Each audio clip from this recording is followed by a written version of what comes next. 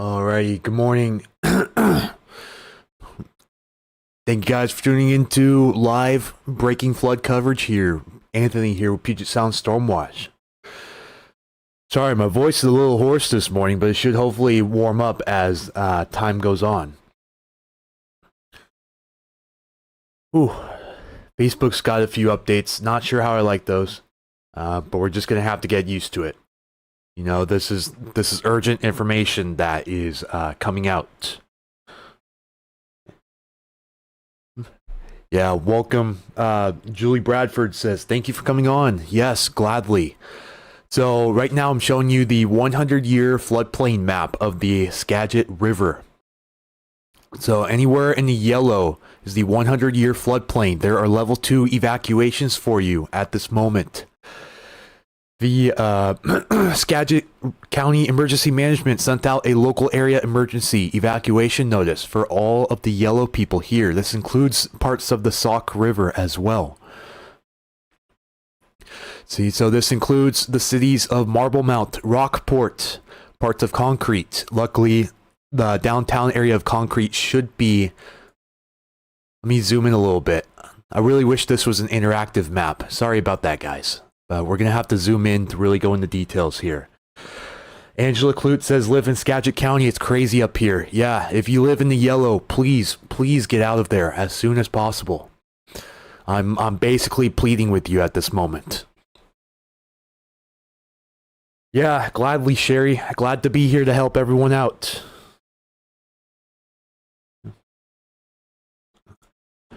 Let's see, how many do we have here? All right, starting to get an audience here on YouTube. Welcome, everybody. Thank you for tuning in on short notice. Lost power northeast Snohomish this morning around 7 a.m. Since been restored, thankfully. Good to hear that. Thank you, Krista Boyle, for your report. So yeah, downtown Concrete area, I believe you are safe. But if you're right along the river there, south of Concrete, then you are in danger. Heather TK says, so scary. Yes, it's scary, but... what's scarier is not being prepared for things like this. You know, this includes the lower lying areas of the Birdsview neighborhood along the Skagit River. This also includes the town of Hamilton as well. This town was hit pretty hard by the floods back in 2021. So, Hamilton, you are in a level 2 evacuation. That means get set. Be ready to go. Parts of Day Creek here, lower elevations, just outside the town of Lyman here. The town itself, I don't believe is in danger. Let's zoom in just a tad bit more to see here. I believe the immediate town of Lyman itself is okay, but if you're right on the south bank there, you're in a level 2. This does come up to Highway 20 just east of Sedro-Woolley. Good news, Sedro-Woolley, you should be safe. The extreme south portion of town here, you could be in danger. So you can just barely see the city limits outline here. That thick outline there. The southern and extreme western portions of city limits here along Highway 20, you are in the level 2. This includes downtown Burlington, unfortunately. So, downtown Burlington, be ready to go. Most of Mount Vernon should be safe, but you notice if you're in the northern, northwestern, or western city limits here, if you're west of I-5, you are in danger as well. And this also includes LaConner downstream. This is the Swinomish. No, okay, this is the Swinomish Reservation. Swinomish is okay. So, no threat to Anacortes or the Swinomish Reservation. Anyone on Fidalgo Island, you are safe. But it looks like LaConner may also be in this level 2 evacuation. It also looks like Conway as well. Showing Conway to the right of the interstate, I believe this is Conway along the railroad line. But yeah, this goes into Edison. Edison, you are also in the level 2. If you're west of Bow, you are in the level 2. In Allen subdivision, you are also in level 2. Bayview city limits should be okay, but if you're right on the south end of Bayview, you are also included in this. Dustin said, Cedar is rising now. Much more debris flow compared to the last few days. 3 feet to the banks. Yeah, I was partially waken up by the alert that went out over NOAA Weather Radio this morning, not long ago. But it took them almost 15 minutes to relay that alert. You know, and we had major flood warnings issued for the Cedar in Landsberg, as well as hang on the wrong tab here. Trying to get reorganized. Okay, there we go.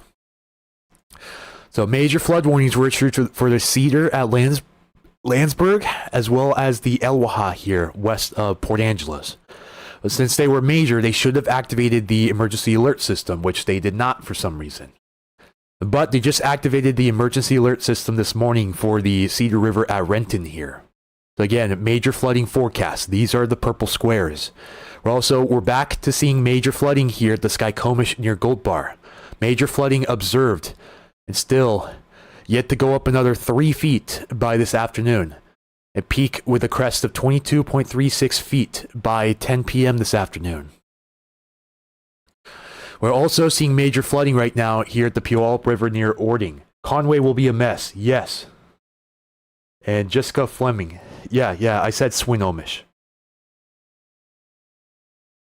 Downtown Mount Vernon Riverwalk area closed. Very wise. Very wise to have that closed right now.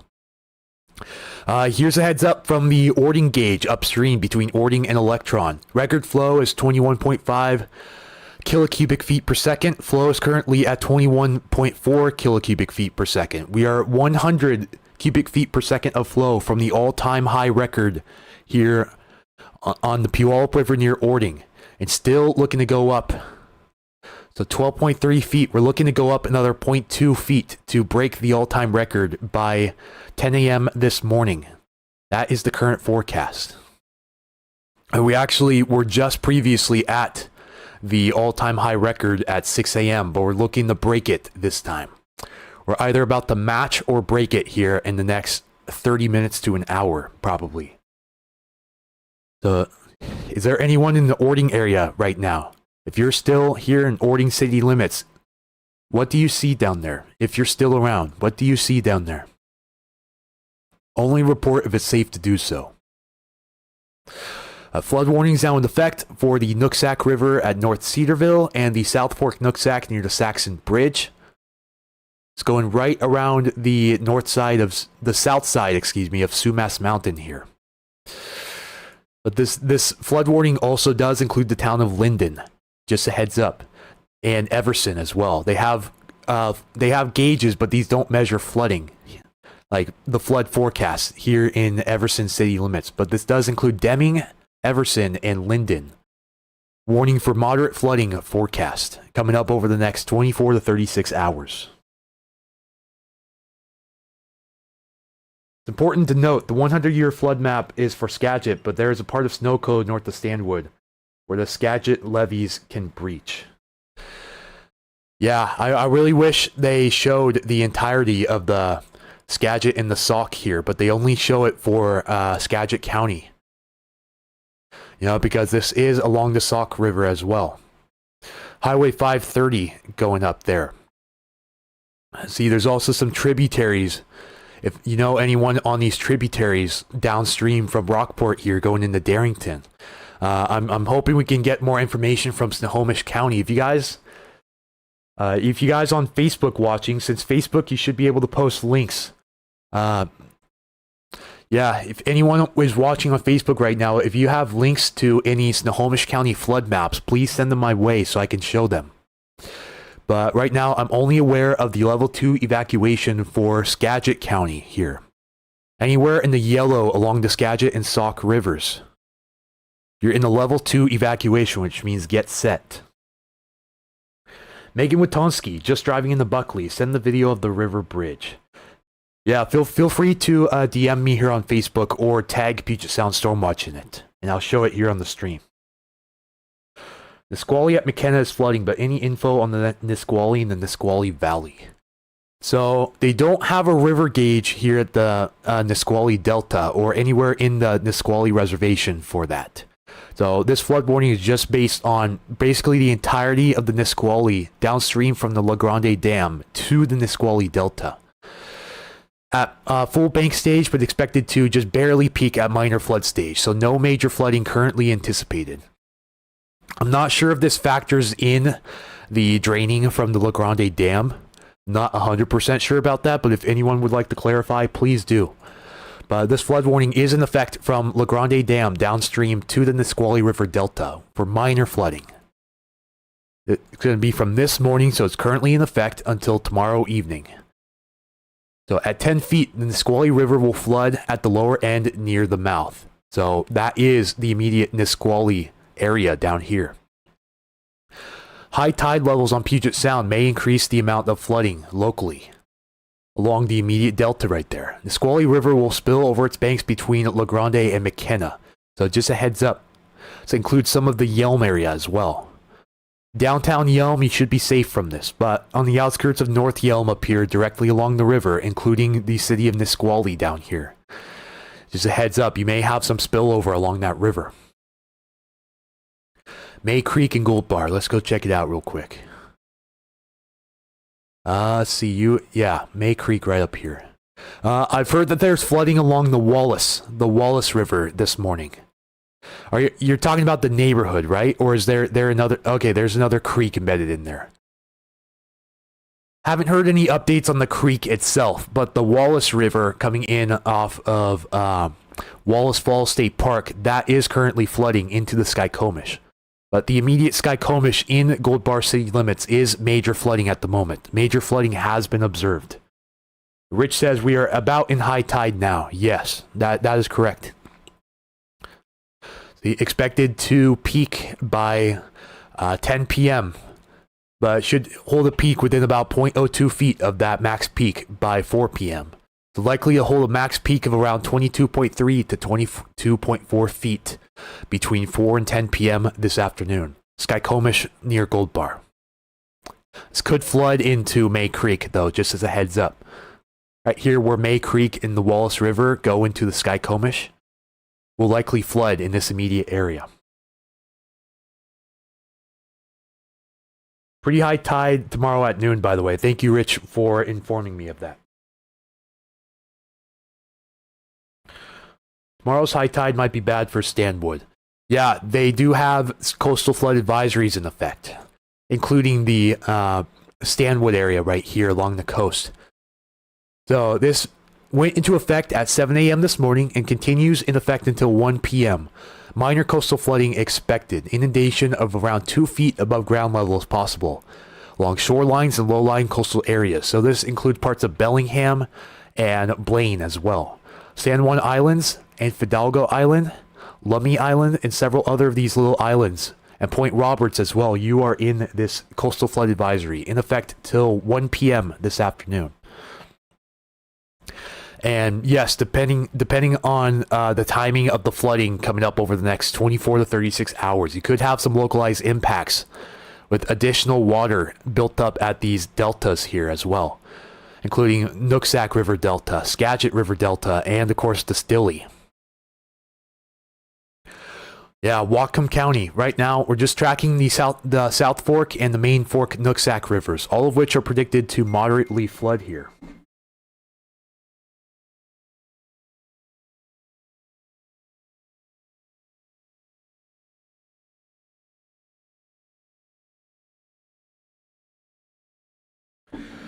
Mark says he totally missed the winds in Ladysmith, still pouring hard. And Lori Thomas says thank you. Yes, sure thing. Yeah, Rich, we talked about that last night, but yes, I will restate this again.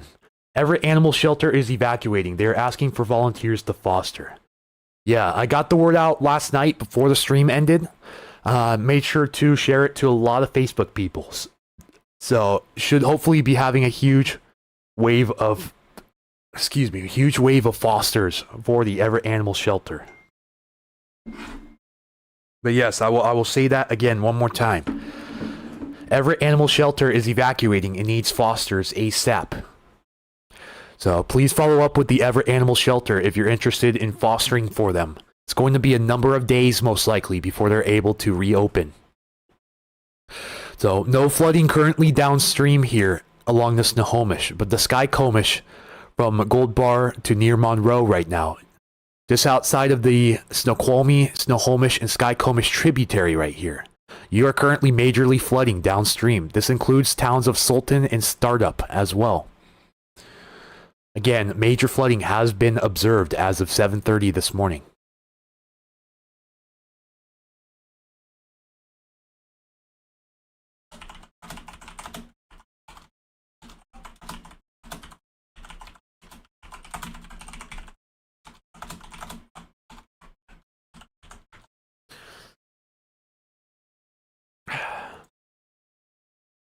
Hello, Pacific Northwest Ryan, good morning.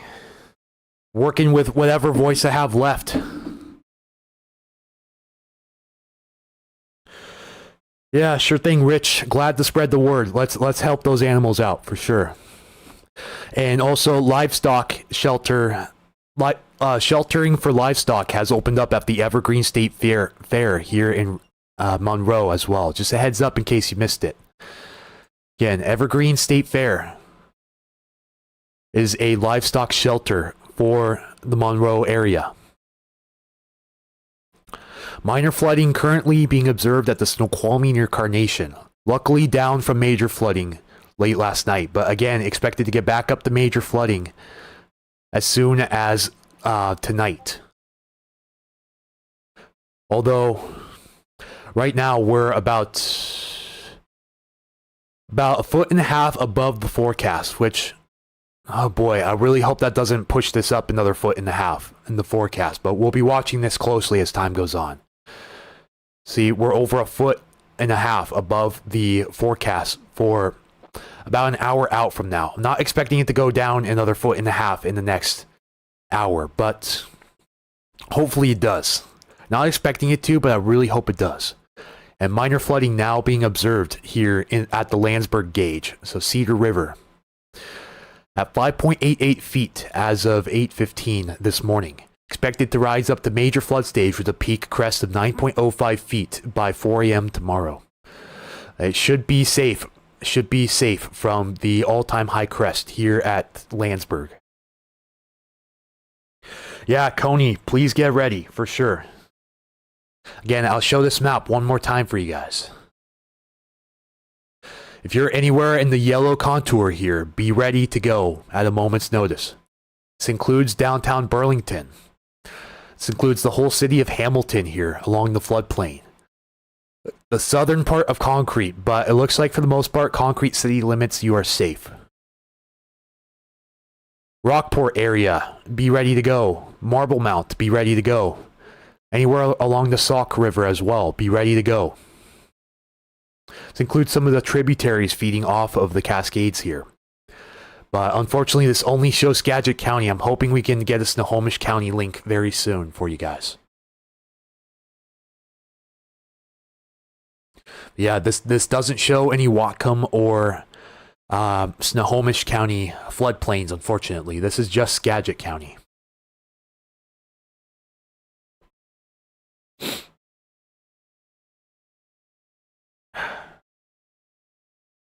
Mount Vernon reporting here. I drove over 2 bridges this morning. River looks extremely full. Yeah, and it's still a long ways to go. Let's go check out those gauges real quick up here in Skagit.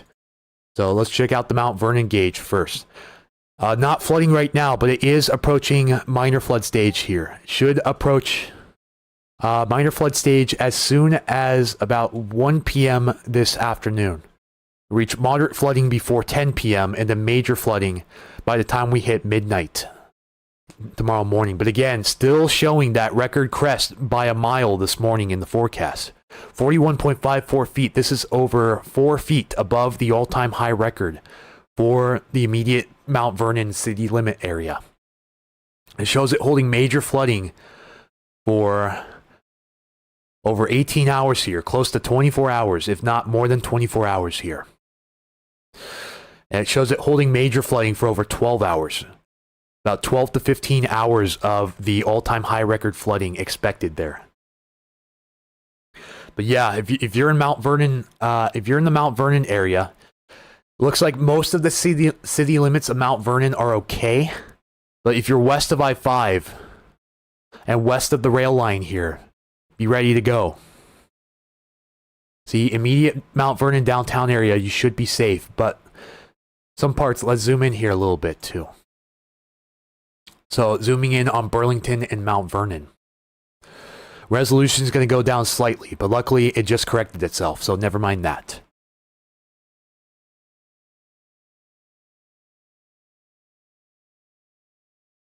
But yeah, so Burlington city limits here, downtown area, you are in danger. Be ready to go at a moment's notice. This includes downtown Burlington here. Mount Vernon, if you're west of the interstate or west of the rail line here, be ready to go as well. This does seep into parts of College Way up here, though. Just a heads up. Again, Skagit County Emergency Management has the latest on this as well.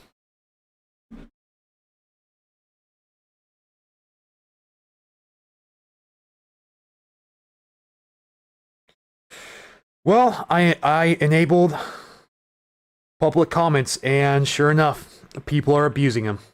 I was really hoping that didn't have to happen.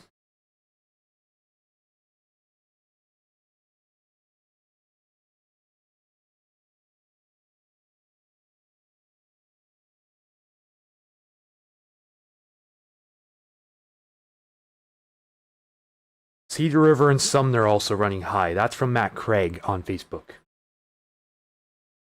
How do you think the winds will play out today into tonight? I haven't seen anything exceptionally crazy overnight, so I think we're going to be on the lower end of things.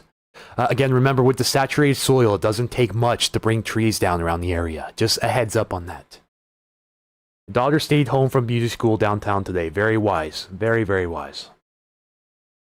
Yeah, levels are around 7,000 to 9,000 feet today. Good morning, Keith. Sorry I missed your message.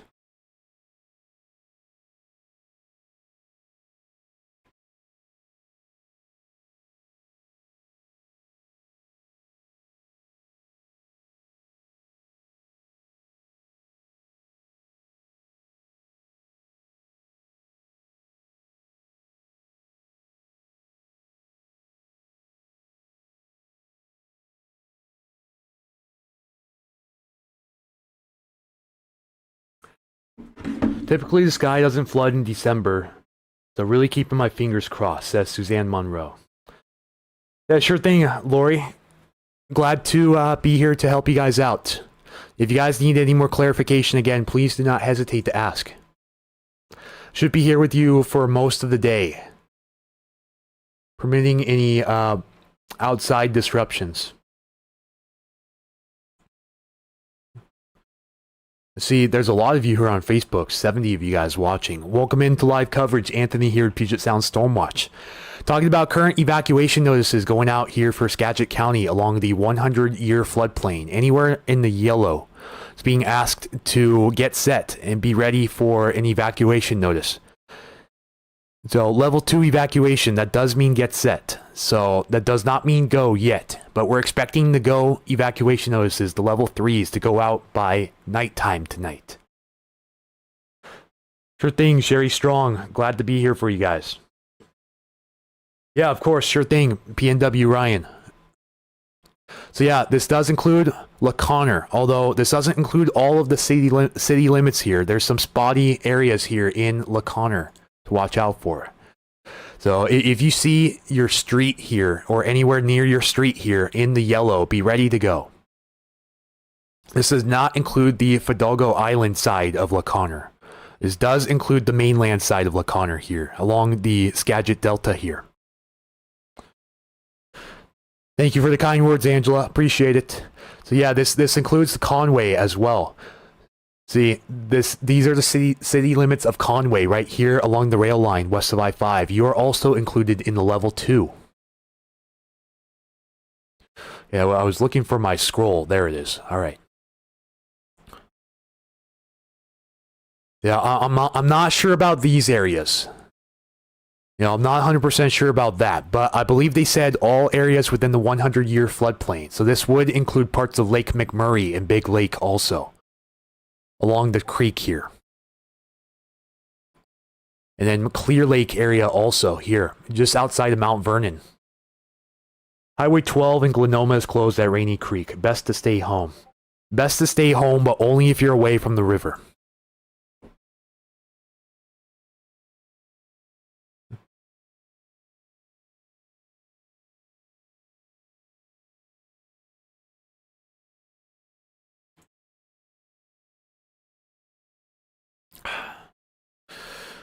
Sorry guys, I'm working with whatever voice I have left. I've been streaming for close to 24 hours the last 3 days, like in total. So yeah, this includes Edison city limits as well. This does not include the immediate Bow area. These outside areas of Bow off to the west, you are included along the Edison Slough here. This also includes the Samish River area as well. See, so the floodplain is along the Samish River going up into Whatcom County. So Edison, this does include you. This does not include downtown Bayview, but the outside areas along the bay here, and just south of Bayview, you are included.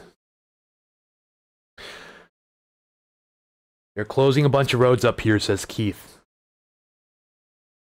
Yeah, like Stormy says, if you're on YouTube, don't forget to hit the like. We're not liking for flooding. We're just liking to get the word out and help the algorithms. Again, have to say this clearly. We are not liking the flooding. We are dreading this flooding. I've been watching the reservoir gauges as well as the Skagit. There are 4 reservoirs, Baker, Ross, Diablo, and Gorge, which all feed into the river. Yes. You think you can expand the picture out? Yes, of course. Yeah, sorry about that. Someone asked me to zoom in, but I'll show you the entire wide picture here.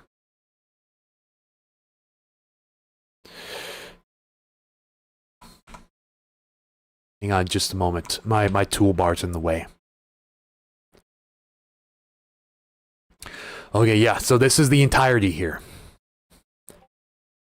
Again, this includes parts of the Sauk River Valley as well. And if I'm butchering any of these names, please correct me as soon as possible. Please do. I'm going to make sure I have all pronunciations as correct as possible. Yeah, very widespread, Lori, very widespread. It includes areas along the river here in Marblemount and Rockport as well. And I believe this does include the cities of Marblemount and Rockport directly in it. Concrete city limits, you should be fine. You're above the floodplain, but the extreme southeastern parts could be included in this. So it's a heads up. If you're right along the river, do be advised of that. Birdsview neighborhood along Highway 20 should be okay. And again, immediately along the river here. And then Hamilton, you are all included in this. Except for the higher elevations here up towards the foothills. But the immediate Hamilton area, you are included in this. Similar to what we saw in 2021 with the flooding up here. Firefighters are rescuing people in Wallace Falls area for reference. Yeah, I heard rescues up there yesterday as well, but it looks like we have rescues up there today too. A handful of school districts are delayed or closed today, hoping to make a decision early enough for us to make plans. Yes, hopefully. Keith says, I think they're going to release water from the dams on the Skagit. Sounds very likely from what we're seeing up there. Let's see if we can load up the radar at the moment. So you're drying out down here a bit in the South Sound, at least according to the Camino Island radar. See, still some showers moving in around the area, with showers moving in along the north coast here as well, Cape Flattery area. But for the most part, the moisture axis has bounced north of the area. So areas King County northward here in the Cascades, you are under the gun right now. This is beginning to put a lot of pressure on those rivers. So we see the Snoqualmie rising again. The Skykomish is currently at major flood stage.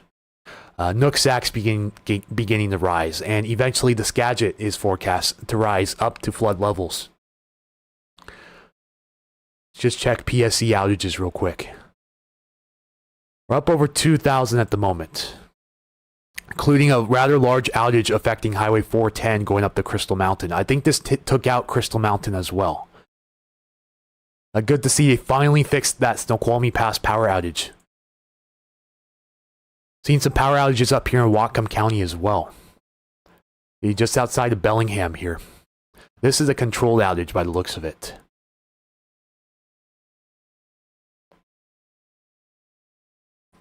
But yeah, scattered power outages on PSC here at this time. Also checking wind observations throughout the day. Getting a little breezy out there. At the 36, we've had a max of 40 miles per hour already here at Tacoma Narrows. Max of 37 here at Browns Point, currently 32 miles per hour out of the southwest. 37 here at Hoquiam, max of 46 earlier. And 32 here at Westport, max of 36. So getting kind of breezy, but no widespread impacts as of yet. So again, Skagit River, Mount Vernon city limits is expected to hit the all-time record high with a peak crest of 41.54 feet by 4 a.m. Friday. And upstream at Concrete here, expected to hit it sooner, 4 a.m. Friday. And again, breaking that record by over 5 feet up here in Concrete. I wish I was kidding, but I'm not. I'm very, very far from kidding. Extremely serious about this.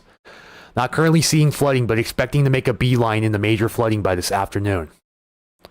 See, that's a 6-hour difference between the 2 points I'm selecting here. From no flooding to huge flooding. Expected to hit record stage by 10 p.m. tonight. So if you're upstream here in the Concrete area, if you're from Marble Mount downstream in the Concrete, down in the Hamilton, I would be ready to leave in a matter of hours at best.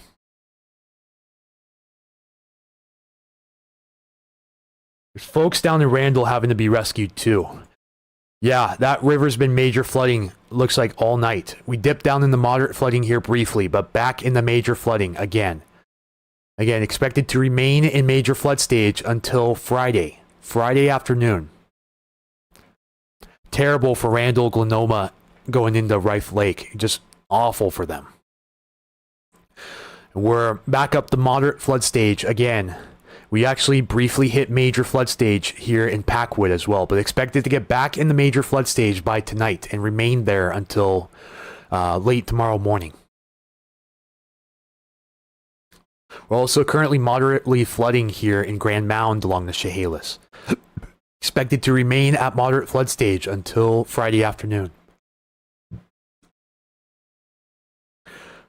Yeah, turn around if you see standing water. Do not drown. Someone said wind is picking up in Eatonville. Thank you for the report. Appreciate it.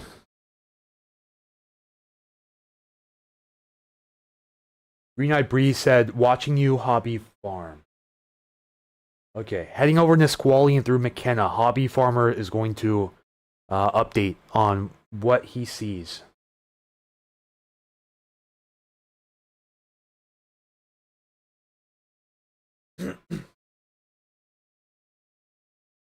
Brad Castaneda says gauges on the Puyallup and Carbon have peaked and are starting to fall. I noticed the Carbon fell. Carbon fell a little bit, but is expected to resurge back at major flood stage by Thursday morning. Actually expected to hit major flood stage here very soon if this trend keeps up. It's right on the teeter-totter of minor and moderate flooding right now, kind of oscillating back and forth. But with that rain coming through, we could get a little boost. Be watching that gauge closely as well. This gets within about 7 to 8 inches of the all-time record high up here at the Carbon near Fairfax. Are we seeing power outages? Here and there. We checked the PSC map and I think the last number was around 1600 something. Okay, so no, 2098.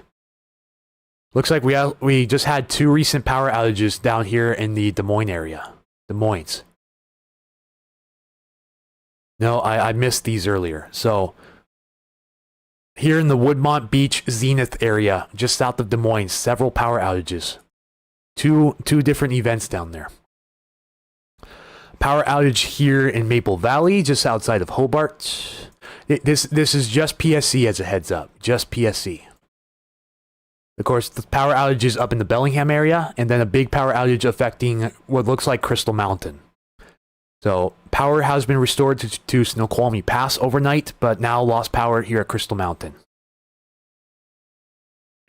Yeah, I have a really good power outage site as well to share with you guys. It's called poweroutage.us. It's an interactive map that shows you on the state level, and then you can zoom in on the county and the agency. So again, poweroutage.us. I'll put that below for the Facebook person asking.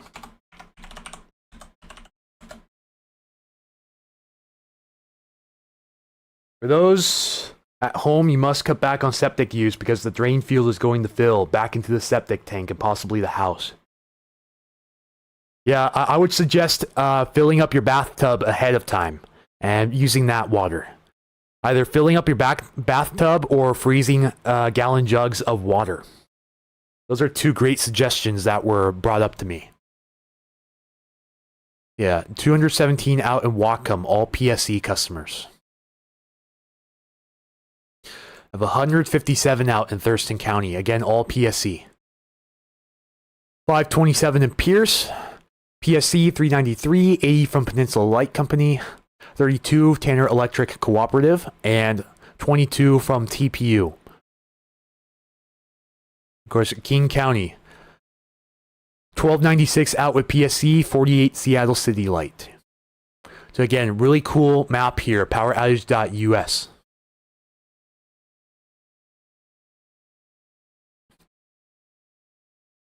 So yeah, the Puyallup River near Ording is starting to fall at this moment, but still well over major flood stage at this time. And currently predicted to resurge here, but I'm hoping this forecast ends up being a little too high there and they start to readjust it down. Still expecting a peak with the next crest of major flooding here by Thursday morning at 11.6 feet. It's over 2,000 cubic feet per second over major flood stage.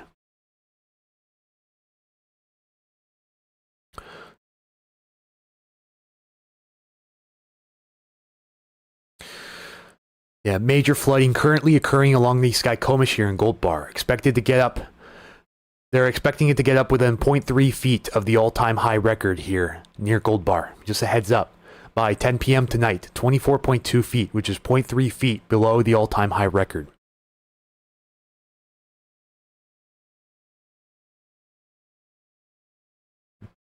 We are surrounded by Puyallup, Sumner, Ording. Power outages. Not seeing any power outages in your immediate area right now. Right now, a couple of small power outages up here. There's a little one affecting 7 up here by, I think this is Wildwood Park. Yes. Just outside of Good Sam here. But other than that, no widespread power outages in Puyallup city limits.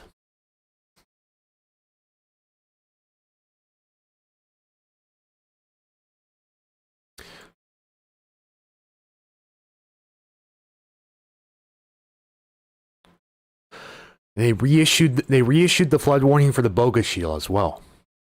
They had one out either yesterday or the day before, but they canceled it prematurely. And now they have reissued the flood warning for the Boga Shield near La Push here for minor flooding from this morning to just after midnight. So again, another short-term flood warning in effect for the Boga Shield near La Push. Only expected to hit minor flood stage.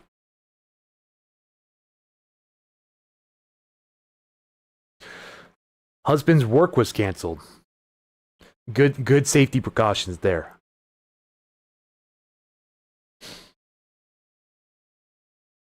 Just went over the Narrows. It was gusting very strong. Thank you, Brad, for your report. Yeah, very surprised they didn't close schools today, Mount Vernon and Cedar Woolley. I've been seeing a lot of people talk about that decision.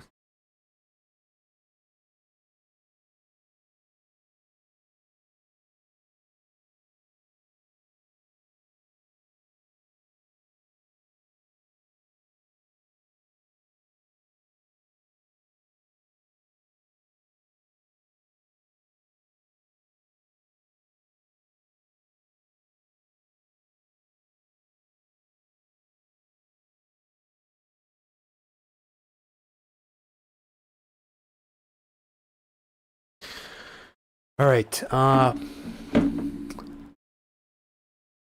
Yeah, so minor flooding currently being observed here at Green River near Auburn, as well as the White River here at R Street in Auburn. And minor flooding for the South Prairie Creek here in South Prairie city limits.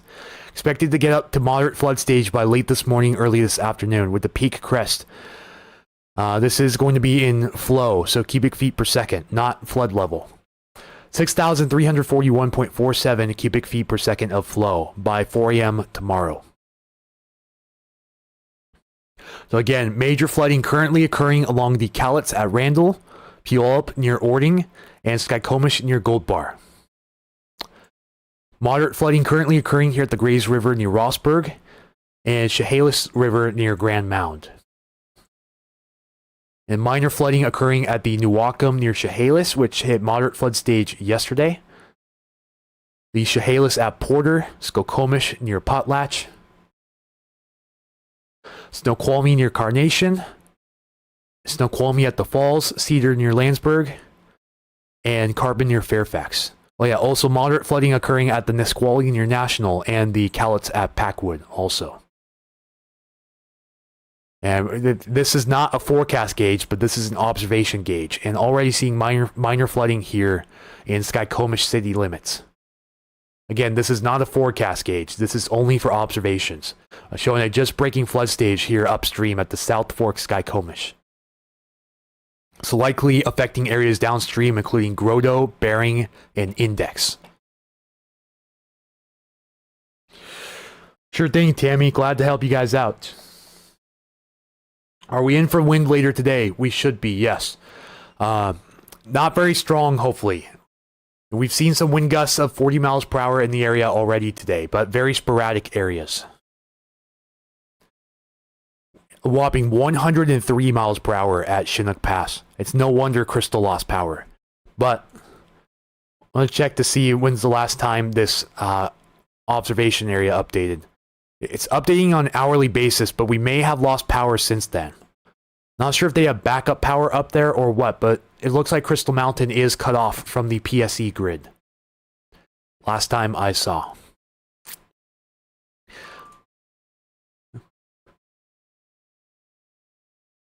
Okay, a flurry of updates here. They've extended the time of the flood warning for the Stilly at Arlington. Now in effect until 4:54 a.m. on Friday. Skagit River near Concrete is in effect until 6:47 p.m. on Friday. The flood warning for the Skagit near Mount Vernon goes into effect at 1:46 p.m. this afternoon and continues until 2:25 p.m. Saturday. Cedar River near Landsberg, that flood warning is in effect until 10 p.m. Saturday. And the Eloha River at McDonald Bridge west of Port Angeles is in effect until tomorrow at 11:11 a.m. That flood warning for the Cedar River at Renton is in effect until further notice.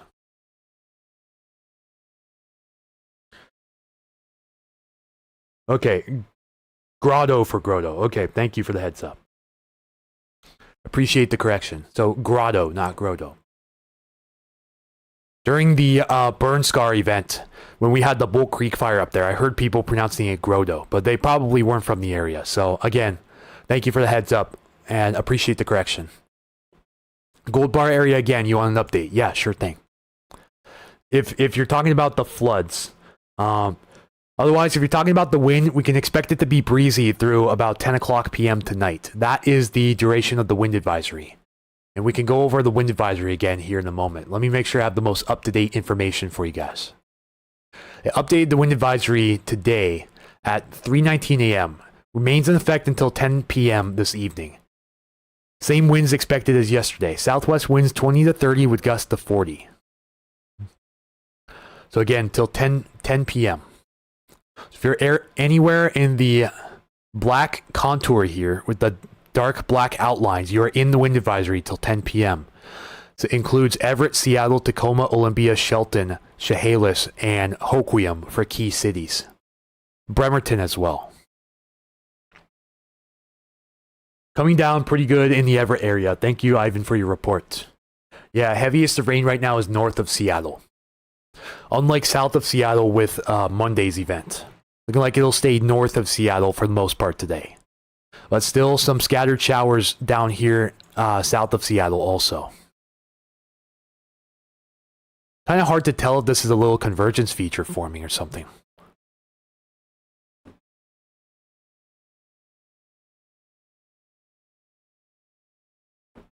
Hopefully I should fix my toolbar. Yeah, there's some showers coming in, but it's a little hard to tell if it's radar debris being picked up, which happens from time to time.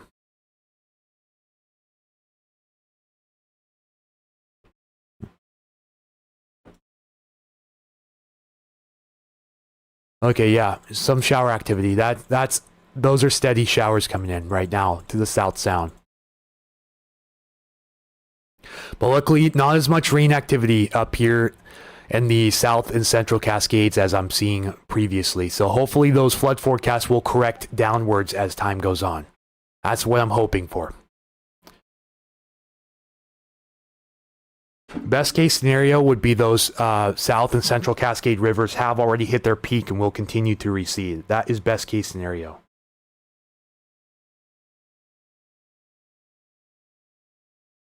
Truth hurts, seriously. Nope, you're getting blocked.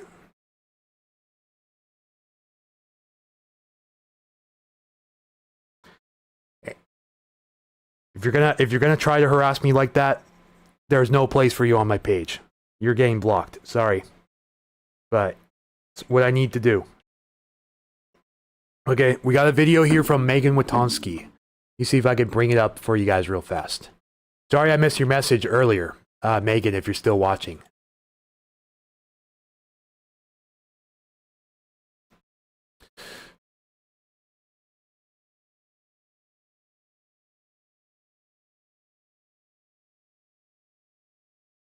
Okay, I'm gonna try to bring this up for you guys real quick.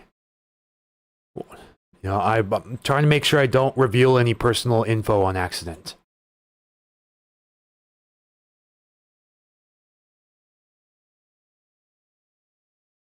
Hopefully it allows me to blow it up to full size.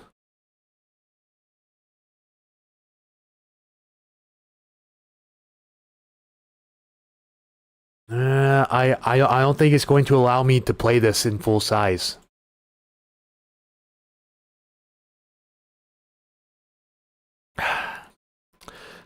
Yeah, sorry, Megan. I don't know if this is going to work out. The PC setup for Facebook is very limited on what you can do compared to mobile. So apologies again, but I do appreciate you submitting the videos. Okay, if you want to submit photos and videos, feel free to submit them, but only if it's safe to do so, and I'll show them on stream with credit to you. See much heavier rainfall rates moving into the North Cascades right now. So watching out for area rivers like the Skagit and Nooksack, for example. Again, if you want a refresher, if you're coming in from Skagit County looking on the stream right now, the yellow contours here are the 100-year floodplain.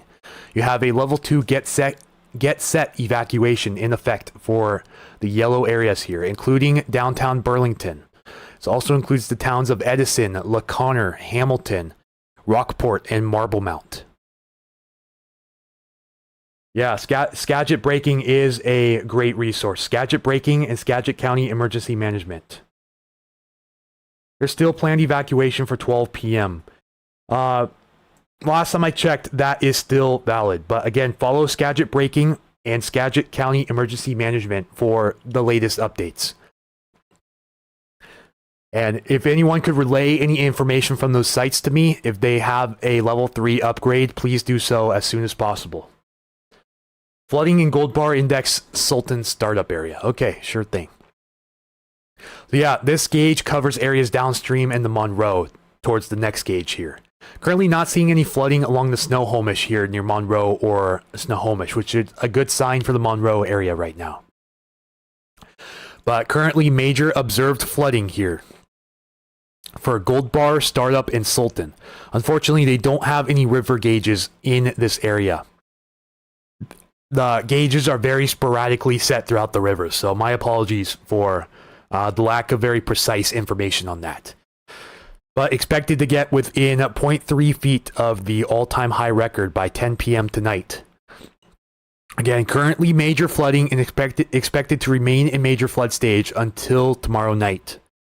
So this affects you Gold Bar downstream towards Monroe city limits. But I believe Monroe, the area of Monroe, should be safe right now. And feel free, if anyone wants to chime in, is Monroe elevated compared to the rest of the river valley? It's been a long time since I've been down in this area, so I'm not 100% sure on that. All employees, North Cascades National Park and Marble Mount were just asked to leave immediately. Oh boy, yeah. Yeah, for sure, I believe it. Hopefully they're evacuating as many people along the upper Skagit River as possible. Because someone mentioned earlier, I think it was Keith Capillero here on YouTube, was mentioning that they could be releasing some water from the dams upstream, which again would exacerbate those flood effects downstream, including towns like Marble Mount, Rockport, and Concrete. Thank you, Brian Moeller, for bringing that to my attention. Appreciate it. Jessica Fortier, sorry I missed your question at first. How is Puyallup? You're asking about downtown Puyallup? Right now, it looks like downtown Puyallup is not currently flooding, at least downstream of downtown Puyallup, but is expected to hit minor flood stage and get really close to moderate flood stage by this afternoon, and recede a little bit later tonight, and then likely get as close as it will get to moderate flood stage by 10 a.m. tomorrow morning. So they could upgrade this flood warning for moderate flooding if this trends up. Again, expected to get close to moderate flood stage by 4 p.m. this afternoon. This includes the outskirts of downtown Puyallup, all the way down through Fife and into the waterway here. My worry is the Saddle Creek neighborhood, very populated neighborhood right along the floodplain here. I know a lot of people down in this area, so I'm hoping that they're heeding the warnings, watching the river very closely. Because last time I checked, there's not much stopping the river from going over the levee and into the neighborhoods. But should stay at minor flooding. Best case scenario, should stay at minor flooding or not flood at all.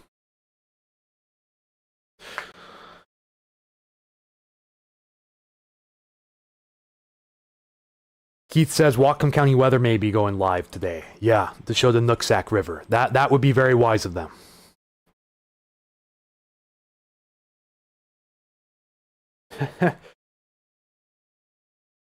Small little river flowing down my street. Yeah, Green Eyed Breeze says, wow.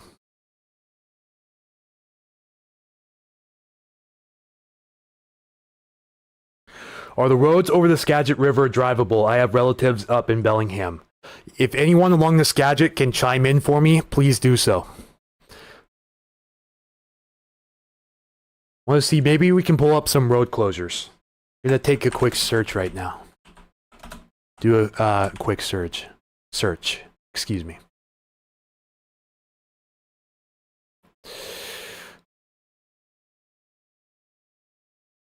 Well, they make this site hard to read, unfortunately. I'm sorry about that. This is the official Skagit County site showing road closures, but unfortunately it's really hard to read. So Swan Road, if you know where that is, it's an emergency closure. Water over road. From the Nookachamps Bridge, again, correct me if I said Nookachamps wrong, to Mud Lake Road and Swan Road. Last updated 3:23 p.m. yesterday. So Swan Road is an emergency closure. Indefinite closures, Grassmere Road, Challenger Road, and Hamilton Cemetery Road, due to failed culverts or embankments. This is before we're expected to hit the all-time record high, too, so think about that. This is about 1/8 of a mile northeast of Highway 20. It's Challenger Road, a little over 1/4 mile west of Highway 20 East End, and Hamilton Cemetery, 950 east of Healy Road. Okay, now, yeah, never mind. Those are extremely out of date. Forget I even just said those. Sorry about that, folks. Anyone checking the traffic cameras? I haven't been checking the traffic cameras personally. If you know any live video cameras right now, any like IP style cameras that are recording there, like the cameras you see up at the passes, for example, please shoot me a link to that so we can periodically check it out. So unfortunately, it looks like a lot of these are out of date. So yeah, again, I wish they had a more interactive site on here. But it looks like right now the only emergency closure I can see as of recent is the Swan Road area. So from Mud Lake Road, or from 21821 Swan Road, the Nooksack Bridge, down to the Mud Lake Road, Swan Road intersection. So it was updated yesterday at 3:23, but I don't have any new updates from that. My apologies again for that.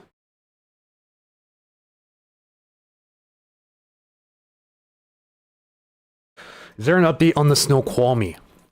Yeah, major flooding still in the forecast for the Snoqualmie and Tolt rivers down here in the Snoqualmie Valley. Currently moderate flooding here in Carnation. Bank full stage at the Tolt River upstream and minor flooding at the falls at the moment, but no major flooding currently occurring. We saw major flooding last night, but that has since dropped down in the moderate stage, but expected to resurge back into major flooding as soon as 4 p.m. this afternoon. Megan Wintonsky. Ooh, this could be critical for our White River folks. Heard from someone on TikTok saying they are going to open the Mud Mountain Dam. I really hope that's a credible source that you're looking at. Because unfortunately, that's one main reason why I don't plan on joining TikTok for Puget Sound Stormwatch anytime soon. Just the lack of reliable and credible sources relaying information. So I really, really hope that is a credible source of information. Already at max capacity there at Mud Mountain Dam. Well, they did have this forecast down here at major flood stage at one point, but then they reduced it down heavily down to minor.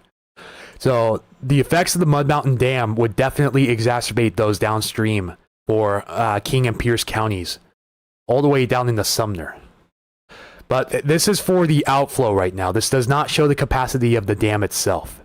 So we'll be watching the outflow gauge very closely. I believe it only updates once an hour, unfortunately. If we have any credible sources in this area that can watch the water level safely, please let me know.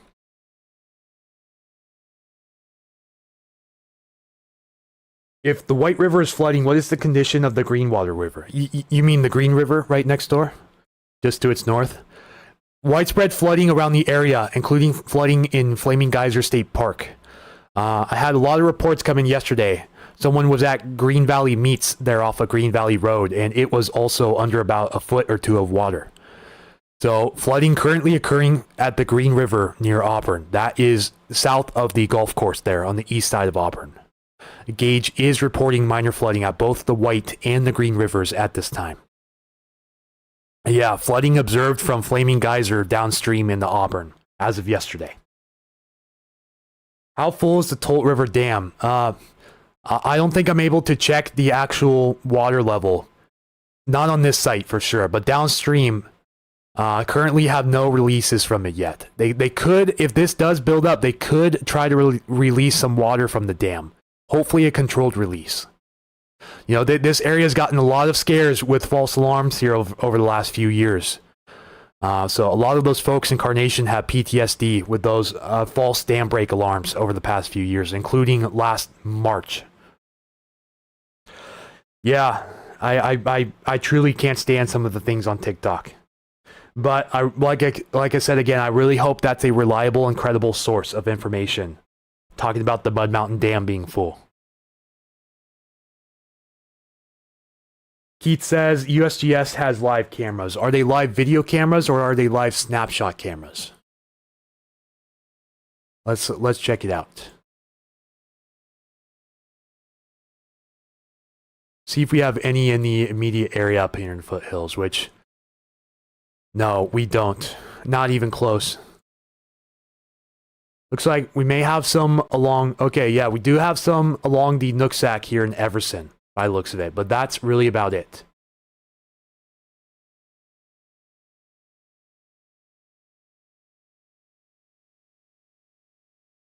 Okay, it's a time-lapse camera, so it's not a video camera, unfortunately. If you know any video cameras live streaming in these river areas... Now, do please let me know. But see, they have the sandbags set up already along the Nooksack. It says Nooksack Overflow here. But again, just east of the Nooksack here along Everson Road, just south of Everson city limits here. Sandbags are in place. Any new recent model runs? Sure, we can check those out real quick. This was the national blend of models last night for rainfall amounts. But let's The European's running right now. We can check out what we have so far on the European. Okay, they extended the time of some flood warnings again. So, Carbon River near Fairfax, your flood warning is now in effect until Friday at 3:40 a.m. Chehalis River above Grand Mound, your flood warning is in effect until Saturday at 3:33 p.m. And Skookumchuck near Bucota, your flood warning is in effect until Friday, 8:34 p.m. If you need any of those repeated, do feel free to ask. Gale Creek, Wilkeson. Okay, we have some photos sent in. And they just issued a flood warning for the Nooksack at Ferndale now, officially. So Nooksack at Ferndale now under a flood warning. Let's break into that real fast. Forecast is moderate flooding for the Nooksack at Ferndale again, from this evening to early Saturday morning. At 20.5 feet, the Nooksack River will overflow levees and banks along the east bank of the river from Hovender Park, again correct me if I'm wrong, Hovender or Hovender Park, downstream to Marietta, causing widespread flooding from near Ferndale downstream to the mouth of the Nooksack. Swift waters in residential areas and over farmlands and roads. Erosion may damage some river banks. Heads up, erosion possible with that.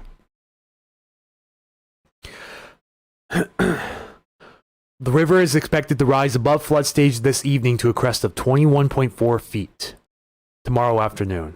Will then fall below flood stage Friday afternoon. This crest compares to a previous crest of 21.2 feet on November 25th, 2004. So again, Nooksack near Ferndale, downstream to the mouth of the river here. This is an area where we could see some minor coastal flooding as well, which could exacerbate some of these effects along the immediate coastline here. So heads up Bellingham area too.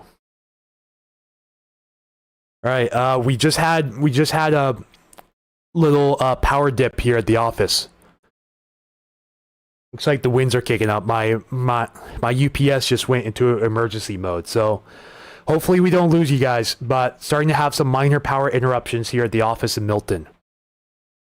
Just making sure, is everyone still with me?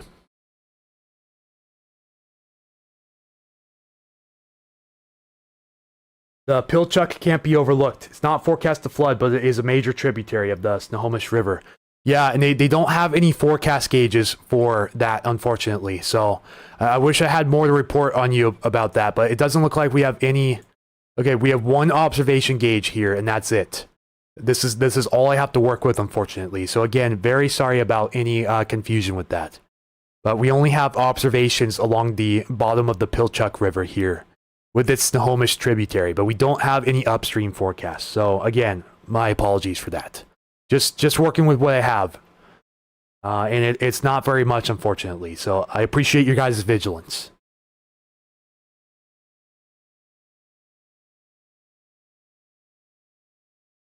Lights are flickering in Bellevue, Kirkland area. Appreciate the report. It looks like the UPS has gone back to full AC power mode, which is good news. Sarah Flores also says we blinked in Bonnie Lake. So yeah, we might have had that little surge of power affect some of the nearby utilities. Power's flickering and that's my dad, Tony Croyle, everyone, on Facebook. In Felony Way. Also flickering in Tacoma by reports. Thank you for bringing those in. In-laws, Des Moines, no power. Yeah, we were tracking some power outages there in the Woodmont Beach Zenith area. Yeah, like Chad Limestall says, good morning everyone, take care today. Leslie Allen also says power flickers in Sammamish too. Crazy out here in North Pierce County as too. Yeah, I saw, Tara, I think you, WildMama84, just sent me photos. Let me see if I can pull those up real quick. And then we'll go back to the models after that. Unless anyone has anything else they'd like to address.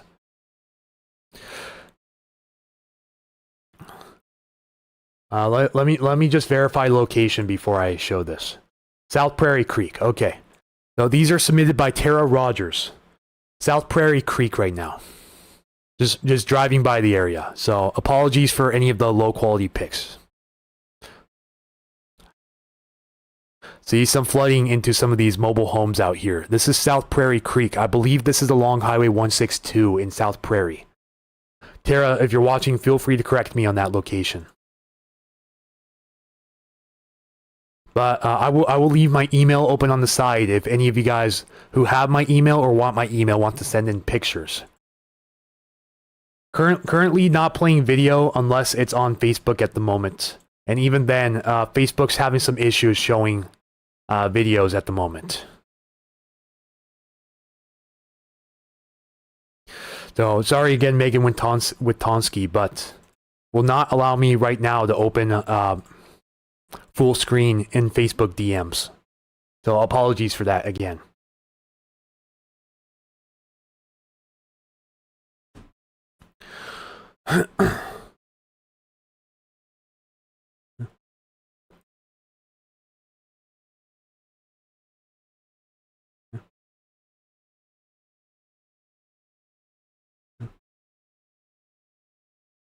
Judy says, okay, wait, Richard Cathcart says, power fluctuation literally just happened here in Fairwood as well, followed by a large boom. So we all pretty much just got that at the exact same time around the area.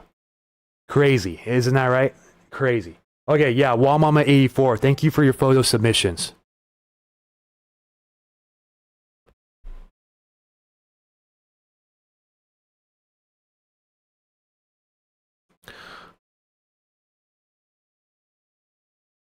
Okay, I have a document here for the Monroe area. This is the National Water Prediction Service, just showing areas of possible inundation here in Monroe. So it is showing some inundation possible here. I really hope this is accurate, because it's showing some areas of the Evergreen State Fair also getting some inundation, which I hope is not correct. But I know for sure in the blue areas along the Skykomish River here, where it meets the Snohomish and the Snoqualmie here, these areas are expecting inundation. Looks like the immediate downtown area of Monroe is safe. But trying to verify if this area is correct, because that would be hopefully no flooding, but at worst minor flooding for some of these parts. But this does include the Evergreen State Fair, which is my greatest concern, because they have livestock sheltering there.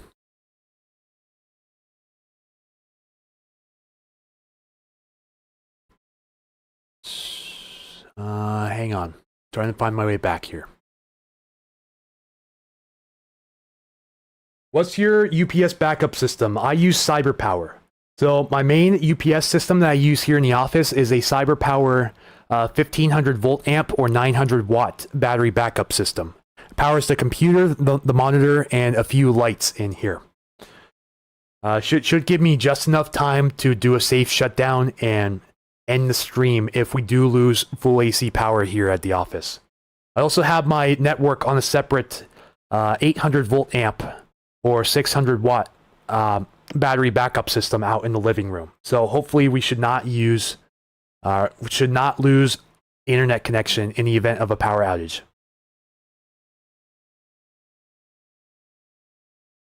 Technically on South Prairie Road up towards Bonnie Lake Highway.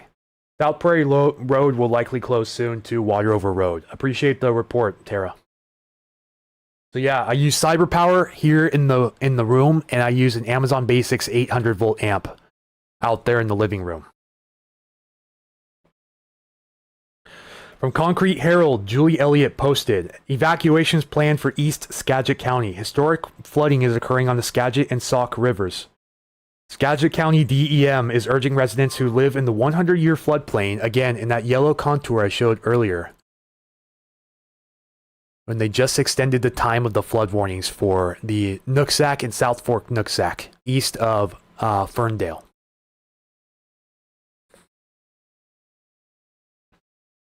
Okay, back to the chat here real quick. Power flashed here in Enumclaw. Went out for about 5 seconds, however, nearly no wind. Yeah, it's weird. All of the comments talking about the power surge or a little flicker all happened at the exact same time, including myself. The same time your guys' lights flickered, and it looks like I'm seeing people over 50 miles away comment this. You know, that's insane. the same time, my UPS just flickered and said it was switching to battery backup power for a short time until AC power was would even out. You know, yeah, we had a little power sag below about 115 volts there for a fraction of a second. At the same time, a lot of people are reporting their lights flickering. The exact same time.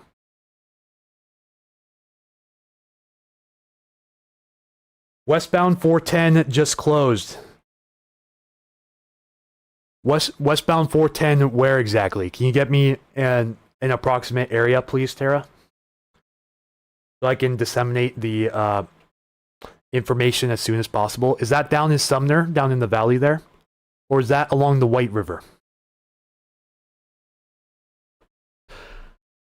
But anyways, let's go look at some quick models for winds here. 12Z European, while we're waiting for that, is currently rendering right now. And it's still hanging on for some areas of 40 plus mile per hour wind gusts between 10 a.m. and 4 p.m. this afternoon, including the Tacoma area, Kitsap Peninsula, up here in Everett, and the foothills. Remember, the foothills are not in this wind advisory. So hopefully this is a little terrain issue, but we could see the NWS push that wind advisory farther east if this were to verify. Just for comparison, this model here is usually the best model for wind around this area. Usually. Let's see what the NAM has to say for this area too. I see some comments coming in. We'll get to them in just a moment, I promise. NAM shows things picking up pretty early, but again, we're not verifying so far. This would have been a couple hours ago. We're really not even close to this. So I think the NAM's going to bust this event, which is good news because it's showing some ridiculous wind gust totals up here in the foothills. So I'm going to count out the NAM this round. Looks like 17Z HER is just starting, so we'll go with the 16Z data here. This shows it gusting pretty good by noon in the Tacoma area. Shows around 47 miles per hour here for parts of Tacoma. Even had a 48 there along the strait. Up here in the foothills too, it's showing upwards of 50 miles per hour if this were to verify. Again, these are out of the southwest. Southwesterly winds and gusts. Thank you, William Gatlin, for your donation of 200 stars. Appreciate that. Seems like our area is getting hit pretty hard, says Jenna. Are we supposed to get wind? You're up in Preston, if I recall correctly. The models are showing big wind later on. However, I can't make any guarantees. These could be overestimations. Again, likely on the high side for this area, but it's even showing gusts of 45 in that range by 1 p.m. for Olympia. But so far, according to current observations, we're not seeing that. This is filtering out wind gusts below 30 miles per hour, and you're just not seeing that so far. Max since midnight, we have 40 miles per hour here at Tacoma Narrows and 41 here at Shelton. 46 here at Hoquiam. Nothing too overly crazy here in the Puget Sound, which is good news because we don't want any power outages or tree damage with that moisturized soil. Super saturated would be a better word for that. Julie says, "Will try to keep me posted. Thank you." Q13 Fox saying trees are falling down and there is no wind. Please be careful if you are out driving. Lights just flickered in Black Diamond. Yeah, lights flickered everywhere around the sound at the same time by the looks of it. Sent pic of highway closure, only westbound so far. Not sure if standing water or Puyallup River issues. Okay, so that must be down in the valley. I'll go check that out real quick. Yeah, so they just closed.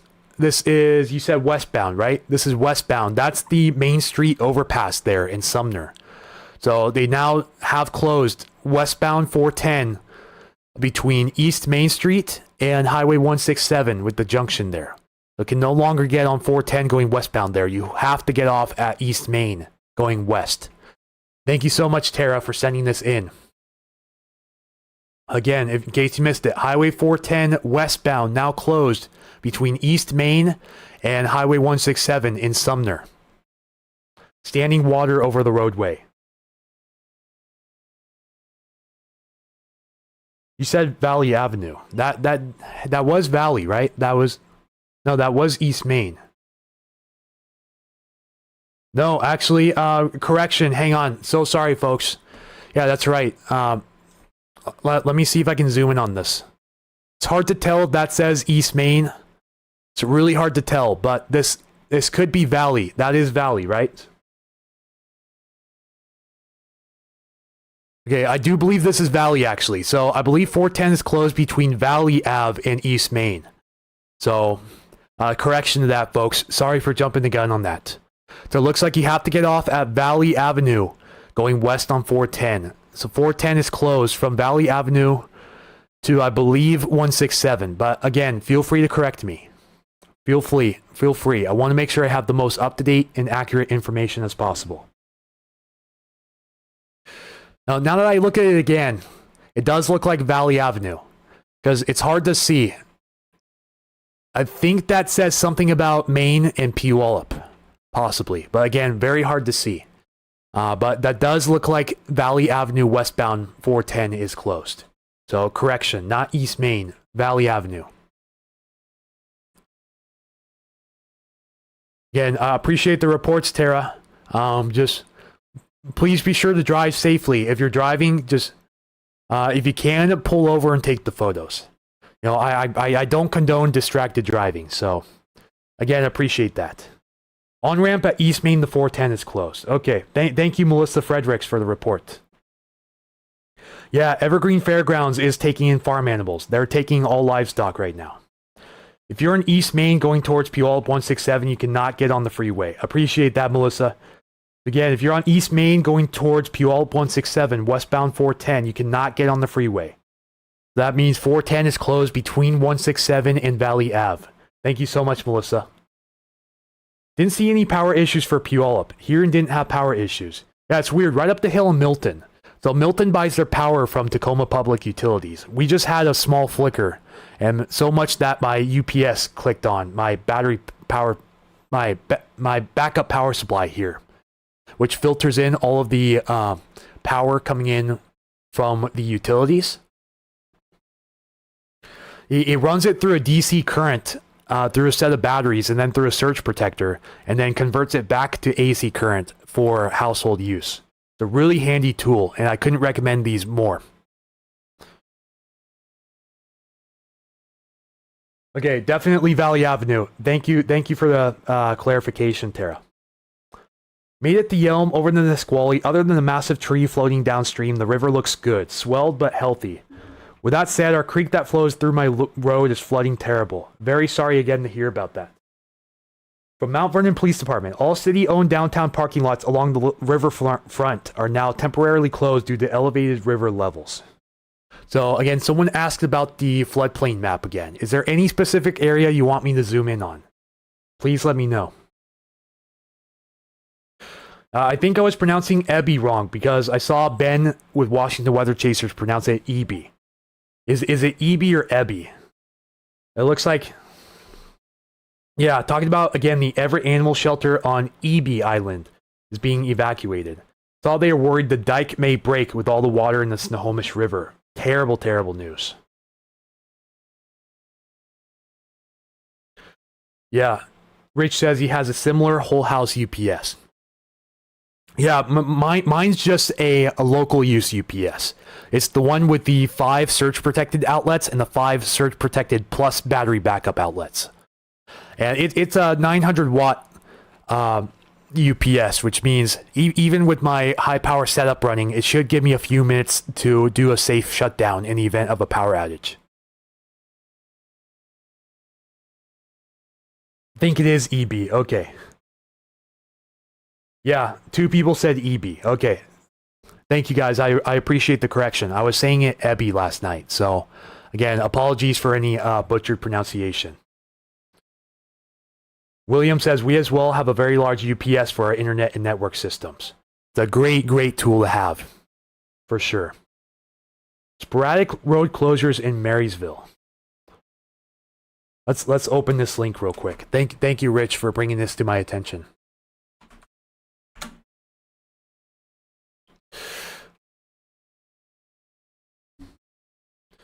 No, looks like the link's not valid. Sorry, Rich.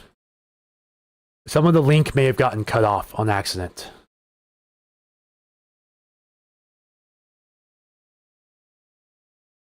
But looks like some road closures in Marysville. Courtesy of Rich here on Facebook.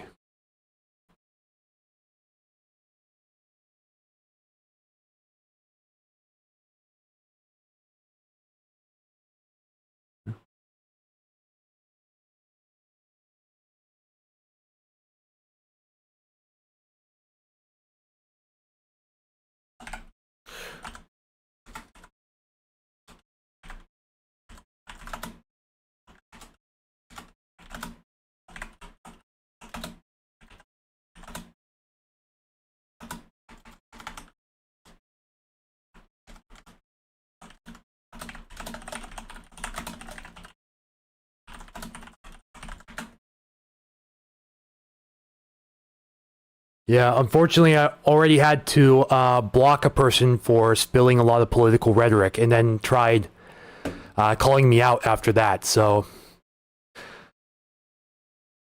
the one time I leave a comment section open to the public and people already start abusing it, I'm kind of disappointed, but not surprised. But, you know, thank you guys who are utilizing it and getting it out to your friends and family. Really do appreciate you guys. It's possible I-5 could be shut down tonight through Burlington, Mount Vernon. It's entirely possible.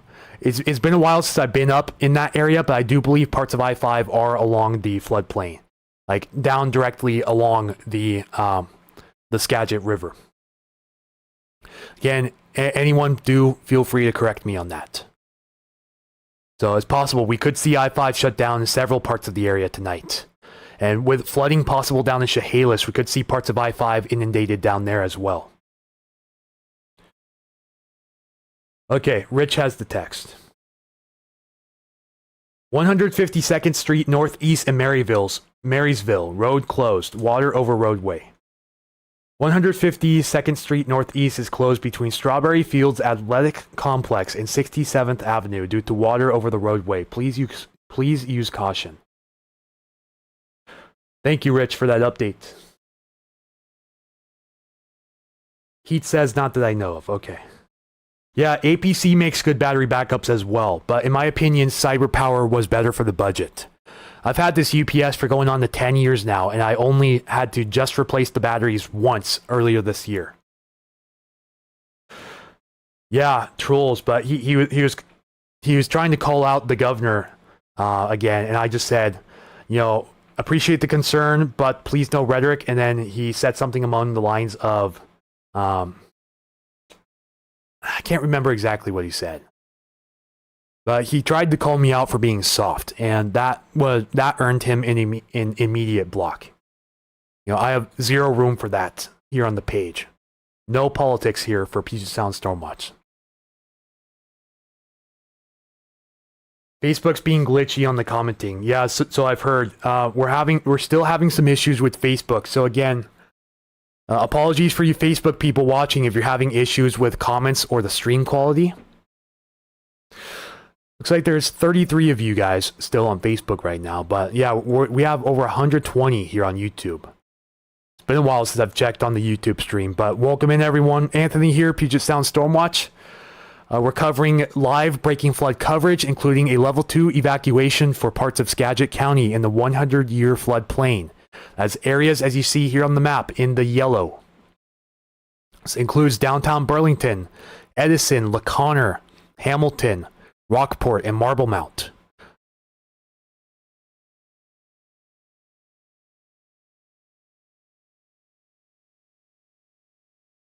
Yeah, sure, Keith. You can send that link my way.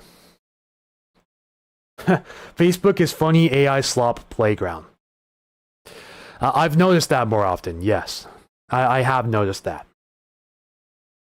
A lot of fake AI popping up on Facebook as of recent. Someone said, I think we need to stop calling it the 100-year floodplain now.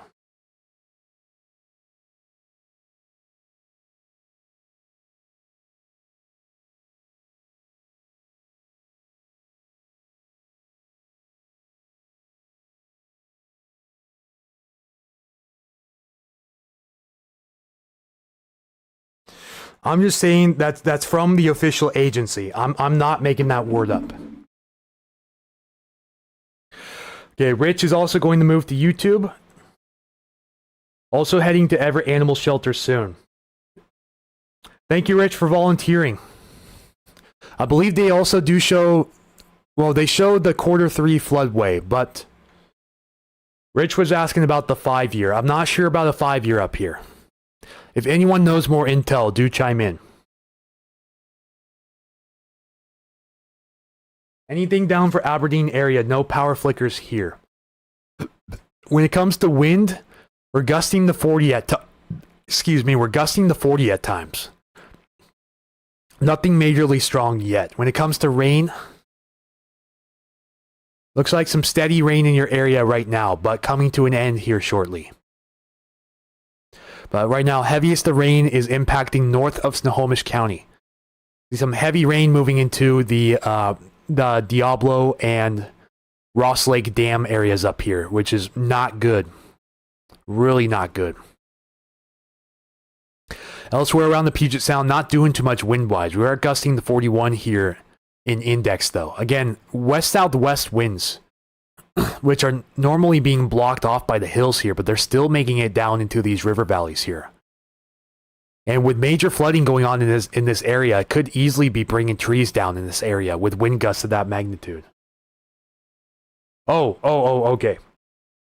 Just meant the 100-year flood areas are getting inundated every 5-ish years.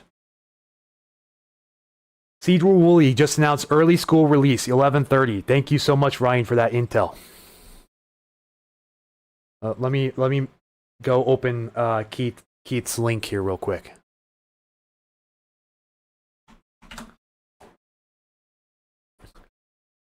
So this looks like it's an interactive map of road closures in Whatcom County right now.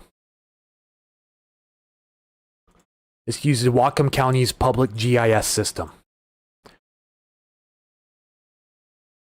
Do we have a legend here? Okay, road alerts are in purple and closures are in red. We have some traffic cameras in the area too.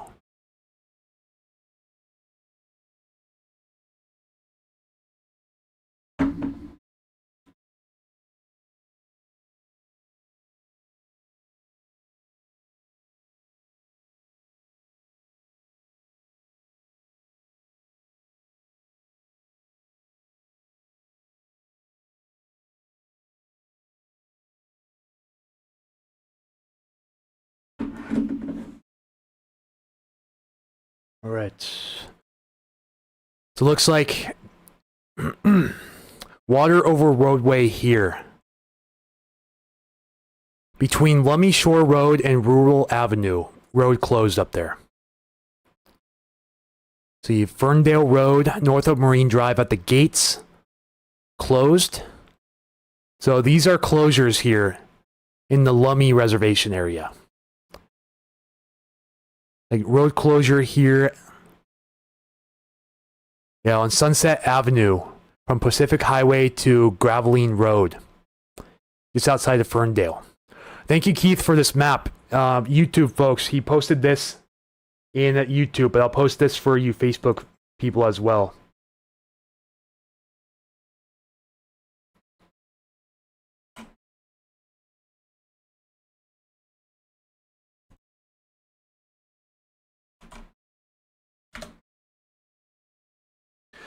All the cats have fosters, but asking people to show up who can help the dogs. Yeah, guys, please, if you have the ability to, please go check in with Everett Animal Shelter. They have a lot of dogs that need to be fostered for the next few days. They're being forced to evacuate off of EB Island right now, down there in Snohomish County. Again, Everett Animal Shelter needs desperate fosters for their dogs right now. It's very, very urgent.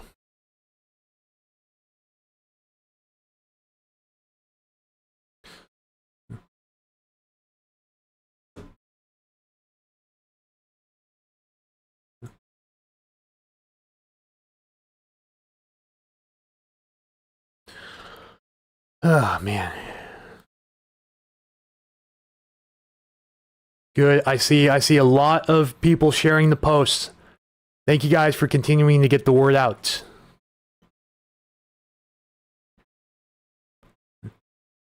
Trying to share it to as many pages and people as I possibly can. And you guys know the drill. Please do the same. Especially Skagit River folks up there in Skagit County.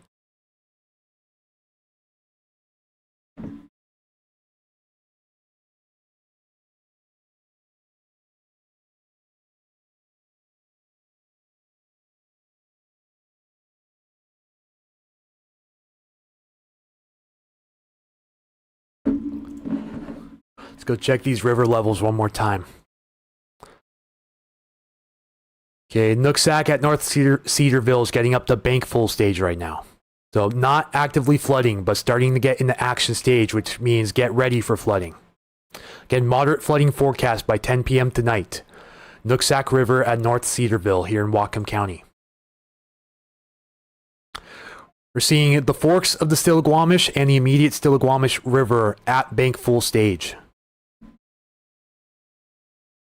Also, Julie Rogers, aka Julie Olson, thank you for your donation of 4 coffees. Appreciate that. Thank you so much.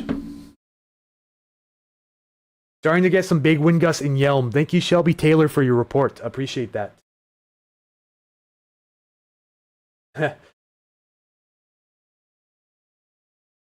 Yeah, there's Julie Rogers, Mama Miyamoto, saying, host with the most.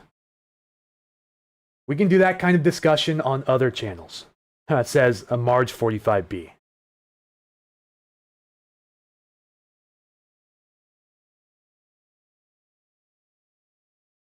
Mrs. Panda Eater, good morning to you. Welcome back. So yeah, Kristen Ross on Facebook said 3 minutes ago, all the cats have fosters, but are asking people who can help the dogs.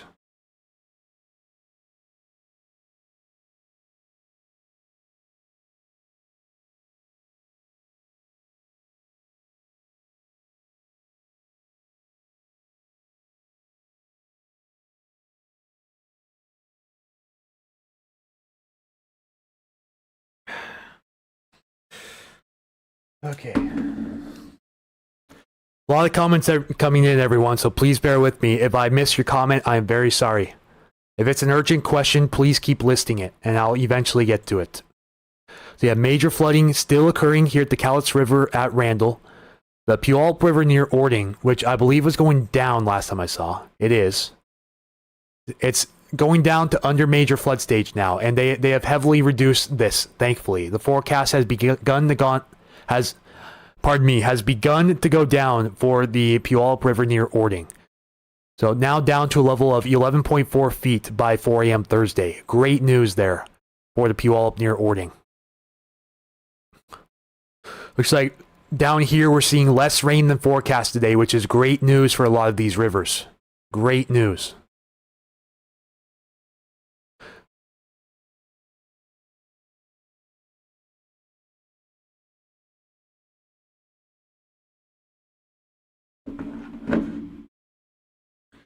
Individual in Summit asking for dry pasture for their horses. Urgent plea.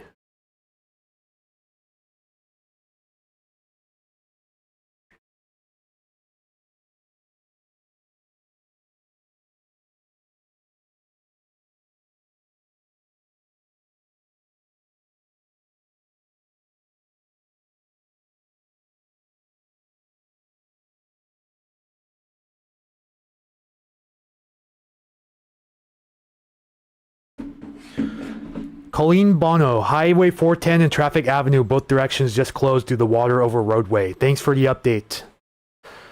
We got a report from someone driving down there that westbound 410 from Valley to 167 was closed. Is that both directions now?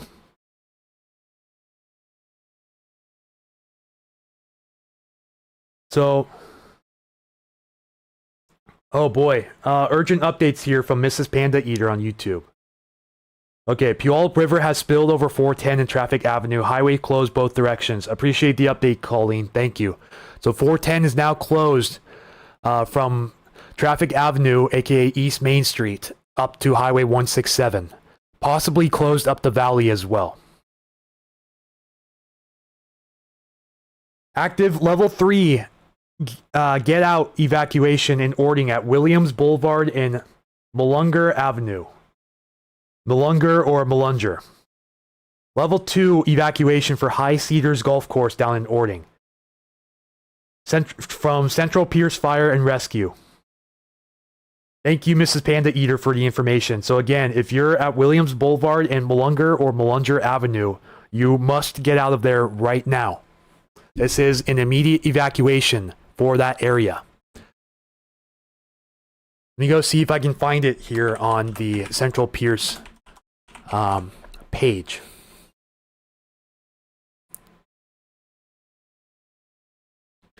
Yep, 22 minutes ago. Sharing that to the story right now. It says there's an error in the... yeah, they corrected an error, but it shows level 2 be set. Or, no, it shows level 3 be set. This means go now. Williams Boulevard Northwest, Malunger Avenue Northwest, and Stone Street Northwest. Get out of there as soon as possible. Level 2 evacuation for High Cedars Golf Course, south of Puyallup River near 150th Avenue East, 188th Street East, 184th Street East, 176th Street East, and 168th Street East. Off Pioneer Way East, 177th Street East, and Patterson Road East. That means get set. Be ready to evacuate at a moment's notice.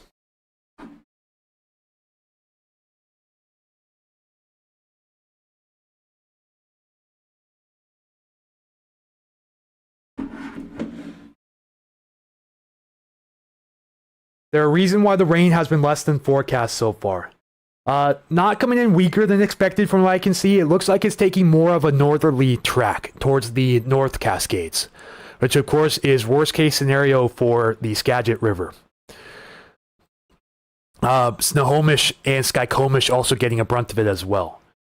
But the track of the atmospheric river has been shifting. It's been oscillating north and south. It looks like it's holding the path over the north end of Western Washington rather than the south end like a couple days ago. So yeah, again, if you're on Williams Boulevard Northwest or Malunger Avenue Northwest and Stone Street Northwest, get out of there immediately. This is in Ording city limits.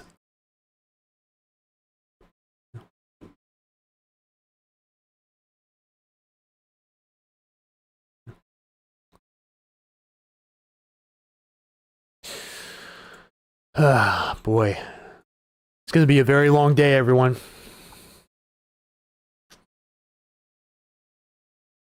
Okay, looks like they do have a link to see these evacuations. Yeah, so we do have an interactive map to see these evacuation areas easier.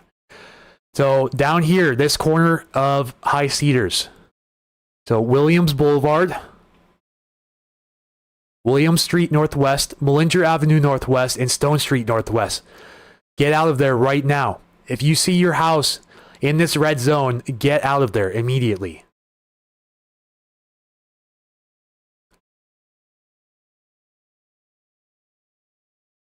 And then this is the level 2. You see yourself in the level 2 here. This includes the Ording Soldiers Cemetery. This does not include the Soldiers' Home. This is right across the street from the Soldiers' Home. But Leech Road is currently closed along the river. Again, if you see yourself in this yellow contour here, be ready to leave at a moment's notice. So this does include the Ording Cemetery, but it looks like it's right across the street from the Soldiers' Home Cemetery. So this is along Ording-Kapowson Highway here. If you're along the river here, be ready to leave.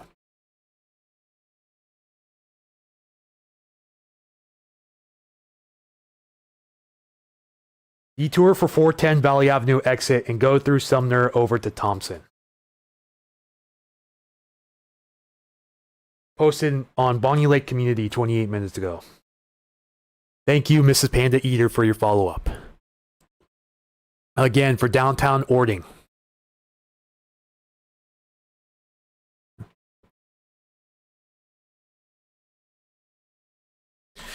Ooh, we have to go post that right away.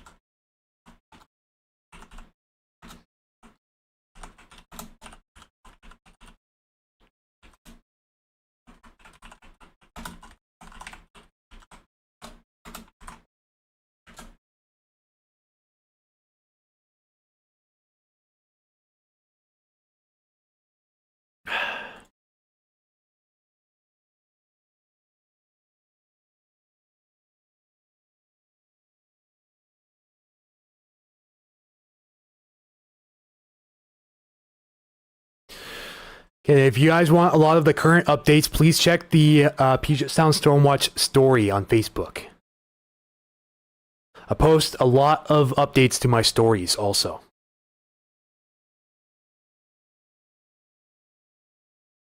Washington Weather Chasers posted the video of the Sky Comish. Yes, I saw that. So again, in case you missed it, you're in the red area here in Ording by High Cedars. Evacuate immediately. This is a mandatory evacuation here. This is Williams Boulevard and Mellinger Avenue here. Also Headley Avenue along Stone Street and William Street Northwest. Please leave right now.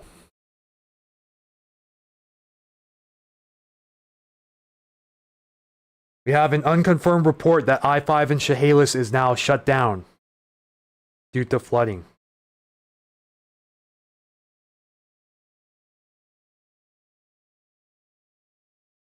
So heads up, I-5 in Chehalis may be shut down due to flooding in some parts, but not confirmed. Hello, Cheryl Marie. Thank you for joining us with breaking live flooding coverage. We have several evacuation notices going out now, including for some of Ording here. The level 2 get set evacuation, which means get ready to leave at a moment's notice down here near the soldier's home, but this does not include the soldier's home. This is along Leech Road here in Ording, over to the edge of the hill here.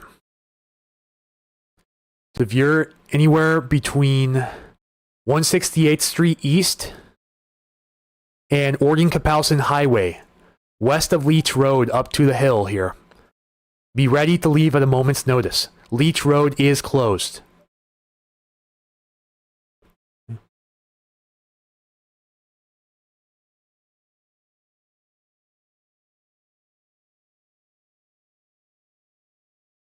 Oh my lord.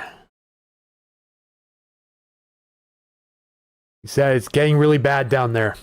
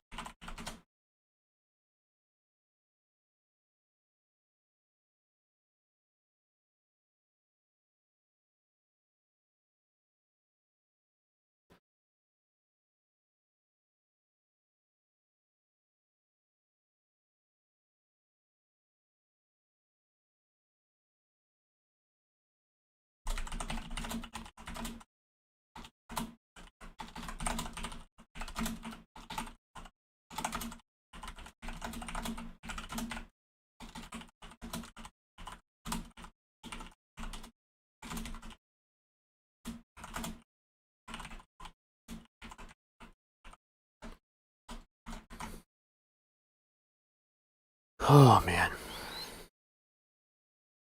Check winds one more time. Still a little breezy, but nothing concerning yet.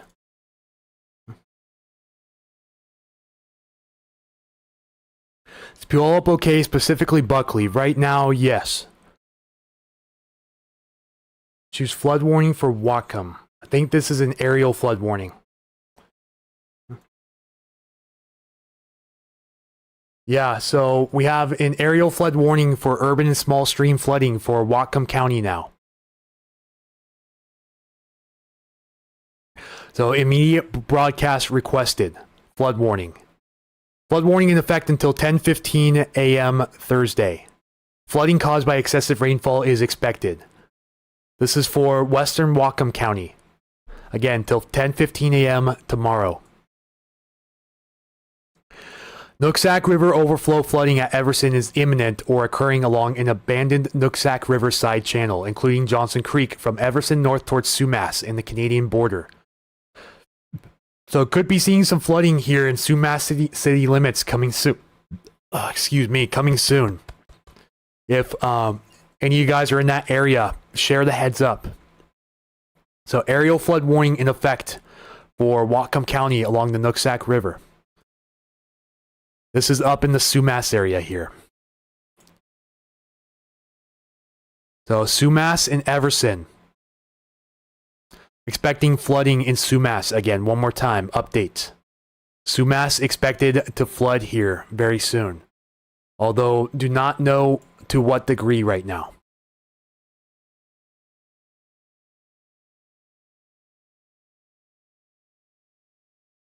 .277th is closed both directions between Auburn Way North and 108th Avenue Southeast. That's down there between Auburn and Kent. Skagit concrete 27.8 feet as of 10 a.m. Is there flooding in Bow? Not that I know of currently. There's currently no flooding along any of these rivers, but minor flooding is forecast for the Samish and major flooding expected for the Skagit near Mount Vernon.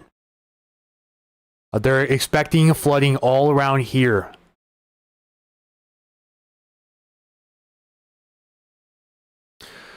By as early as this afternoon, including the city of Edison.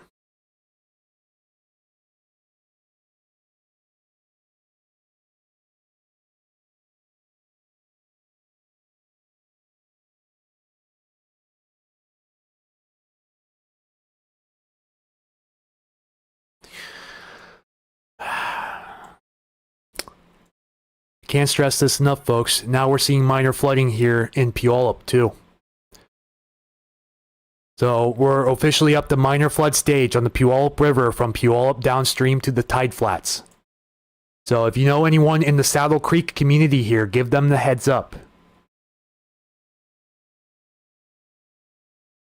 So Puyallup at Puyallup downstream, now at minor flood stage.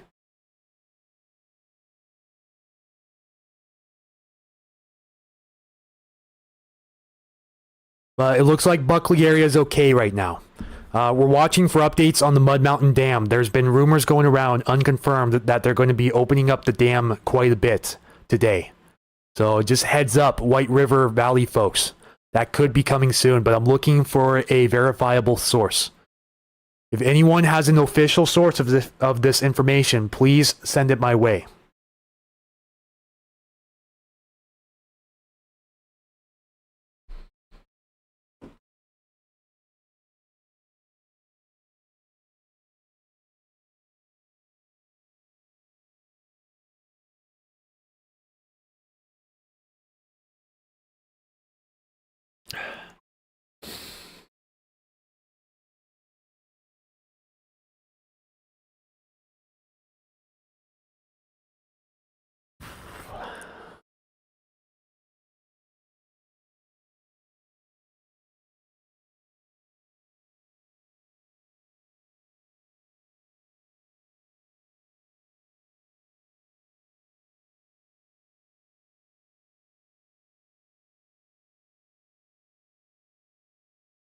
It looks like we have an update from Pierce County Planning and Public Works.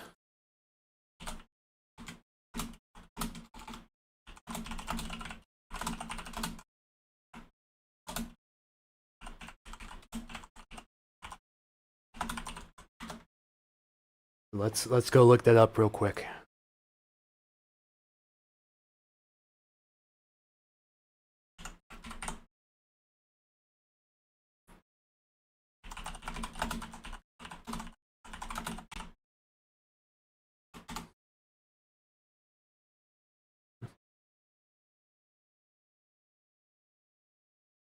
Okay, here we go. I'm bringing this to you guys right now. Road closures. South Prairie Carbon River Road from Airline Road East to State Route 162. Also closed State Route 162 from Airline Road to Emory Avenue North. Houston Road from Valley Avenue to Milwaukee Avenue East in Sumner. And Sumner Buckley Highway East from 214th Avenue to 230th. That is down in the Sumner Valley there. Spring Site Road off of State Route 162 in its entirety is closed. And Leach Road from 159th Ave to 176. That's the one down in Ording that's closed right now. So that's an update from Pierce County Planning and Public Works. Skykomish, looks like Skykomish is about to break its record. Let's go look at the gauge right now. Again, make sure we have the most up-to-date information.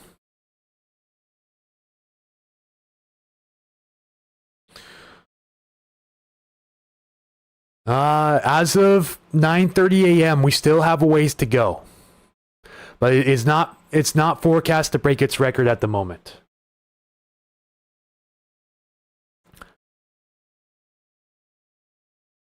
"410 closed at Mud Mountain." Thank you, Angela, for the update.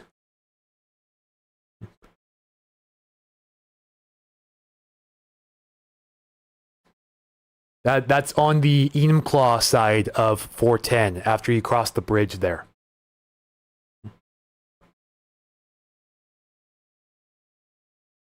Sent in a list of road closure. Oh, okay, that was you. Thank you, Mrs. Panda Eater. Yeah, I will make sure to call you Kayla from now on. As long as I remember, I'll call you Kayla, if that's okay with you.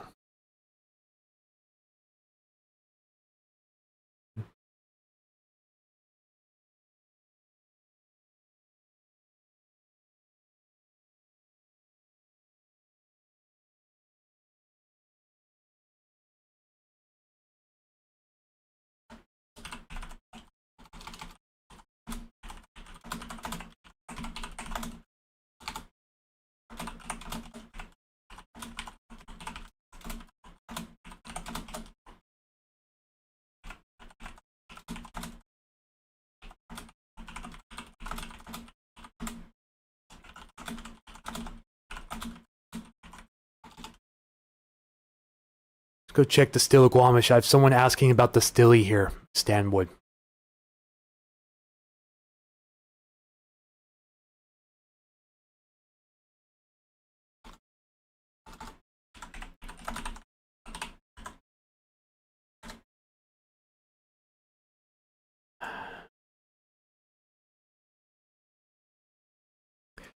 See, we have a surge of new people in here. Welcome in, everyone. Anthony here, Puget Sound Stormwatch. Going over live flooding coverage as well as road closures in the area and evacuation notices.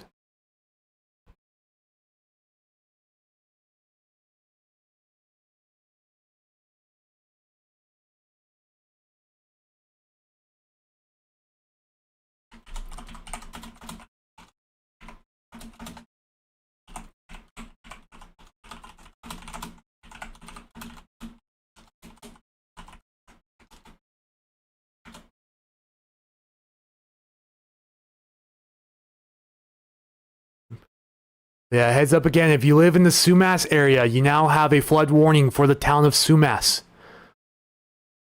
The Nooksack is expected to spill over into the town of Sumas here, including the town of Everson as well.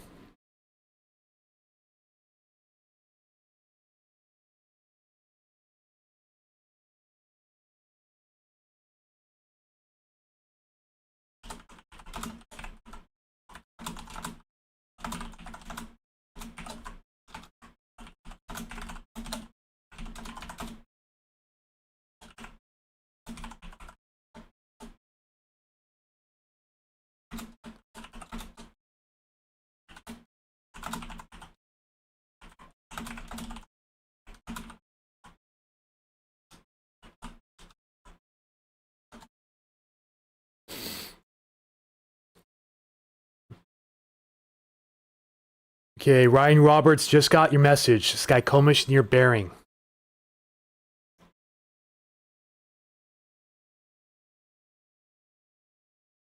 So this is the Skykomish River near Bering, upstream from Index and Gold Bar right now.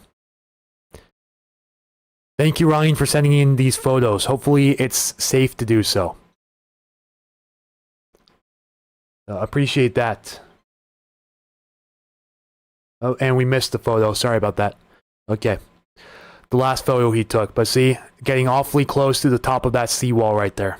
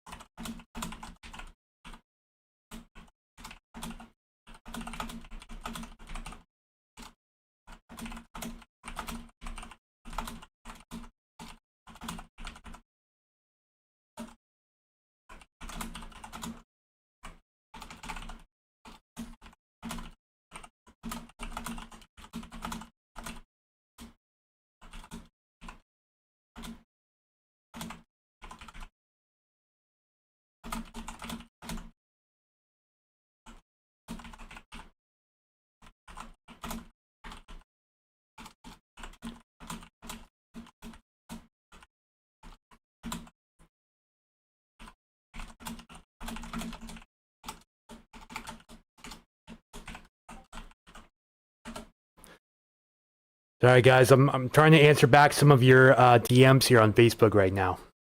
So please bear with me. Your updates are coming in like wildfire right now.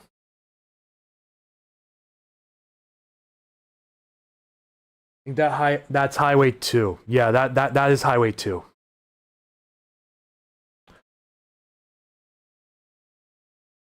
Yeah, like William said, if you're just coming into the channel, smash that bell for live notifications for streams like this in the future. Stilly, my daughter is in Stanwood. Carrie Bouge. So right now, the Stillaguamish is not flooding, but it is getting up towards action stage. It is in action stage right now. But the flooding from the Stillaguamish would affect the Stanwood area. But there's also a coastal flood advisory in effect until 1 p.m. today for the threat of minor tidal overflow from high tides. We'll probably have another coastal flood advisory issued for tomorrow too, just a heads up. Yeah, the Stillaguamish here at Arlington is expected to hit major flood stage very soon. Currently, it's about to go into minor flood stage here at Arlington, but expected to go into major flood stage by 4 p.m. today, and this would affect areas of Stanwood down here too. Just a heads up. If your daughter is near the river, please tell her to consider moving by early afternoon. What website are you on here? This is water.noaa.gov. I'll post the link down below for you.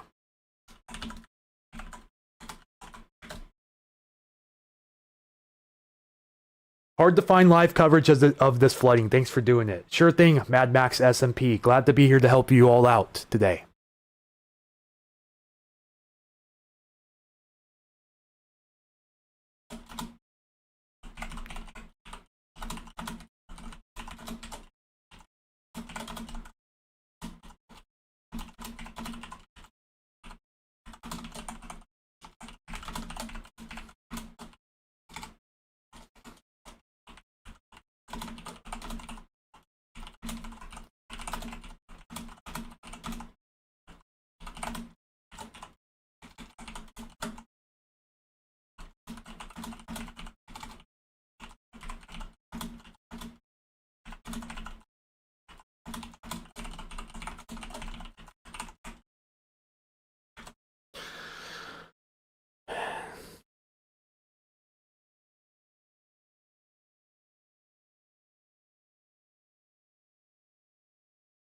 Okay, sorry guys, trying to get to all of your questions. Like I said, they're coming in like hotcakes right now.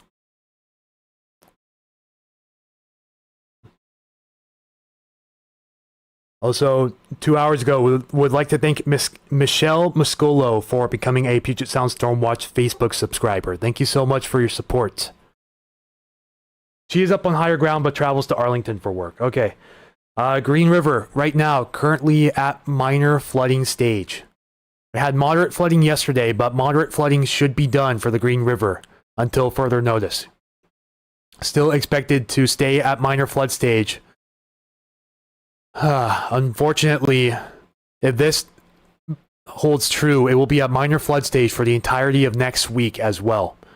Each of these points is 6 hours.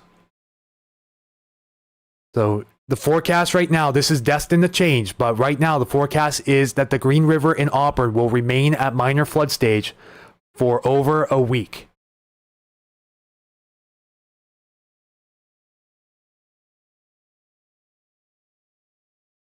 Thank you, Mad Max SMP, for helping share the news. F3 Tag says, this is the type of YouTube stream our area needed. Not just chasers, but someone like Ryan Hall, but more local level. Yeah, I like to think of myself as a more local and lower budget Ryan Hall or Max Velocity. Yeah, I don't normally go and chase. But yeah, I normally do live updates here from the office. So glad to be here to help you guys today.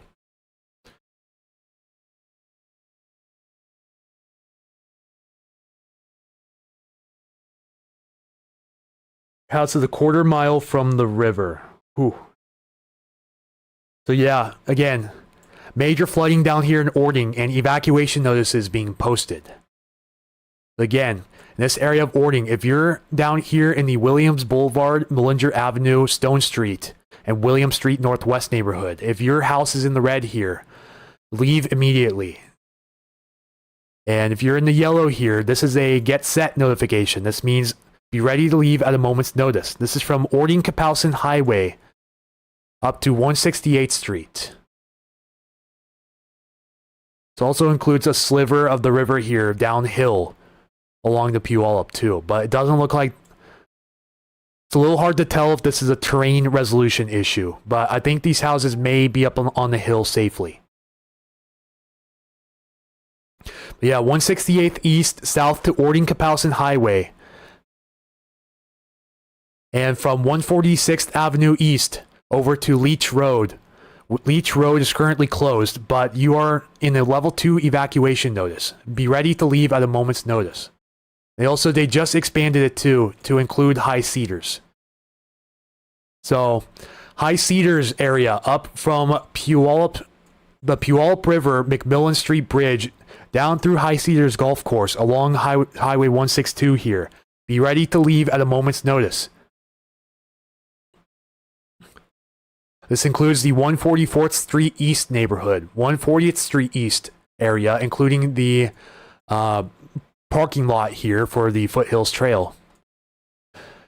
And the 146th Street East neighborhood here. Also 146th Avenue East going into High Cedars. If you are in the neighborhood of High Cedars Golf Course here, if you have to go in through the High Cedars entrance here, be ready to leave at a moment's notice. I'm really hoping I didn't miss that from earlier, but I might have. So again, apologies if that was the case. Where can I go to check the river levels? This is water.noaa.gov. I'll post it in the comments for you real quickly.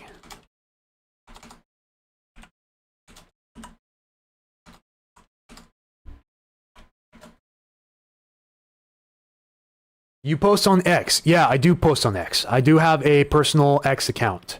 I post my weather updates here as well, but this is my personal account here. The handle is at MiltonWATech99. Or you can just look me up by my name, Anthony Croyle. I post a lot of weather updates here, but I also I post live updates on Seahawks and Mariners games as well. So you may see the occasional informal post. You see, a lot of it is weather posts and reposts as well. So again, at MiltonWATech99 here on X. And I'm also on Blue Sky as well. If you have Blue Sky Social, Puget Sound Stormwatch at PSSW Anthony. I post live update notifications here as well and some occasional weather updates. Again, at PSSW Anthony here on Blue Sky Social.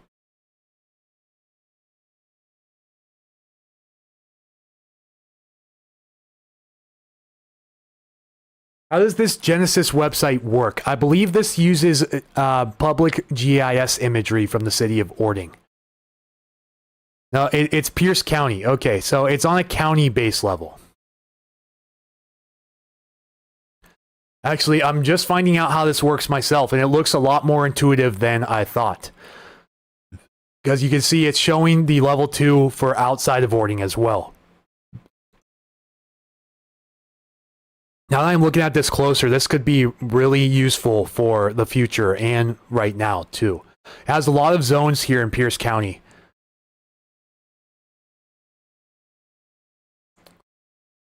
Yeah, it's a good thing you bring that up, because I haven't looked deep into the site while we've been on here. It shows some road closures as well, so this could be a really useful site here in the future. Again, I'll post the link to this in the YouTube comments down below.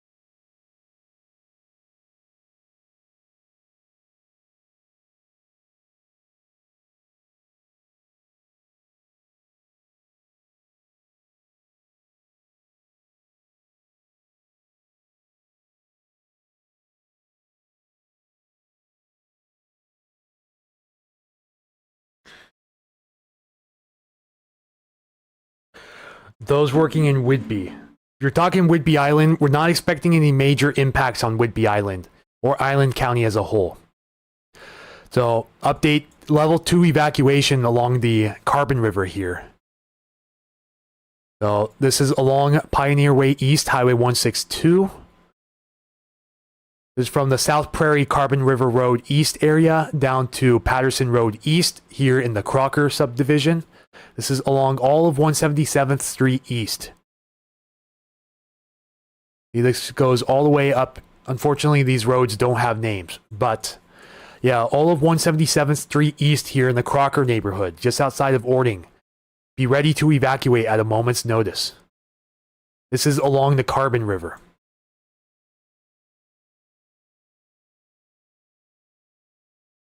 Is Yelm okay? Right now, Yelm is okay. I'm hearing about some winds down there, but nothing major. Nisqually River at McKenna, they had minor flooding in the forecast, but it looks like they reduced it to action stage, which is good news. But I have heard reports that they're trying to gradually empty the La Grande Dam, which could cause some pressure downstream. But if anyone has any updates on the La Grande Dam and its emptying process, please let me know. So right now, as of right now, no flooding expected for Yelm and McKenna. But that could possibly change. So as a huge heads up. It was about 2 feet from the river road yesterday by the boat ramp.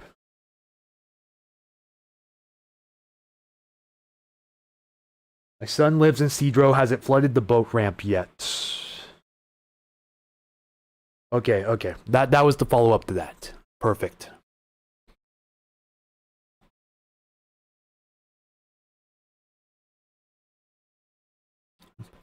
I just saw you. You just followed me, Matthew Prince. Thank you for the follow on X.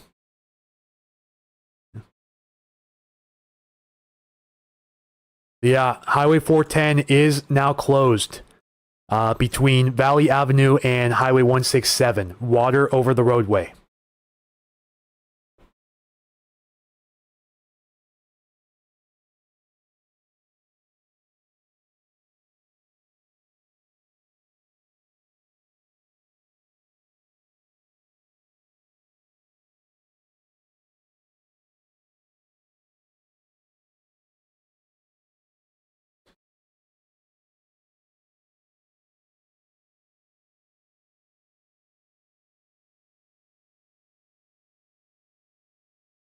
Okay, Kayla, just received your message.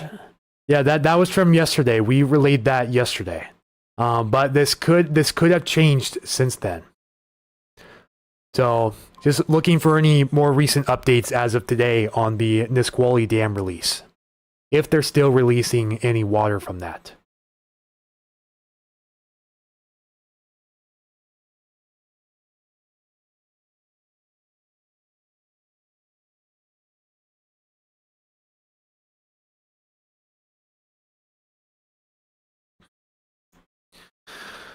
Uh, 410 is closed where it meets 167. As far as I know, yes. At the very least, it's closed between Traffic Avenue and Valley Avenue. But I've heard from people that tried to get onto 410 going west towards 167 that they are not able to right now. 3 roads closed in Lyman up in Skagit County.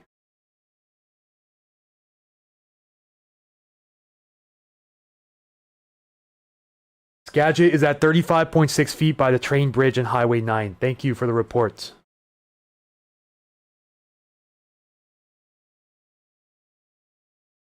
You have updates for the Pilchuck River. It's rising rapidly.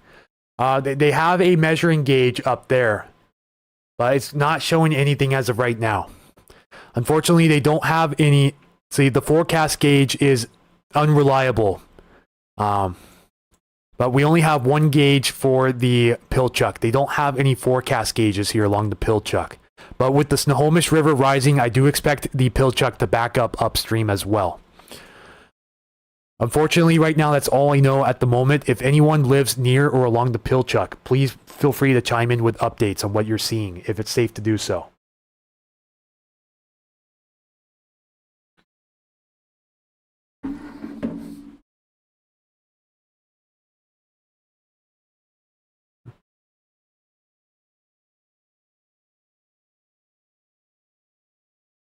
Okay, yeah, thank you, Kayla, for sending this in.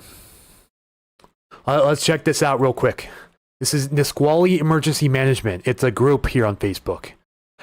The admin of that group just said, as of right now, Nisqually River at La Grande Dam is discharging 10,600 cubic feet per second, and Nisqually River at McKenna, Washington is elevated to level 3 flood warning.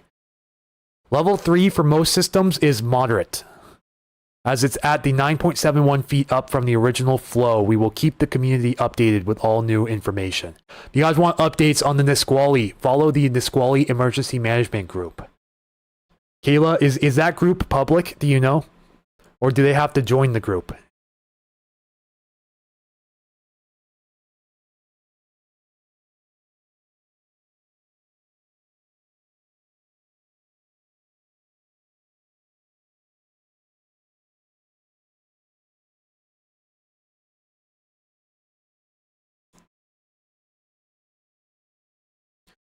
Okay, let's transition. Let's check winds again.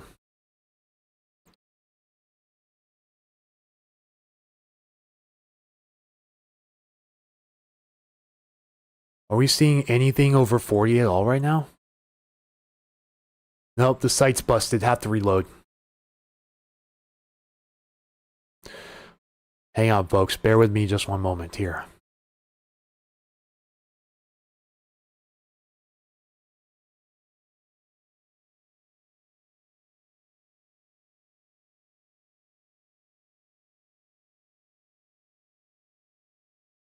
Okay, so once again, we're showing wind gusts of 30 miles per hour and over. So not too much going on wind-wise around the sound at the moment. Looks like the observation gauge just outside of Granite Falls here is also reading full bank stage, but no flooding is currently occurring along the Stillaguamish or any of its forks.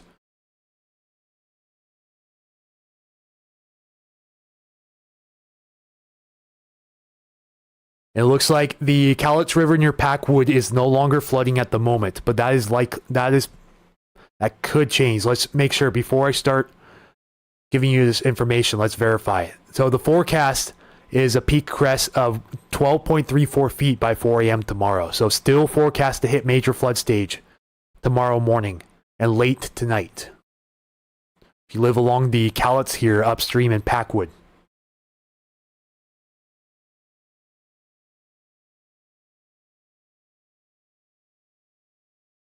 Okay, it is public. So again, if you live along the Nisqually, follow the Nisqually Emergency Management Group on Facebook. Nisqually Emergency Management.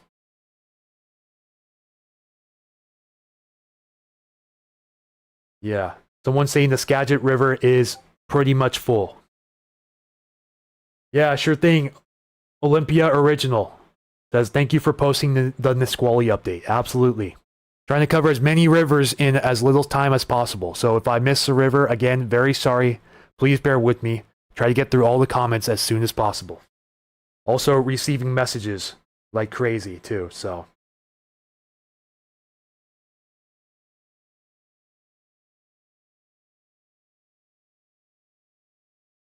All right, Kim Boggs is asking, how about Monroe? When will the river crest? The closest forecast that we have to Monroe is this gauge southwest of town, which currently is not flooding. This is the Snohomish River a little downstream from you. No observation gauges between southwest of Monroe and just outside of Gold Bar here. So, unfortunately, we have a big time update here, guys. Big time update. Snohomish River near Monroe is now forecast to break its all-time record by 4.5 feet. This would occur tomorrow night at 10 p.m. River is not flooding, but is expected to jump in the major flood stage by 4 p.m. this afternoon and remain in major flood stage until 4 to 10 p.m. on Friday. Not good for the Snohomish downstream. Not good. And the Skykomish near Gold Bar, which is upstream from you, is major flooding at the moment and should continue to major flood throughout tomorrow afternoon. I don't have any immediate updates for the river in Monroe city limits. The rivers nearby are expected to crest again by Thursday 10 p.m. for the Snohomish. That's tomorrow 10 p.m. And today at 10 p.m. for the Skykomish upstream. So most likely sometime tonight between tomorrow morning. They're actually concerned that downtown Burlington, like Burlington Boulevard by the Fred Meyers, could flood. How long am I going to be on? As long as I possibly can. So Facebook Live cuts me off at 8 hours. Let's see how long I've been streaming. I've been streaming for a little over 2 hours. So at most, I can go for another 5 hours, 45 minutes here on Facebook. YouTube is 12 hours, if need be. And we're going to take intermittent breaks in between as well. So, you know, I'm not sitting in the chair for 12 hours straight.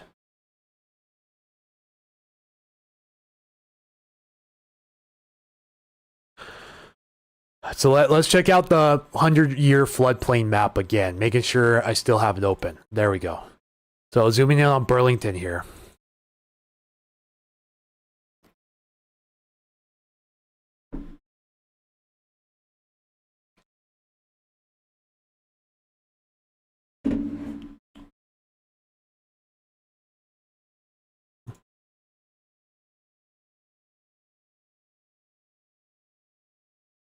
Hang on just a moment.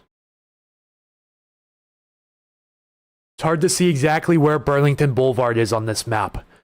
But if we zoom in on Burlington, if you see any areas that are familiar that are in the yellow, then you are in a level 2 evacuation notice as of right now.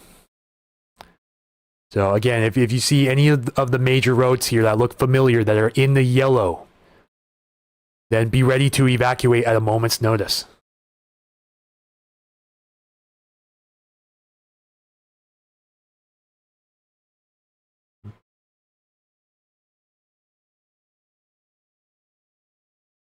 Yeah, Kim, a lot of areas along the Skagit River will likely break the record from the 100-year flood, and not even close. Like 4 to 5 feet in some areas.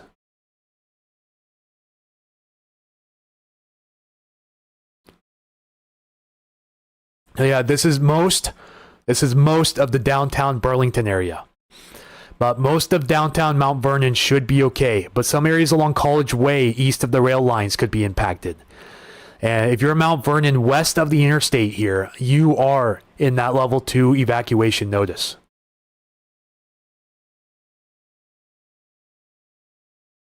And Cedro-Woolley area, only the extreme southern and southeastern parts of your area are in this notice.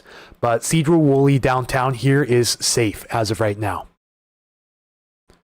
So again, we'll just show Mount Vernon, Burlington, and Cedro-Woolley up close.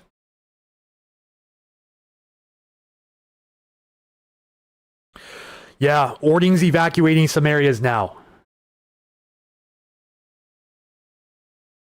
Let's make sure we have the most up-to-date info again.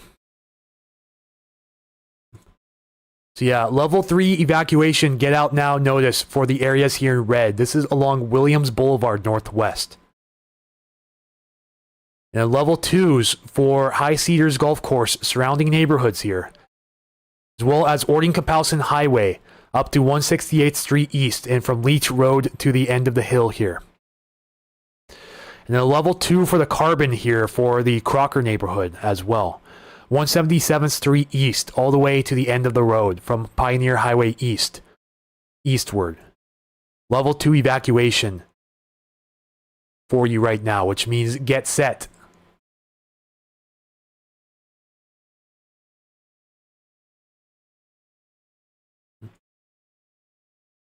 Alright guys, trying to clean up my screen here a little bit. I have a lot of tabs open.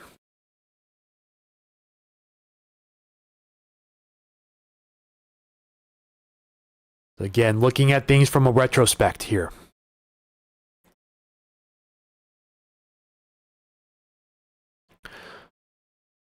Here's the atmospheric river, and yeah, the moisture axis is a bit farther north than it was originally showing a few days ago. Just putting a lot of pressure here on these North Cascade rivers, which is why the Nooksack is now a legitimate concern. Still seeing a lot of scattered heavy showers down here in the central South Washington Cascades as well, which is putting pressure on some of those rivers running off of Mount Rainier. But heaviest of rain right now, really heavy rain moving over the Nooksack here, Deming area, east of Everson, and towards Sumas as well. So why they put the flood warning out for Sumas and Everson here.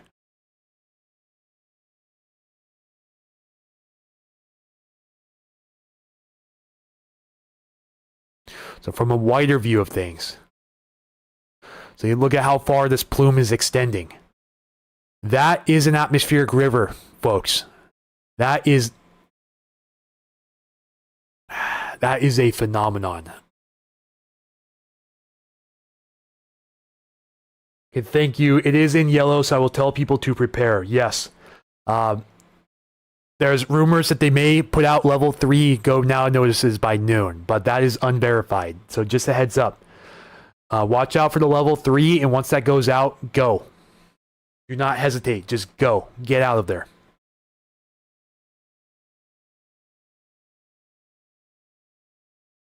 Linden Grove Care Center in Puyallup is right where the Puyallup and White Rivers converge. Highway is closed there. Anybody know what the area looks like? Is the nursing home being affected yet? If anyone has an answer, please let us know. Nooksack Falls is roaring pretty good. Thank you, Keith, for your report.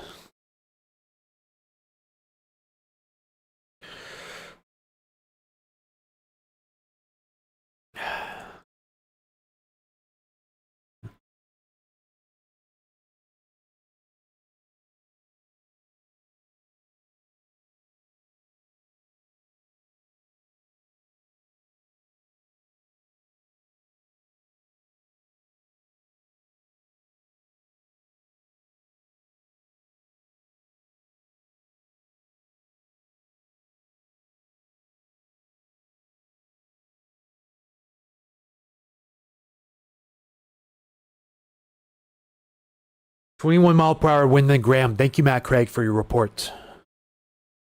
It's kind of breezy out there right now, but we're not seeing major wind impacts at this time. But remember, wind advisory in effect for the Puget Sound area, not including the foothills. From Marysville southward into the Windlock, Napa Vine, Vader area in South Lewis County, and along the coast. This also includes the Kitsap Peninsula, too. So you have a wind advisory in effect until 10 p.m. tonight.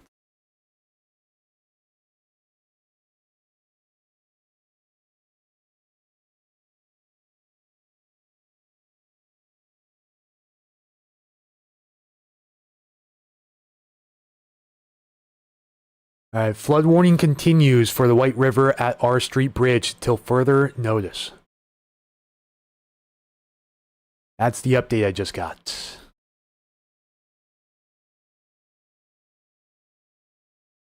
So yeah, 11:07 a.m. just now. Flood statement.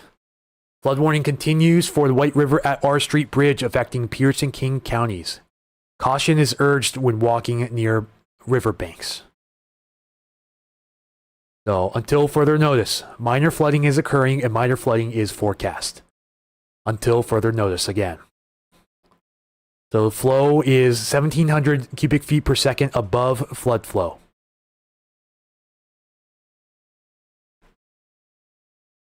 The river is expected to rise to a crest of 9,299.1 cubic feet per second by tomorrow afternoon. Compares to a crest most recently on February 6th of 2020. Although it's going to be over 1,000 cubic feet per second over that. There is no real good recent crest to base that off of.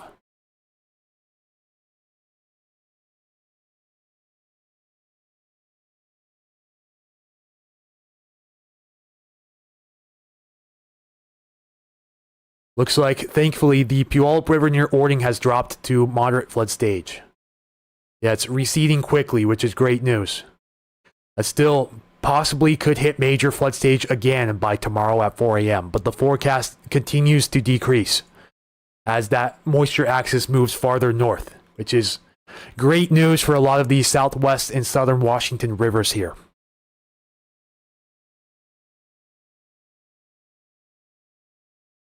Keith says, I have a strong feeling they are going to release water from the Ross Lake Dam. The Army Corps of Engineers are monitoring it closely.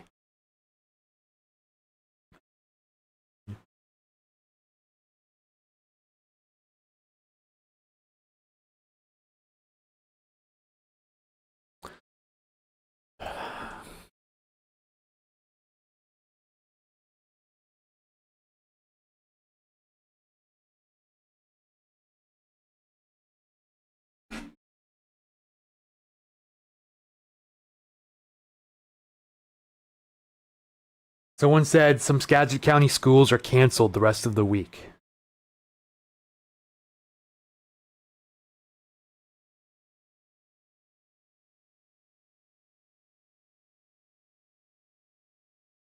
The squally near McKenna. They're releasing some water from the La Grande Dam last time I checked, but right now, no flooding is forecast for the Nisqually at McKenna. But it could drive some river levels higher. If you want any more updates, please consider following the Nisqually Emergency Management Group on Facebook. Yeah, Nisqually Emergency Management.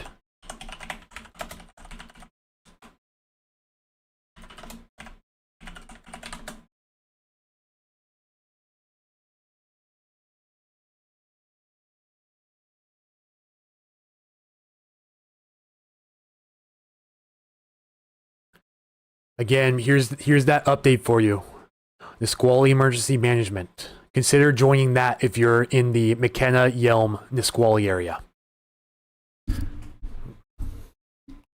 So as of right now, the Nisqually River at La Grande Dam is discharging 10,600 cubic feet per second.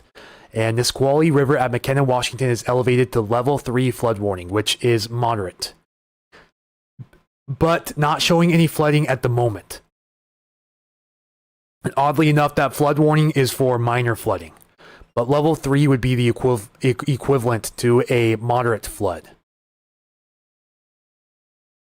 says we will keep the community updated with all new information. If you're along the Nisqually, again, please consider joining this group or following along. Nisqually Emergency Management. Yeah, I see both of you asking about that at the same exact time on Facebook. Yeah, again, please follow this page, Nisqually Emergency Management, for further updates. Nisqually Emergency Management.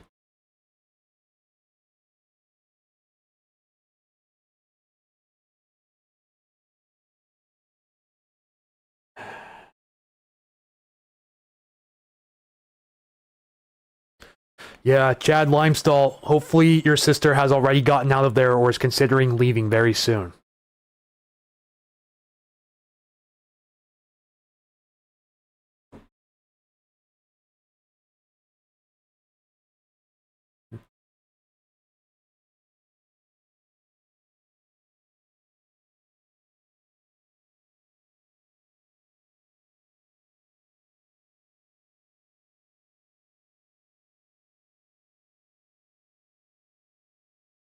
We have an update here from Puyallup Police. Hang on, let me get this set up for you guys real quick.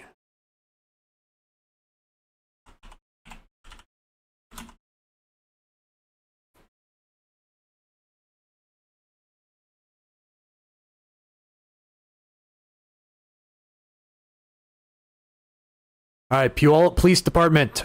We are still under a flood warning. Residents who live close to the Puyallup River are strongly advised to evacuate. Puyallup River is continuing to rise today, and we expect flood conditions to worsen through the rest of the day. So North Levee Road under the North Meridian Avenue Bridge is closed. 4th Street Northeast under the North Meridian Avenue Bridge also closed. And 11th Street Northwest north of River Road is closed. And the Riverwalk Trail will remain closed until further notice. Again, if you have questions in the Puyallup area, the number is 253-864-4170. That is 253-864-4170 if you have questions in the city of Puyallup. But do please follow these agencies such as Puyallup Police Department for further updates for your area.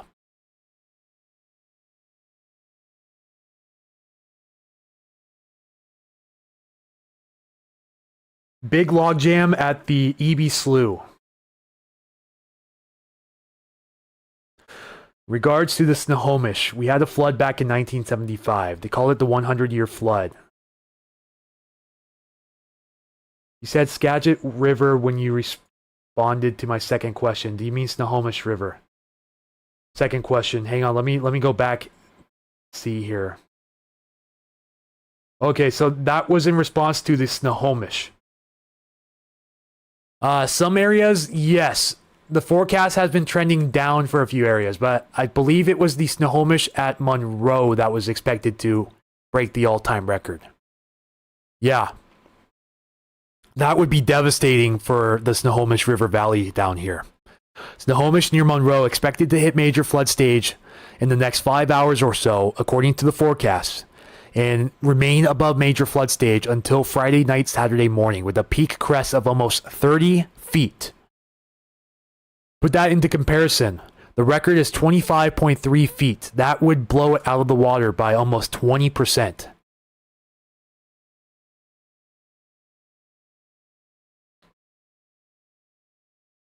Yeah, like Colleen said, with evacuations and 410 being closed, it's a nightmare down there right now. These are things that they're worried about if a lahar were to ever hit the Puyallup River Valley. We'd be seeing this, but on steroids. Yeah, gladly, Julie. Glad to be here to help you guys today.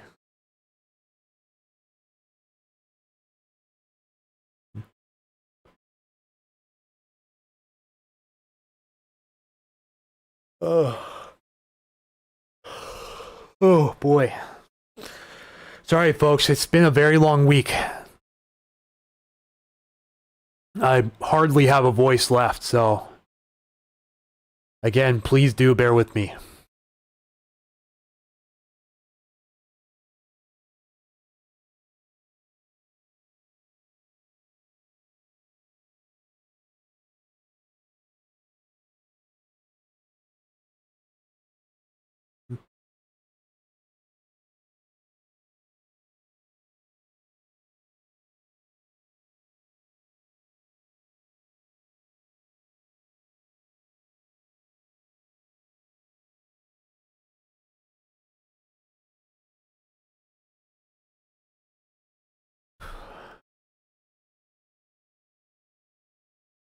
I need to drink water real quick, guys. I need to take a really quick water break.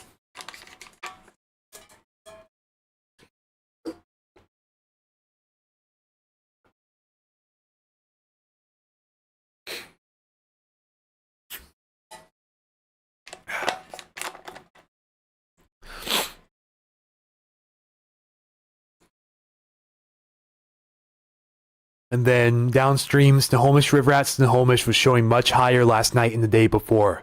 Luckily, a little bit of a downtrend, but it still shows us not only hitting and tying the record, but staying at the record for quite some time. This is approaching the record by 10 a.m. tomorrow, not dipping down until 1 p.m. Friday. That's over 24 hours, right around the all-time record high at Snohomish.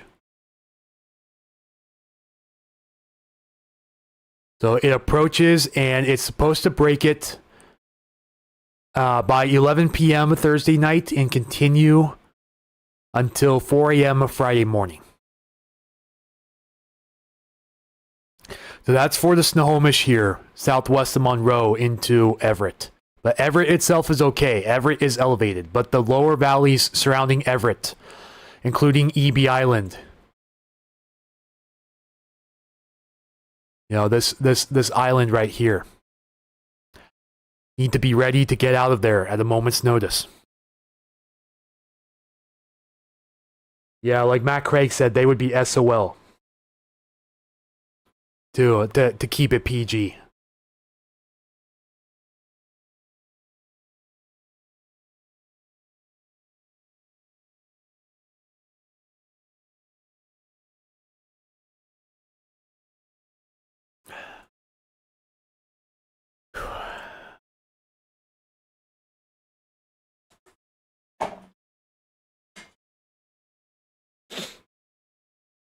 Hello, checking in day 3. Hello, Car Freak 0029. Welcome back.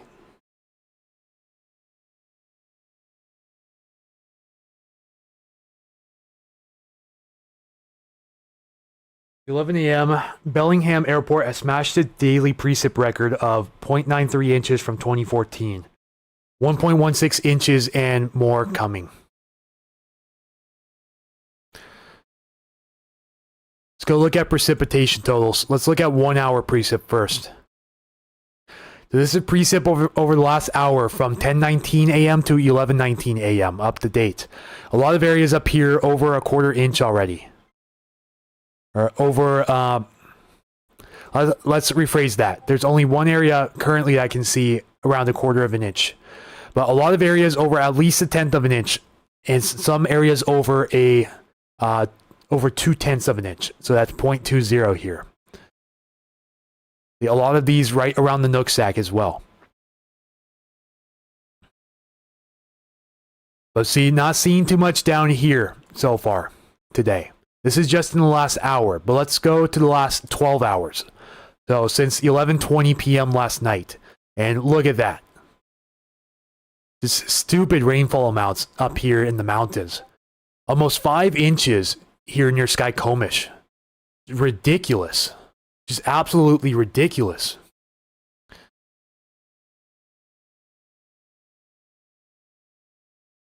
I think this gauge down here might be misreading. That's got to be a misread. Still, looks like over 2 inches at Lake Sawyer in the last 12 hours. 1.5 to 2 inches here on the Enumclaw Plateau over the last 12 hours. And almost 5 inches.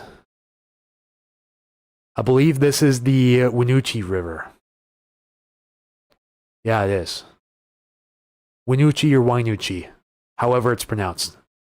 Over 5 inches up here at Quinault. Again, these are 12-hour precip, not 24-hour precip.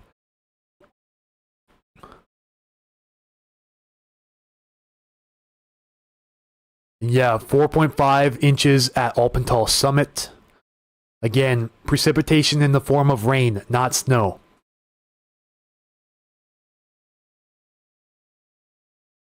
He says, thank you for your coverage this morning so far. Need to like and subscribe to this guy. And like Julie said, yeah, send him a coffee or two. If you guys would like to send coffees to help support Puget Sound Stormwatch, this would be the place to do it. Thank you for 4 more coffees today. Appreciate Julie for sending 4 coffees.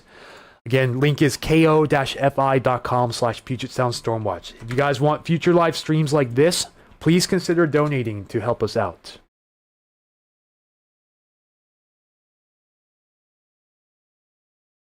Now you see how we see considerably less down here in the lowlands. You can tell exactly where that rain shadow has been. Here over the Central Sound. See, Kitsap Peninsula north end not getting much, but over a half inch, close to an inch down here towards Key Center. So rain shadow in full effect here around the Sound, Central Sound. See, just north of there up towards Everett, approaching an inch over the last 12 hours in this area.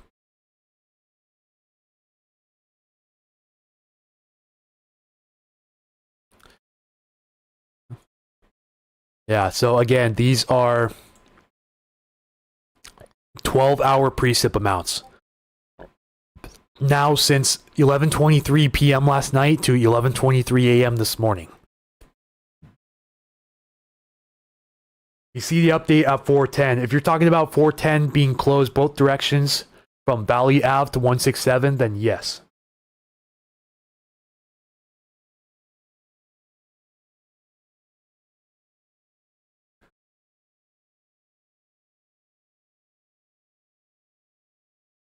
Okay, these are max wind gusts. Let's change it to current again. So we're looking at wind gusts right now over 30 miles per hour. And you see not too much going on here around the Sound. This station reads higher, but that's because this is almost at 1,200 feet above sea level. So picking up a lot of those elevated winds, but we're not seeing much mixed down towards the surface right now. The Hoquiam Bowerman gusting to 38, max gust to 46 out of the southwest since midnight today.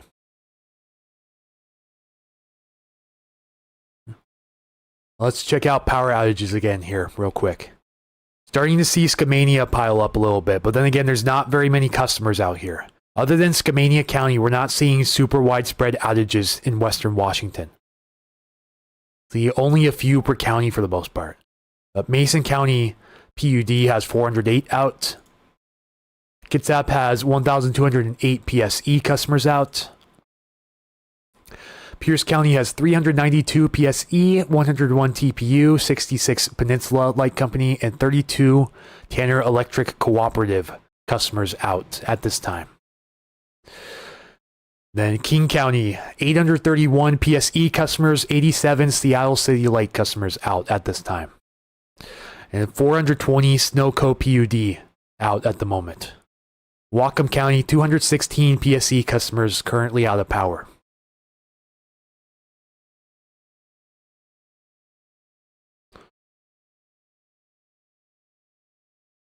So we're over moderate flood stage here at the falls now.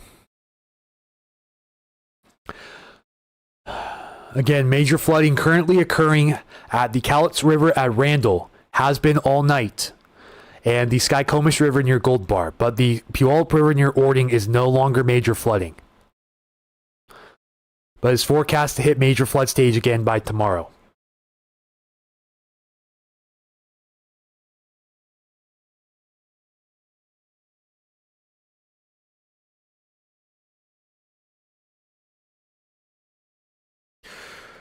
Thank you, Paul Cross on YouTube. In Aberdeen, 1.39 inches since midnight and counting. Appreciate the report. How is Gold Bar Index looking? Not great right now. Not great. The gauge upstream here in Skykomish is minor flooding, but major flooding here in Gold Bar city limits right now. And expected to approach a crest of 24.2 feet by 10 p.m. tonight, which is 0.3 feet below the all-time record. If it rains a little more than forecast, we could possibly get up to that all-time high for the Skykomish near Gold Bar. This would also back up the Wallace River in that area pretty good too, which already reporting problems for the Wallace going into the Skykomish in Gold Bar.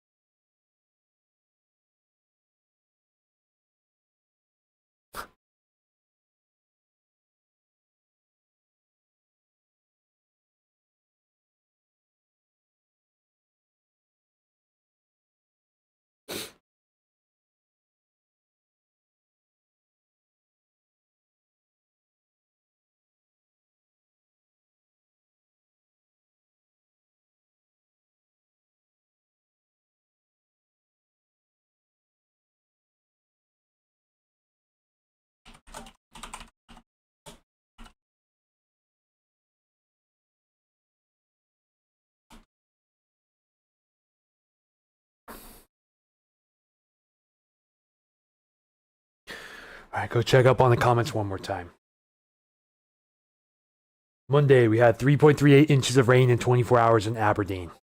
Snohomish County still tracking for record flooding. Yes, for sure. Snohomish and Skagit County. Here along the Skykomish, Snohomish, and Skagit rivers. Still Squamish as well. Making a close approach. It's going to be just outside of a half foot of the all-time high record for the Stillaguamish in Arlington. That is expected by 10 p.m. tonight. So heads up, Arlington downstream to Stanwood. Do be prepared to get out of there at a moment's notice.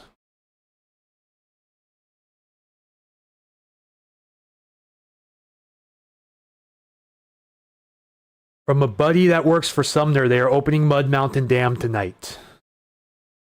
Thanks for the heads up. We have multiple unconfirmed reports, so if your buddy works for an official service like that, then that definitely seems much more credible than what I've heard.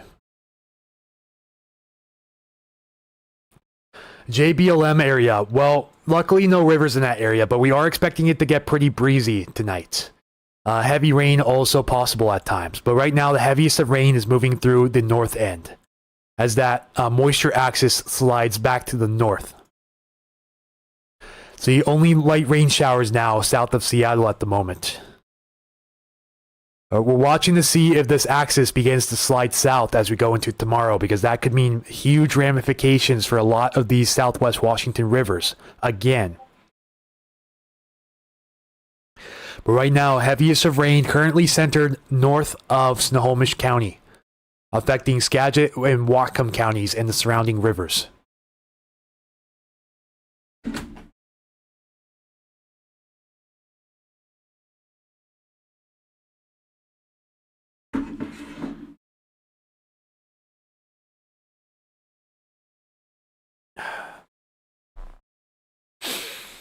So we'll be watching this gauge here at the Mud Mountain Dam very closely if they do open it up tonight.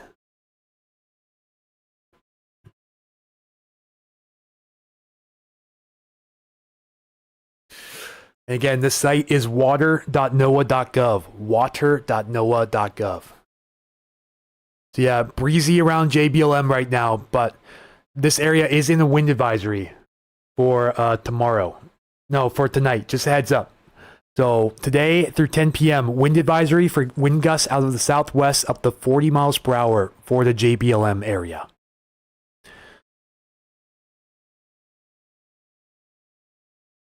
The Puyallup expected to rise any more than it has already. Depends on which section of the Puyallup you're talking about. The Puyallup up near Orting is expected to still rise currently up to major flood stage again by 4 a.m. tomorrow, but is currently receding gradually and may even dip down back in the minor flood stage, which is hopefully the case.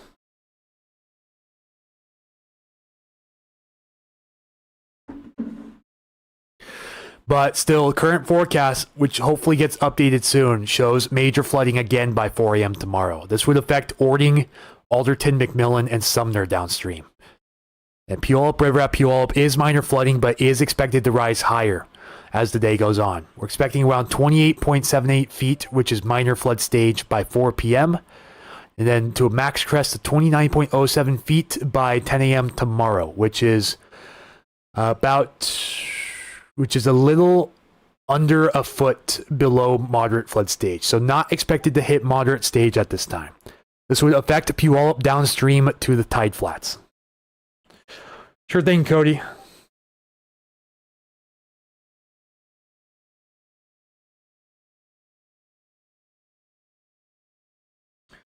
Rain has stopped in Aberdeen. Thank you for the report. Seems like most of the moisture is beginning to pull up to the north, which again is probably the saving grace for a lot of these southern Washington rivers, but worst case scenario for the northern Washington rivers. So actively fluid situation developing around all of these areas right now. Watching very closely.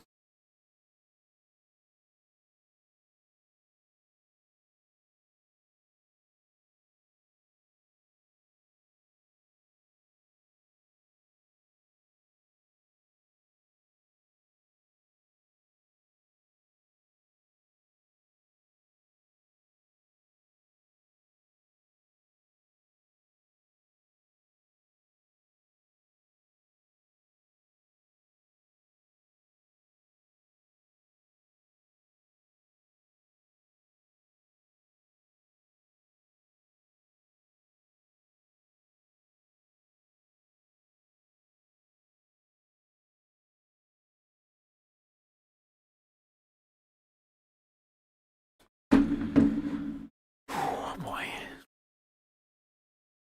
Guys, I'm going to take a little stretch break. I got to take my vitamins for the day. So I'll be back with you guys in a few minutes, all right? So hang tight. We'll follow up with some more updates as I get them.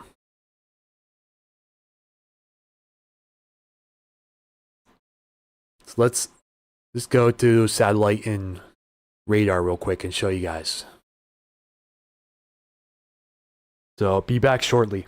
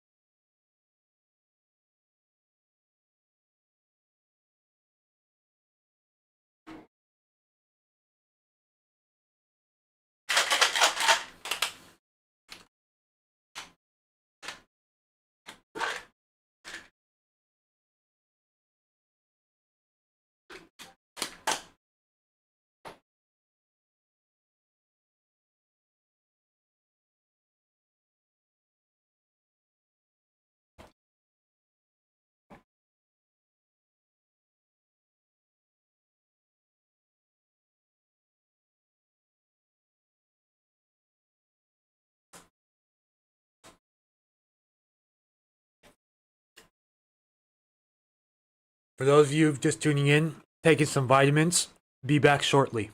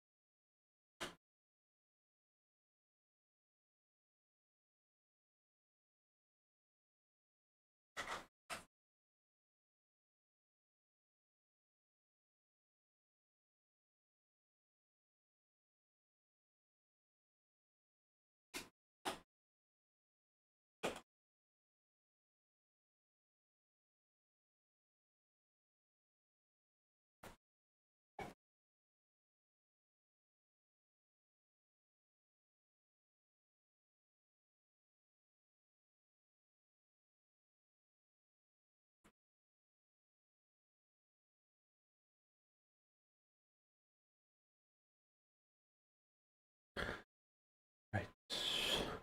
Should the Monroe Frylands neighborhood on the edge near Lake Tide be concerned for all the flooding?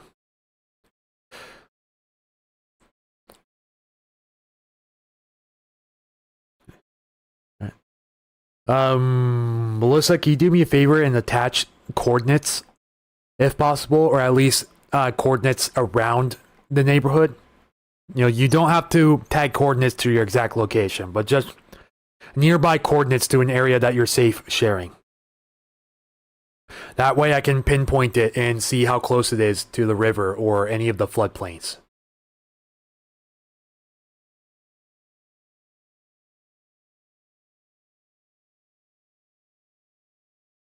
Okay, we have some photos sent in by Mrs. Panda Eater here on YouTube.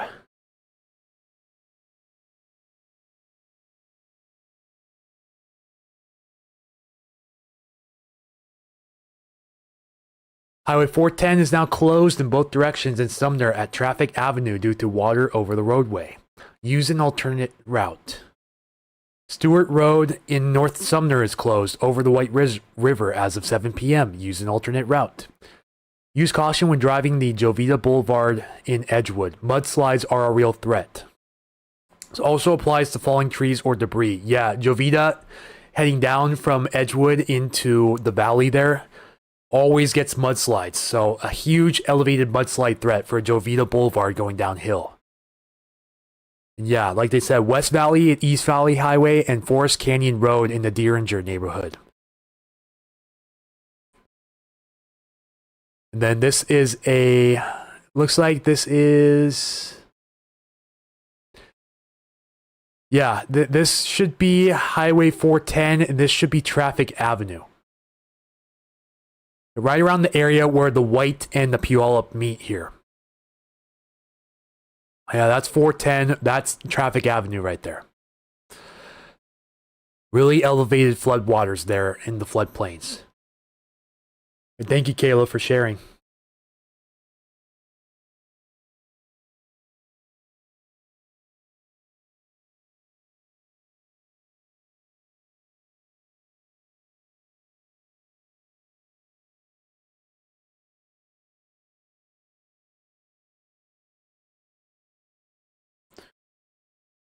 Okay. Let me plug these coordinates in real quick.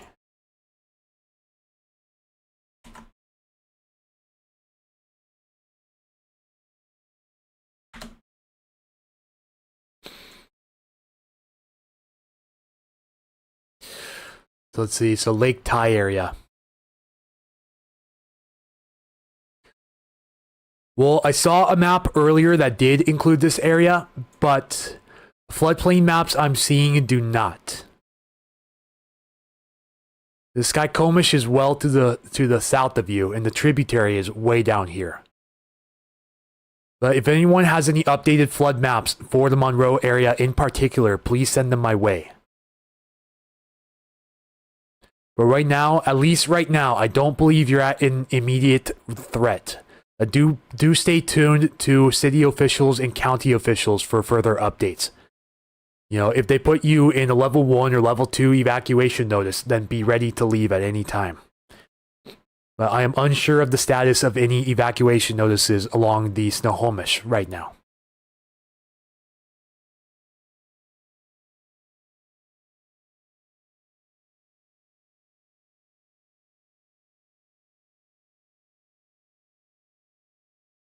All right, Keith, thank you. Yeah, take a break. Feel free. So I'll be on the lookout for the Lake Ty neighborhood for sure. Again, if anyone has any updates on that area, please share them.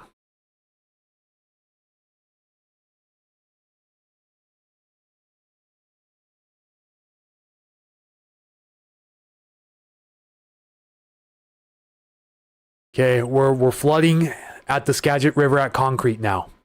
Just went in the minor flood stage.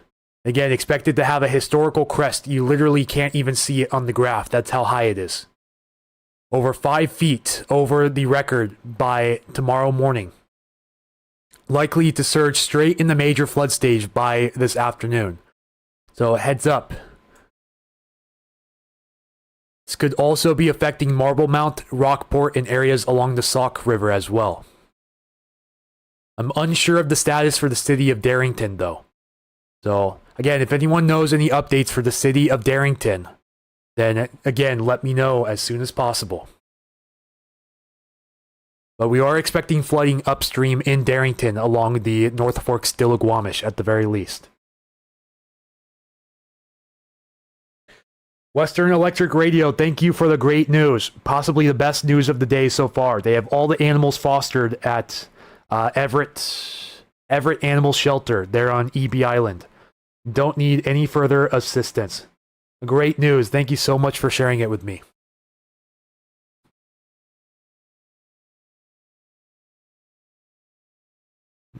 Hopefully we see a lot of adoption out of this. That would be great to see a lot of those pets be adopted. Because they're going to be fostering them for a number of days. A message from Facebook viewer Deb Steele saying the hurricane hunter is up off the coast of Oregon. So they have hurricane hunters up in this atmospheric river right now.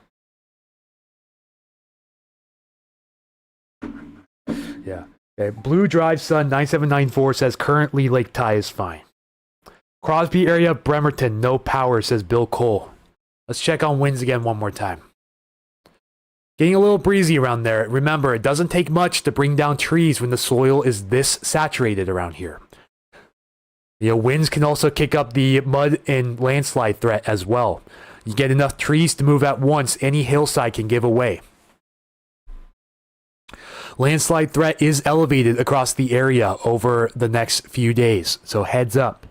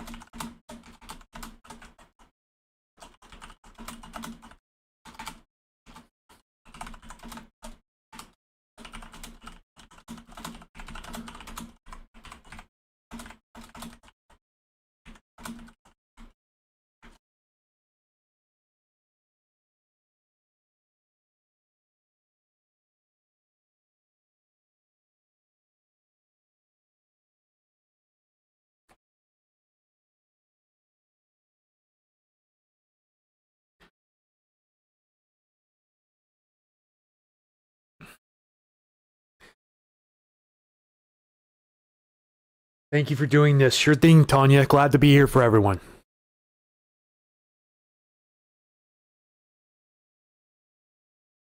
Looks like they moved it over to Garfield County, pardon me. So Skamania mostly fixed. Garfield County now seeing a lot of power outages. You said Crosby area. Yeah, we have 1,208 out as of 11 minutes ago. Let's check the PSC map for that area. Yep, sure enough. Out as of an hour ago, 1,190 customers affected. This is just outside of Seebeck here. So this affects the Lake William Symington area, as well as the Tahoya Lake neighborhood. ETA for that is 2 p.m. right now. ETA. It's 2 p.m. We currently still have a number of sporadic power outages out here, including just south of Saltwater State Park here in the Woodmont Beach neighborhood. A repair crew is on site though. Great news out there. 6:25 this morning. Equipment failure. Crew has been assigned between Maple Valley and Hobart.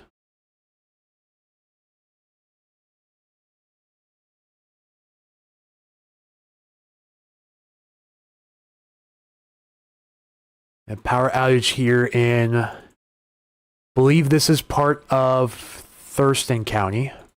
Gravelly Beach neighborhood. ETA is 2 p.m. for you guys. It's still out of power up at Crystal Mountain. This entire neighborhood here from Buck Creek down to Crystal Mountain here is at least affecting the north part of Crystal Mountain, but I'm not sure if this is affecting the whole Crystal Mountain summit up here, the whole complex. A pretty big power outage since early this morning, still currently in effect.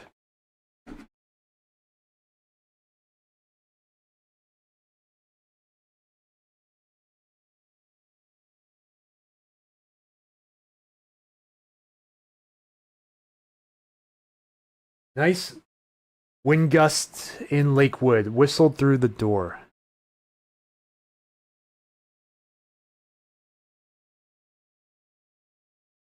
Yeah, by definition, landslide generated tsunamis from landslides hitting the reservoirs are possible, yes.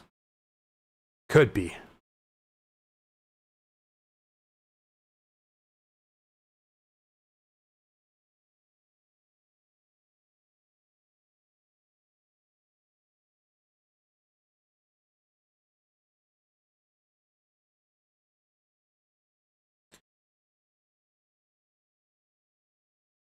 Looks like one of my moderators, Sonia Smith, here on YouTube, is having issues with flooding in her house right now in Linwood. Very sorry to hear that, Sonia.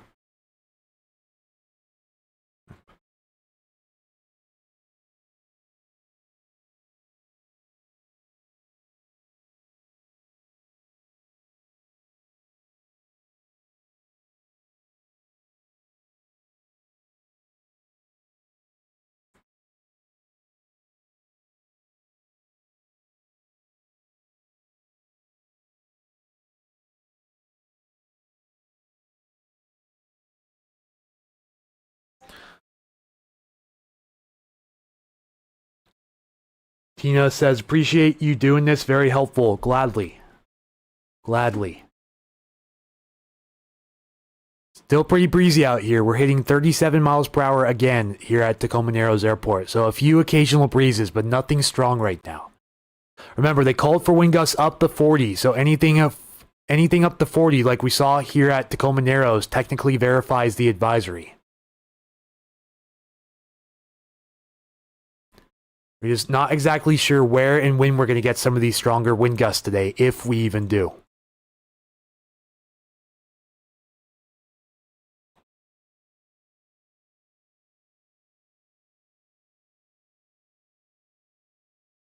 Again, here's a wider look at things right now.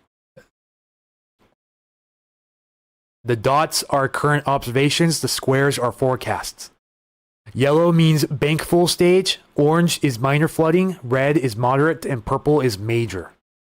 I cannot tell you the last time, if I've ever seen this, I've seen this many rivers forecasted to hit major flood stage.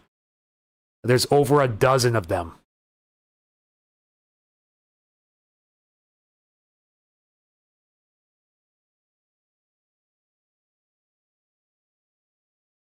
Update please, Cannon Beach, Oregon. Hello, Christopher. Looks like you don't have any rivers in the area, so right now looks like getting blustery down there. So heads up, it is getting blustery. This station's up on the hill overlooking you, but have 48 mile per hour gusts at the moment with the max of 56 since midnight out of the southwest by the looks of it. 51 up here at Ostorian near the bridge. So continue to expect these wind gusts through at least 10 p.m. tonight, with wind gusts possibly above 50 miles per hour off the North Oregon coast, including Cannon Beach. How's the White River in Pacific looking? It is currently flooding at minor status. However, we're going to be watching extremely closely because it sounds like the Mud Mountain Dam is going to be opening up tonight and allowing a lot of this floodwater down into the White River Basin here. So we'll have to watch these gauges super closely if and when that happens. Because otherwise, we'll see a lot of localized flooding if they open up the dam. Let's gale force winds. So anything above 35 knots, which is about 40 miles per hour. So a gale force wind is 40 to 57 miles per hour. Anything 58 or greater is a storm force wind. So once again, gale force winds 40 to 57 miles per hour over water.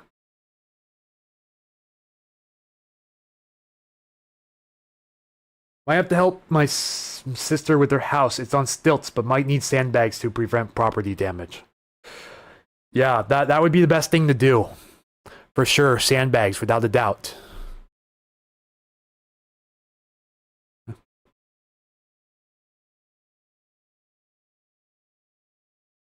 Oh, this is an update. Let me share this with you guys real quick. Highway 906 up on the pass as of right now. Literally washing away at the moment. Like, look at all that damage. See, that's I-90 right there. This is Highway 906. Critical damage to the road's infrastructure.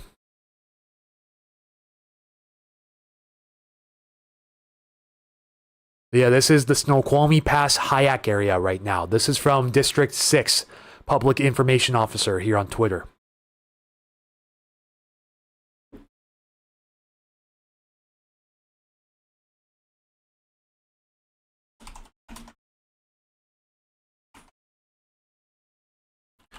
So we got another plus 10 subs here on YouTube. Appreciate that, you guys. Thank you for subscribing. We're at 1,440. Seeing if we can get to 1,500 by today. Keep spreading the word to your friends and family, anyone you may know in these river valleys. Appreciate everyone for coming out here today. Truly.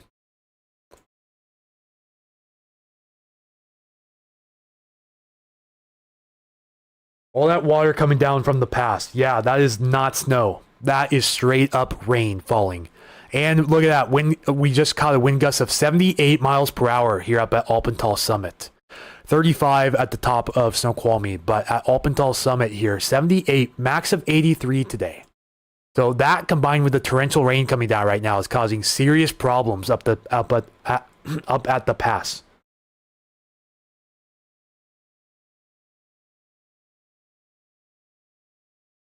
Twin Rivers Park, Arlington Police and barricades on standby. Water nearing road.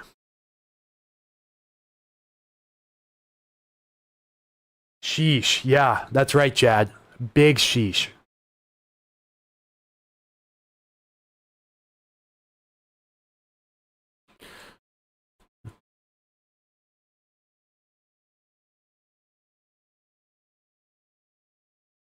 I think we got an email here as well. You check again. Yeah, email from Cat Trip, aka Simpatico Cat, here on YouTube. She sent a number of photos.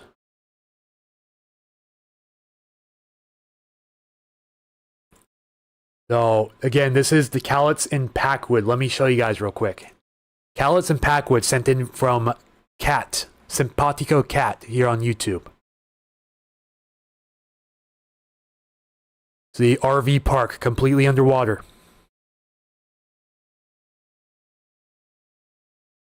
Water up to the foundations here, getting into the basements of these houses. Again, this is the Cowlitz near Packwood right now.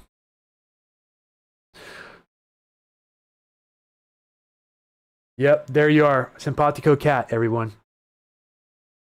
Rescues happened at the RV park. Horrifying flooding going on right now along the Cowlitz.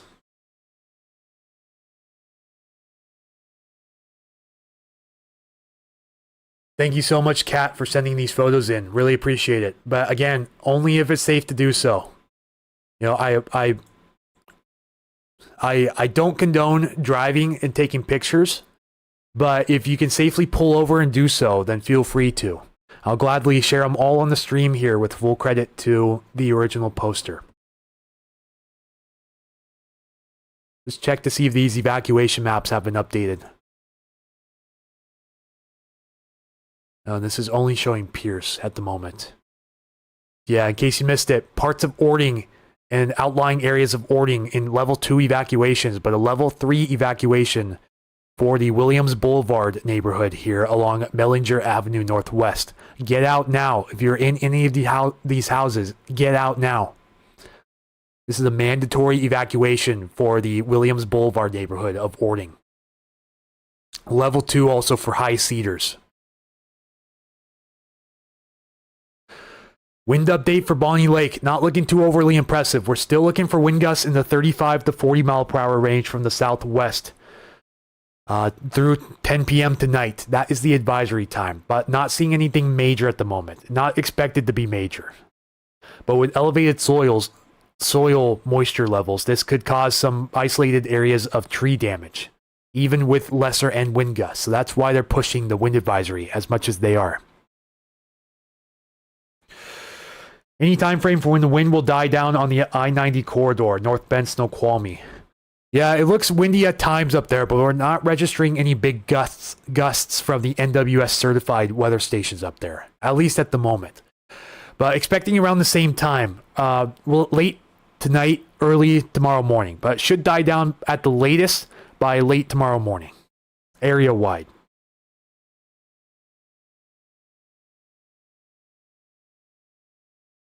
The friend that lives in downtown Mount Vernon, are the new flood walls going to hold the water? I can't find maps that I understand. I really, really wish I could give you a clear answer, but judging by some of the forecasts we're seeing on the river flood levels, I don't know if I can make any guarantees that that's going to work out for you guys. We're still looking at majorly catastrophic flooding here, over 4 feet above the all-time record high. This is what they call the 100-year flood. So these records are from the so-called 100-year flood that happened, looking to shatter these records. I honestly would not chance it. But yeah, again, here's the map. You probably may have a hard time understanding this, but if you're anywhere in the yellow, be ready to leave immediately. Luckily, downtown Mount Vernon looks okay. Some water could seep east of the railroad tracks here on College Way.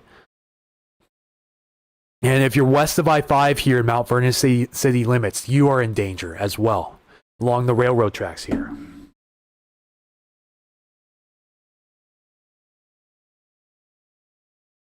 Ooh, so we have a new local area emergency issued for Skagit County as of noon. Yeah, so it's official. Skagit County along the river. Get out of there immediately. I repeat, get out of there immediately. Level 3 for all of the yellow zones now. If you're watching this right now, leave. Do not hesitate. Get out of there. I cannot be more serious than I am right now. This is breaking news coming in right now. Let me play the message for you guys.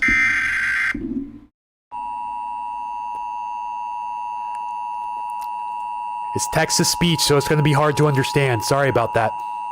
The civil authority has issued local area emergencies for the following counties or areas. Skagit, Washington, at 3 p.m. on Deck 10, 2025. And sorry, this is terrible sounding. The following iPOS message is being sent on behalf of Skagit County Emergency Management. Skagit Red Alert. Residents around Concrete go for immediate evacuation. Historic flooding is occurring on the Skagit and Sock rivers. Evacuate now. Roads may be closed due to high water. Plan your route to high ground away from the river. Do not wait. See Skagit County net/flood for more information. Yeah, again, I'm very sorry about the quality of that audio. But the message is the following integrated public alert warning system message is being sent on behalf of Skagit County Emergency Management. Residents around Concrete go for immediate evacuation. Historic flooding is occurring on the Skagit and Sauk rivers. Evacuate now. Roads may be closed due to high water. Plan your route to high ground away from the river. Do not wait. Again, see skagitcounty.net/flood for more information. Yeah, so Walnug Master on YouTube. I've been pushing this page for Nisqually Emergency Management as much as possible, because I've had about 4 or 5 people already ask about the Nisqually near McKenna. Again, here's the page, Nisqually Emergency Management, here on Facebook, if you have Facebook. So, it looks like the La Grande Dam is discharging 10,600 cubic feet per second. And the flood warning for the Nisqually at McKenna has been elevated to a level 3, which is moderate. I'm currently not seeing any flooding at the moment along the Nisqually in McKenna. Mom lives in Concrete, but she's up at 372 feet. Will she be okay? Well, let's check the flood maps one more time, because this is based on the 100-year floods. Hang on 1 second. Got the toolbar in the way. So, if they live either up on the hill here or in the immediate city limits of Concrete, you should be okay. But some floodwaters could clip into the southeast side of Concrete here, just as a precautionary measure.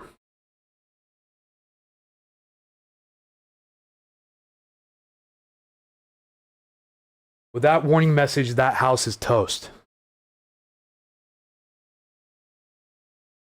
Yeah, again, Nisqually Emergency Management is a Facebook group that has all of the updates for you. If you're along the Nisqually from La Grande Dam downstream to the Delta, please tune into that page. Ooh, pardon me. I don't know what's going on today. Let me see if Skagit County relayed this out. Hopefully they did.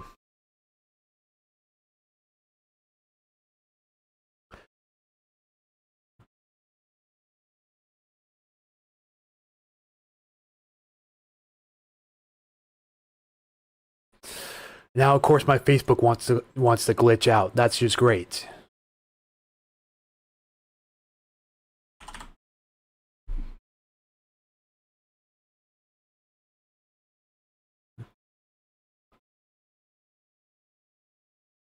Not seeing any updates immediately, but I will be on standby to relay that to Facebook.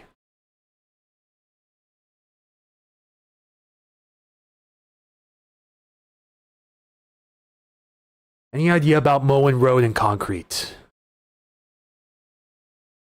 Let's see where that is real quick.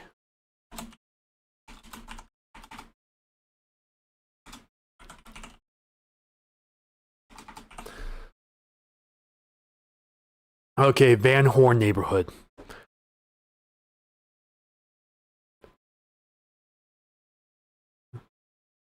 See, so that's upstream concrete. Okay, there's Moen Road. The area should be safe, but it's going to be risky. Floodwaters could come within a quarter mile of Moen Road or less. So I'd say do be ready to get out of there just in case. But you want to get out of there ASAP if you do decide to evacuate. And see, this does include parts of Rockport. I'm not sure about the immediate portion of Rockport, but it's right up against the main roads there in Rockport. And Marblemount also.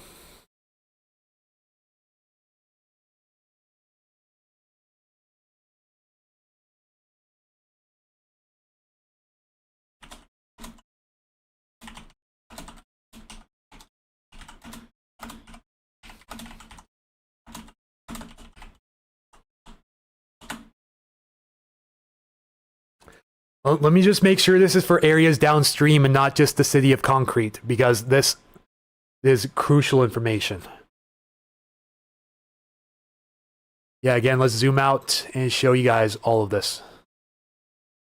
Sorry, I wish they made this site more interactive, but it's not too interactive. So again, bear with me on this. South Prairie Road 162 is now closed. McCutcheon Road and 162 Water Over Road closed. Yeah, up on that main hill. If you're talking about this main hill, I think they should be okay. I'm going to say right now, I believe they should be okay, but I'm not 100% sure. I'm hoping if they put out this evacuation message, they start going door to door for the houses affected to begin evacuating people. That would be the best bet. On scene in Snohomish on the Snohomish River. If you notice the river rise higher than you're accustomed to, please leave that area as soon as possible.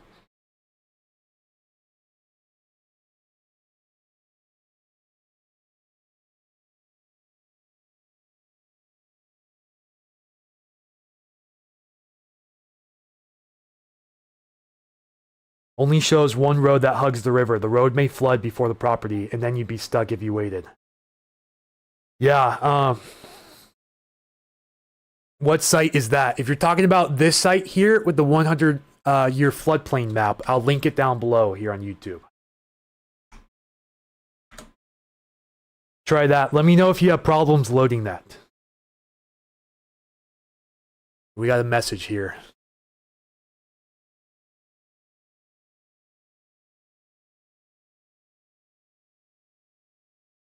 Is this the...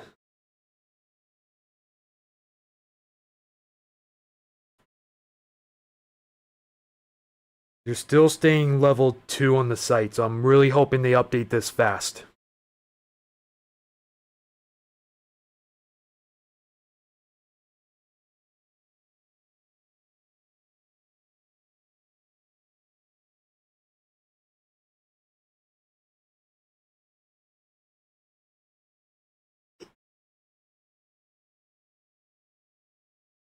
Right. Let's see here. So, at the very least, the alert was for concrete.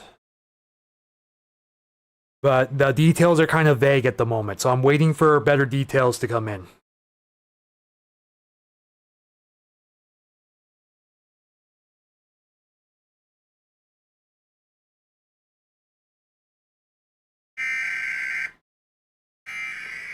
Listening to the message again, so that's what you hear in the background.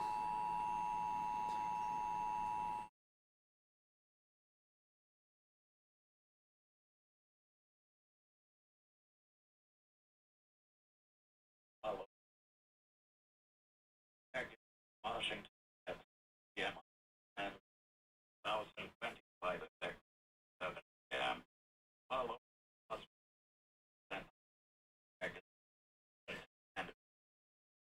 Okay. Kayla says there's a hotline to call. That hotline would be for evacuations along the Skagit. Is that correct?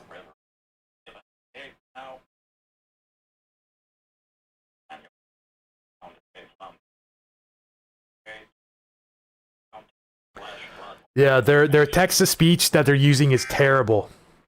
It's awful. You can hardly understand what it's saying. So I really hope they really communicate this better. It says residents around concrete. I believe if you're in this yellow zone here, it's like the Van Horn and Birdsview neighborhood. If you're along the yellow here, get out immediately. That's what they're saying right now.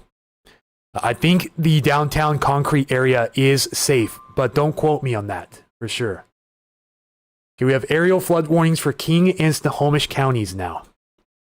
This is not river flood warnings, this is aerial by the looks of it. Yeah, so this is flooding upstream. Let me go to this real fast. Just issued just now. Immediate broadcast requested. Moderate to heavy rain in and around Skykomish is driving the South Fork Skykomish River above flood stage to above moderate flood during the second round of the atmospheric event. Nice punctuation there. So flood warning in effect until 12:15 a.m. tomorrow. Flooding caused by excessive rainfall is expected. Again, this is way up on the Skykomish too. So this includes index upstream to Skykomish. This includes Bering and Grotto as well. So flood warning now in effect for that area. Repeat, this is Skykomish, Grotto, Bering, and just outside of index city limits here along Highway 2. New flood warning in effect for moderate flooding possible. What's our host name? Hello, my name is Anthony. Full name is Anthony Croyle, Croyle. Great to be helping you guys out today. Welcome into the stream also.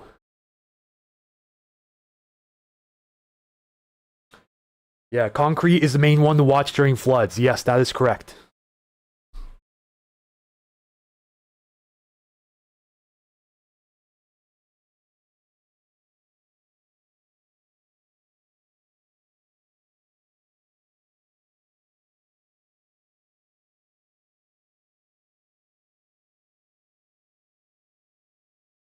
Okay, I have some new info for Skagit County as well. If you have animals, this says if your property is at risk of flooding and you do not have a place to bring your animals, the following organization may be able to help. Skagit Animals in Need.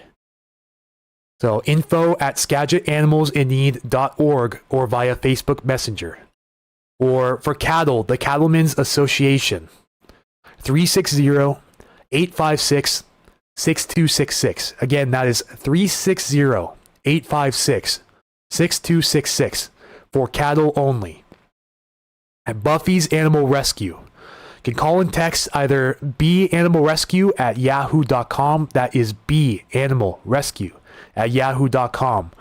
Or call or text 360-708-2615. Again, that is 360-708-2615. Right, shelter for about 5 horses, alpacas, or similar, and shelter for 5 to 6 cows, but no milking facility available. And grain and hay will be supplied by the rescue. So again, for cattle or other livestock. Also, Skagit Conservation District.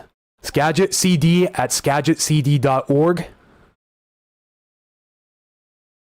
Ooh, looks like Ben with Washington Weather Chasers is doing another interview with the Weather Channel. Wow.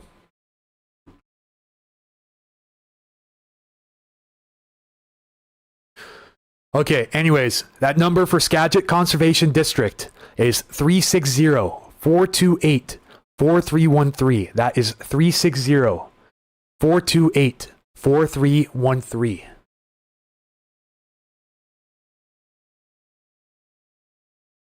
Thank you so much, Kayla, for sending that info in.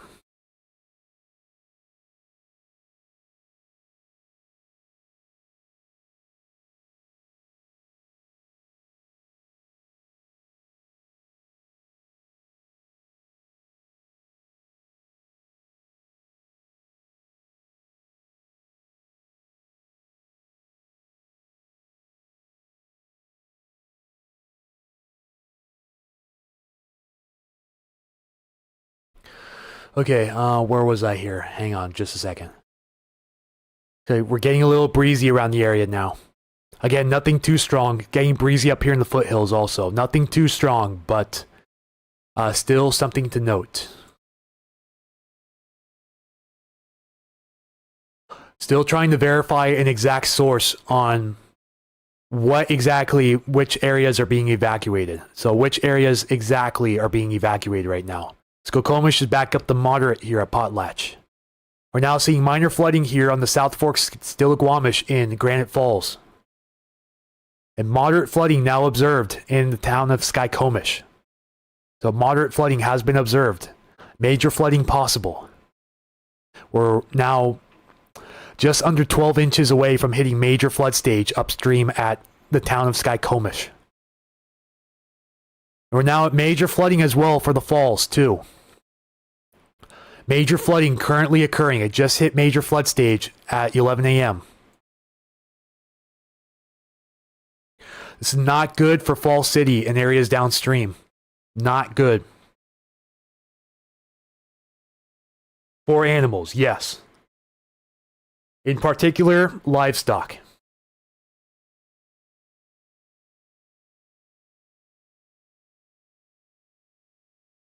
When is the storm supposed to let up? We're hoping it starts to let up by Friday morning. Models are showing the moisture axis moving well north of the area in the Vancouver Island, but then we'll have to watch for any changes in that track. But in terms of a dousing across the area, a dousing of rain, today is going to be hopefully the only day of that.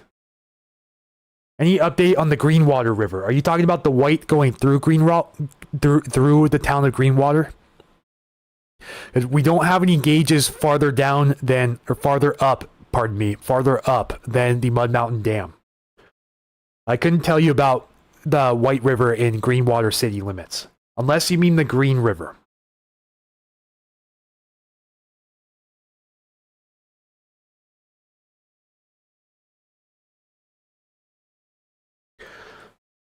Okay, let me send you my email. So I'll put the email down below in the YouTube comments. You guys can send your photos this way. Although I'm not able to play videos at the moment. Gmail does not support that at this time. If you guys would like to send your photos on YouTube, you don't have Facebook, then there's my email in the YouTube comments. There's gauges on the King County Flood website for that.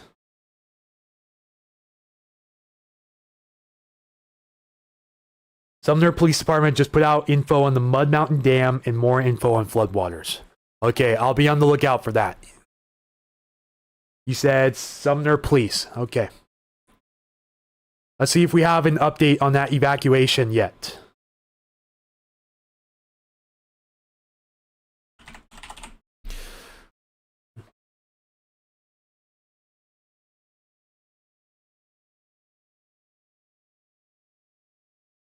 Yeah, they're actually live streaming right now. So I'm going to show this live stream real briefly, but not for super long because this is their copyright.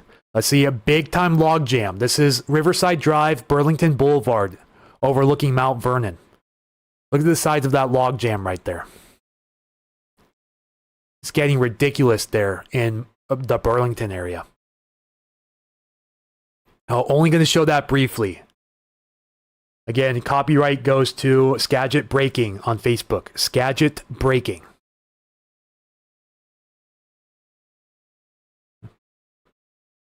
Trying to see if I can find any updates on that evacuation notice. I'm not seeing any sites posted yet.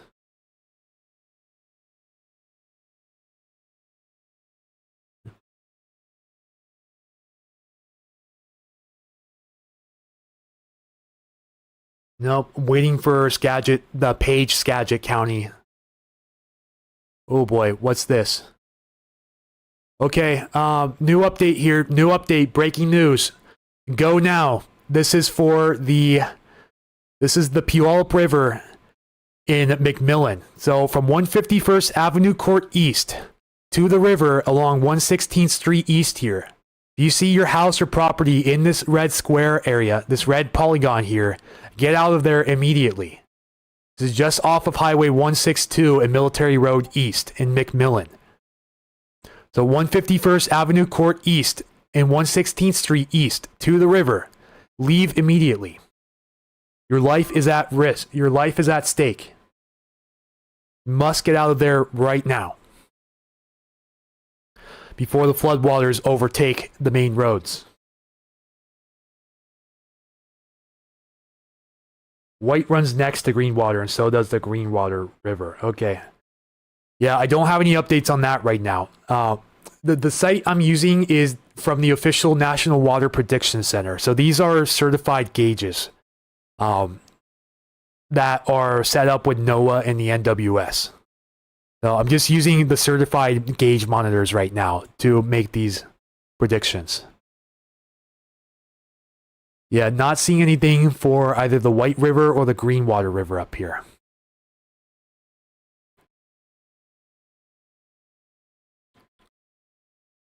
Ooh, looks like, did we just hit moderate? Yeah, we just hit moderate flooding in Landsberg here along the Cedar. Forecast to hit major flood stage by 4 a.m. Thursday.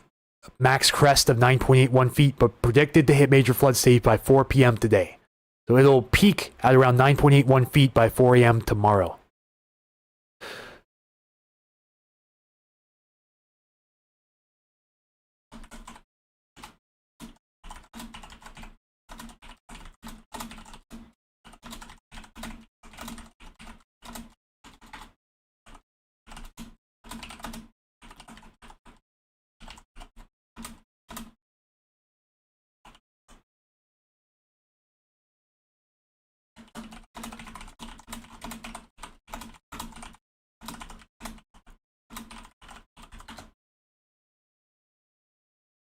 There's a report that they're telling the entire city of Mount Vernon and Burlington to get out.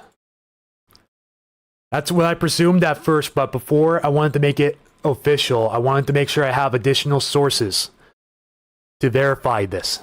At the very least, concrete area is being told to leave right now.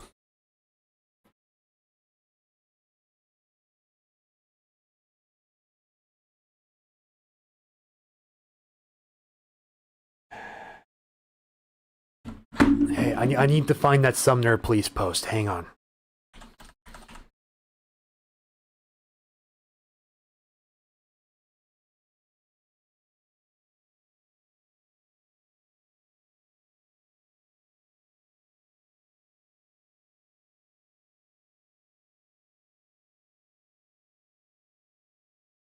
Oh my lord. Alright, hang on. I gotta show you guys this real quick.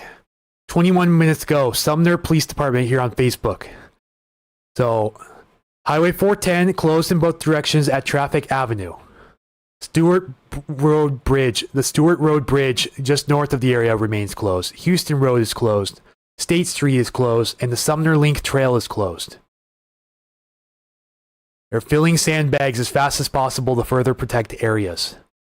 In all honesty, they should have already had this done by now.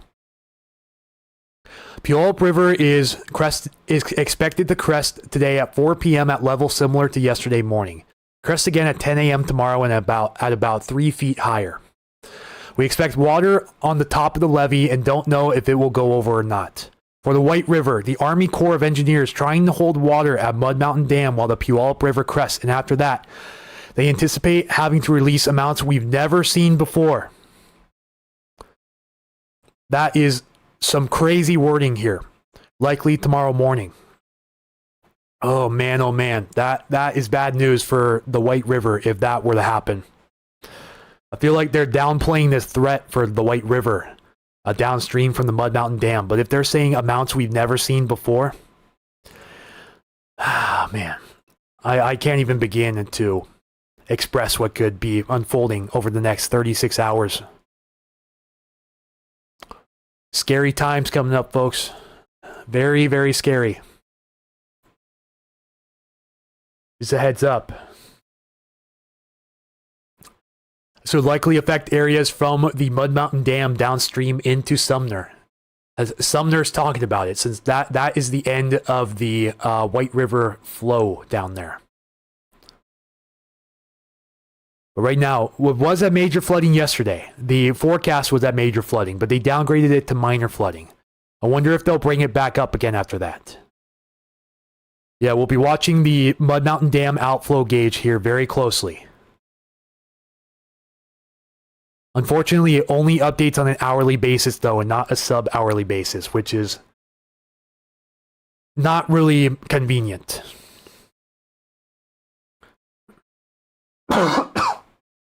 How's Everett looking closer to the Everett airport? If you're talking about flooding, Everett should be safe. If you're talking about wind, expecting it to be windy through tonight, but we're not looking at anything damaging up there. Supposed to be going to Seattle and then Bellevue for the next 3 days. How's it looking in that area? Looking okay, I'd say right now. We could have rain at times and some wind. We're not looking at any major impacts in the metro areas. There's no major rivers running between Seattle and Bellevue. All right, again, we have a couple people asking about the Nisqually. Is the Nisqually River connected to the Chehalis? No. Nisqually runs off Mount Rainier, goes through the towns of Ashford and Elby into Alder Lake, and then through the La Grande Dam, and then downstream to communities like Yelm, McKenna, and Nisqually, where it meets the Puget Sound at the Nisqually River Delta. It does not connect to Chehalis. Update on McKenna flood stage prediction. Okay, I'm going to keep showing this to you guys. Okay, I'm just gonna keep showing this to you guys. But there's a page called Nisqually Emergency Management here on Facebook.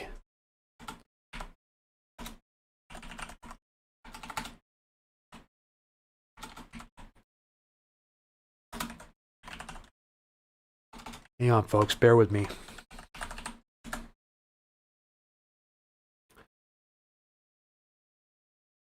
Again, that is Nisqually Emergency Management.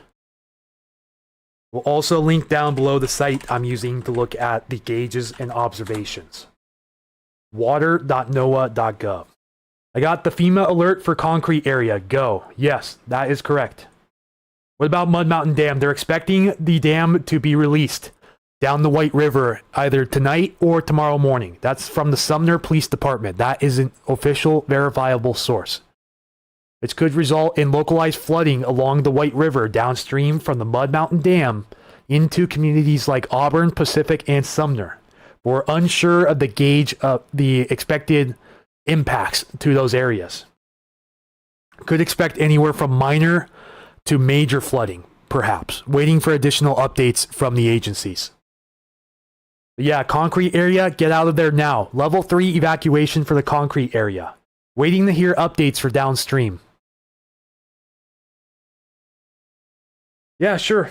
I'll show the HUR and NAM models for radar real quick. This was wind earlier, but this isn't verifying. This was on the high side, and this so far is not verifying. But just a heads up, we're not really seeing Let's see here.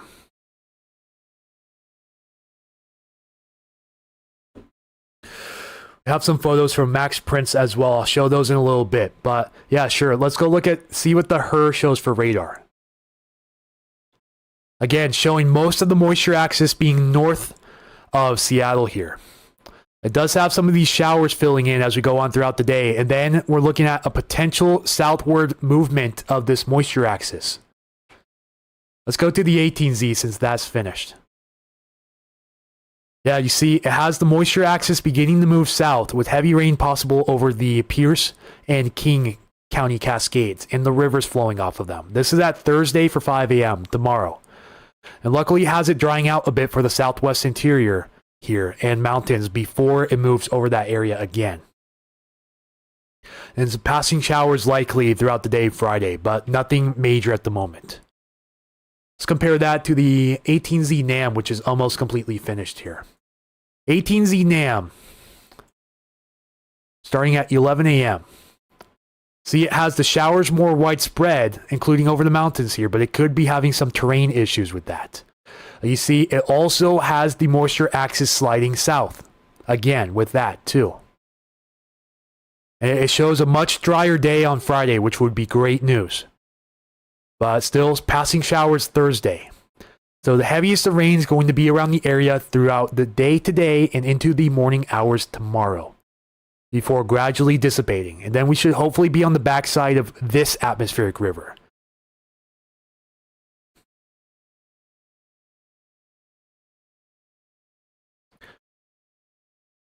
Not gotten an alert about Mount Vernon, Burlington. Yeah, I'm waiting for further updates. No, there are no dam breaks. There are no dam breaks.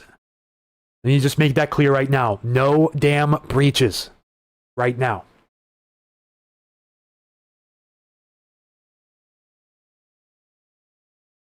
All right, Blue Drive Sun 9794. Have a safe trip out to the ferry. Take it easy.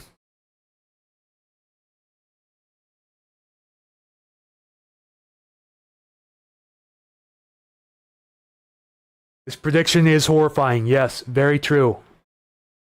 I'm genuinely scared for these people along these rivers for the rest of the week. They're getting a little gusty out there again, but still nothing major. Some passing winds. They're only calling for wind gusts up to 40 miles per hour at times throughout this area. We're getting pretty close to that. Again, lower end event, but with highly saturated soils, could easily bring trees down with wind gusts of this magnitude or less.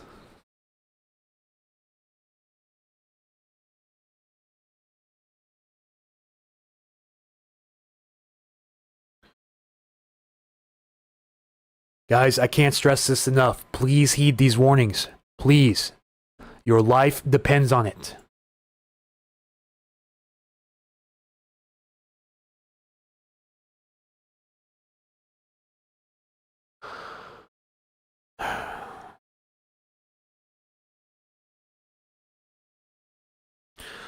Good thing is the Puyallup in Ording is down to minor flood stage at this time. Both the Puyallup and Carbon are down to minor flood stage. So a break for the Ording area likely.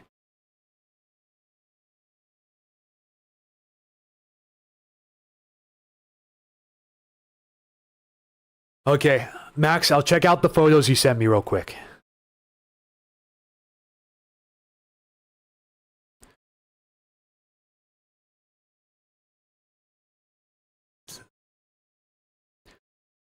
Yeah, that's running really high. Really high. I believe he said this was the Puyallup, if I'm not mistaken. It's a little too close for comfort there, Max. But as long as it was safe to do so. That was Sumner Ording Highway. This is behind the courthouse on Main Street in Puyallup. Again, way too close for comfort. Looks like this is a parking lot right here. Completely underwater. Again, behind the Main Street courthouse in Puyallup. Thank you, Max, for the great photos. And then more by the courthouse also. He attached a few more. This is Mad Max SMP on YouTube. Thank you for your submission. Yeah, that looks like a parking lot that's completely underwater right there.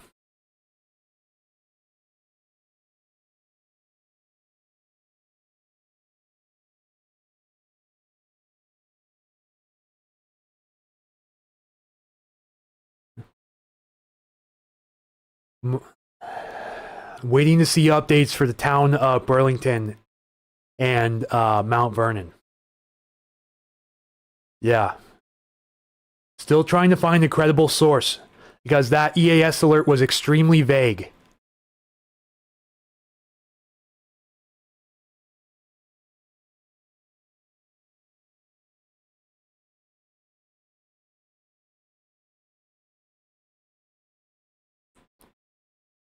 It looks like Ording set up a shelter, so it is set up at the Ording Multipurpose Center. The library location at 202 Washington Avenue South. Again, 202 Washington Avenue South if you need to find a shelter in Ording city limits.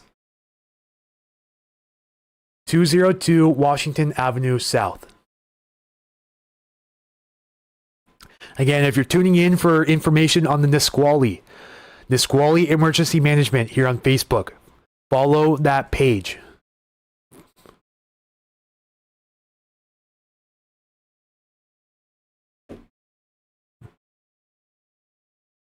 Yeah, in case you missed it from earlier, new level 3 evacuation here in the McMillan neighborhood. From 116th Street East down to the river here, 151st Avenue Court East to the river. Any of your houses here along this side of the street, you need to leave right now.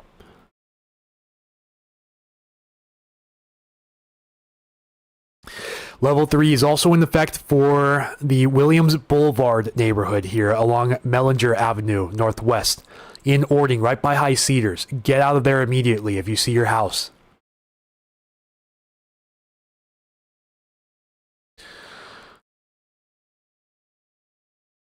.41 miles per hour here at Shelton Sanderson Field. That already makes the wind advisory verified down there.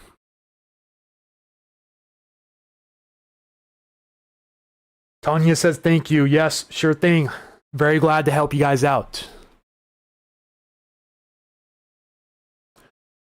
We're getting up to 200 viewers here on YouTube. Welcome in everyone. Anthony here with Puget Sound Stormwatch doing live flood coverage around Western Washington. We're relaying all of the most recent alerts to you guys as they happen. We're waiting on information for an evacuation alert downstream of the Skagit River. Right now they're saying the town of Concrete. See, if you're along the river here in the town of Concrete, it looks like, judging by the topography, most of you are above this stage, which is good news. But if you're down here on this side of the river here in Concrete, get out now. Immediate evacuation for Concrete along the Skagit River in the lower elevations. If you're at the same level as the river where you are in immediate danger. Okay, they just issued the mandatory evacuation for EB Island in Everett. Level 3, go now. EB Island in Everett. There's a level 2 for you guys earlier that has been upgraded to a level 3. So this is EB Island right here. See where Highway 2 crosses over? You're in immediate danger. Evacuate immediately. Again, EB Island.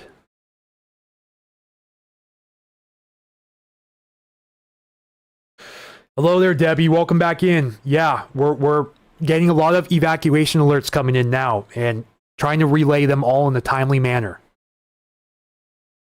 Just sent a pic of the Snohomish. I will be on the lookout for that.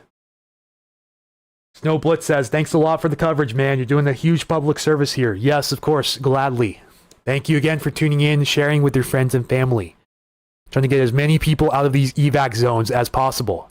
Again, still waiting on updates for Skagit, for Mount Vernon and Burlington. The little bit of discrepancy on whether or not that evac alert was for the downtown areas. For sure, this is the lower elevations of Concrete down by the river. You need to get out now. but still waiting on additional documentation for Mount Vernon and Burlington and areas downstream. If anyone has any credible updates on that, please send them in as soon as possible.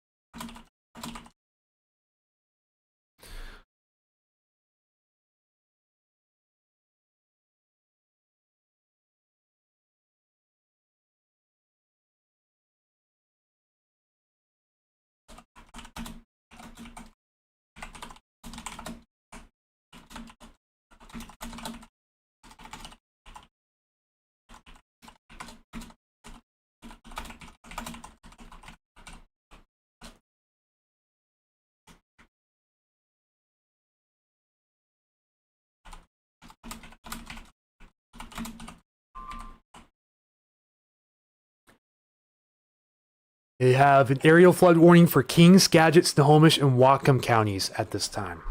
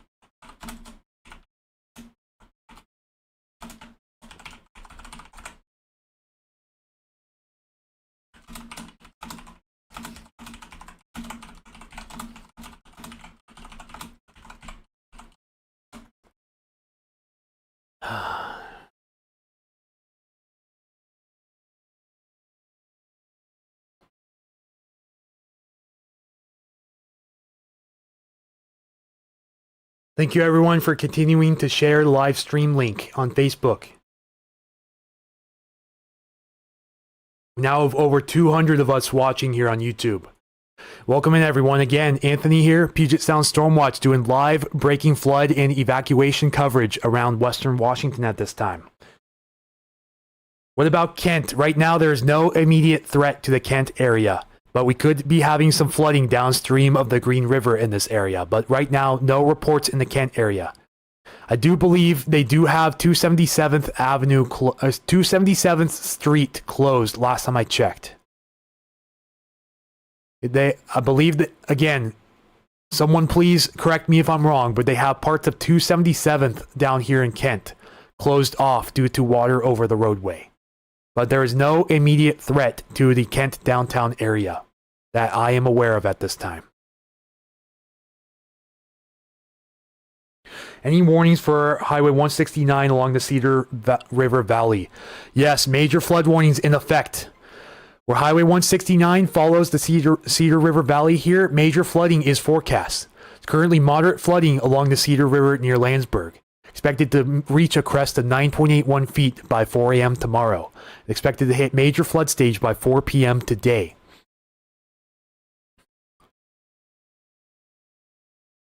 Now, the unfortunate news is that the gauge stopped reading here in Renton, which is not good.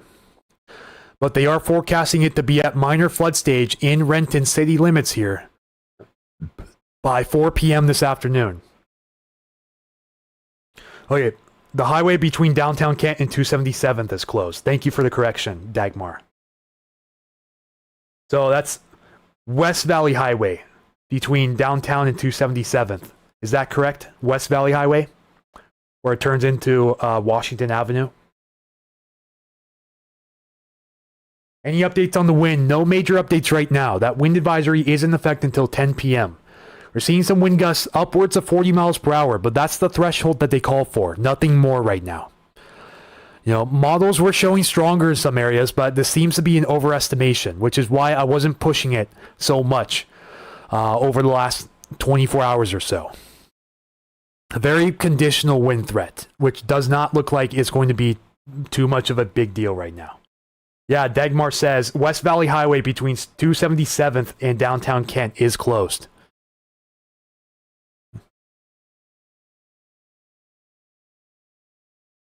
Let's check on that flood warning again that was just issued.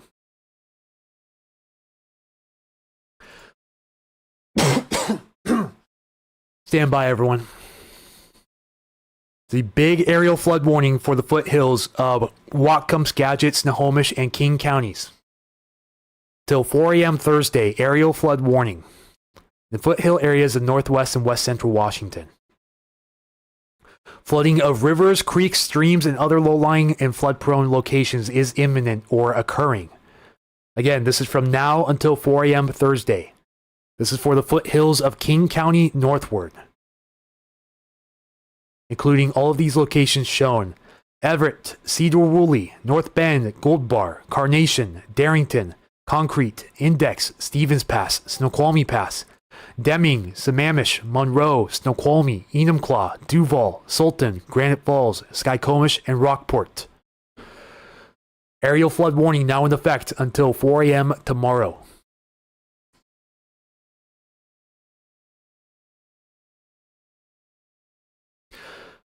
Big 47-mile-per-hour gust just occurred at Everett Payne Field, largest of the day in this area so far. Again, Everett Payne Field, 47 miles per hour. With the soil that saturated in this area, that could cause a lot of power outages in that area if that keeps up. Rock Solid Studios says, shared on Facebook, it's go time. Thank you for your service. Multiple vehicles stuck in water on Ben Howard Road in Monroe. Thank you for the report.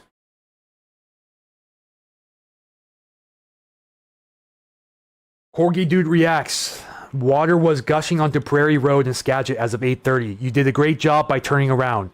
Remember, turn around, don't drown.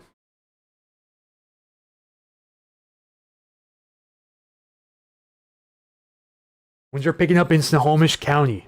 If you're in Snohomish County, is it windy right now where you are, especially over by Payne Field? Just had a big 47-mile-per-hour wind gust come through that area. Did you feel that if you're in that area? So again, we don't currently have a working gauge here at the Cedar River in Renton. So we're relying on the gauge downstream, upstream here at Landsberg. So we could already have minor flooding here in Renton as we speak, but I'm unsure of that at this moment. Not 100% positive.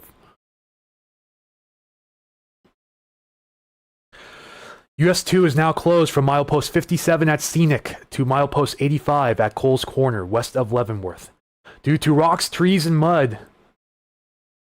I made sure to use the right direction, right? Okay, so 57 at Scenic to 85 at Coles Corner, west of Leavenworth. This includes Stevens Pass. There's no detour available and no ETA for reopening. So you cannot use Stevens Pass right now. Stevens Pass is closed. Milepost 57 to 85 on Highway 2. Multiple swift water rescues in Ording area right now. Thank you, Nutmeg US 24, for your report. No wind near Deming. Okay, thank you. A super sandy soil and have standing water in our yard. Corgi Dude reacts. Be prepared to get out of there at a moment's notice. If you notice that water level getting any higher, just do not delay. Okay, leave if you have to do so to save your life.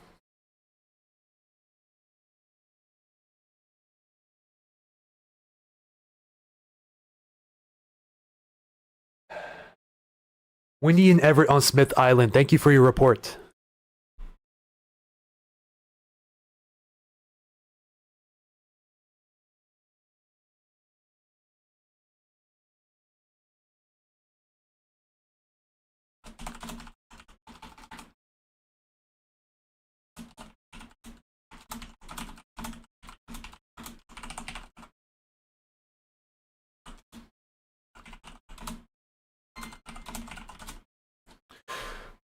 Thank you, Debbie Frosch, for donating 130 stars. Really appreciate that. Thank you so much for your donation.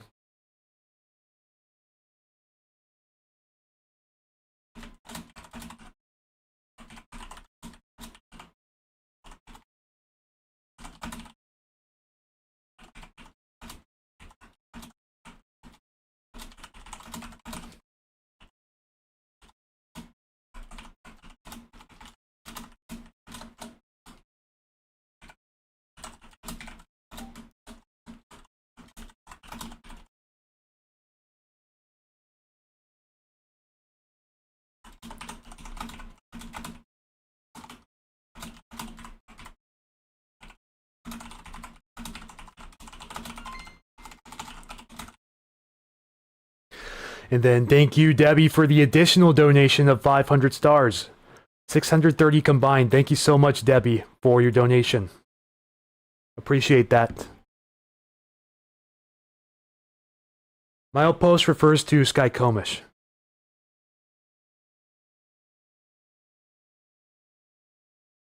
Okay, so it's Skycomish to Cole's Corner then. Again, Toby Barnett, feel free to correct that. But it says it's milepost 57 from Scenic. Is that actually the Skycomish area? I know Scenic is east of Skycomish a ways. Again, do please let me know.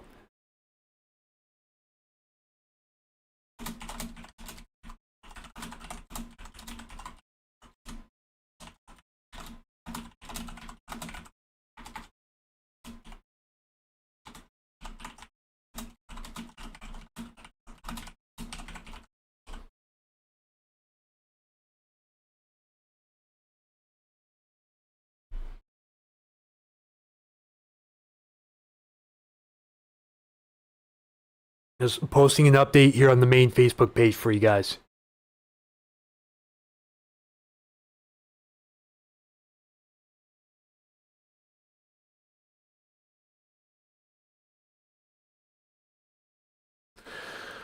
Should hopefully alleviate any more confusion.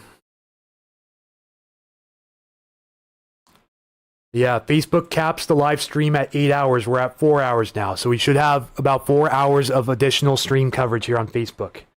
At Cedar River and looking real close. Thank you, Chelsea, for the heads up. 50 is Skycomish. Thought you said 52.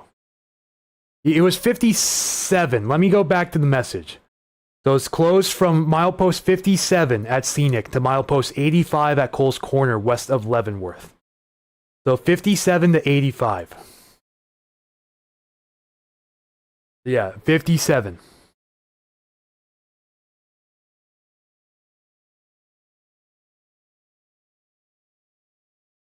Sure thing. I'll post my email address again here in here on YouTube.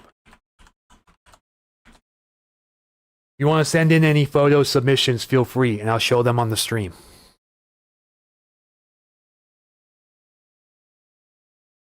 Milepost 56 looks like Deception Falls to me, and it's only water crossing I know of. The only water crossing I know of. Yeah, that's a report on Facebook that was just sent to me in the Facebook comments. They said 57 to 85 is closed.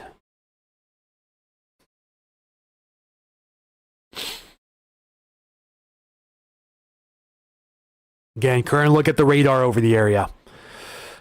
Scattered showers over the foothills and mountains of King and Pierce counties. Some over Snohomish County as well, but the bulk of moisture is affecting Whatcom and Skagit counties. So a lot of rain over southern Vancouver Island, San Juan County, and the northern parts of Island County also. Milepost map, okay. Yeah, Julie Elliott, I showed that earlier here on the stream briefly. Highway 906 has washed out near Snoqualmie Pass. Completely washed out. Gonna take a little stretch break here real quick, guys. Get some water, so please stand by. I'll be back very shortly.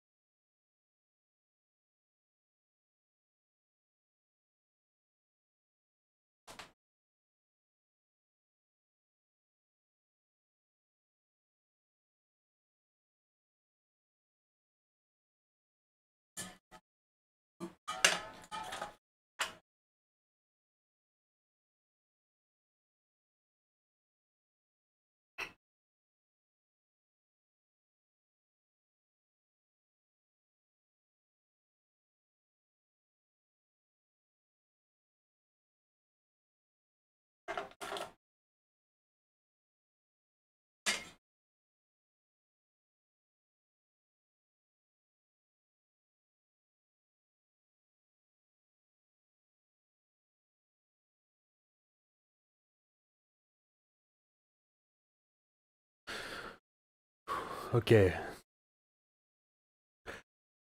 Olga says, thanks for the stream. Sure thing. I have an incredible view of the Cedar River as I live right by it, not far from the Landsberg gauge. Luckily, I'm situated far above the river itself, but this is intense. Thank you so much, Olga, for the heads up. The likely affect areas downstream towards Renton along Highway 169, but we do not currently have a working gauge there at the moment, so unsure of current conditions from Landsberg downstream to Renton. Just a heads up, City of Renton, if you're along the Cedar River, do be advised for at least minor flooding very soon. But major flooding is forecast. Again, I repeat, major flooding is forecast by late this afternoon and tomorrow morning. Bill says high water but normal cycle. I feel like that's pretty subjective, but I'm not gonna jump to any conclusions.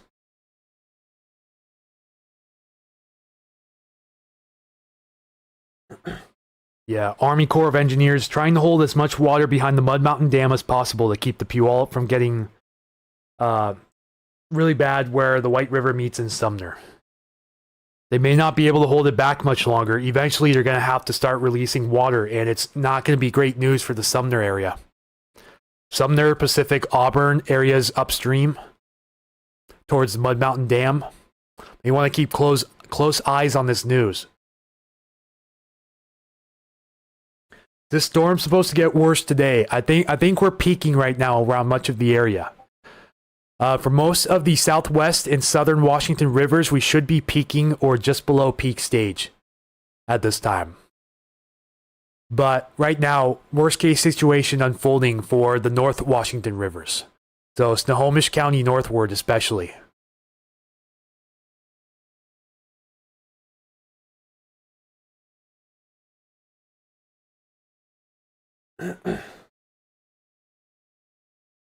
Our Stilly tributaries are now on overload and cannot drain. I posted a video of the water running down my street on my Facebook page, K-Dog Weather. Yeah, everyone go check out Keith Capolero's Facebook page, K-Dog Weather. I actually have not checked that out yet, but I do want to check that out. And the coastal flood advisory up north and northwest Washington has been allowed to expire. So high tide has long since passed.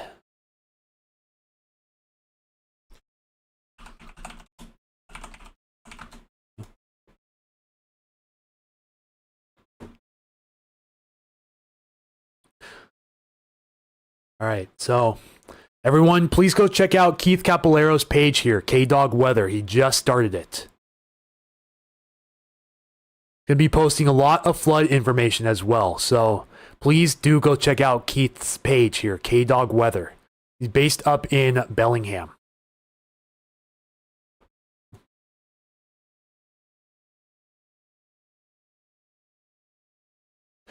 This is the water running down his street up in Bellingham.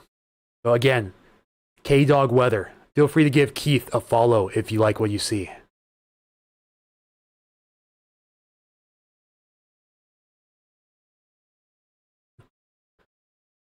So from Glenn Boatman, he sent a handful of pictures in. Let me check again the page. Snoqualmie, North Bend, South Fork, Auburn. One picture is from 277th and Auburn Way. So a couple different spots he has here. It looks like this is Auburn Way. If I had to take a guess, feel free to correct me if you're watching right now.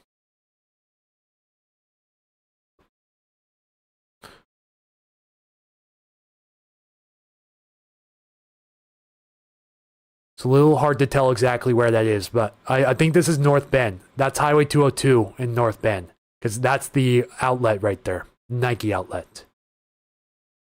Again, roadways turning into rivers quickly around the area.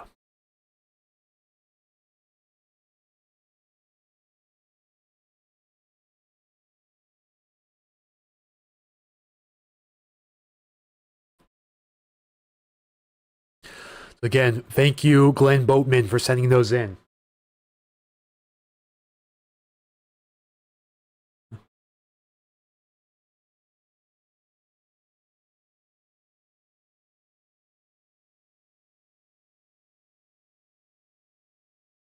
Okay, Rich, I got your email on here. Western Electric Radio. Have a camera and weather station you could glance at for real-time reports. Only one person can view at a time, so that's why I'm showing you. Let me see if I'm able to pull this up real quick.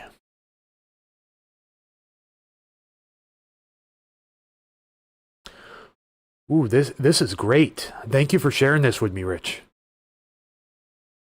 There's an ambient weather station on the same boat as well. Let me check out the exact location of this, and then I'll show the stream. Okay, so this is on the Everett Marina on the west side of Everett. You said this is facing out, pointing at Jetty Island here. So thank you so much, Rich, for allowing us to watch your stream here. So this is on his boat looking out towards the jetty here. And yeah, quite windy up there at the moment with some high water levels over the Puget Sound. Of course, due to we're on the back end of that high tide now, which is a great thing with these rivers starting to flood. As much of this river water to flow into the Puget Sound and away from these valleys as possible. Skagit River is about to hit minor flood, if not already. It is minorly flooding in concrete at this moment, but only, last time I checked, we're at high bank level, but not flooding. We're at full bank level downstream in Mount Vernon, but we are flooding along the Skagit in concrete city limits.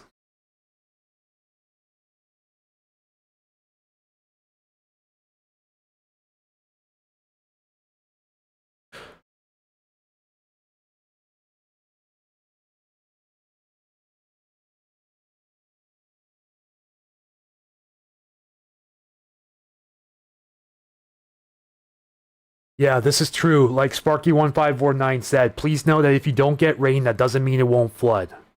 The heavy emphasis on this is that we're going to get the highest rain totals in the higher elevations where these rivers feed from.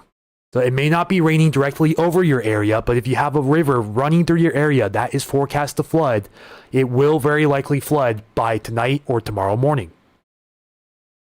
Even if it's not raining in your immediate area. Sparky1 brings up a great point there.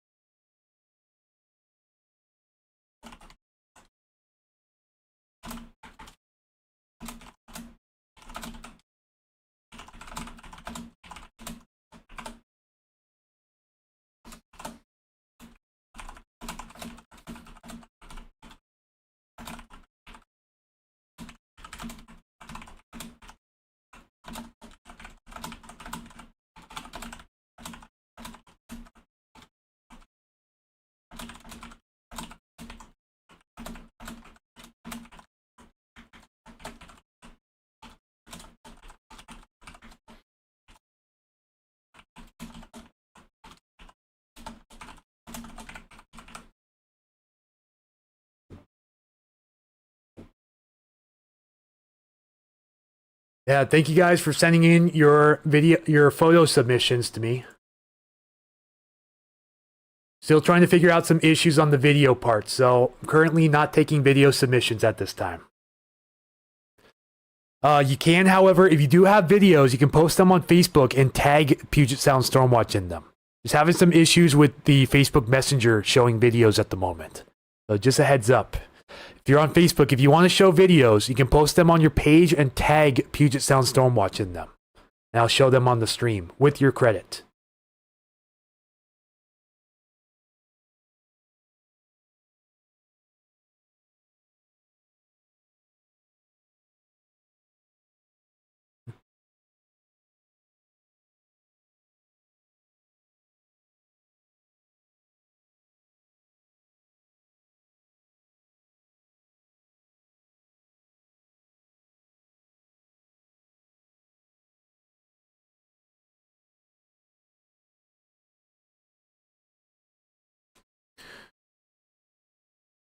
Oddly calm at the moment. Rich says this is technically the river. 500 meters or so south it opens up. Okay, thank you. Thank you, Rich, for clarifying that. And again, if you need me to close out of this at any time, do let me know, and I will for sure do it. Yeah, for now, to pass the time, we're just showing conditions on Rich's boat. I think his last name is pronounced Iker, but probably not. So, can you confirm time and date? Are you talking about the time and date here in the corner? If so, it's December 10th, 2025, 1:05 p.m. and 34 seconds. If that's what you're talking about. Or is that in reply to someone else? We have an updated rain total for the Cascades. Sure, we can go look at some model runs real quick for that area. Let's look at some short-term high-res model runs. Starting from 11 a.m. today and going to, I believe it's going to go out to 4 p.m. on Saturday.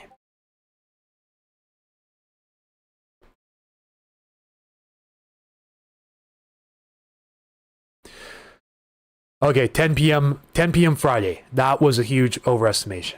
But this is the total rainfall expected based on high-resolution imagery for the Cascades. You notice here Mount Rainier, too. Over 2 feet of precipitation. This could be either snow or rain based on elevation. But over the Cascade passes here, this is mostly going to be in the form of rain by the looks of it. Even down here in some of these foothill spots around the Skagit here, expecting upwards of 4 to 5 plus inches of rain immediately along the Skagit River here. See, up here by the dams, several inches of rain also possible up here. Down here in the lowlands, see some rain shadowing going on here over parts of the Olympic Peninsula, Whidbey Island, and Everett. And see considerably less rainfall amounts than previously forecast down here in the southern Cascades too. It's even showing some sort of like pseudo Willapa Hill rain shadow feature. Something similar to that. That was a reach, but you know what I mean. Showing still substantial precipitation over the next 2.5 days, but really after today and tomorrow morning, it slows down considerably for much of the area. Still piling up a little bit here in the mountains, especially north of Snoqualmie Pass here. But still, a little bit of a reprieve looks likely by Friday around the area, which is great news.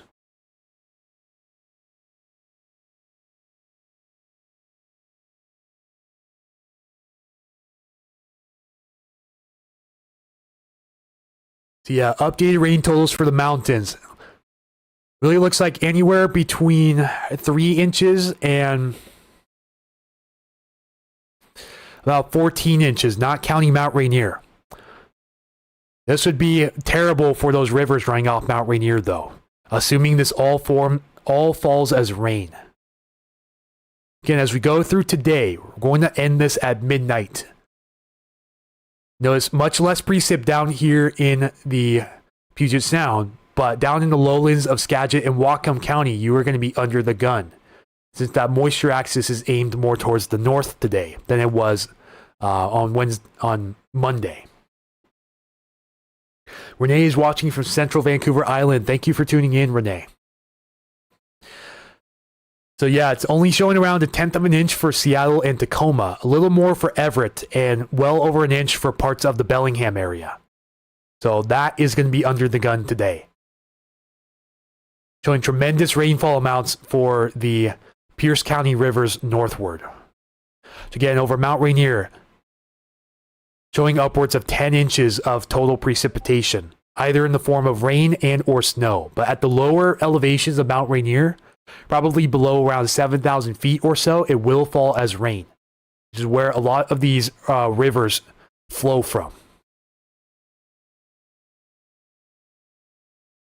Very windy in McKenna and Roy, but rains are light. Yeah, rain should be light for the rest of us south of Everett for the rest of the day, barring some passing showers at times. But now we're transitioning to the wind a bit, and it's getting pretty windy in the area. We hit 47 miles per hour for a max gust at Payne Field not long ago.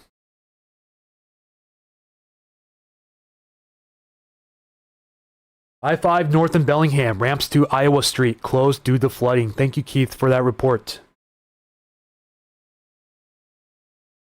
So I need to go follow up, see if Skagit County has posted about these evacs yet. See if there's any immediate threat to the larger cities downstream.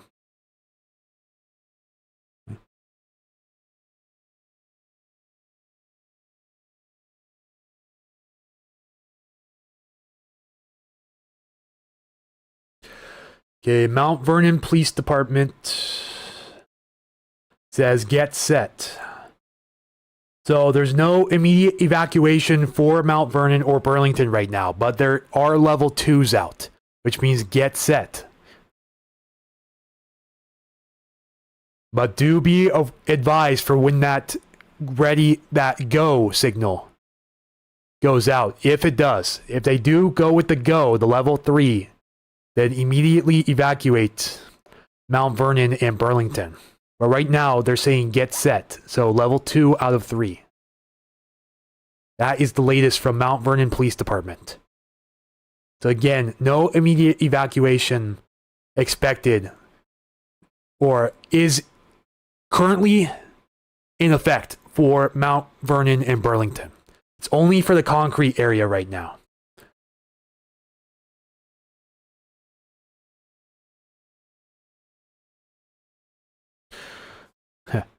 Looks like classic rain shadow. Everett really hasn't gotten that much rain. You're doing a bang up job, by the way. Thank you, Rich, for your support. And of course, thank you, Rich, for also allowing us to view your live stream.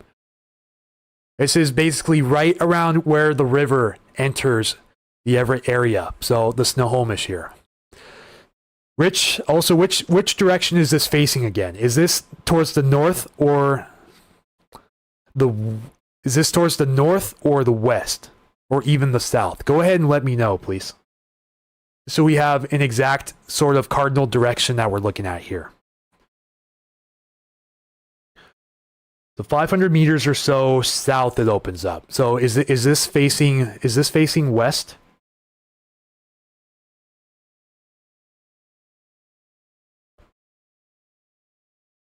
Yeah, 209 viewers right now in the chat here on YouTube. Up to 213. Welcome in, everyone. Okay, it's facing west. All right, thank you so much for the heads up.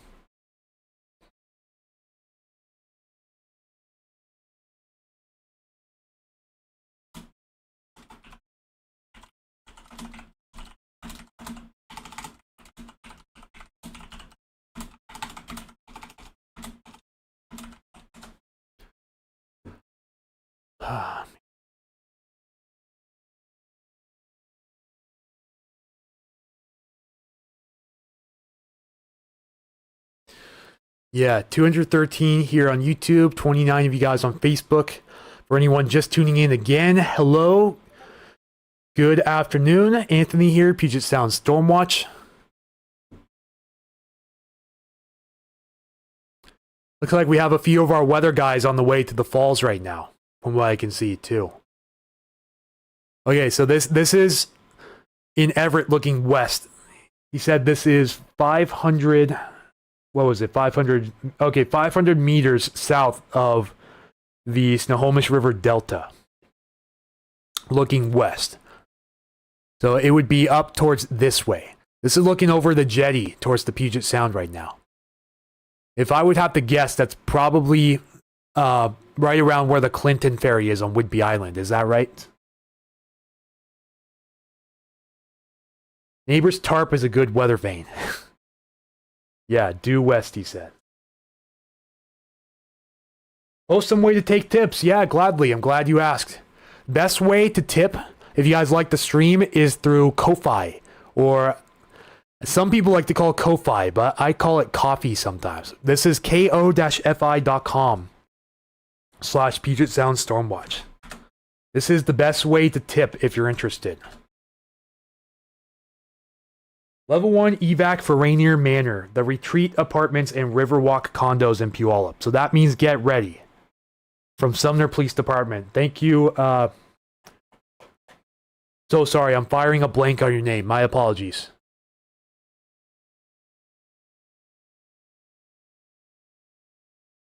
Let me check again. Okay, thank you, Kayla. Thank you, Kayla, for the update.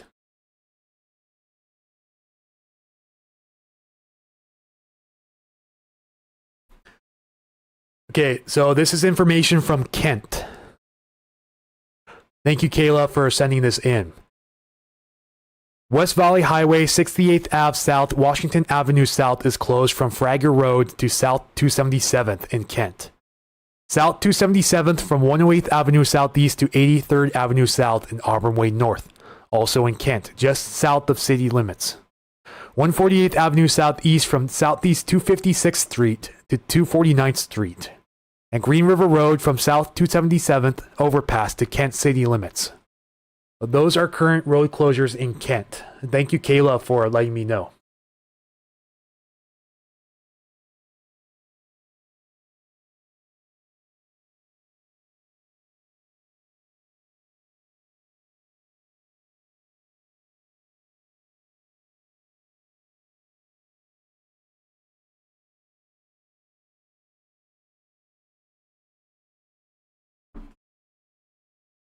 Oh, I have my do not disturb on. That was a mistake.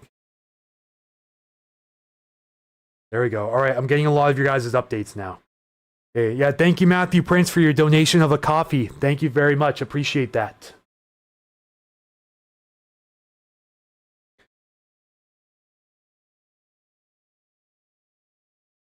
Okay, that will be Hat Island. Thank you for the clarification. Yeah, Jeff Ford, plenty to report on for sure. Okay, so that is Hat Island. That is not Whidbey. Appreciate the clarification again.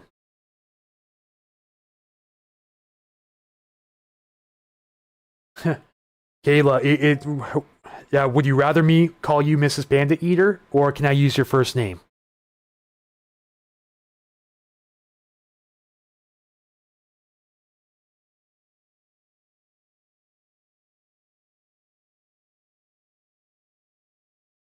All right.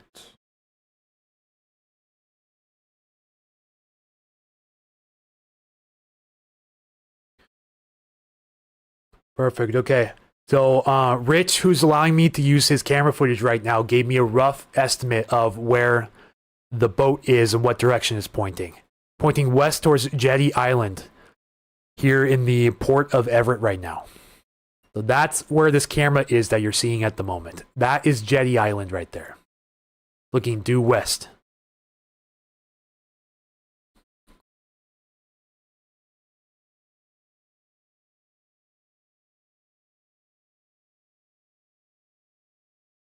Walking bridge just off 410 between Enumclaw and Buckley. The water level's running extremely high here along the White River already. This is the walking bridge again. Looks like, yeah, is this a panoramic? It looks like a panoramic. Yeah, running really high there at the White River. Thank you again for sharing.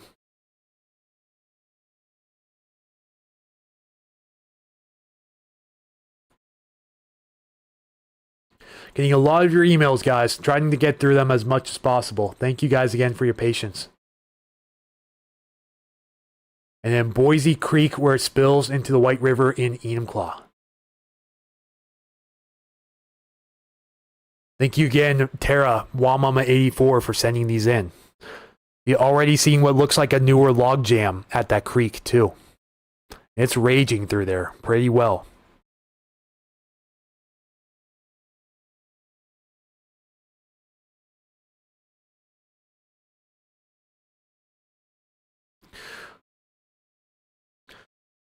Getting windy, Enumclaw, Buckley area just now. Thank you, Kim Leonard, for your report.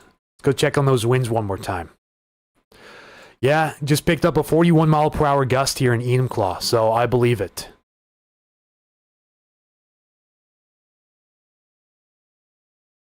Shared your tip link on X also. Thank you so much, Max. Just got home from trying to get to work. Roads out here are a mess. Going to send vids photos shortly.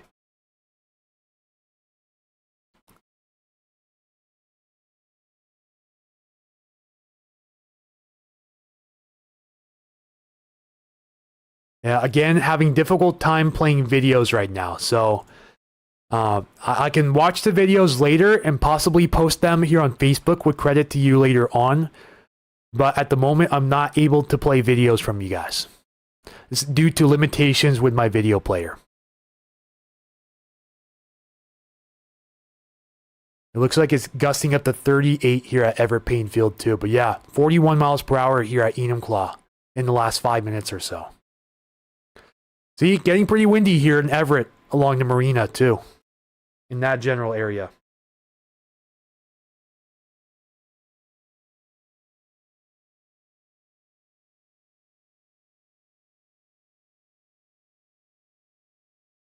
Yeah, James T. Kirk, there is a flood warning on the Washington side of that area, including Everson and Sumas. So be prepared for the Nooksack to spill into the city of Sumas and north of the border.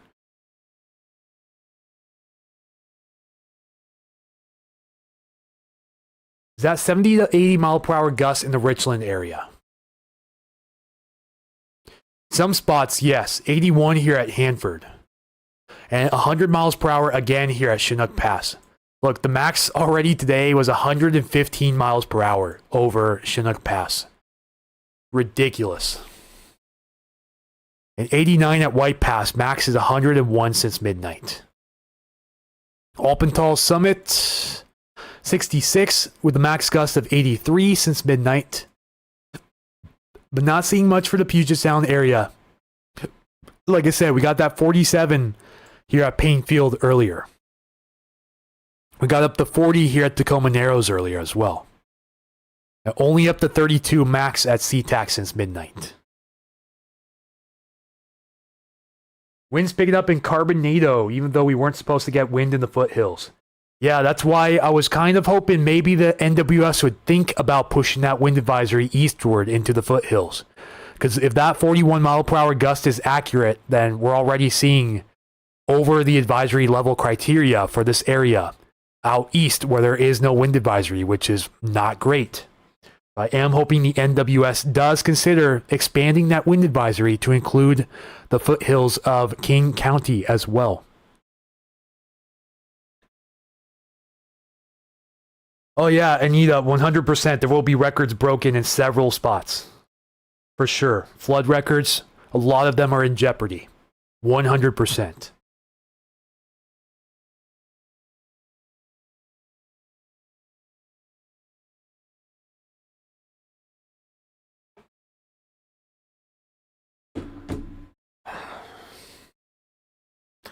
Bear with me, folks. It's been a very long few days. It's really starting to feel it now. Again, appreciate you guys so much for sharing the stream and all of you guys hopping on here today with me. At 30 in Issaquah Highlands, thank you, Jen Swift, for your report.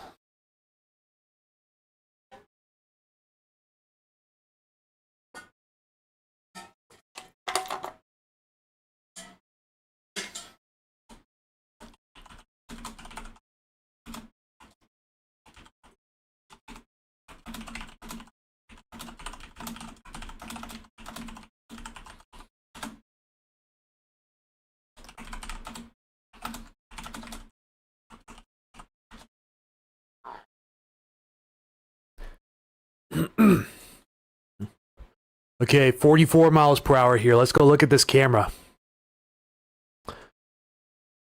Yeah, see, gusting pretty good up there. Not too bad, but still noticeable. This is well south of where the boat location is, which is roughly here in the port of Everett, looking west again. Okay, so Hat Island is what we're looking at. On there. 36 also at Bremerton National, max gust of 37 since midnight. So starting to feel a breeze pick up around the area, but we're not expecting anything close to damaging. Although with the soil saturated, again, I can't stress this enough, it doesn't take much to bring trees down, more so than dry soil.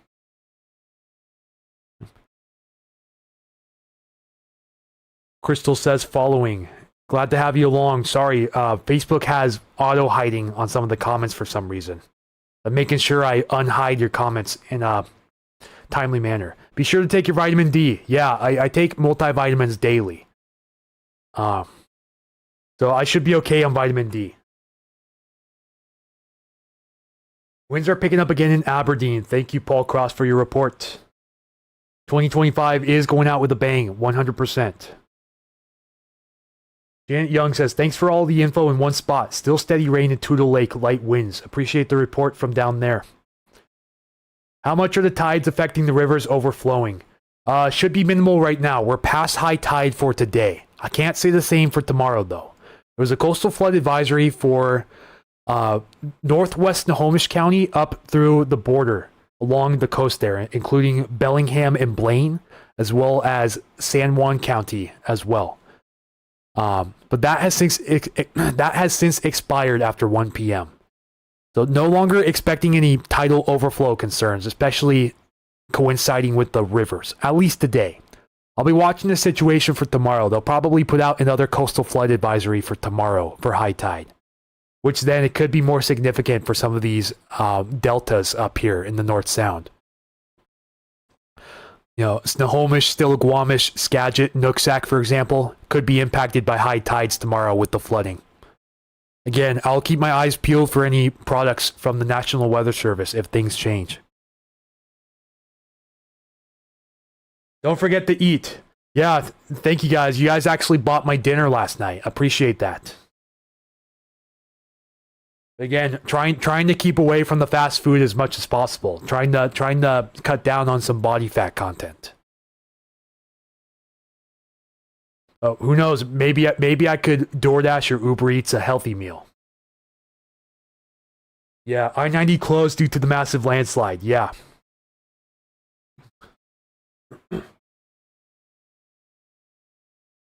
Alvin Peterson said, bro, we need to evacuate. Where are you? Where exactly are you at, Alvin Peterson?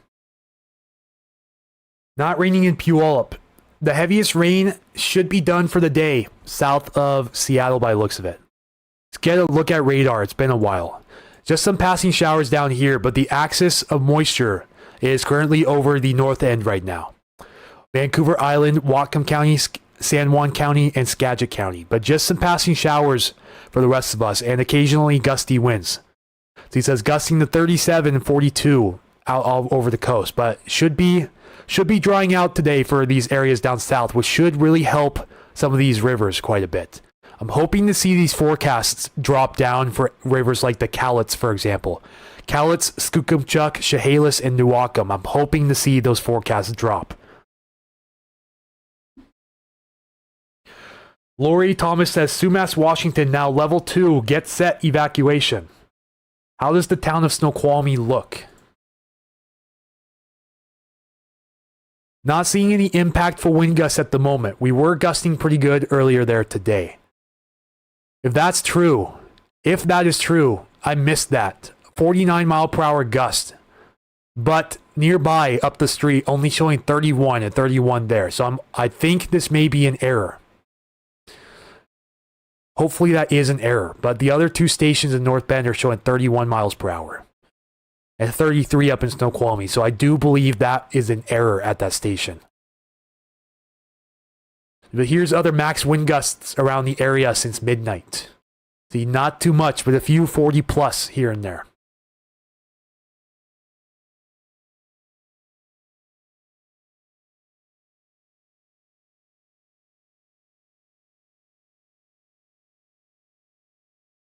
High tide tonight, 8:19 p.m. at 1.91 feet. Tomorrow, high tide, 11:06 a.m. at 2.95 feet. So yeah, we should have another coastal flood advisory issued for northwest Snohomish, western Skagit, western Whatcom, and all of San Juan counties.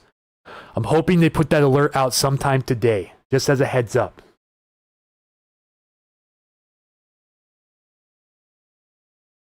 Cedro Woolley in the flood zone.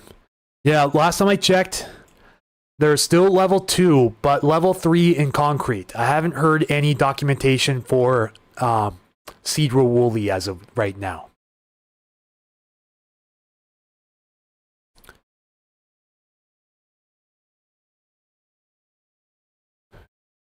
Okay, good news. No longer flooding at this moment for the Puyallup River near Ording. See, there's issues with the gauge where it oscillates, but you can still follow the trend with the dots up top. It's at high level minor flooding, but no more moderate flooding at the moment for the Puyallup up near Ording. So looks like the rain is giving us a bit of a break down here in the South Sound and surrounding areas. Right now, the forecast still has major flooding possible again tomorrow morning at 4 a.m., but I'm hoping this begins to trend down with these recent forecasts that we're seeing. Again, most pressure right now is north of King County up here. Again, critical situation developing for a lot of these North Sound rivers here, from Snohomish County northward especially, but also still major flooding at the falls. Expected to get even higher with a max crest upwards of 19.6 feet at the falls by 10 p.m. tonight. So major flooding expected downstream in Falls City and points to the north. And minor flooding at the South Fork Stille and minor flooding observed at the Main Fork Stille here in Arlington. Minor flooding also for Skagit River near Concrete. Again, expected to have a historical all-time crest over 5 feet above the max record level for the Concrete area as soon as 4 a.m. tomorrow morning. We're now seeing a bank full stage here at the Nooksack near Ferndale as well, which means not flooding. We're not flooding yet, but expected to hit moderate flooding as soon as 4 a.m. tomorrow and continue into 4 a.m. Friday. Again, Nooksack at Ferndale. Any evacuations planned for Nooksack? Well, I was updated earlier that we have a level 2 for Sumas, which is separate from the Nooksack, but one of the branches of the Nooksack goes into Everson and Sumas up to the north. As far as I know, those are the only evacuation notices for the Nooksack. But again, if anyone knows more, please do feel free to chime in.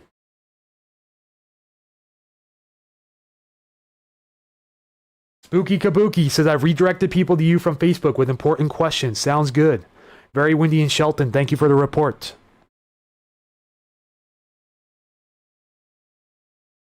Yeah, Highway 20 Cedral Woolley closed maybe tomorrow. So yeah, if you do have the chance to get out of there anywhere along the Skagit, do please evacuate as soon as possible. Right now, no known mandatory evacuation other than Concrete.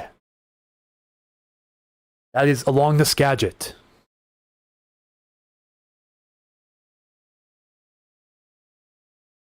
A lot less rain down there, Centralia and Chehalis, which is good news.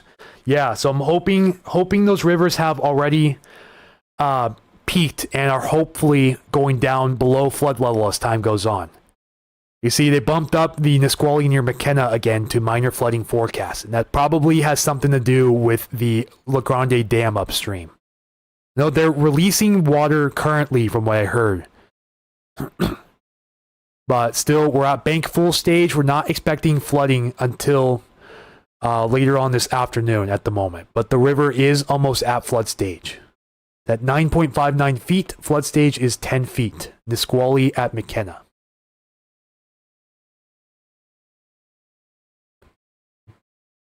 Tree down across 900 at Squeak Mountain? You mean Squawk Mountain?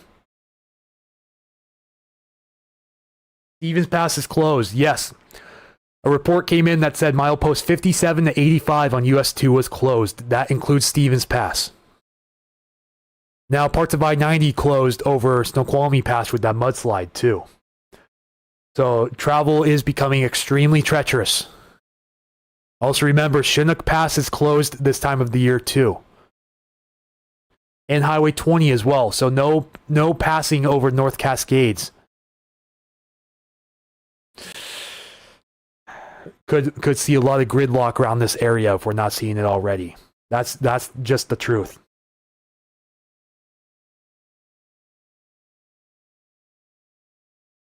Yeah, tomorrow's high tide is badly timed. That is correct. High tide tomorrow may coincide with peak flooding around the North Sound.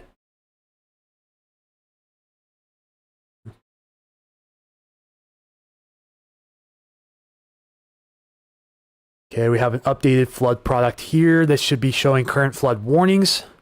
Let's show this real quick. This is a culmination of current flood warnings, and I'll post this in the link down below, so you guys can see for yourself. Again, link is going to be in the comments for you guys. Keith says Date opened I-90. It's a different mudslide than what we saw at North Bend either yesterday or the day before. There's one at the pass now. It has Highway 906 wiped out.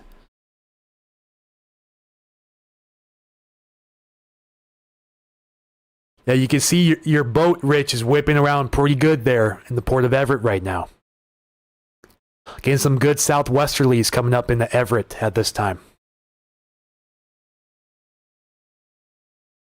Again, shout out to Rich, I'm going to butcher your last name probably, Rich Eicher, for allowing us to watch his stream from the port of Everett looking due west towards Jetty Island.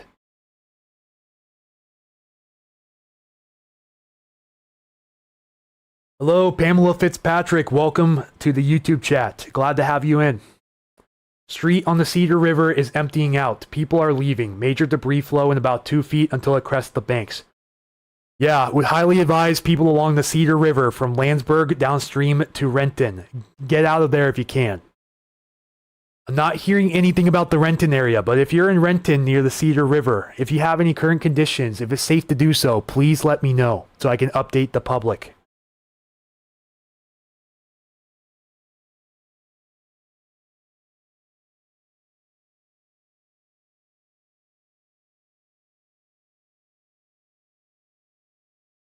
Oh, look. You don't see that too often on the stream, do you? Looks like your neighbor Rich is getting ready to take his boat out. Have fun with that. But for his privacy, we're going to tune off of that for now.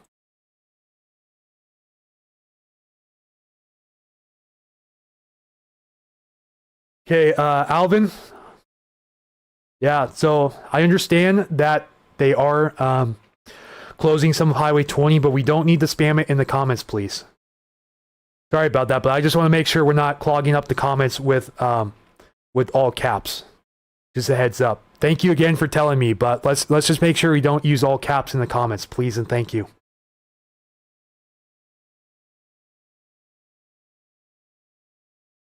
Another Everett live shows the Snohomish River upstream from the current view. Just search Dagmar's Marina live stream.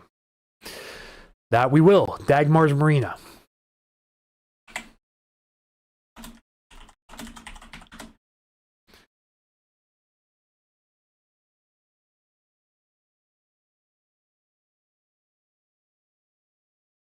I just hope that they allow us to show this on our stream. We may have some issues with copyright here, so just going to make sure. So I'm going to show it real briefly to you guys. And if you guys want to watch this stream, it's Dagmar's Marina live stream here on YouTube. Dagmar's Marina live stream. But I'm only going to show this briefly out of copyright concerns. So yeah, again, Dagmar's Marina live stream. That's all I'm going to show you guys for now.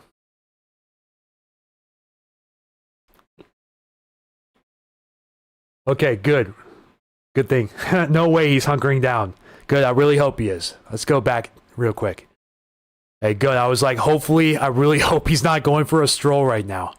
Good, he's taking the necessary precautions. Good for him. Real smart. You cover the Vancouver area. Vancouver, Washington, or Vancouver, BC. Either way, I don't primarily cover any of the Vancouvers. My immediate coverage area is the Puget Sound.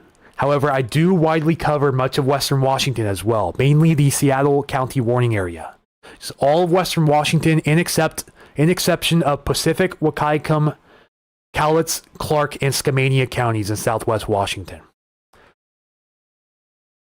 But during larger events, upon request, I will occasionally cover those counties also. Check some cams of Cedro. He's passed out. Tried to call him, but he went to sleep. What you can do then is call 911 and ask for a wellness check on your son.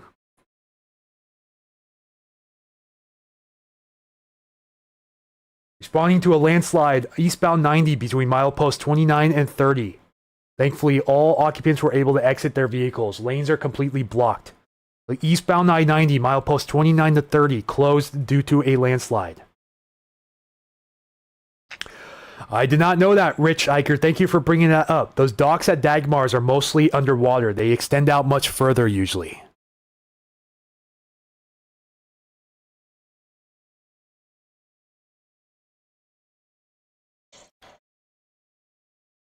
Wow. Yeah, so they're saying North Bend again.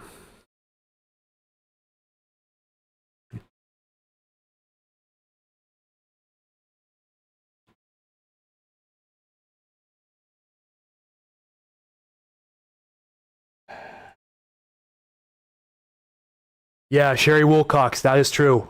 Just east of Highway 18 in North Bend. Eastbound I-90 closed due to a mudslide. Anyone else see WashDOT post about not driving in deep water? Should be common sense.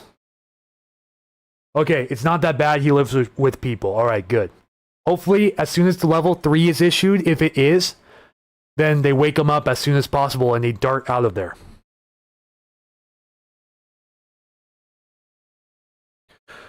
Okay, Dagmar DeVere posted in Facebook, Skagit County Fire District number 3. Flood update. There is a public meeting. So again, Skagit County Fire District number 3. They're holding a public meeting tonight at 7:30 p.m. Related to the current flood warning. It will be held at the Conway Station, 21020 Greenfield Street, and will be live streamed on Facebook.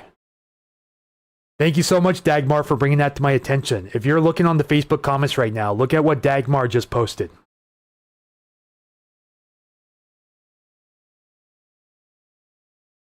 Concrete is in the biggest danger right now, yes. Although, if we look at the 100-year floodplain map again for concrete, it does only look like the lower southeast portions of concrete city limits are included in this. And see, just outside of concrete here too, also, so anywhere along the 100-year floodplain, which is the yellow contour here, it should already be out of there. Do not delay. But I believe the immediate concrete downtown area should be safe. Although, if anyone knows any additional information, do please let me know as soon as possible.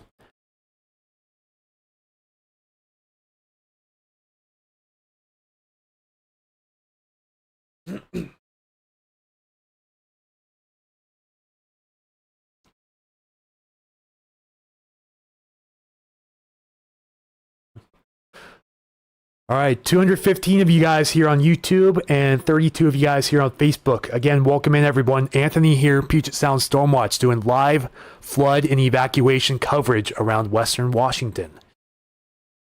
We're at 5 hours now on the stream. So I have about 3 hours of streaming here on Facebook before it cuts me off, which is an unfortunate thing about Facebook. So by 4:43, if we're still streaming, by around 4:40, be prepared to head over to the YouTube live stream.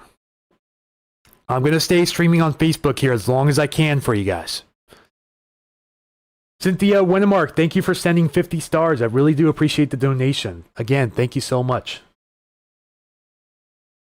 Flood warning Cedro to Rockport. Yeah, it's from Rockport all the way downstream to the Skagit River Delta, including the town of LaConner also.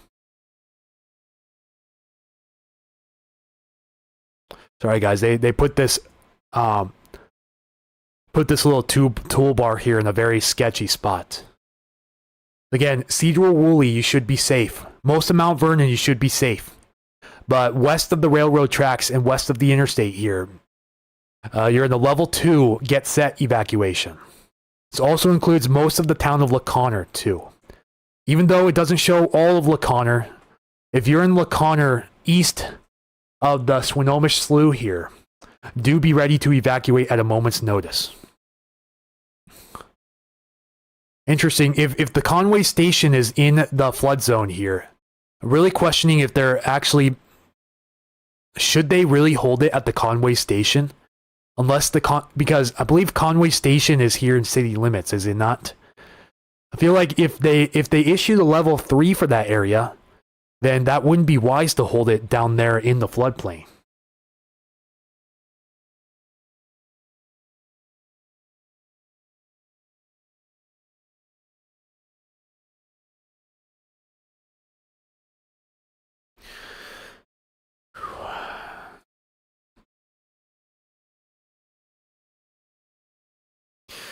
All right, 230 of you guys here with me now. Welcome in, everyone. Again, Anthony here, Puget Sound Storm Watch, tracking evacuation alerts and current flood conditions around Western Washington. Thank you guys for joining in for live coverage. We're going over river updates as well as they come in. So we're now minor flooding here along the Tolt River, downstream of the Tolt Reservoir in the Carnation. So moderate flooding here at the Snoqualmie Incarnation and minor here at the Tolt Incarnation, both of which are expected to hit major flood stage by late tonight. So heads up, Carnation area, you do not want to be in that valley by sunset tonight. I would highly consider evacuating if you're downstream of the falls. This is a major flood warning for the entire Snoqualmie River Valley from the falls northward. Conway, west of the freeway. The Conway station is closer to the freeway, so it will be easier to evacuate last minute. Okay, thank you, Macy Johnson, for the heads up. Almost bank full here at Oso. Shouldn't be yet.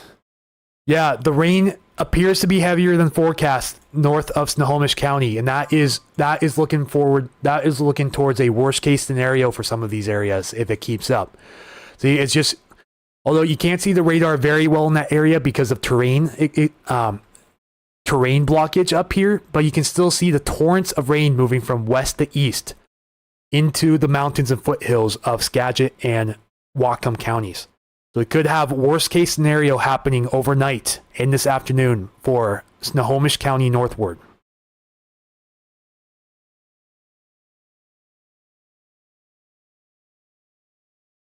City of Carnation, yes, should consider evacuation.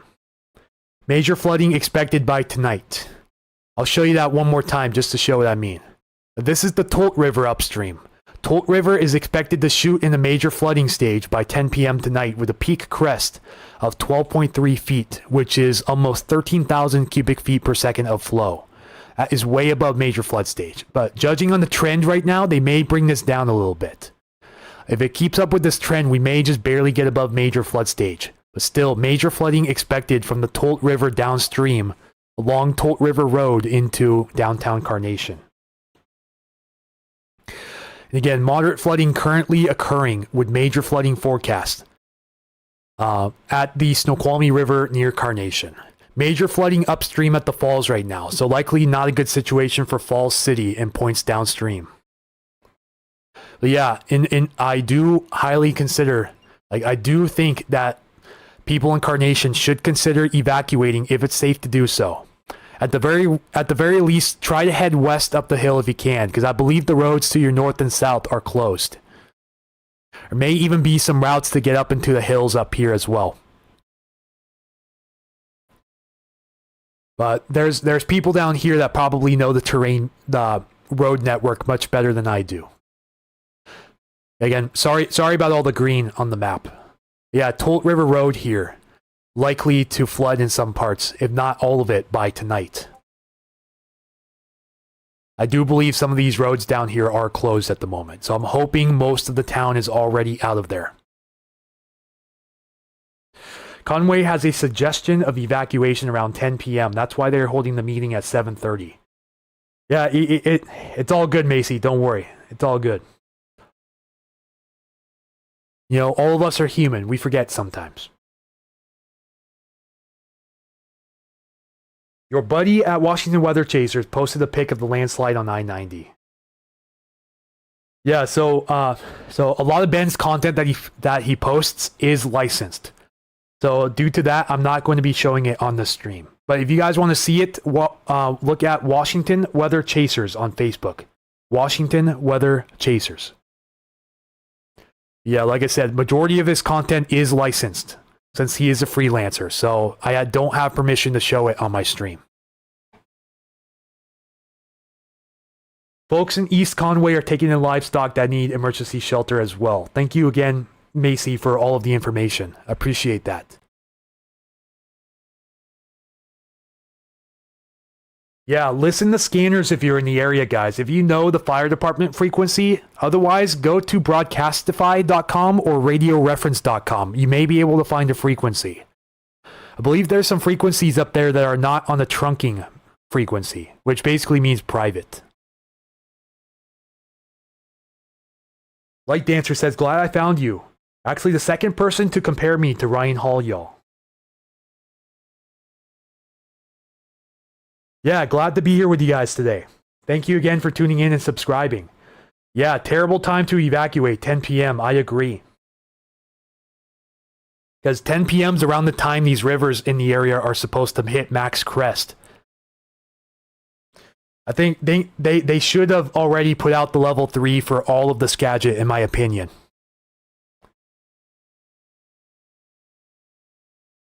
All right, just got an update. Some people in BC, across the borders from Sumas, they're already issuing mandatory evacuations. Across the border from Sumas.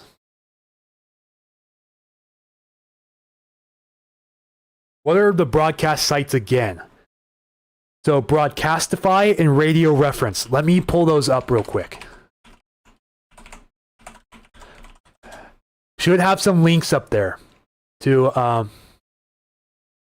let me see if I can find. Okay. So this is radioreference.com. Should be able to go to live audio and browse all feeds or browse near you. These should all be public frequencies to my knowledge. And yes, I am using the ad blocker, so unfortunate time for that to add up, to pop up. Sorry about that, folks. I know there's valuable time, not trying to waste valuable time here for you guys. I actually just realized I have to have location services on for this to work. So we're going to try this one more time here. There we go. Like, for example, these are public frequencies here in the Tacoma area, including, well, it looks like Charlie 1 is off the air right now, but we have railroad traffic, Washington State Patrol, local police, and fire frequencies. So let me see if we can pull something up for Bellingham, for example. So this transferred me over to Broadcastify. So broadcastify.com would probably be the best. Either Radio Reference or broadcastify.com. I'll show you this again. I'll post it in the links down below.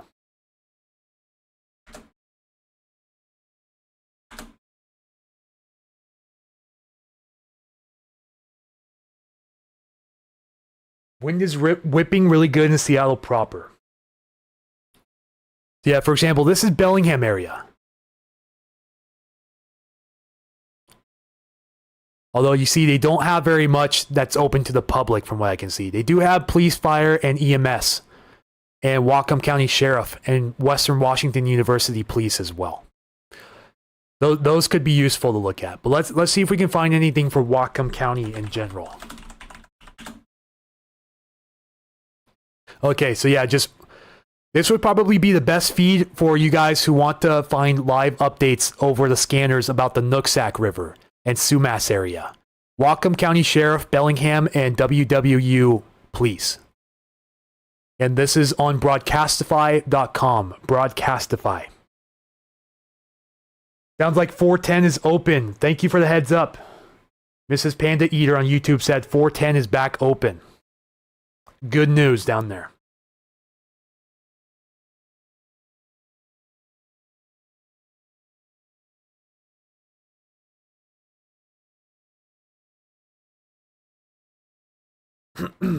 Another development, Highway 2. Both directions of US 2 are closed east of Index to Skykomish now. So it appears Skykomish and Scenic are now completely cut off from the outside world, at least commute-wise. Hopefully everyone in the Skykomish area got out of there or can get the higher ground. Okay, good. Debbie Frosh. Good. Researched that they could get 10 feet of water in old downtown.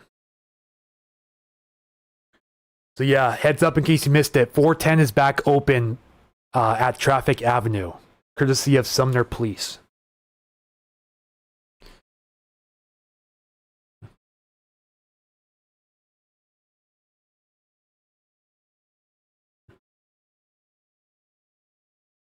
We're almost 4,000 views here on YouTube. Keep it up, guys. Keep sharing. Get the word out. And have as many people notified of this as possible. Yeah, Stevens Pass confirmed closed.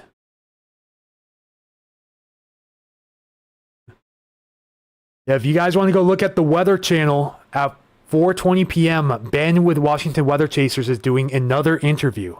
He just completed one yesterday, and they're following up with yet another interview with Ben. If you guys want to see Washington Weather Chasers on national news, go to the Weather Channel, again, 4:20 p.m. Pacific Standard Time.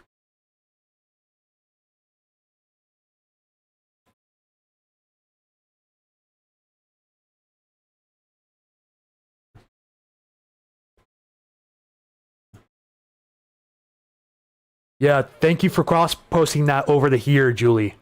From Western Washington Weather. If you guys want a great group to look at, Western Washington Weather here on Facebook is a really great group run by Matthew Fab out of Federal Way. Here's the update she cross-posted. I-90 eastbound between Highway 18 and 202 between Snoqualmie and North Bend. Highway 2 over Stevens Pass. Highway 12 near Randall and Cora. 410 in Sumner near Greenwater. However, it looks like that is no longer valid. But 410 near Greenwater still. 202, 203 in Falls City. This basically cuts off Carnation from the south. 162 in Ording to South Prairie. And 906, which is the Hyack Highway up there at Snoqualmie. 906 is almost completely wiped out. Again, if you want a great group to look at, if you're on Facebook, Western Washington Weather. I'm also a group expert in here, so you'll see posts from me from time to time. Again, Western Washington Weather for more recent updates. Go back and look at Rich's cam here.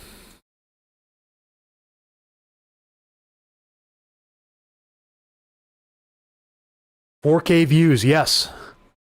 4K views, just shy of it, with 223 people watching right now on YouTube.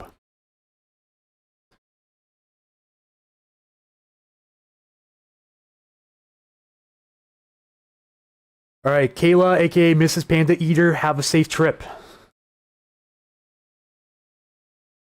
Hard to find easy to read flood maps. I agree. The cities could do much better. A lot of them use public GIS imagery, which isn't always the best to look at. Sumner police are looking into, oh no, the Howard Hansen Dam release. Oh boy, that could be a huge development for the Green River Valley. Obviously, it wouldn't be all at once, but it would be a controlled release, probably a high flow though, which would cause flooding downstream from the Howard Hansen through areas like Canasket Palmer State Park. Additional flooding through Flaming Geyser State Park and through the Auburn River Valley all the way through Kent and into the Duwamish possibly, if that were to happen. Again, waiting for any updates on that. Thank you, Dagmar, for letting me know about that. Yeah, don't forget to hit the like, ring that bell for future live stream notifications, guys. In case we have to go into breaking coverage again. This is where you would be finding me. Either Facebook or YouTube, live streaming.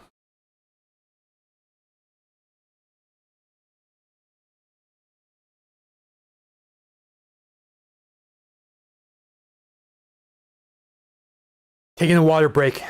Be right back. Hang tight.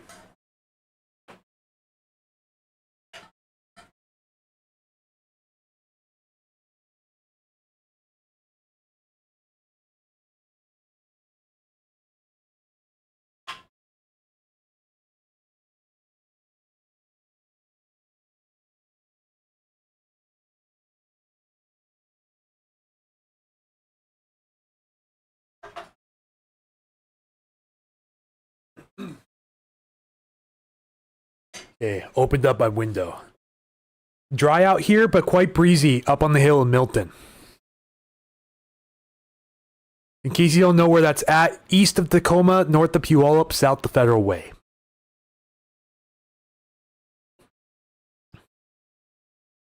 Alright guys, we need 10 more subs to get to 1,500. Just got the update. Just hit 1,490.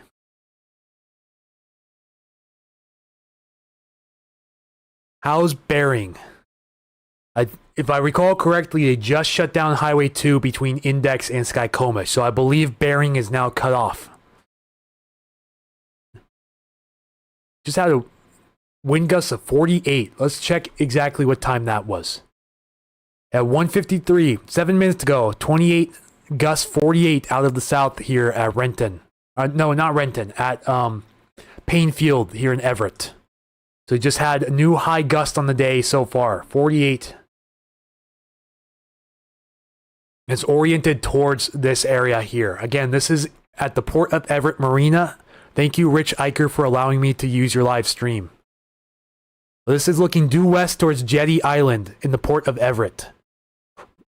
Rocking pretty good right now with those wind gusts getting up towards 50 in that area, which is really not good. Again, if you want a general idea of where it is, Port of Everett right here, looking west towards Jetty Island.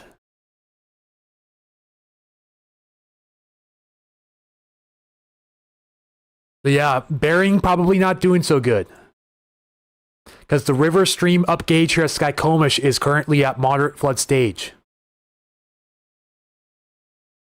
And actually approaching major up there too. As of the last update at 1:30, it is within a half foot of reaching major flood stage here in Skykomish city limits. And currently majorly flooding in Gold Bar. So major flooding possible very shortly for the Bering area and downstream in the Index. But now, as far as I know, Highway 2 is closed between Index and Skykomish.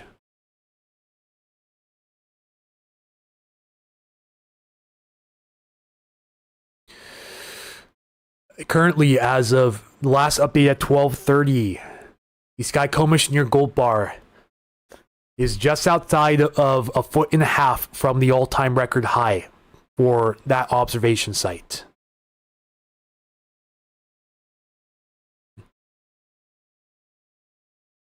And we're now flooding at North Cedarville. The Nooksack at North Cedarville is now flooding. A little bit of concern for the towns of Everson and Sumas. The Nooksack River at Emerson here has hit full bank. So just barely in the full bank. Which means any additional water in that area could send the river over flood stage here in Everson city limits. Okay. Pilchuck River now has a forecast. They forecast minor flooding here at the Pilchuck. So this is of interest to you guys along the Pilchuck River draining into Snohomish. Minor flooding expected by 4 a.m. tomorrow. This is for the Pilchuck near the Snohomish tributary. Just outside of the town of Snohomish along US 2.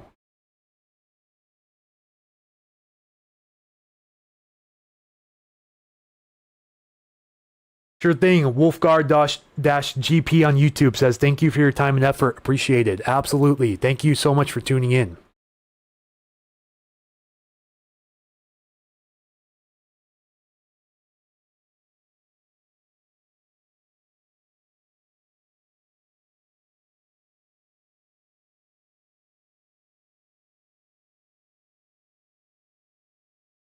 Oh, yeah, Randy Small's live right now. If you guys want to see another live stream, go to Whatcom County Weather on Facebook. Whatcom County Weather. Look like Randy's live streaming from his car right now.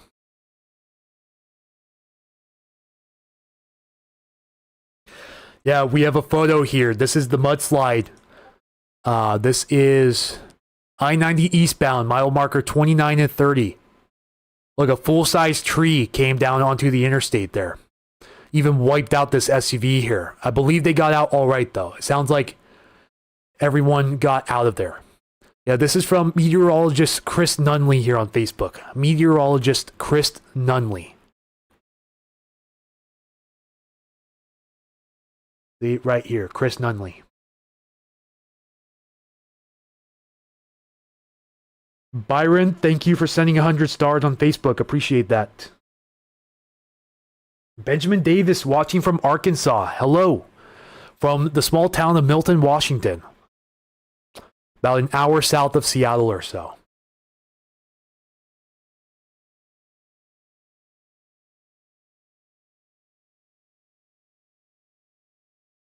Yeah, the exact same time as Julie Elliott said it from meteorologist Chris Nunley here on Facebook. Yeah, 48 mile per hour gust hit Payne Field very recently. 44 now at Tacoma Narrows. That's a new record there for the day. And 35 here in Osceola, just outside of Enumclaw city limits.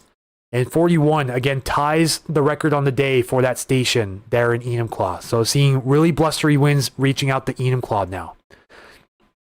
If we're seeing that, the NWS should have already expanded the advisory. The wind advisory.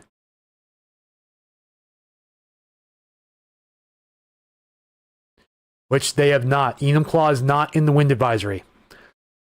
But they should be. Even if it's not 45 mile per hour gusts, the threshold for this alert currently in effect for us is 40 miles per hour. Since that is greater, the foothills should be in that wind advisory. The NWS should have posted that, but they have not yet. Really hope they fix that very quickly.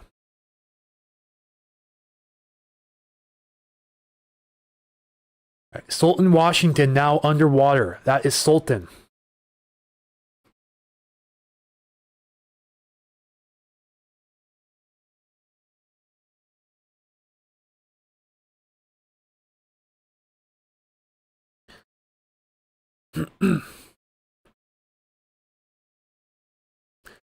All right, looks like Ben with Washington Weather Chasers is about to go live here on YouTube and Facebook. The heads up, if you guys want to go tune in to Ben's stream, more than welcome to go hop over to his as well. Sounds like he'll be streaming soon.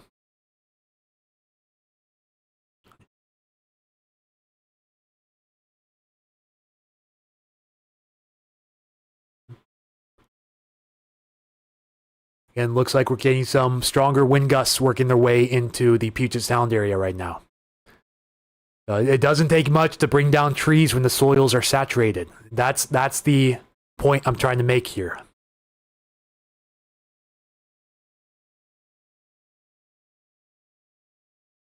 All right, Keith, sounds good.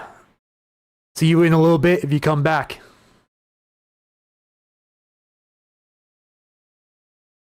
Very windy in Everett. Thank you for the report. Traffic is having trouble going over the Narrows now. Yeah, I believe it after that strong gust. Very strong crosswinds from the southwest at the Narrows Bridge right now. I would probably wait a while if you have to cross.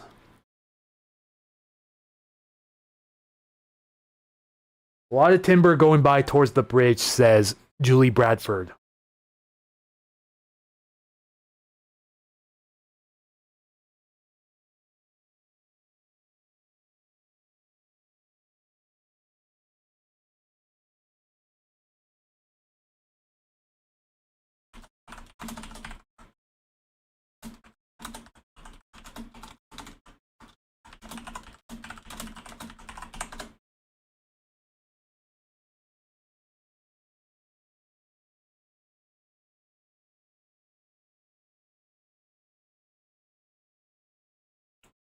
Again, we're looking at wind gusts around the area. We got a 34 mile per hour gust up in Lake Stevens just now, too. And 41 miles per hour here at Sanderson Field in Shelton. And again, gusting to 100 miles per hour at Chinook Pass Summit. Calmish and McCleary, thank you, Jai, for your report. We've been doing swift water rescues for the last few hours in Sultan.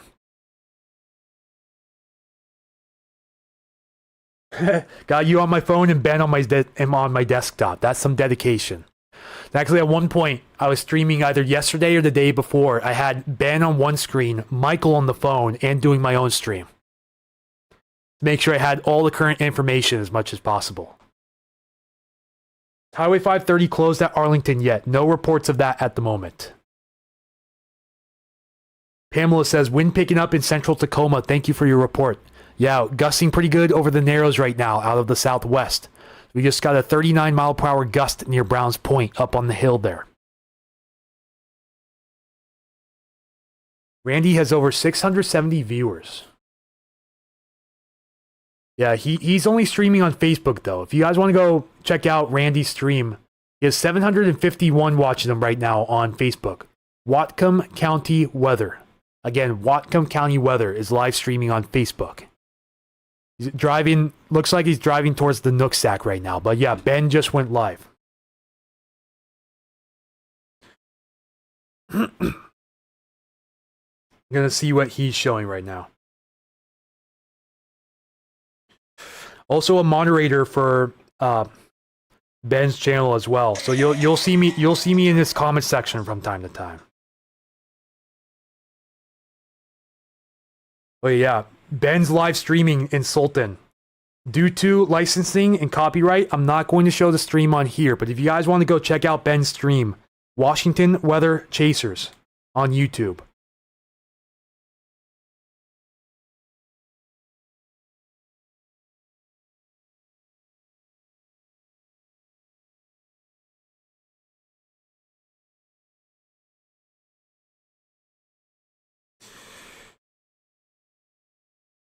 Yeah, Ben's trying to drive through it right now. But he's not going super far, which is good. Only the real shallow waters. Yeah, again, you guys can check out Washington Weather Chasers. It's currently live streaming from downtown Sultan, Washington. Floodwaters.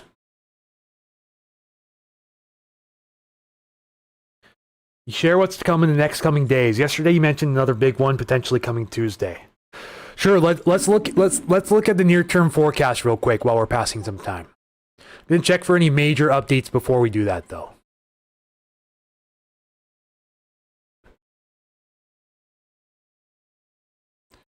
Okay, so they dropped the forecast for the Carbon River down to minor flooding. So no longer expecting major flooding for the big downtrend. Great news for the Carbon near Fairfax. It's since downtrended due to the lack of rain down there.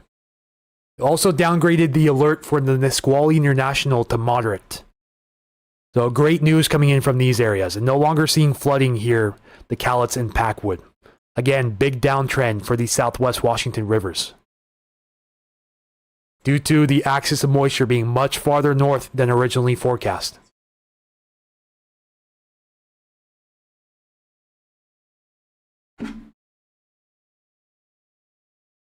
It says it right there in the title. He said it says it right there in the title. People are asking him, where are you at? Let's look at the near term here on the new 18Z Euro, and let's zoom it out over the area. So we'll check out what's coming over the next week. This model goes out to 15 days, but really anything past 3 days is fantasy land at this point. Bremerton lost power for a bit, pretty windy. Thank you, Danielle Rye, for your report. Now looking to set records around 10 a.m. Thursday. Thank you, Chad, for the update.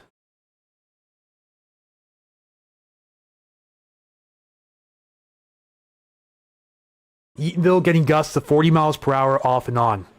Thank you for that report. So let's look at precipitation type and rate.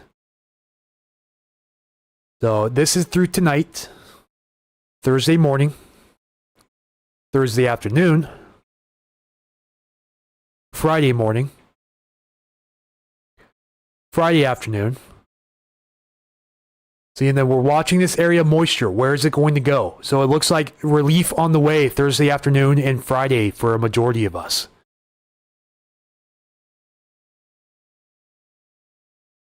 Yeah, it looks like we have a cold front coming through, but it should be rather progressive, so it shouldn't hold over the area too long. And we're hoping we'll get some relief on the rivers before this comes through.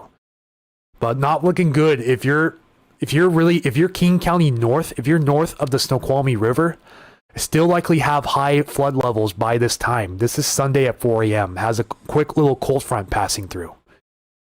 And a much stronger system looks possible. This is what I was talking about before. We're watching. We may have some isolated windstorm potential if this shows any deeper. Has approximately a 994 millibar surface low moving into North Vancouver Island.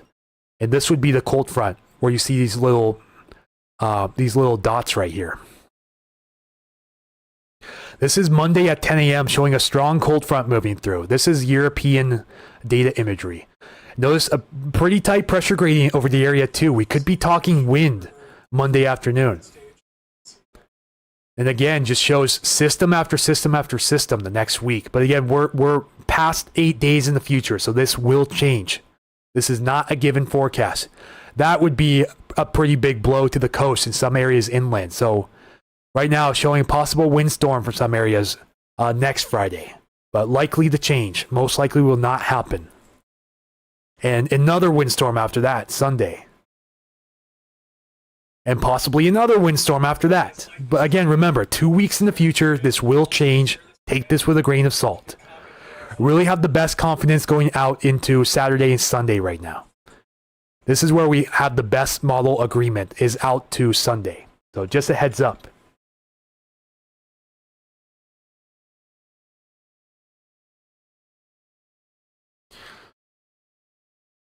Let's go check winds on the European for the area.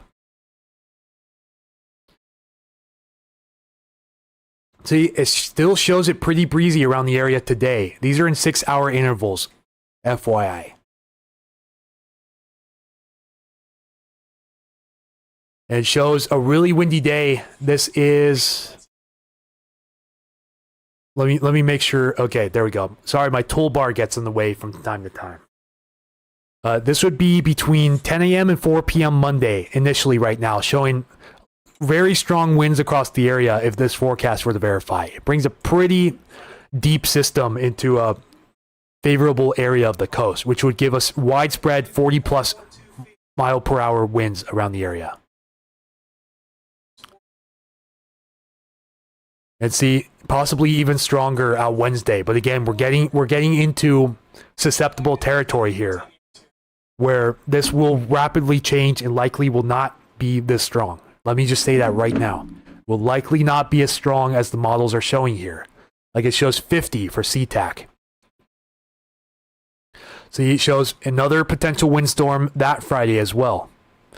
And then we'll have to keep eyes on this because this would be a major blow to our area if it came through. This is Sunday the 21st. But again, we're over a week and a half in the future. But the European still shows us being very active, with additional atmospheric river potential possible.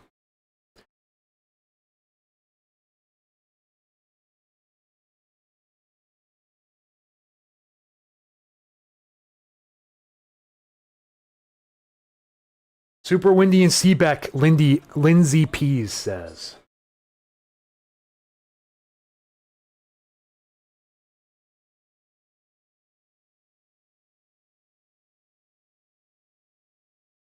All right. Let's go check power outages while we're at it, shall we? Let's check PSE first. They issued documentation responding to power outages resulting from heavy rains combined with breezy conditions. We're up to about 4,000 people without power here now. Looks like Bonnie Lake is without power. Parts of Bonnie Lake here, west of South Prairie Road, down to the hillside here. Currently out of power. Over 1,500 customers in the dark. Still have that power outage along Woodmont Beach here as well. Still out of power in Crosby from earlier this morning. A new power outage as of 1:20. Hawley neighborhood here near Seebeck, just to the southwest. So East Renton Highlands here along May Valley Road, also out of power as of earlier this morning. 36 customers impacted. Some out in Wilderness Rim, 1:30. Parts of the Ridge out here, Snoqualmie Ridge area, out of power. And parts of north end of Snoqualmie here, out of power as well. Sorry, guys. Yeah, this is the PSE map. Go check in on our friend Rich's boat real fast.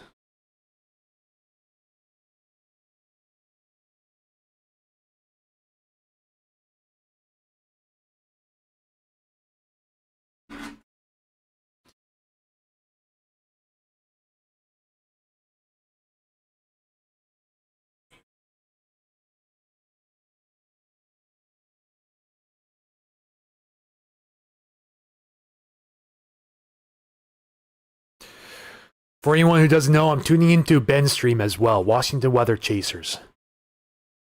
Looks like quite a few people might have jumped ship over there to see what he's doing.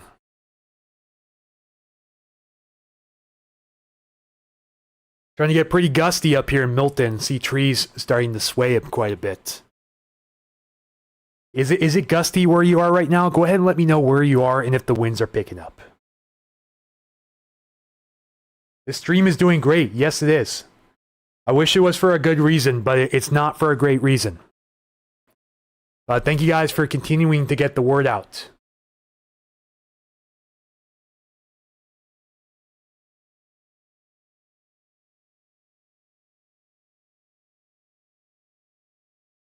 This is in from Governor Bob Ferguson. Again, please no politics in the comments, everyone. You will be requesting an expedited emergency declaration from the federal government in a call at 2 p.m.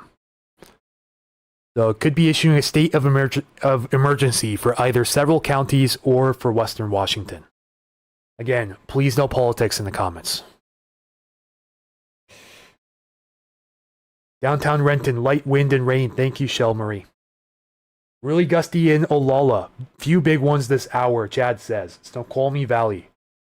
The wind advisory is in effect till 10 p.m. But judging by the behavior, they should hopefully expand it into the foothills and maybe extend the time a little bit into Thursday morning.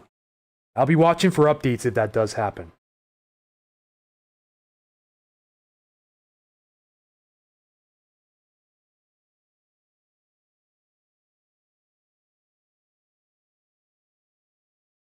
Have there been any fatalities? I know there was a fatality down in the Carnation Valley from Saturday morning. That was after Friday's wind that lasted into Saturday. I'm unsure of any other fatalities at the moment, though. Just hoping we can keep those at a bare minimum.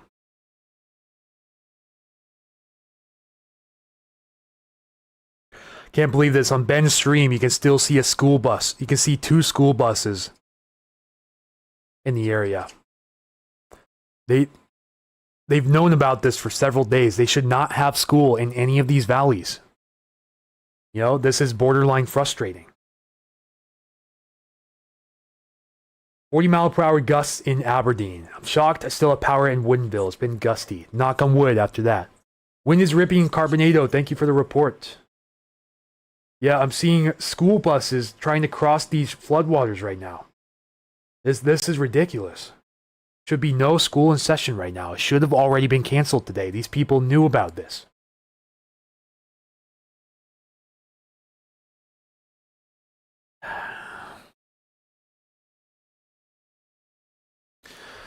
Let's go check back on winds around the area real quick.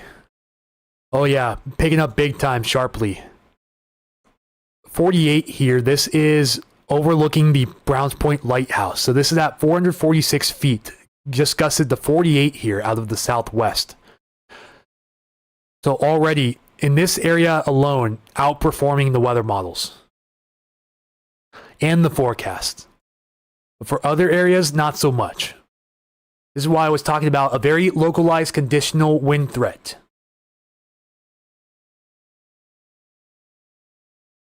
Gusting here east Lake Sammamish, white caps. Large trees taking the brunt of the wind. McCleary, breezy, nothing major at the moment. Was worse around 9.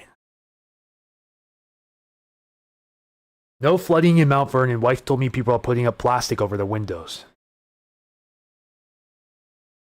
Yeah, I wouldn't want to be in town if they put out that level 3. It's gonna be mayhem getting out of there.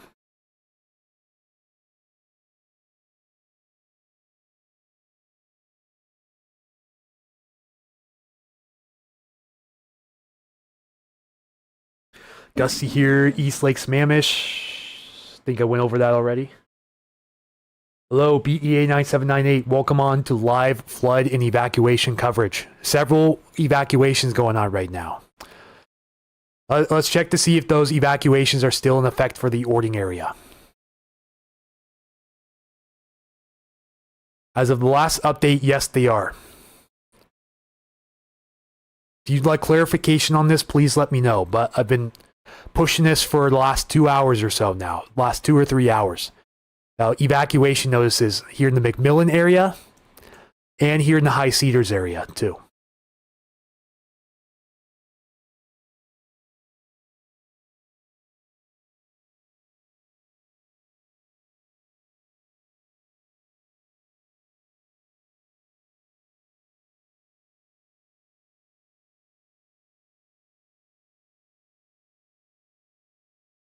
Wind picking up in Monroe. Thank you, Ryan Roberts, for your report.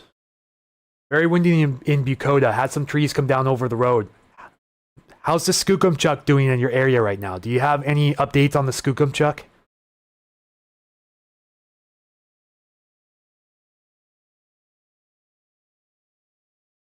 So again, Casey Mystic just had a 48-mile-per-hour gust down near Browns Point. 40 miles per hour again at Payne Field. This is up at 1,200 feet, so this will take a brunt of the wind here. This is on the west side of Cougar Mountain. We also just picked up a 38 here, but this showed a dramatically overperforming wind gust out here. This likely is a glitch with the system. Other areas showed 31 at that time. That showed 49. I'm really hoping that was a glitch. 47 here at Shelton Sanderson Field. We had a max of 55 already. When did that happen? Hang on. That was at 1:24 p.m. Gust of 55. 55 there at Shelton Sanderson Field from the southwest. That's pushing high wind warning criteria. That is crazy.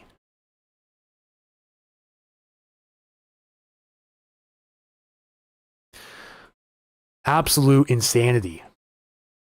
Talk about Aberdeen. Yeah, we're not seeing huge wind gusts right now. 37 miles per hour, but you did gust to 46 earlier. He gusted to 40 at 209. He gusted to 40 at 1230, 41 a few times.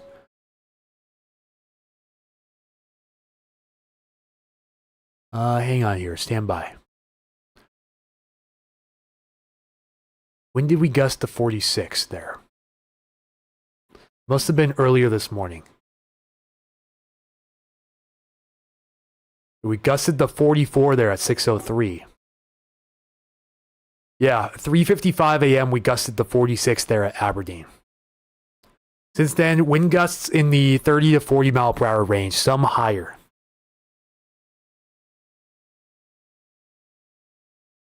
And luckily, not too much rain coming through there right now. Let's check the radar again, follow up. So heavy rain still, Skagit, San Juan, and Whatcom counties up here in northwest Washington.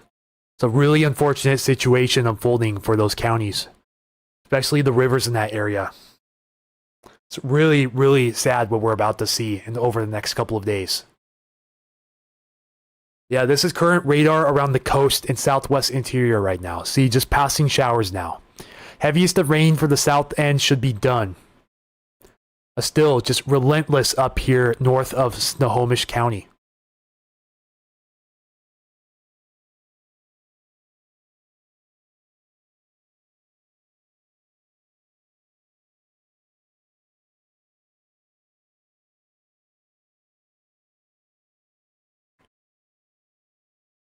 Gonna be mayhem getting out of anywhere.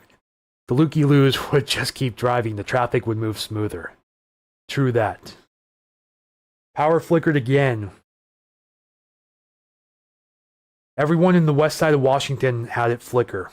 I know that was earlier. I had a power flicker here, and I swear everyone within a 50-mile radius had it at the same time. But I didn't have it in the last, 2 hours or so.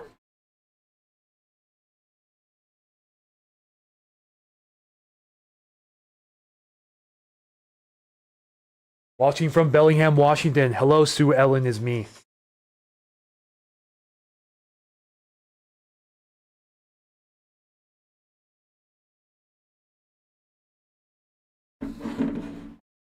Where's the majority of the wind going to be this afternoon? It should be around the Puget Sound. So around the immediate Puget Sound, but we're seeing strong wind gusts here in Shelton too. I'm estimating it to be mainly over the waters and areas surrounding the waters. That's where we're seeing most of the strong wind gusts at the moment.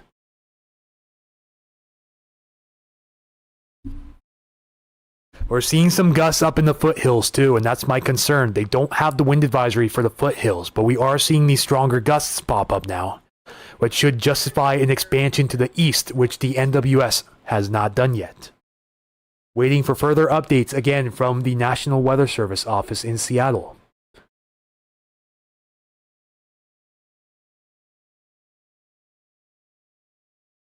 Super windy in South Hill. Thanks for the heads up.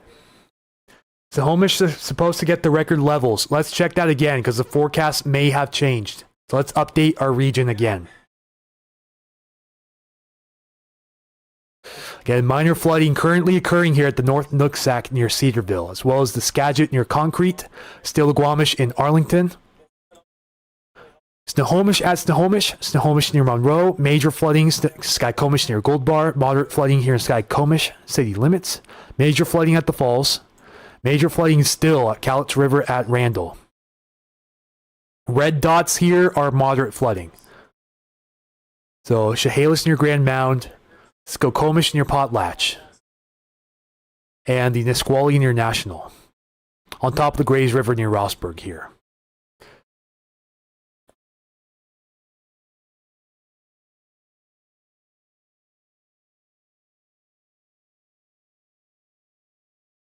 People are reporting power flashes in Oak Harbor on Bend Stream.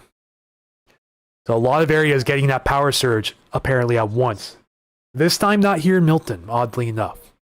So let's go over the Skykomish first, and then we'll go over the Snohomish one more time. Alright guys, big news. We just hit 1,500 subs here on YouTube. Thank you guys so much for hanging around. But yeah, currently at major flood stage, expected to get up to 23.98 feet by 4 p.m. and remain at major flood stage till tomorrow at 4 p.m. So not record flood stage right now there. But yeah, for the Snohomish near Monroe here, near the tributary, currently at minor flood stage, expected to make a surge in the major flood stage by 4 p.m. and peak at a height of nearly 30 feet, this is over 4.25 feet above the all-time record high. This is for the Snohomish near Monroe. Expected to remain in major flood stage until Friday afternoon, which would be terrible news.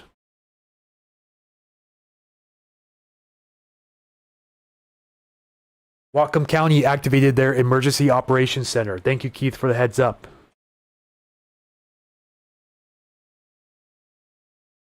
Tara asking if the flickering is due to power surges from the dams being overrun. Not too sure about that. If anyone has any intel on that, go ahead and let me know. But yes, shout out to the first responders everywhere. They are the most valuable players, for sure. Yeah, it looks like we'll get within literally 0.1 feet of the all-time record high here, which is like a centimeter. This is the Snohomish near Snohomish. This is also where the Pilchuck runs into it too, and they're now forecasting minor flooding for the Pilchuck. So you could have a flood warning issued for the Pilchuck near Snohomish very soon. Expected to hit major flood stage later tonight. Looks like around 7 to 8 p.m. and then expected to get near major flood, near the all-time high record here. And ride that height above 33.4 feet from 10 a.m. tomorrow until 11 a.m. the following day. Absolute madness. And then still remaining at major flood stage until 1 a.m. Saturday. So yeah, several areas where we could break or even shatter the all-time record highs along the Snohomish River also. Yeah, what Tori Olson says here on Facebook is a great point. Not from the dams. She works for the Public Utilities Department. Probably just branches on lines. That seems like a plausible theory. But, yeah, what she said. Hello, Brady G111 from Idaho. Milton, Washington here, just outside of Tacoma. Winds picking up. Silver Lake Toodle 20 to 30. Still raining lightly. Pilchuck keeps climbing and the forecast has increased twice in the last hour. Thank you, Krista. Let's look at the Pilchuck forecast while we're at it. Yeah, Pilchuck could make a close run if we get a decent burst of rain here over the next few hours. Could make a close run towards moderate flood stage. We're still more than a foot away from the record all time, so not expecting the all-time record at the Pilchuck. Expecting the peak at around 19.1 feet, which is minor flood stage by 4 a.m. Thursday.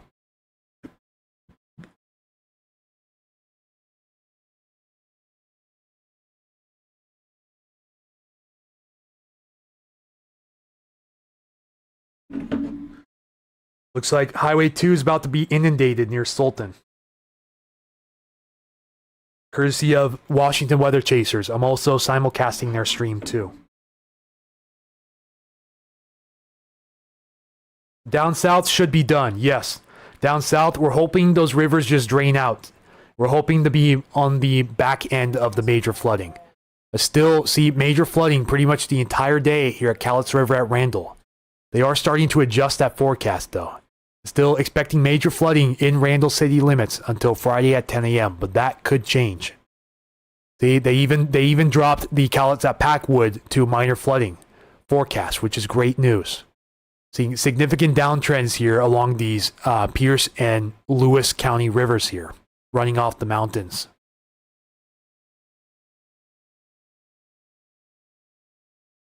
$218 outages in Snohomish County, mostly south. Yeah, Flaggers 2 in construction. Shout out to them.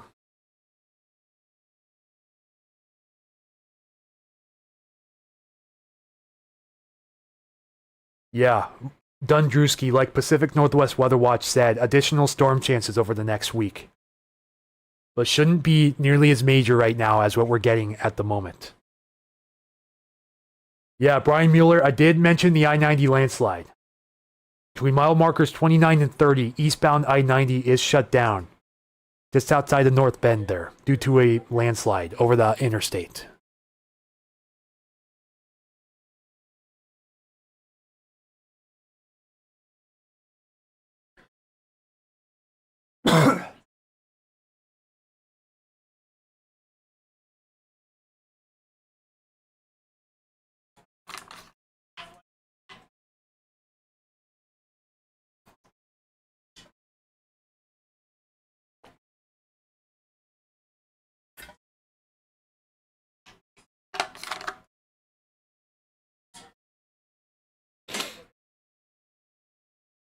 They updated the forecast for the Skagit. We have to check this out. It's unbelievable. Oh my lord, we're already at moderate flooding here in Concrete. Unreal. I cannot believe what I'm seeing right now. This is unbelievable. Over 48 feet in Concrete. Expected to hit that by 10 a.m. tomorrow. Quickly approaching major flooding stage here at the Skagit River near Concrete. And they just updated it to 48.01 feet by tomorrow at 10 a.m. Unbelievable. Absolutely unbelievable what I'm seeing right now.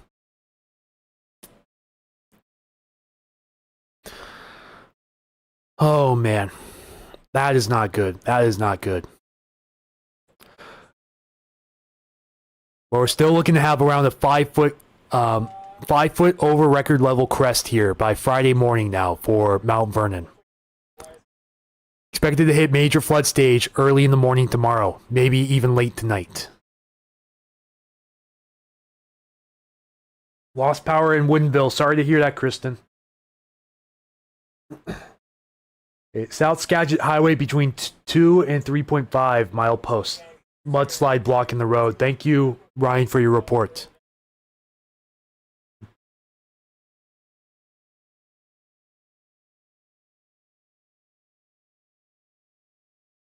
Oh, man.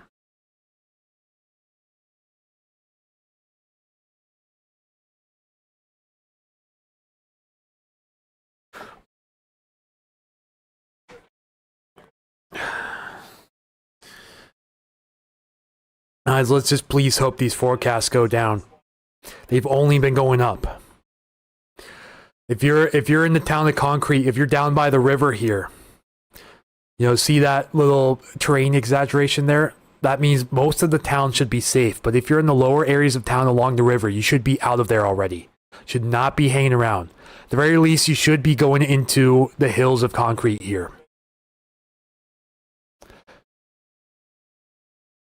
This is just madness. It break the all-time record high crest by almost 6 feet. Making the whole family watch. Hello, family. Hey there, BEA 9798's family. Hello, Anthony here, tuning in from Milton, Washington. Hope you guys are all safe and sound where you're at. Wind is getting kind of intense. Yeah, we'll keep looking at the wind as well. So we're up to 43 again at Everett and 43 here at Shelton.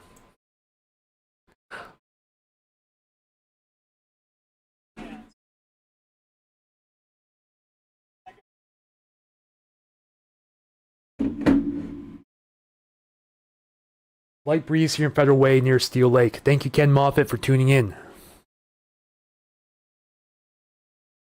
Again, let's look at some max gusts since midnight here. I don't think that 49 is credible, but I have to wait and see from that area. But 52 up here in Index, 48 Everett, 55 Shelton, 48 Browns Point, 44 Tacoma Narrows, 46 Enumclaw, 46 Hoquiam. Look at that, 115 for Chinook Pass. That's around the level of a category 2 or 3 hurricane, maybe even a category 4.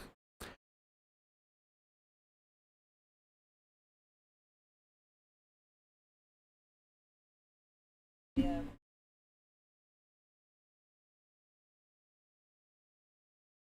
Stephanie Orleans, hello there. Welcome in. You know exactly who I am and where I am. Ball City present. I am trapped but warm and dry. Good to see you're at least in a healthy state, but yeah, hopefully you got out of there as soon as possible. Tuning in from Linwood, definitely really windy, lights flickering on and off today. Okay, it's official. Statewide emergency declaration issued by the governor. Expedited emergency declaration from the federal government. So we are now in a state of emergency here in Washington.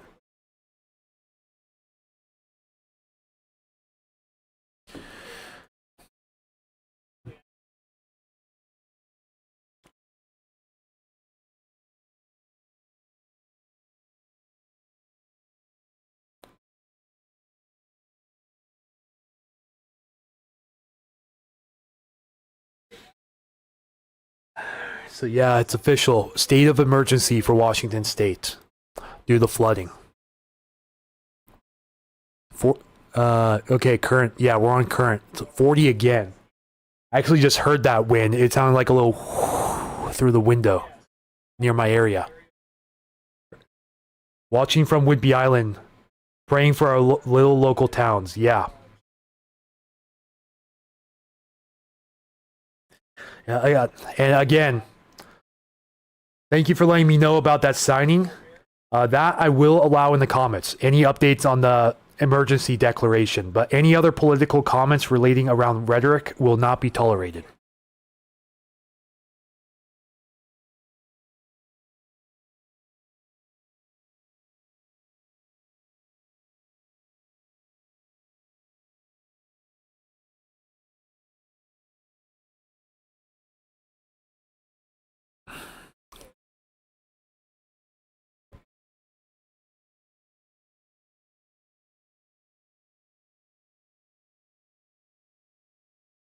But yeah, they're starting to downgrade these flood alerts, finally, for a lot of these rivers down here, including the Carbon. Let's check the Ording gauge here real quick. Actually, it could be dipping below flood stage here shortly. But I feel like this could go way down because we're not seeing much rain down there over the next 24 hours, which would be a sign of relief. Yeah, it looks like we tied our record high flood stage for the Puyallup River near Ording. We tied it.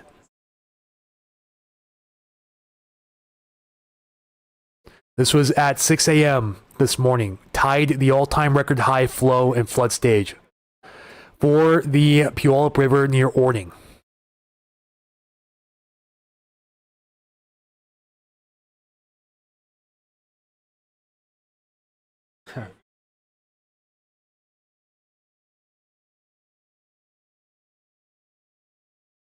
Yeah, don't worry, Tanya. That's okay. If you say thank you, Governor, that's okay. No problem with that. This is tripping me out. Seems like I'm okay in Renton though. As long as you're up in the hills of Renton. Because we don't have a working gauge in Renton at the moment, but the Cedar River is expected to flood at major levels here. This could inundate some parts of downtown Renton here too. You know, I'm not quite sure about the exact topography down here, but the Cedar does flow into Lake Washington here. Expected to hit major forecast stage by 10 a.m. tomorrow, so heads up. If you're up in the hills, you're okay. If you're down in the Cedar River Valley here along Highway 169, big heads up. And they just upgraded the forecast for the White River back up the moderate flood stage by 4 a.m. So this could be relating to the incoming release of water at the Mud Mountain Dam. They have upgraded that forecast from minor to moderate severity. Thank you, Tanya, for the nice words. Is the Puyallup River and Puyallup going to rise anymore? Currently minorly flooding, but let's check the current forecast. Expected to rise... So last observation at 1:45 here was 27.6 feet. Expected to rise another foot or so to 28.47 feet, which is still minor flood stage, by 10 a.m. tomorrow. So again, 10 a.m. tomorrow, expected to crest around 28.5 feet in Puyallup and Fife. Richard Scott watching from high and semi-dry Covington. Stay safe.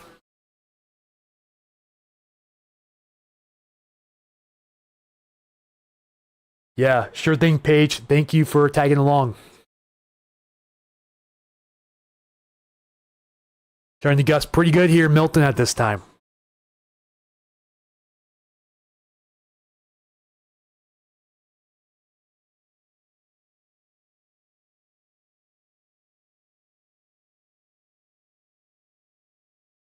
Looks like Ben and team are driving by Wallace Falls right now, and it is quote-unquote raging.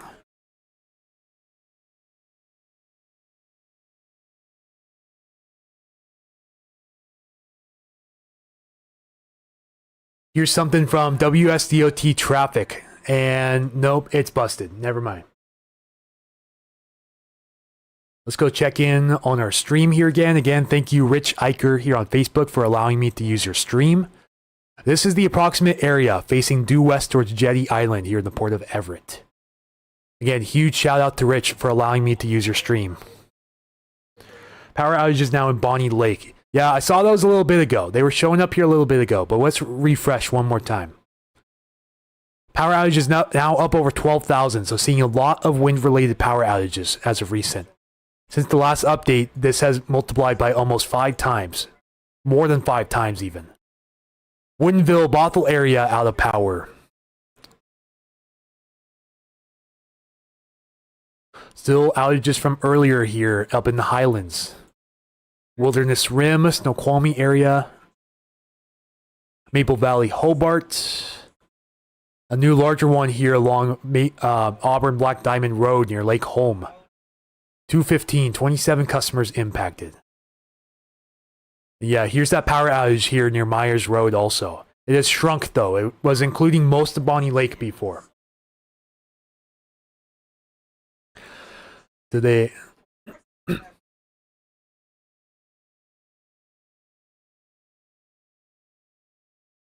Super Windy and Lacey, thank you, Madeline Love, for your report. Best coverage to be found. Thank you, Paige, for the kind words. Hoping I still pick up groceries in Bonnie Lake in a few hours. We'll see, because wind gusts are picking up around the area.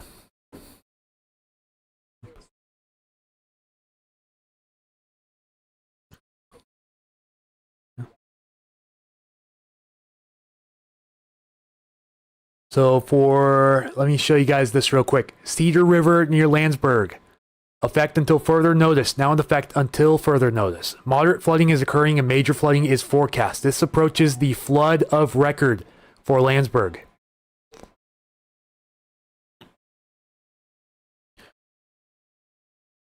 River is expected to rise to a crest of 10.4 feet late tonight, then slowly below flood stage Sunday. This forecast is based on current dam operational plans. I wonder, does anyone have any updates on the operations at Chester Morse Reservoir for the Cedar River?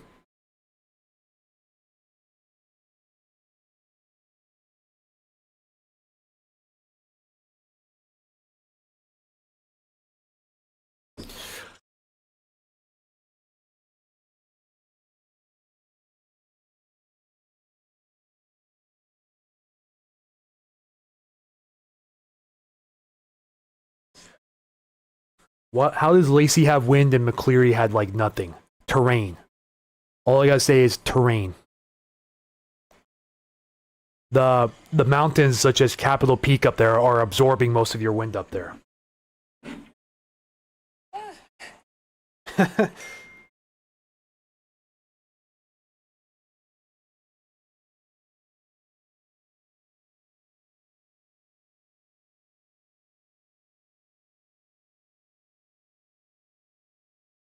It's nice to stretch. These sections here, they head back. Sounds fun.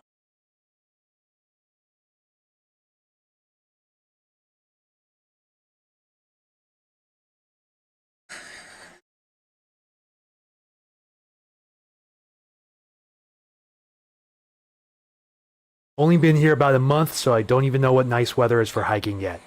You'll probably have to wait until at least May for any real nice weather long term. Just a little heads up to you from a lifelong Washingtonian.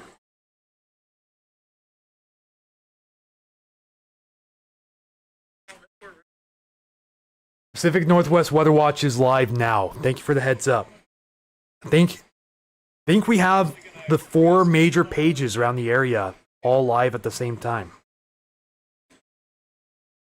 Yeah, you're right.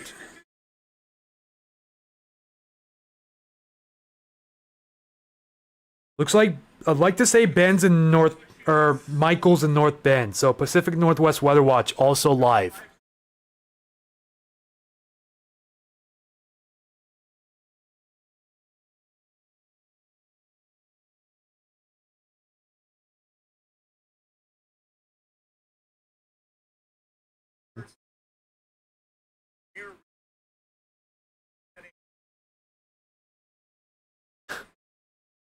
Oh.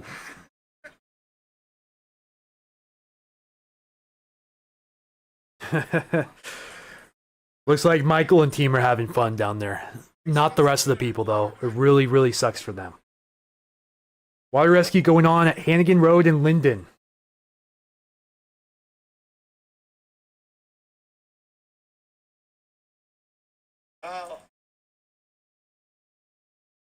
Watching several streams at the same time, so apologies for any distractions. Read the chat. I'll read the chat later, and I gotta work my way back out here to get to the car. Oh boy. Michael, be smart, man. Get pitted before it's right.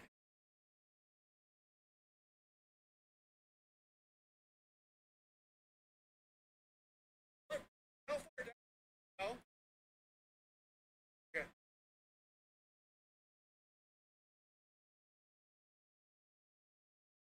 Bend right now. What?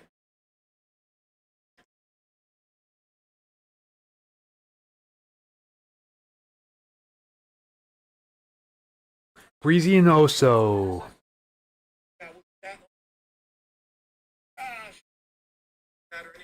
Knew what I was getting into. Yes, that is true. All right.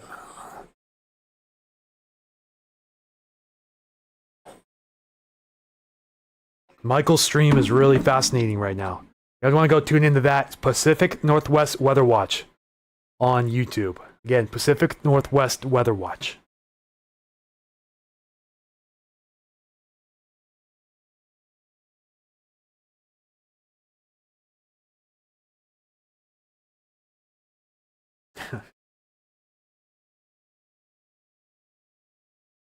All right. So again, shout out Rich Eicher here. He allows me to use his live stream. This is Port of Everett looking west towards Jetty Island. Current blustery conditions in the area at this time. 53. We just hit second highest gust of the day there for Shelton Sanderson Field. 53, 41 here for Tacoma Narrows, and another 46 here in Enumclaw. Anyone watching from Enumclaw right now, are you getting these big gusts at the moment? Please let me know. Had a big time gust here in Milton. Has to be upwards of 35, maybe 40 miles per hour now.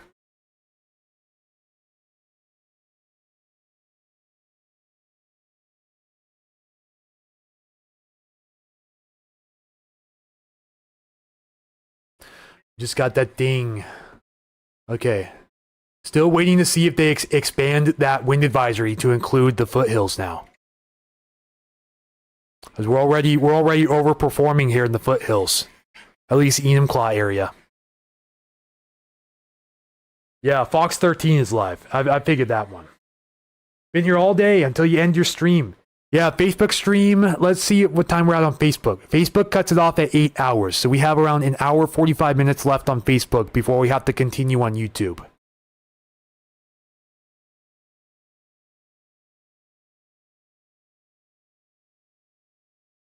Wow. You can hear the wind whistling on Michael's stream right now.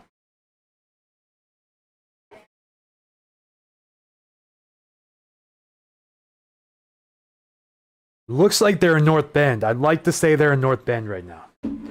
Getting some good gusts. Doesn't seem that strong, though. Yeah, sometimes there's a station down here that can sometimes overdo it. That's the Suntop weather station down here. I see down to 32 just like that.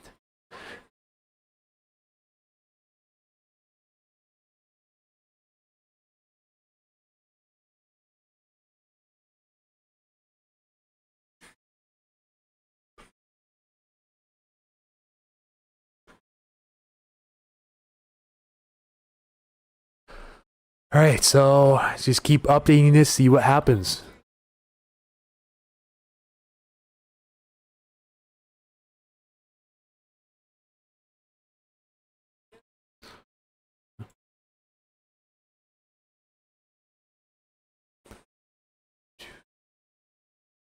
Just checking for any urgent. Okay, we're down the minor flooding here at Skagit River at Packwood. We've dipped down into minor flood stage.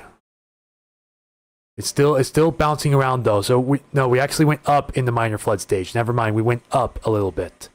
Expected now to. Yeah, so they downgraded the forecast for the Cowlitz at Packwood to minor flood stage by 4 a.m. tomorrow morning. Great news for them.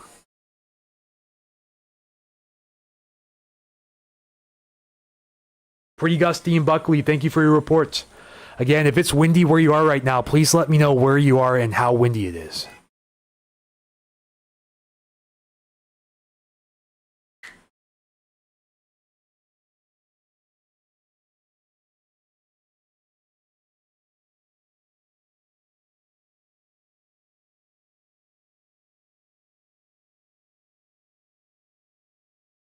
Nooksack River, any reports on that one? Yeah, a lot of flooding in Fall City and Carnation right now, courtesy of reports coming in. Also, parts of Duval completely inundated too. Currently, moderate flooding here in Carnation and major flooding at the falls downstream. So, major flooding occurring in Fall City areas downstream towards the Snohomish River right now. And again, we'll get very close to an all-time record high crest now for the falls here. by tomorrow at 10 a.m. Well, it's really gusty on the stream right now. Really gusty.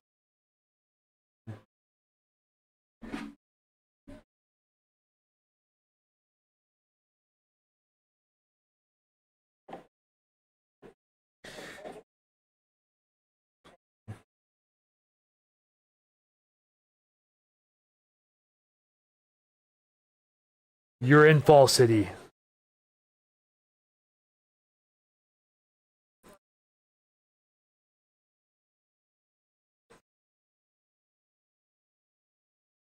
Coincidentally, they just extended the time of the flood warning for the falls till 6:47 a.m. Friday, and for Carnation 2:59 a.m. Saturday. So those flood warnings have been extended again for those areas.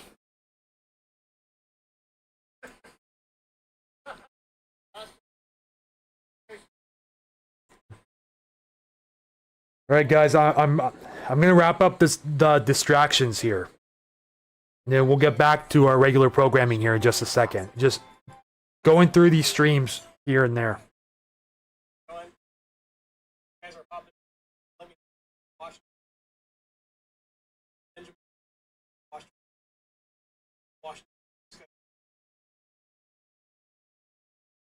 Really close to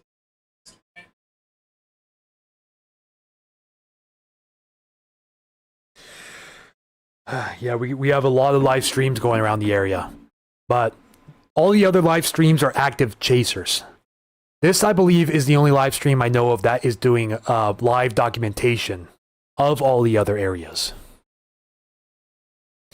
We already had a couple people compare me to Ryan Hall, y'all, which was pretty cool. Right next to Enumclaw, getting some good gusts. 70 degrees in Yakima. Lucky you. But man, that river flooding upstream from you. The 70 degrees, but yet you're still getting river overflow from the Cascades. That's got to be a combination to see in real life. Imagine 70 in Yakima, but yet river flooding, moderate flooding along the Yakima River, just outside of the downtown area here. That's got to be a sight to be reckoned with.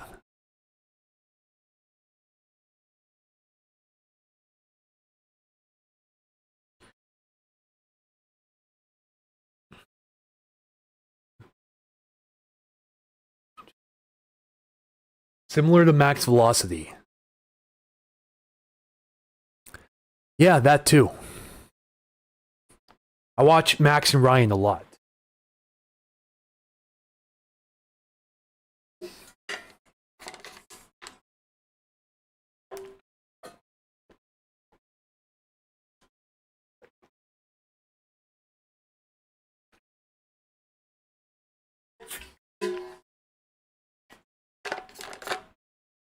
Skagit Dike District 1 is looking for volunteers to fill sandbags.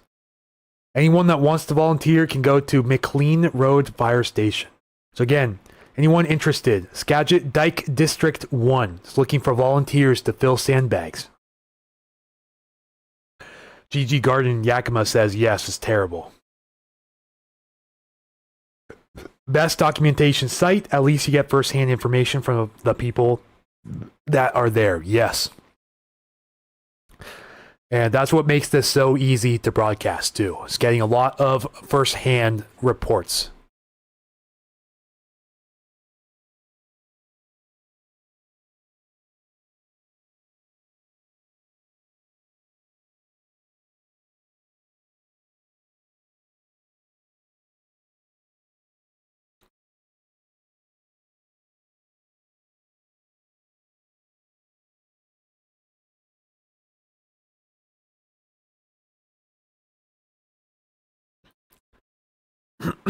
Okay, gotta wipe off my glasses here real quick, everyone. Getting a few smudges.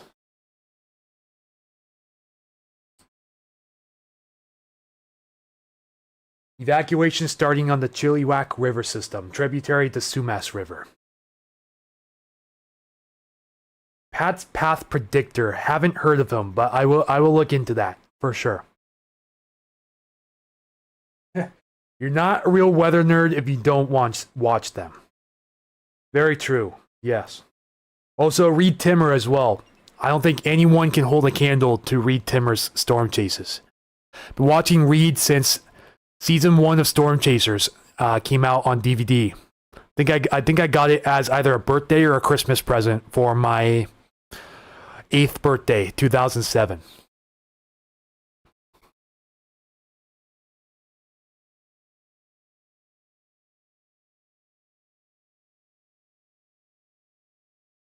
I think I may still have those DVDs somewhere, but like I said, it's been almost 2 decades. All right, another local area emergency for Skagit.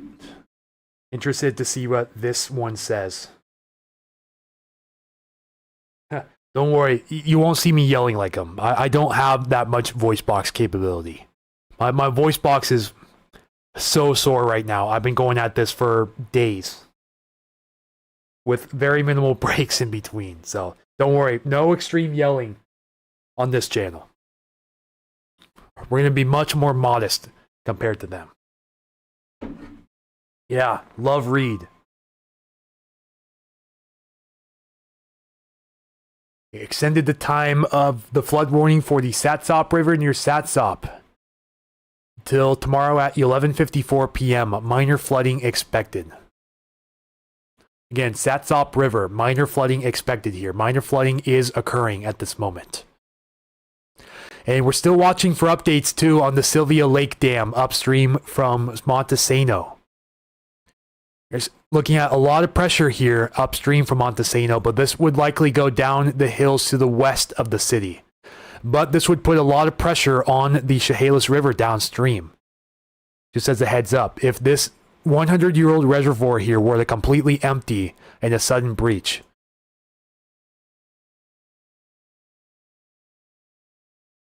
could cause big problems downstream of the Chehalis if that were to happen.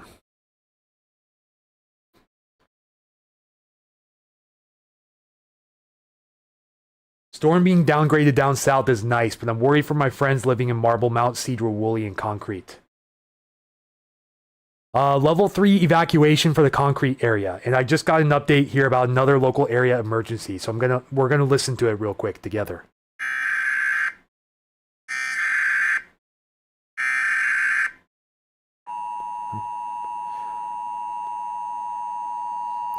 This is for Lyman and Hamilton.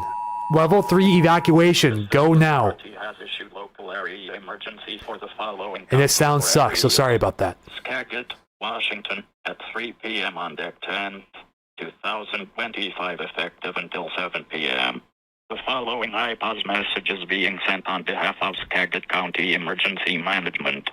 Skagit Ready Alert. Residents around Concrete go for immediate evacuation. Historic flooding is occurring on the Skagit and Sauk rivers. Evacuate now. Roads may be closed due to high water. Plan your route to high ground away from the river. Do not wait. See Skagit County net/flood for more information.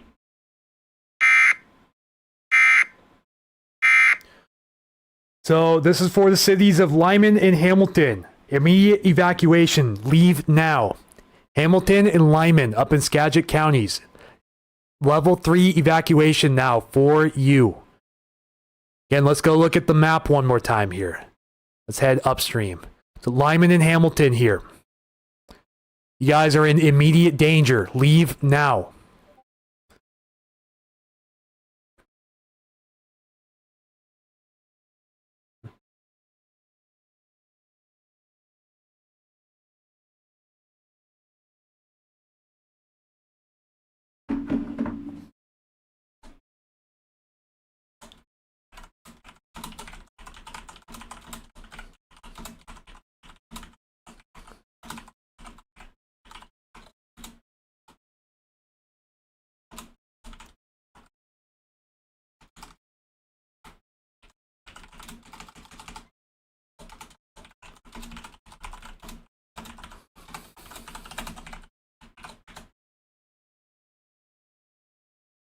Let me archive this real quick.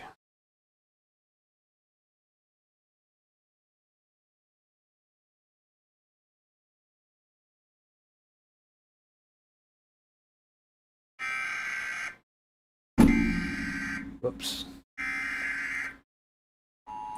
So yeah, again, communities of Hamilton and Lyman, an immediate evacuation was just issued for your cities.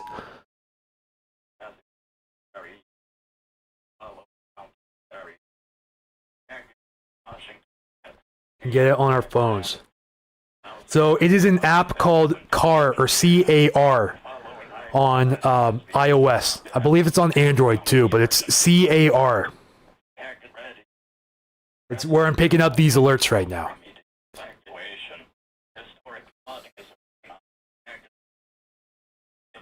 Yeah, Hamilton, Lyman folks, get out of there immediately.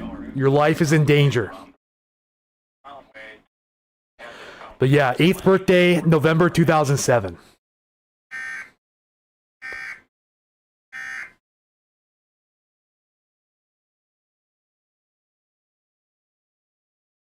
Yeah. Following message is being sent on behalf of Skagit County Emergency Management. Skagit Ready Alert. Sorry, someone sent me a message.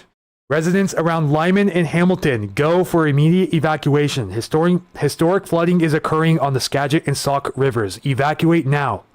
Roads may be closed due to high water. Plan your route to high ground away from the river. Do not wait. That is the message from Skagit County Emergency Management.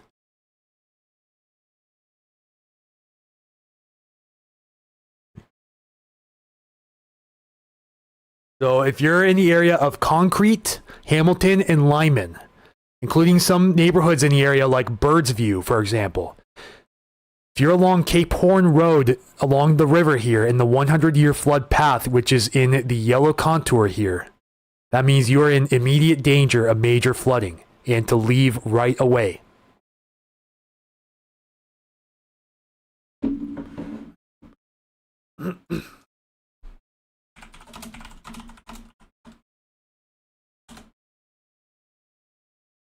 Check your senior neighbors. They may not get alerts and be online much. Absolutely.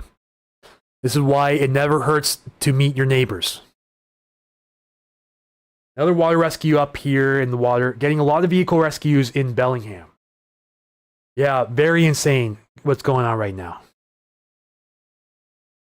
River Forecast Center has upgraded a flood watch to flood warning for Sumas River, Lower Fraser tributaries, including the Chilliwack River, Skagit River, and I'm not even going to attempt to pronounce that name. Other areas of the Fraser River Valley around Abbotsford and Chilliwack.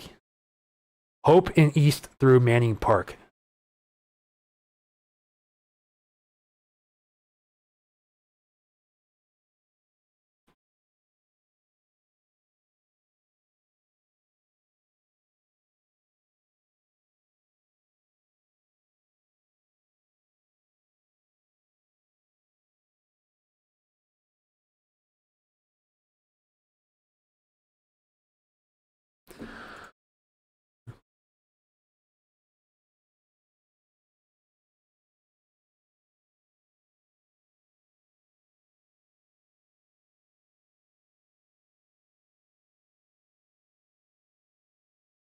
If you send me a message on Facebook and I haven't seen it yet, I'm very sorry. Got a high volume of messages and all of that.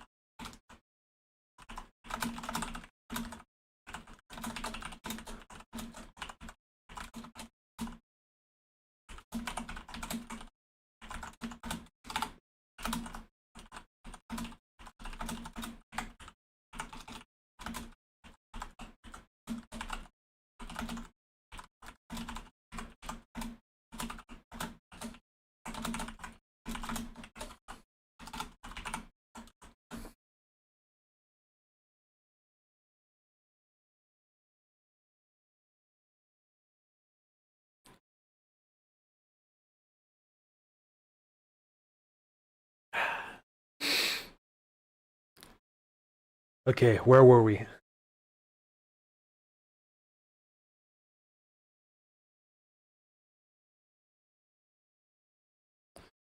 All right, still got around 150 of you guys with us.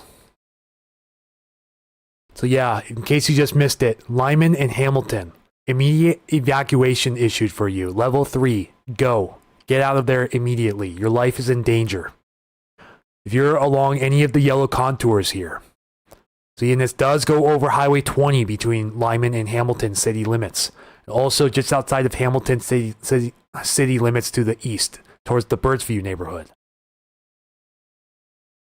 The likely major inundation along Highway 20 in Hamilton and Lyman. Leave immediately. If you are in this area or know anyone in this area, tell them to get out. Do not hesitate. Just waiting on updates for Mount Vernon and Burlington, but currently only a level 2, which means get set for Burlington and Mount Vernon in the vicinity. 56, looks like we just broke the wind record at Shelton-Sanderson Field for the day. 56 miles per hour. That occurred at 3:03 p.m. West-southwest winds of 28, gust 56 here in Shelton.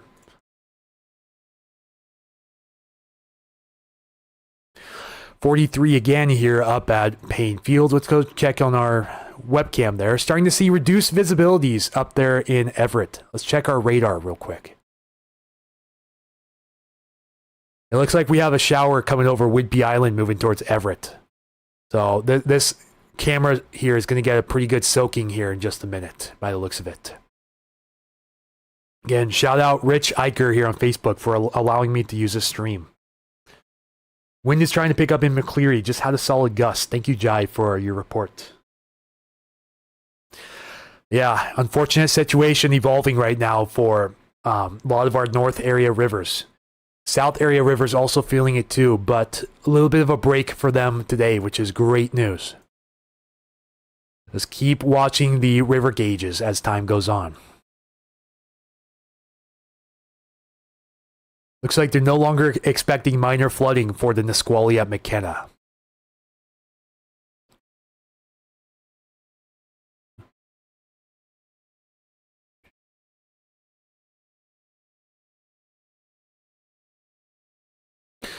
They just updated the forecast for the Mud Mountain Dam outflow is now forecasted to hit minor flood stage. So we could have a release of this dam. Not a breach, but a controlled release of floodwaters sometime between 10 p.m. and 4 a.m. So heads up. White River downstream of the Mud Mountain Dam into Sumner. And they have upgraded the forecast to moderate flooding, in case you missed it, for the White River at R Street. It's actually right on the cusp of major there, too.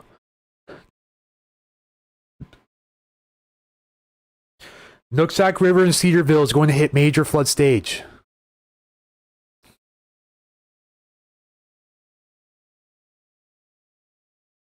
It is. So waiting for this to go to Purple Square here soon. And they just upgraded the Samish too to major flooding. Not only that, but an all-time high record for the Samish, and within the next 7 hours or so. How is Bonnie Lake looking? Hello, Carla. Bonnie Lake's breezy right now. There's some local power outages up there. Could have some stronger winds throughout the day, but for the most part, we've dried out down here in the South Sound. What was that?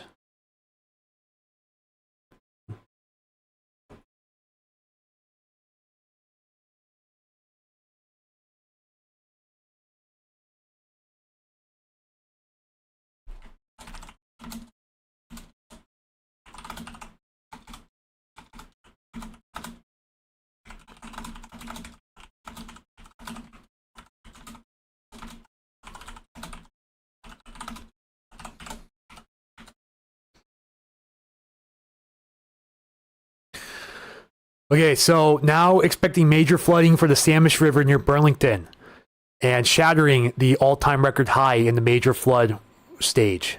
Record high is 9,870 CFS, cubic feet per second, and the forecast is 11,327.53 CFS by 10 p.m. tonight. We had that sharp of a rise in that little time. A lot of danger here for Edison area. Edison, parts of Bow, or the Samish River, down towards the Delta from I-5 westward here. There should be huge danger for the town of Edison here.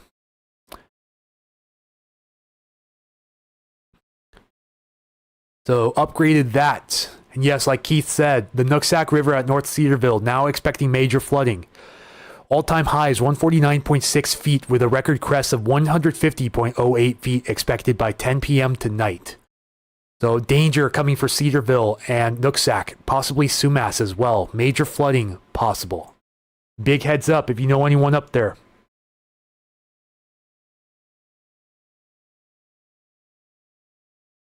Do they expect the Snohomish Flats? If you mean like over in the EB Island area, then yes.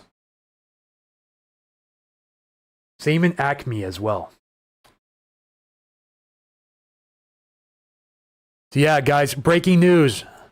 New major flood upgrades for the Nooksack River at North Cedarville and the Samish River near Burlington. So we'll likely have additional emergency alert system activations up there by tonight. Hopefully in the next few hours they push that out or less.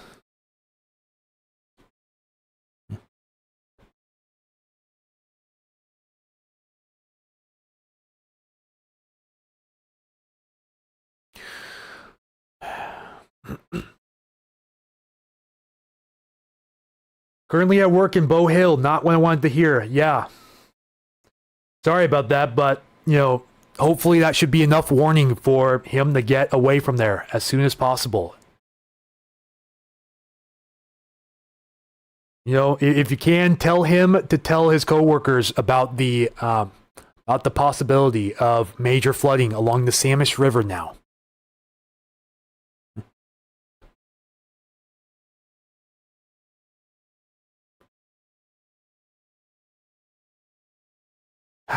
Well, we're officially living through a historic event, folks. The water level's going up for the Nooksack in Everson. So we'll be getting a purple square up here very soon.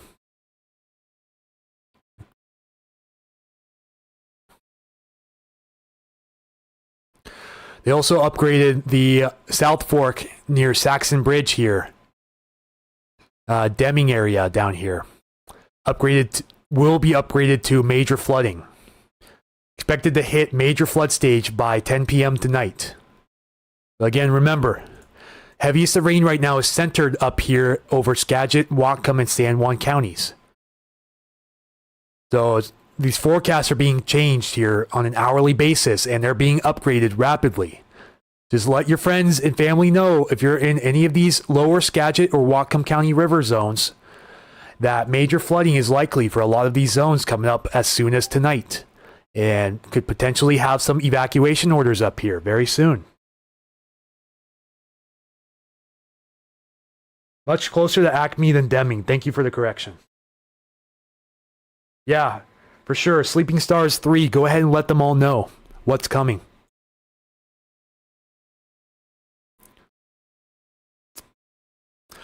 "47-mile-per-hour gust there at Everett." Yeah, it is rocking there at the marina right now. You can see that shower passing over Hat Island as well. Whidbey Island's off in the distance there. I confirm that this is Whidbey Island. The Clinton Ferry deck is somewhere right around there. This is Hat Island right there. And then this is the Jetty Island, the big strip you see there.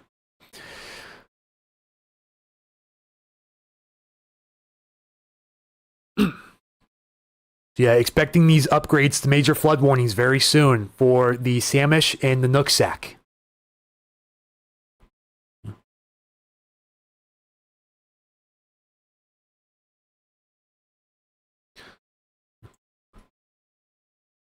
So again, Saxon Bridge and North Cedarville upgraded to major flooding possible by tonight, and same with the Samish. near Burlington, affecting the town of Edison.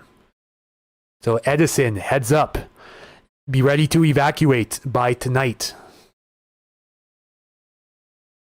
Very gusty in Everett for sure. Unusually quiet on the wind front. South Fork Valley. Yeah, getting pretty windy around the area now. We're not seeing anything super major over the lowlands. I'm starting to get some major wind gusts over Shelton.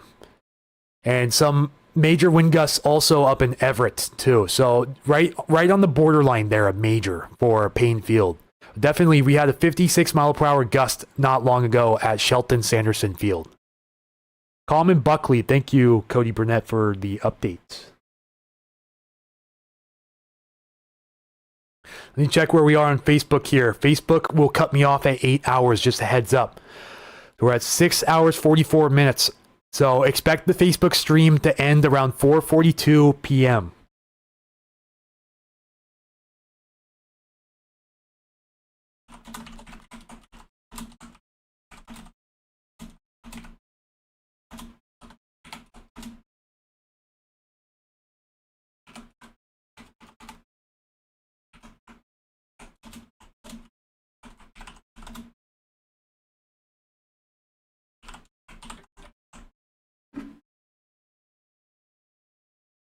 Oh, local area emergency, Whatcom County. Okay, Sumas. Mandatory evacuation. Sumas. Get out of there immediately. Level 3 evacuation now for Sumas. City limits. Leave right now. The evacuation notice was just posted for Sumas and surrounding areas. I don't believe this is for Everson, though. I think this is just Sumas city limits. But level 3 evacuation. Leave now. Did I see this video of the Stillaguamish by Granite Falls? I have not, but I'll watch it here in a little bit. Right now, I have to get this evacuation message out.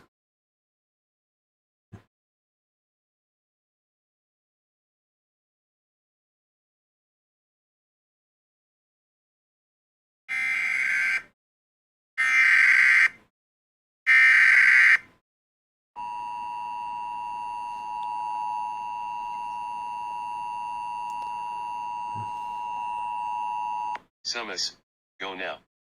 Flood evacuation occurring. Go now. Evacuate Sumas. Flooding imminent.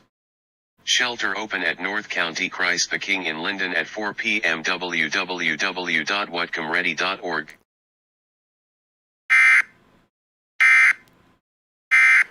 Again, very poor text-to-speech there, so sorry if you had problems understanding that. It said the North County Christ the King in Linden will open as a flood shelter at 4 p.m. for Sumas residents. Again, flood shelter opens in Linden at the North County Christ the King.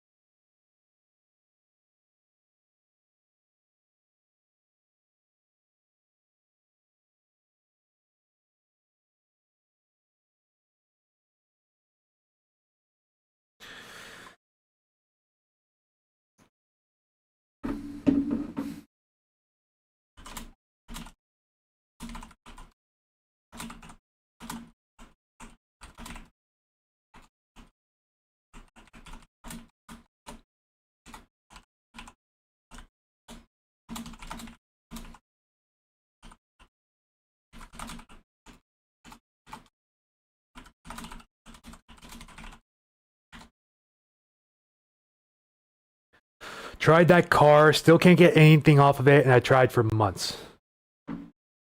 Exact link. To play that audio, Car is the only app I know of that records it. That's where I'm playing the recording from. Outside of that, I'm not sure. It's picking up from radio stations. I think it's CRTV.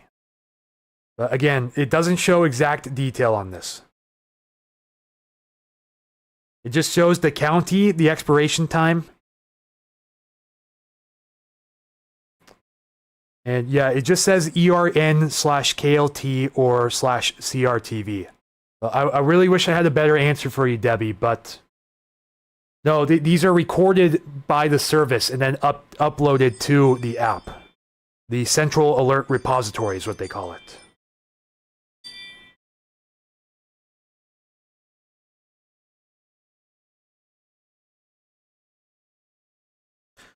But they should be disseminating these alerts to the local government pages. And if they're not, then they need to hurry up and do so. So now, in case you missed it, immediate evacuation alerts for Concrete, Lyman, Hamilton, and Sumas.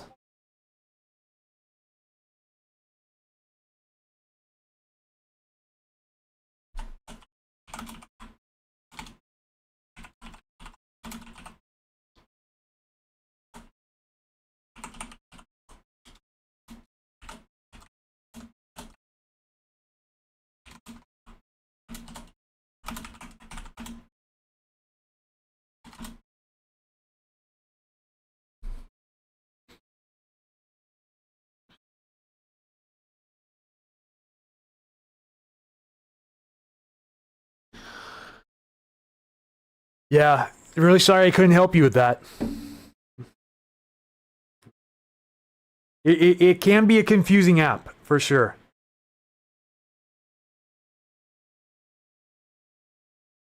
But you can go to location filtering and select it by county, by state as well. If you go to the settings on the car app.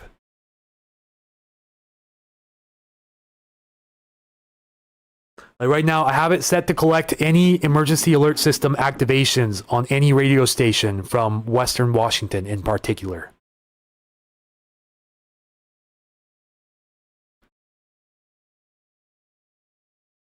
Yeah, just a heads up, Facebook audience, the stream will be cutting off at around 4:42 p.m. due to new Facebook regulations. So after 4:42, we will continue live stream here on YouTube.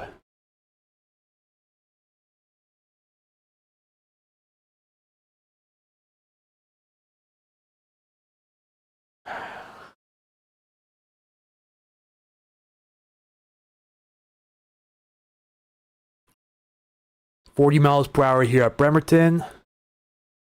39 again at Browns Point Lighthouse. Whipping pretty good out here in Milton so far. This is Everett Marina looking west. Rocking pretty good there. The PSC outage, last time I checked, it was over 12,000. We're way down now. Good news. We're down to under 5,000 here on PSC. Still spotty big outages here and there. You guys want a really good site to look at here for power outages. Poweroutage.us. He shows Mason County getting up there pretty good. 1,420 out with Mason County PUD. And it shows you by agency when you select the county. So again, poweroutage.us. But poweroutage.com should also redirect you to the site. Thank you, Keith. Yeah, someone mentioned a little while back that all animals are safely away from the Everett Animal Shelter. Hopefully we'll see a lot of adoptions because they'll have to hold on to the animals for a few days. The best case scenario, hopefully a lot of those animals stay with their current fosters.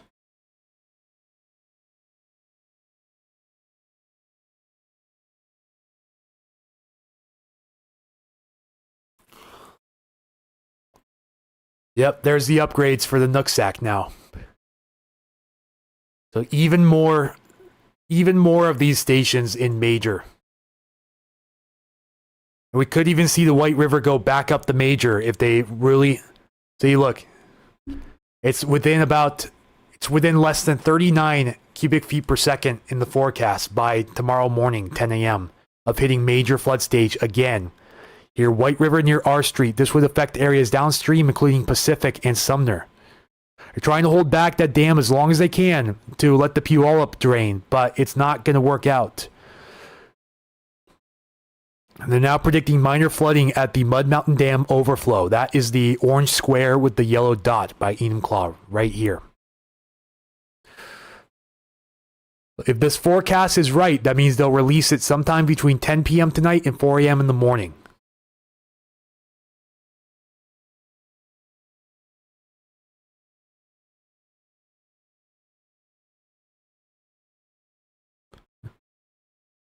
Really windy in Snoqualmie Parkway. Yeah, we're starting to lose daylight around the area, folks, so it's starting to get really dangerous out there. You won't be able to see a lot of these floodwaters until you're in them at nighttime.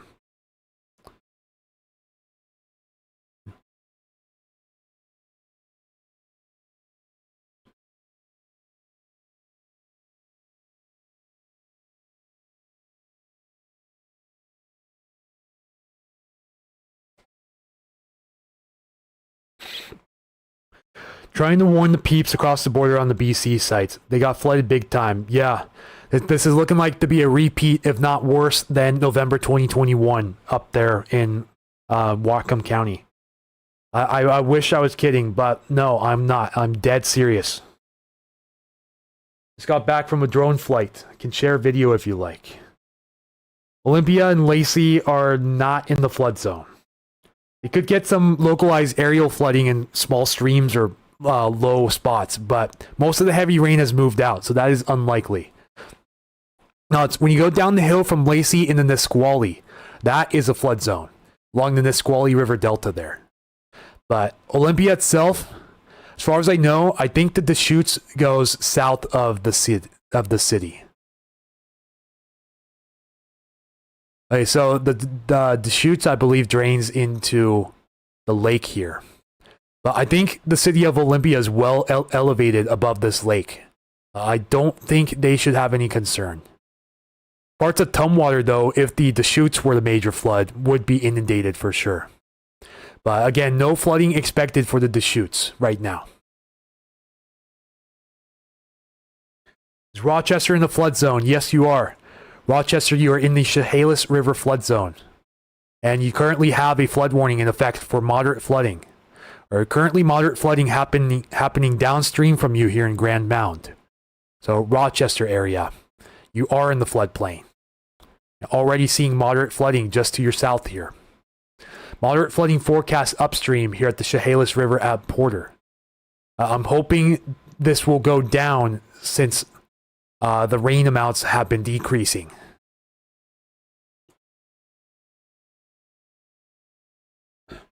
Heaviest rain is done for the South Sound. Barring any real pop-up showers to our west, other than that, heaviest of rain is done. See, just some showers here and there moving on to the coast. But all the heavy rain is north of the Strait of Juan de Fuca right now, moving into northern Snohomish, Skagit, and Whatcom counties. This is why they're upgrading those forecasts so quickly. They weren't expecting all of this rain today, so they're upgrading the short-term forecast for river flooding. This is why we're seeing all of these go into major flood up here now. Very, very scary and unfortunate situation unfolding for the Skagit and Nooksack River valleys. Geese tried to fly by, they were being pushed sideways. Sure thing, Light Dancer 2251. You think there would be any need to evacuate Rochester? Right now, I don't believe so.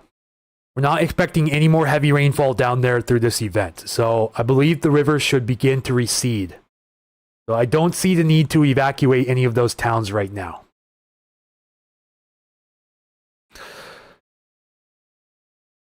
The only town that should already be evacuated, and hopefully they are, is Randall in Lewis County.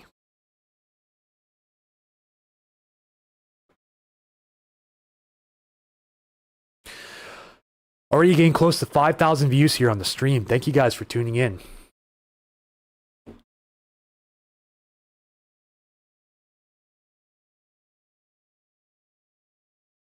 Probably going to take a brief intermission here soon, folks, for about 15 to 20 minutes. I really need to get up and stretch long term here.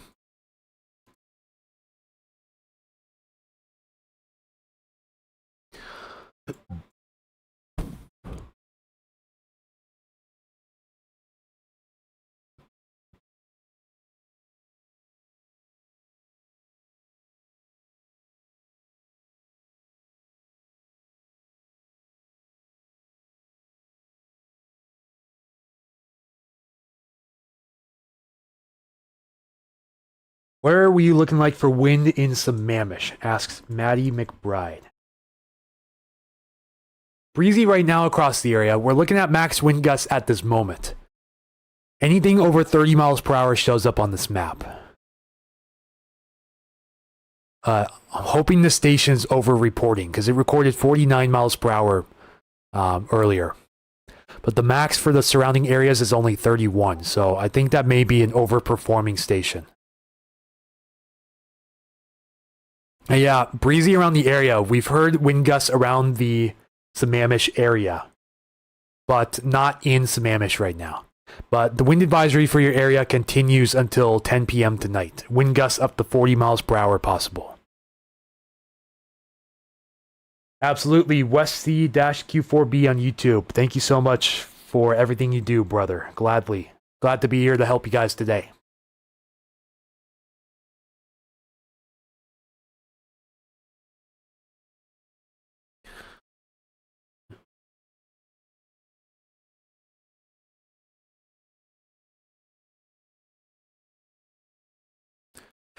Let's go see if the ording site has updated. I expect these evacuations to hopefully be lifted soon. Not by the looks of it. It's probably going to take a while for the Puyallup to drain here in Ording.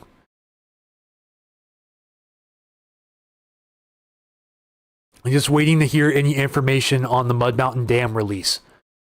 When it's expected to happen.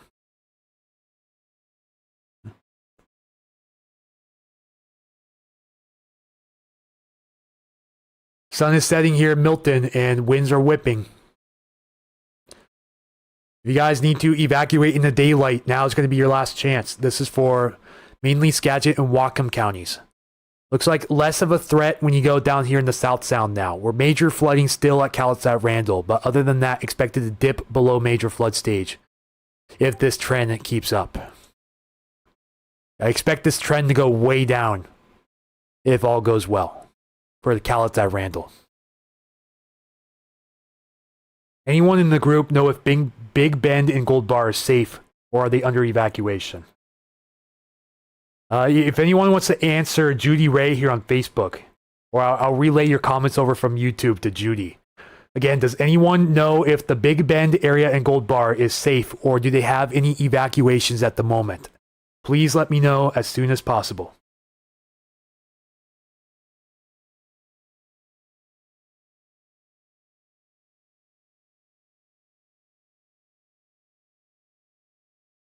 In the meantime, while we're waiting for that answer, again, if you'd like to help support Puget Sound Stormwatch in the future, keep us afloat, please consider donating a coffee to help out. Thank you all for all the nice messages over the last few days.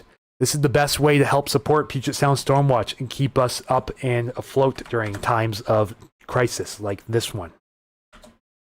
Again, no pressure, but do please consider a small donation to help out.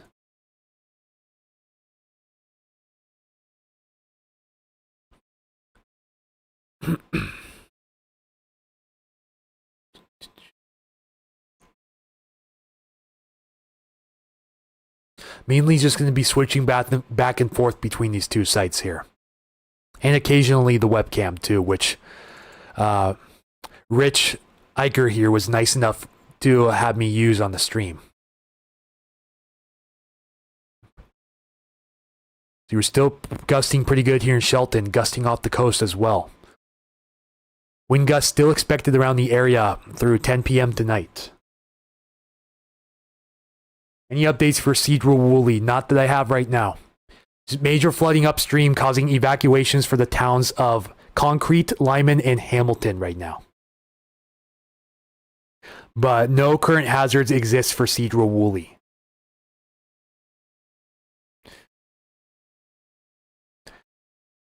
We have a level 2 for some parts. Let me show you this map again one more time. The 100-year floodplain here.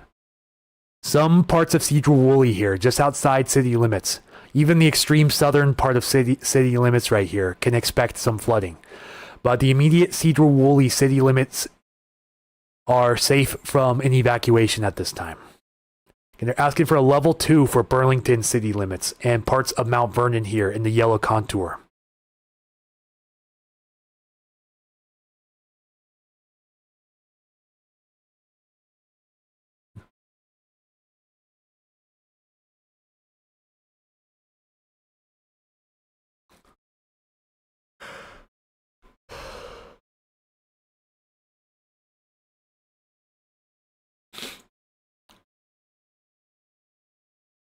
How soon, once you sign up for the monthly subscription, does it take to show up on my end?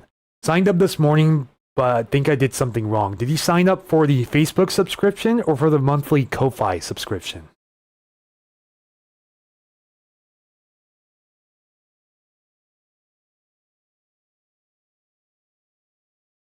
Thank you, Jennifer Swift, for donating a coffee. Appreciate that.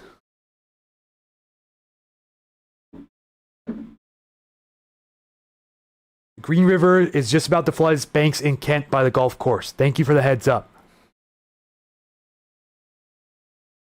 Yeah, I'm not seeing you as a subscriber here on Facebook, Judy Ray, if that's what you're asking. But if you're talking about signing up on Ko-Fi for monthly subscriptions,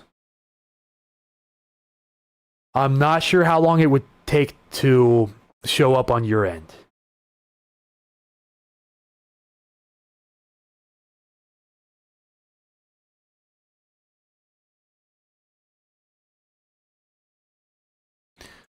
Again, remember, major flooding expected for the Cedar at Renton and Landsberg. There's quite a few people along there. But the Cedar near Landsberg is expected to get within less than an inch of the all-time record high of 10.4 feet by 4 a.m. tomorrow morning.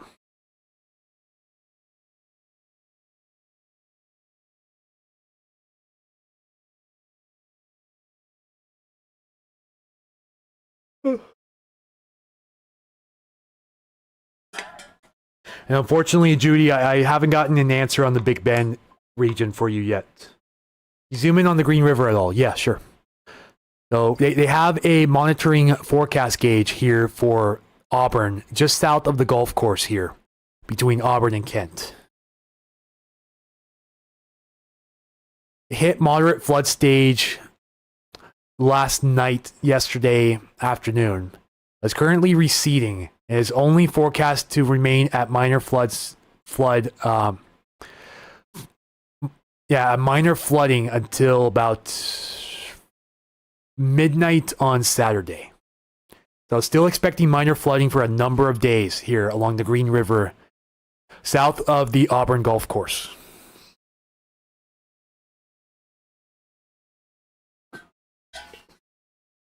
Other than that, though, we don't have any additional forecast gauges upstream or downstream to work with.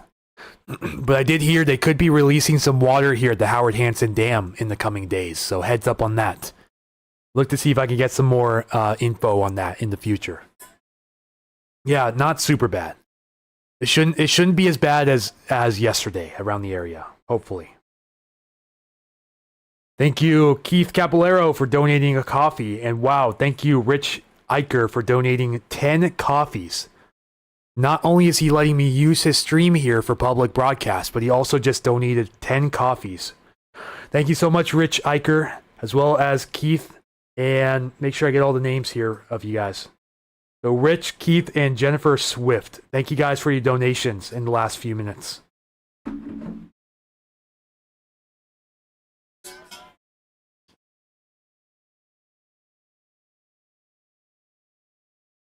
Again, best way to donate if you want to is through Ko-Fi. ko-fi.com.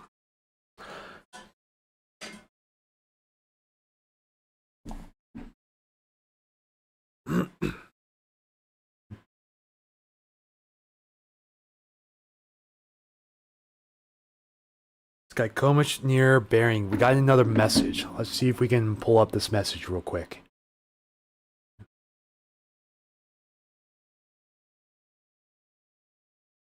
Yeah, sun setting, basically dry here in Milton right now, but the wind's whipping up pretty good.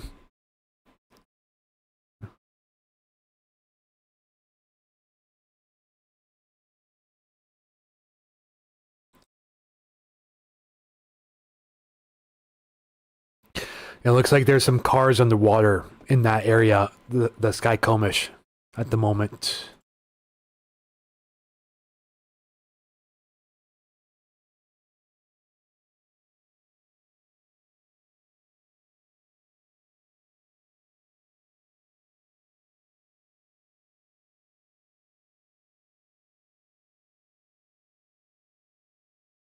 So yeah, in case you missed it, Governor Bob Ferguson declared a statewide emergency proclamation today.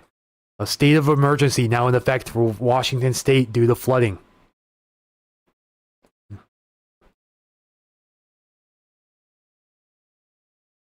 But yeah, again, heads up. Around 4:42 p.m., the Facebook stream will cut off for the night due to new Facebook stream policies. After 4:42, we'll be moving everybody over to YouTube for the live stream. If you haven't already joined us over there, Puget Sound Stormwatch on YouTube. Where can I send the picture to? If you have Facebook, go ahead and send it to Puget Sound Stormwatch on Facebook. Otherwise, I'll show the email down in the link in the comments to send emails of photos.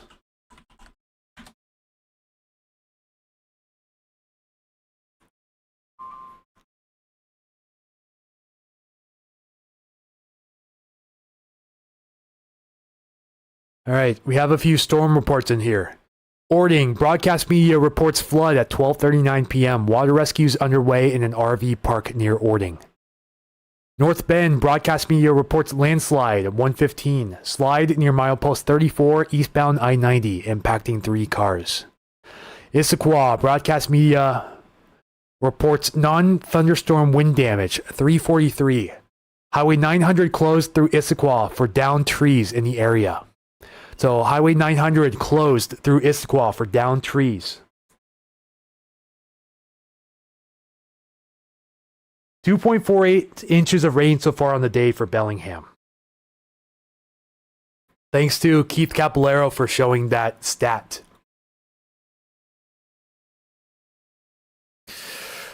.48 miles per hour at Shelton Sanderson Field. Strongest wind so far of the day is in this area. Gusting to 35 again here at Tacoma Narrows, 37 Browns Point, 33 Painfield Everett.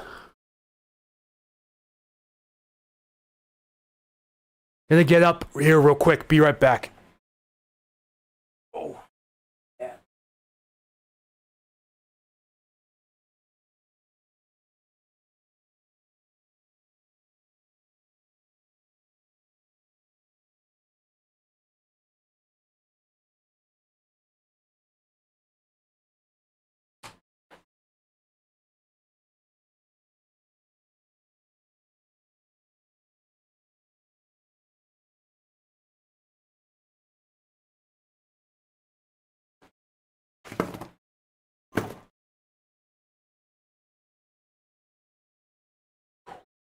Three miles south-southwest of Crystal Mountain. Non-thunderstorm wind gusts of 108 miles per hour at 6 a.m.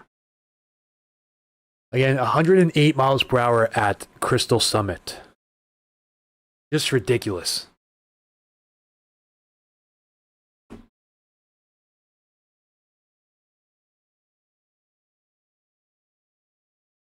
And 2 miles west-northwest of Snoqualmie Pass at Alpental Summit. At 11 a.m., non-thunderstorm wind gusts of 78 miles per hour. Anything over 74 is hurricane strength. Just a heads up.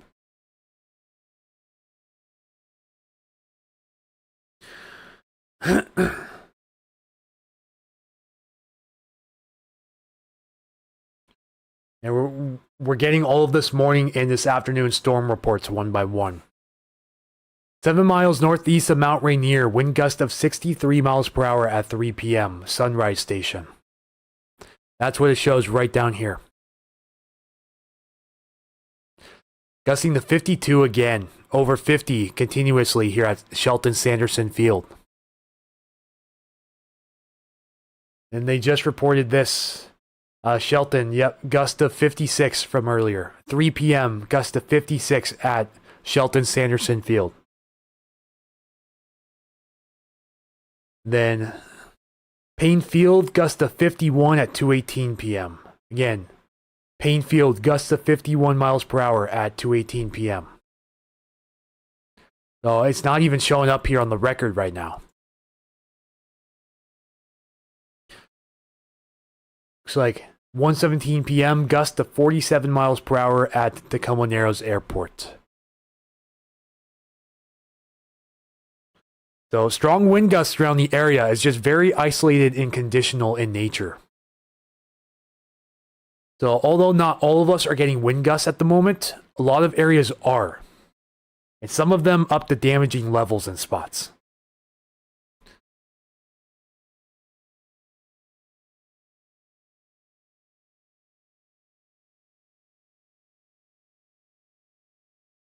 Starting to see some Seattle City Light customers in the dark now. Again, mostly PSE around this area. But we just added another 2,000 approximately, including this massive area out near Seebeck now. Almost 2,000 people just lost power here in Crosby. This is just outside of Seebeck here.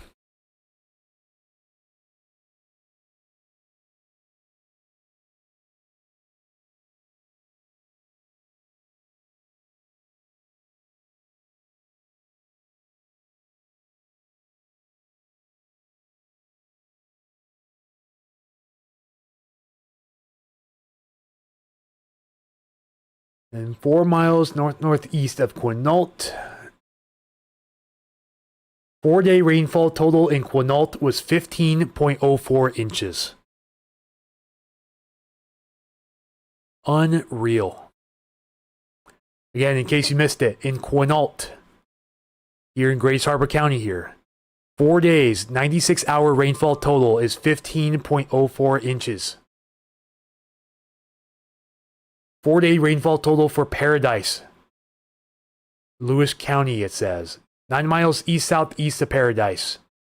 Rain of 12.69 inches over 4 days. It was near Ohanapecosh.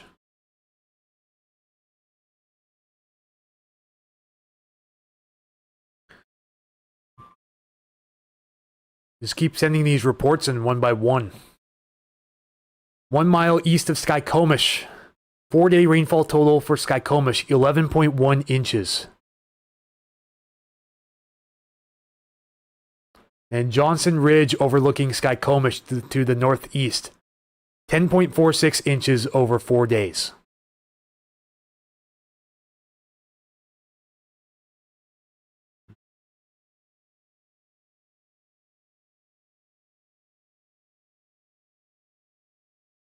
Hey, sorry guys, Facebook froze my comments again, so I was hoping that would not happen, but I missed some comments from about 10 minutes ago.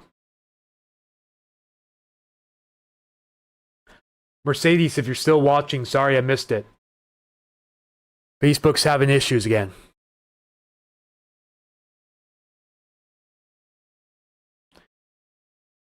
Kim said big gust here just now, 3 minutes ago.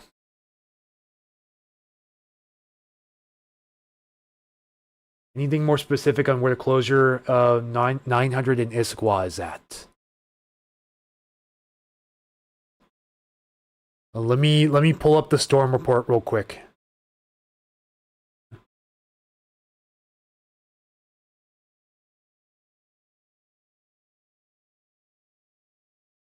No, that just shows a generalized area. If anyone's in the Issaquah area that could chime in and help Jen answer her question, please feel free to. She's asking anything more specific on where exactly the closure on 900 in Issaquah is. Missed your stars as well. Thank you, Dagmar, for sending 100 stars. I think Facebook's starting to get a little overloaded here.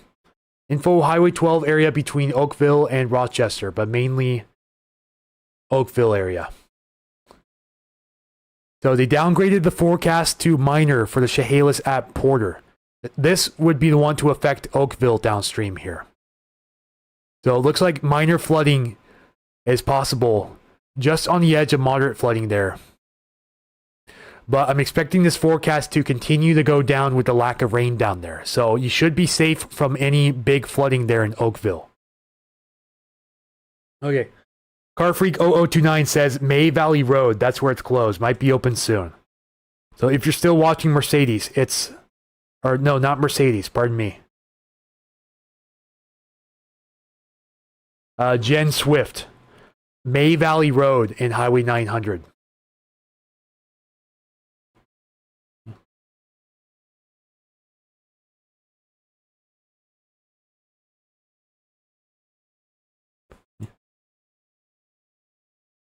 Okay, so it's hard to see with the green probably, but it's right down here. So it's just as you go into the Renton Highlands here. See where my cursor is right there? That's where the trees are down, but they're expecting it to open again soon. Did you guys just see that? Did you guys just see what I just saw? No way. Issaquah Creek, major flooding possible.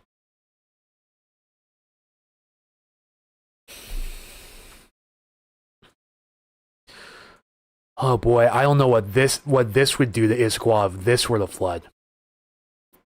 Trying to check where exactly Issaquah Creek flows.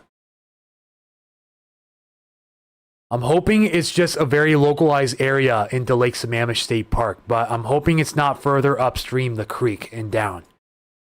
Because that would cause some inundation down here along Lake Sammamish Parkway, the north end of Issaquah.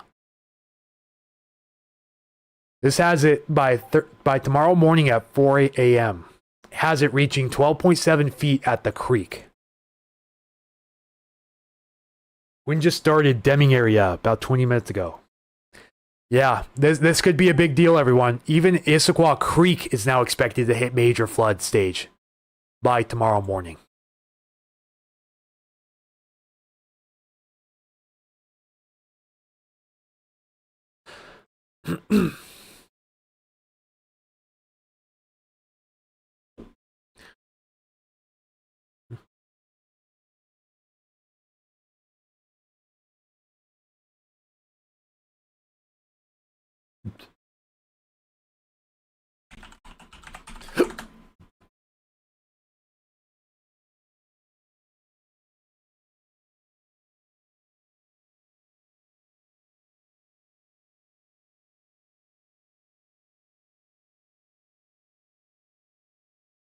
Already passed over 1,000 watch hours on the stream today.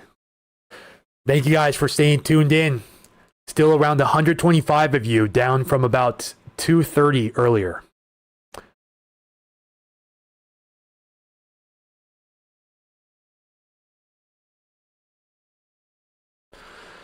Yeah, just purple everywhere.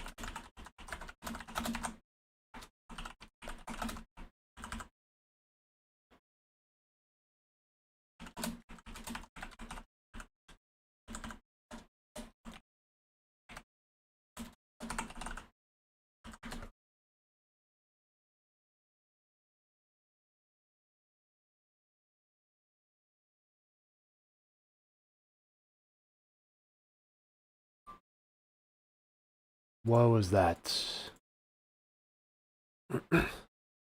Wow. This is in Bremerton. Broadcast media reports wind damage. Tree fell on home causing heavy damage. 11:30 this morning.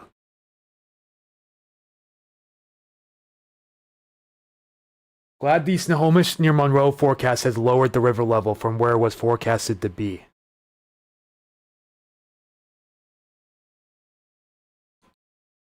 Yeah, it's lowering a little bit. At least we're not threatening to hit the record all-time high now for Snohomish near Monroe. Still anticipating major flooding, likely beginning here in the next couple of hours for Snohomish near Monroe.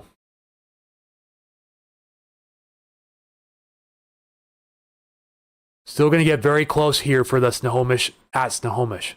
Yeah, I think the Snohomish near Monroe, that was the one that was looking to break the record by a mile, right? Yeah, now we're not looking to break that record anymore. Great news, but still major flooding forecast. Thank you, Sparky1549, for bringing that up. I almost forgot to check again.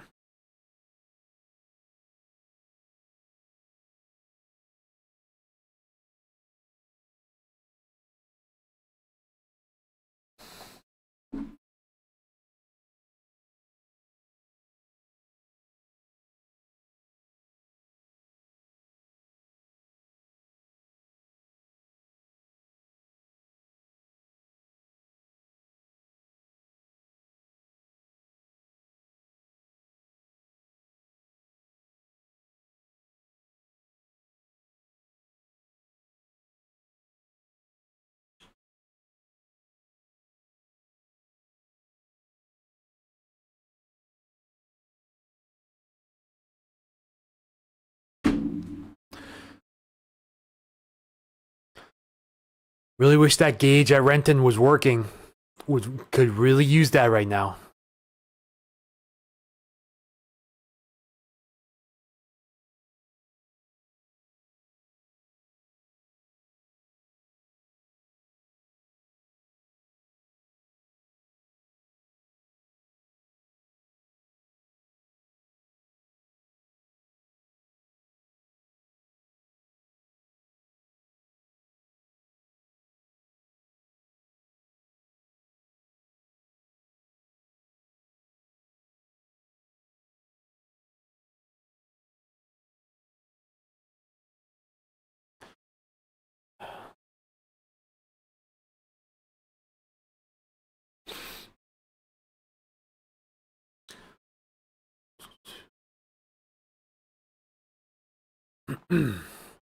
If these wind gusts continue kicking up anymore around the area.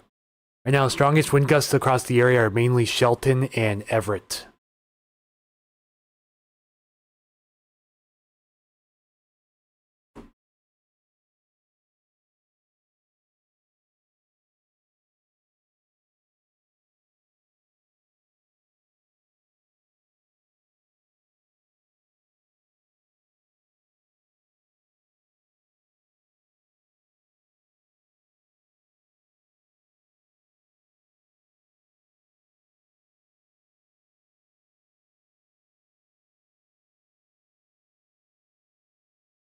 Nooksack at Saxon is expected to crest at almost 11 feet.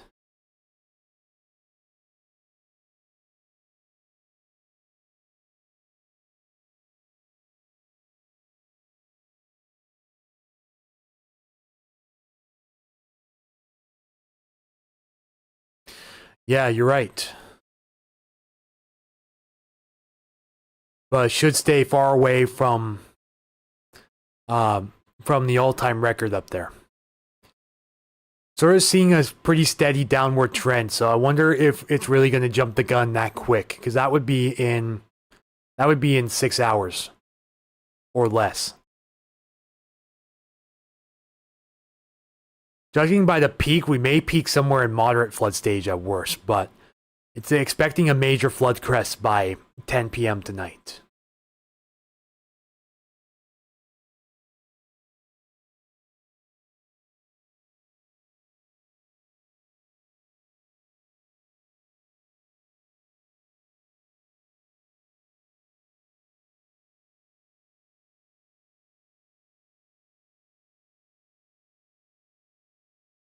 But we've had no warnings yet.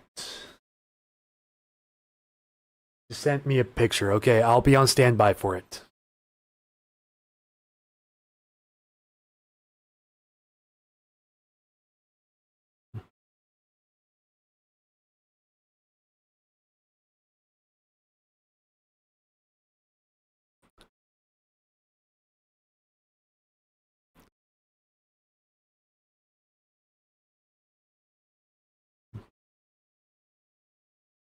Haven't gotten it yet, Wes. But like I said, I'll be on standby for the photo.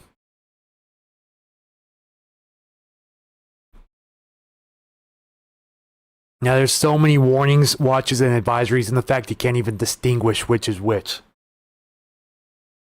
I've never seen this many flood warnings ever in my life.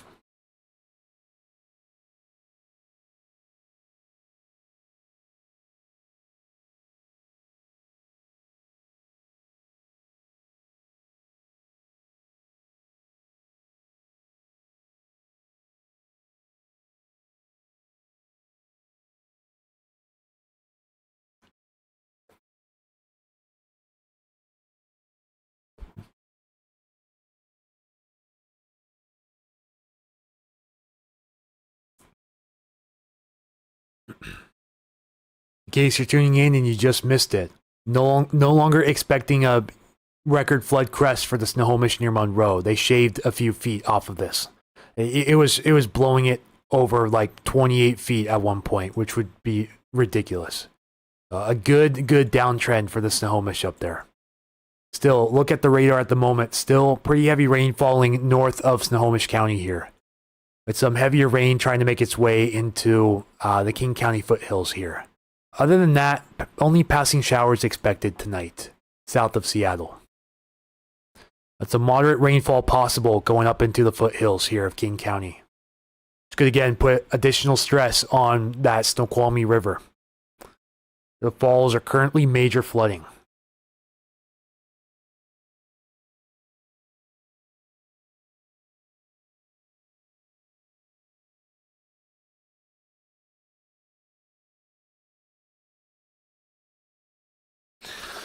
So we have over 200 likes here on Facebook. Thank you guys for helping get the word out.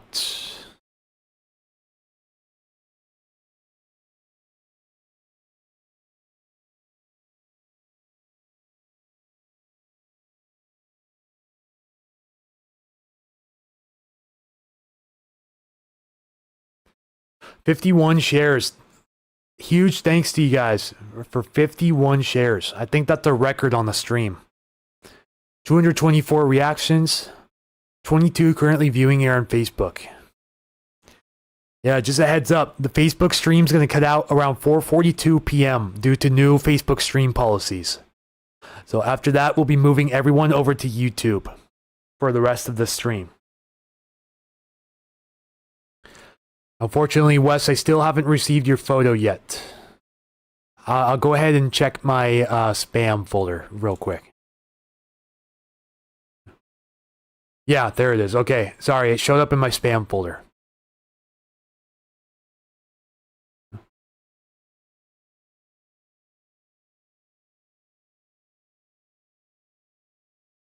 Okay, yeah, so you got that from this site here. Let me pull this site up real quick. Northwest River Forecast Center. He's looking at the chart down below there for the area.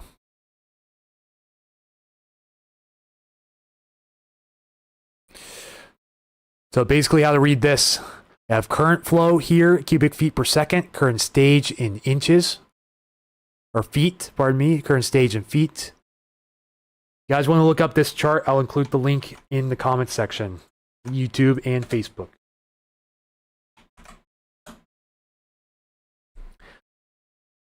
And the day 1 to 3 forecast max stage is going to be the most accurate here. And see, the black ones, those are all-time record highs. Purple's major, yellow is bank full, green is okay. Orange, minor flooding, red, moderate flooding.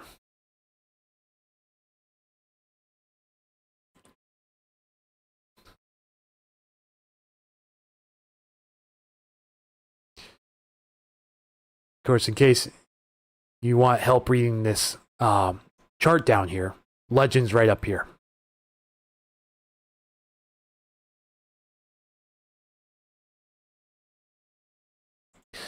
Yeah, all the black dots here could be record flood stages set.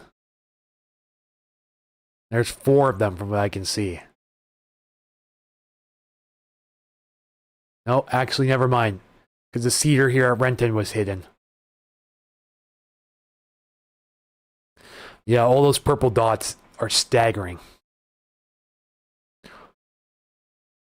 show this camera angle from Rich Eicher.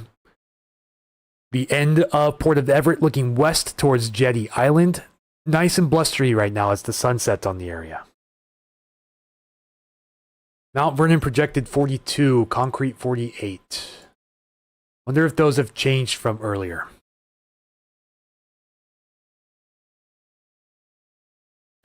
Yeah, looks like it's around the same. Around the same from what I saw earlier. Record crest almost 48 feet upstream at concrete. Likely to hit major flooding stage by tonight.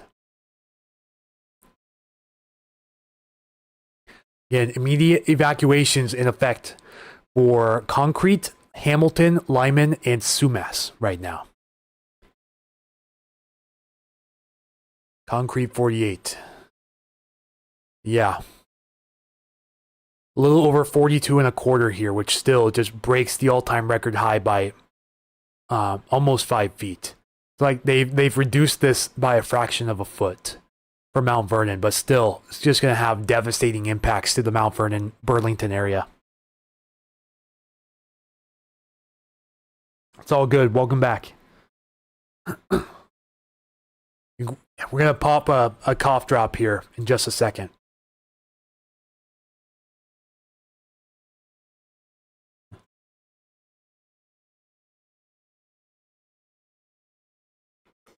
Gonna go get a cough drop. Be right back. A voice box is shot.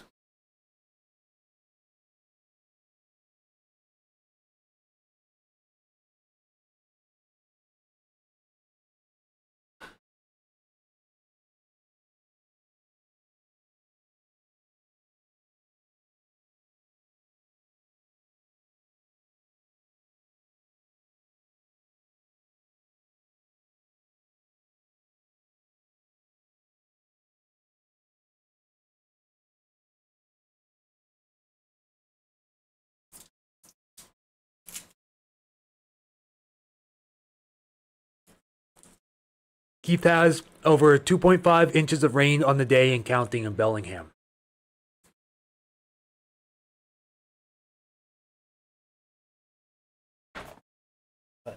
Good news as of now, I have not received any new evacuation notices for Skagit or Whatcom counties.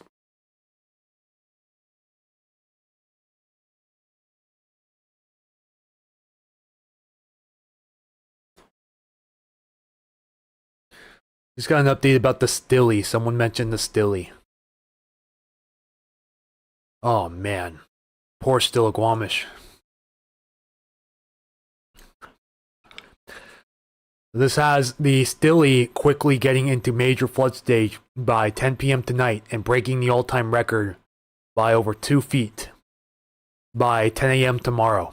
But then hopefully quickly dropping off to below flood stage. Again, this is Stillaguamish in Arlington, city limits.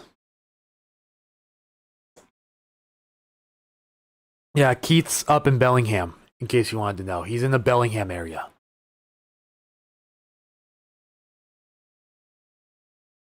Let me refresh Facebook again, make sure I'm not missing comments. I am missing comments. Sorry about that again. Backlogged on comments for the last 20 minutes. Sorry guys, Facebook's acting up on me and it's going to cut off the Facebook stream by 4:42. Bear with me. I got to keep refreshing this comment section. As, again, additional problems with streaming to Facebook. Okay, Regina Haney, if you're still in the chat, any updates on the Puyallup River, what to expect in Sumner? Yeah, we're watching closely the status of the Mud Mountain Dam here. They're expecting to begin releasing this sometime in the next 12 hours, I believe, which would cause flooding downstream, and we just got bumped up to moderate observed here for the White River.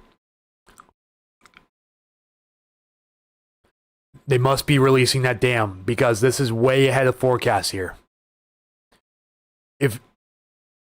Oh man, I swear if this if it follows the same trend as shown here, but you offset it by another like 3,600 cubic feet per second, we're talking considerable flooding for Auburn, Pacific, and Sumner if this were to happen. Currently, the flood stage, the current observed level of the White River near R Street is 116.2 feet, which is moderate flood stage. Again, sorry, Facebook folks. Yeah, again, sorry, Facebook people. Not getting my comments in, so I keep getting backlogged comments all in at once. Again, sincerest apologies to you guys. I'm trying to refresh and get through your guys' comments as much as possible. Please bear with me. Warding update 2.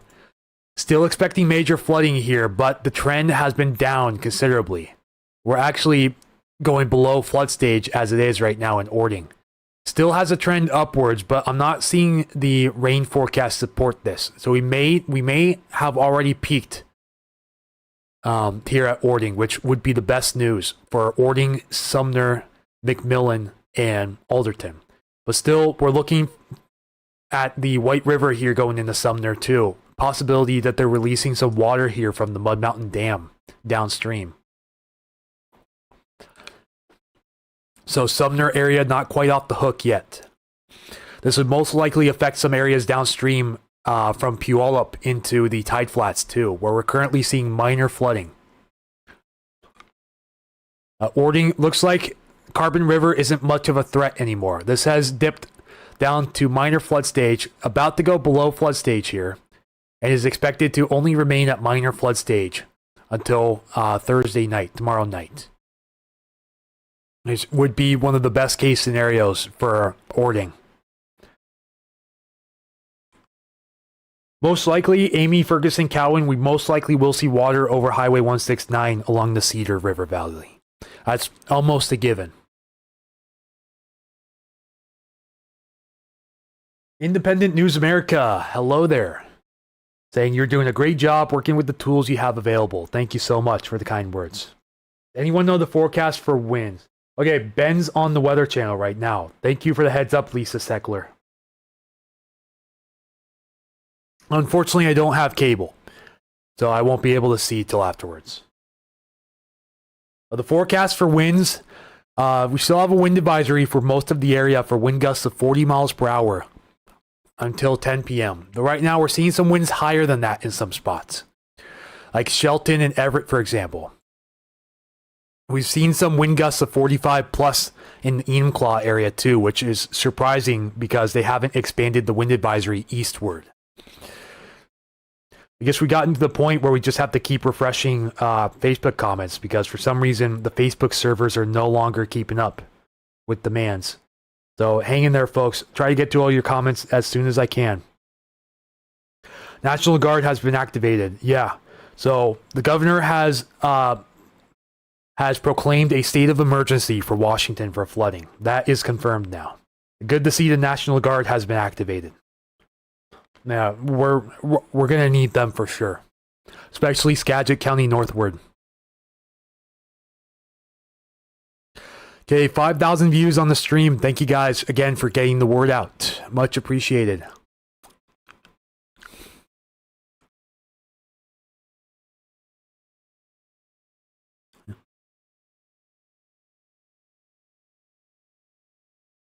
So yeah, forecast for winds. We should gradually see the winds decline as the day goes on.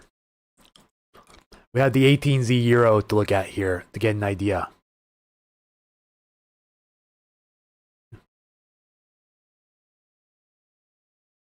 I can tell you one thing, it's underdoing it here for Shelton, big time. So far, appears to be overdoing it for a lot of the Tacoma area. Looks like right on par for Everett. Overdoing it for Bremerton so far.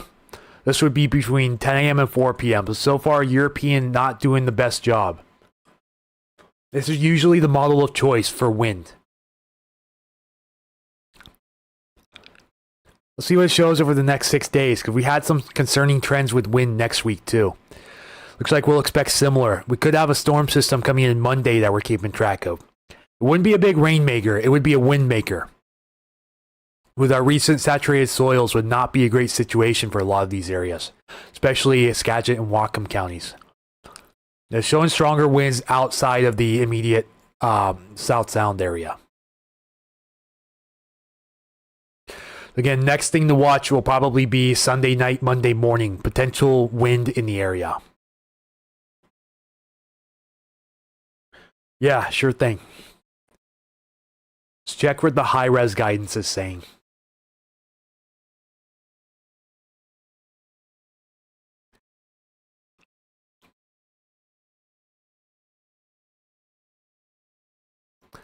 High-res so far seems to be pretty on point for the Tacoma area.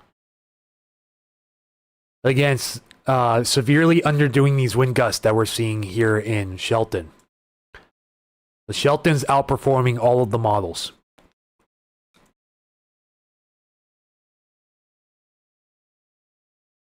See, looks like we have a frontal feature coming through here soon, which will bring in northwesterly flow down through Everett, into the Everett area. And then again, that shuts off the door for wind, similar to what we saw last night around the area.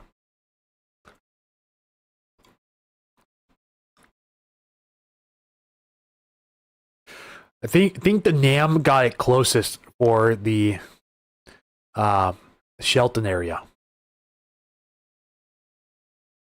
So we'll be watching radar to see when the back end of that front moves through up here. You know, we'll have to watch for those wind shifts from southwest to northwest. That's when we know the front will pass through. They don't have any definitive signs of a front right now on radar scope.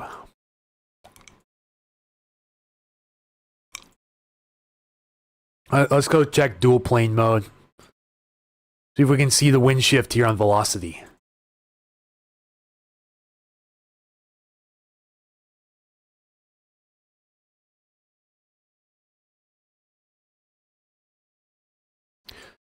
Come on, radar scope, fix your app. It froze. Hang on, everyone. It froze. Yeah, radar scope just crashed. So we'll go to windy instead. May be able to visually identify approximately where the front is based on satellite. I think this could be the front right here passing through.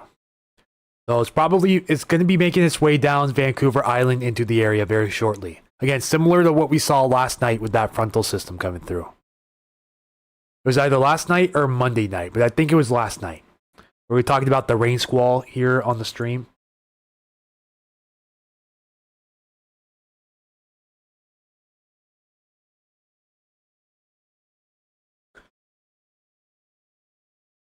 Skagit flood incident page down for Skagit County. Is it? You think extended forecast with winds and saturated soil will create conditions for landslides or fallen trees? I do believe so. Just depends. Will we get rounds of rain in between as well to keep the soil saturated? But the effects of tree damage and landslides are at the highest we're probably going to see around the area right now.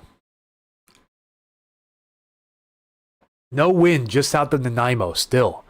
Yeah, you're being entirely sheltered by Vancouver Island up in your area. We really haven't seen many offshore winds since this morning. It's been continuously onshore around the area. Still quite a bit of daylight here in Everett too. Looking out west, Jetty Island seen right there. Whidbey in the back here.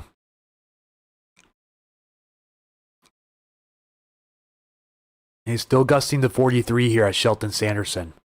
For the most part, winds have died down up here in Everett, at least as of right now. Let's go check some stations in the area. See if we can determine the wind direction somewhere around here. Unfortunately, we don't have a lot of buoy coverage off the coast, so it's very hard to determine something coming in from this direction. See how most winds out of the southwest around the area. I'm not seeing any definitive signals of a front yet along Vancouver Island here. We'll probably have to wait till the front gets closer to see that.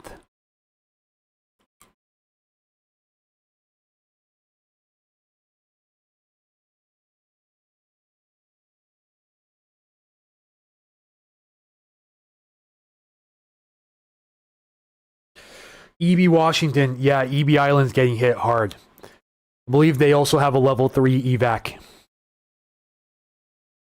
Jayakoba, McCleary starting to get lights flickering. Thank you for your report. Hopefully you don't lose power over there. Yeah, I haven't seen any emergency alert system activation for EB Island. We got the EASs for Concrete, Lyman, Hamilton, and Sumas.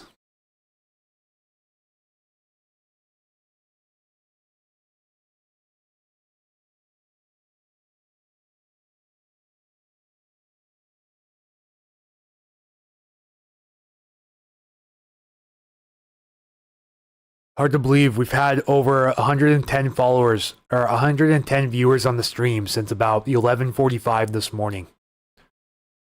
Again, Facebook, heads up. Stream's going to cut off in about 10 minutes here on Facebook, and then we'll move everyone over to YouTube.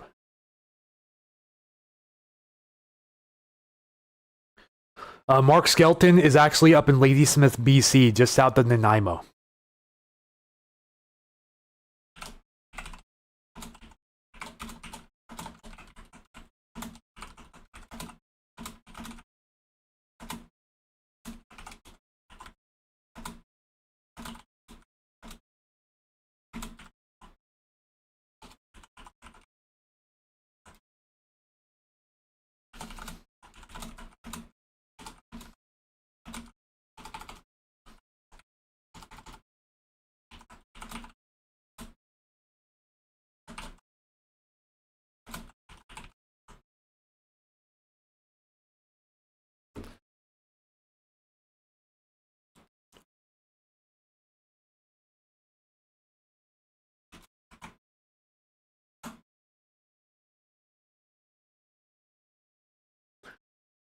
Yeah, he's watching coverage on the TV from Seattle. That's what he was saying. Okay, just put the flood warning out for the Pilchuck near Snohomish. So, let's break into this one real quick. So, now, flood warning for the Pilchuck River near Snohomish. The minor flooding is forecast from this evening to tomorrow evening. At 18 feet, the Pilchuck spills out of its banks, flooding residences and roads in low-lying areas along the river from Granite Falls downstream through the Lake Stevens area and Snohomish. This includes areas around Sexton Road and Orchard Avenue in Snohomish. Stage was 16.4 feet at 3:45. Flood stage is 18 feet. River is expected to rise above flood stage late this evening to a crest of 19.1 feet late tonight. Then fall below flood stage late tomorrow morning. Yeah, let's check up on some rainfall totals, shall we? What do you think? Should we do 12-hour or 24-hour? 12 hours scary enough. Man, 24 hours is about to just be, yeah, mind-boggling.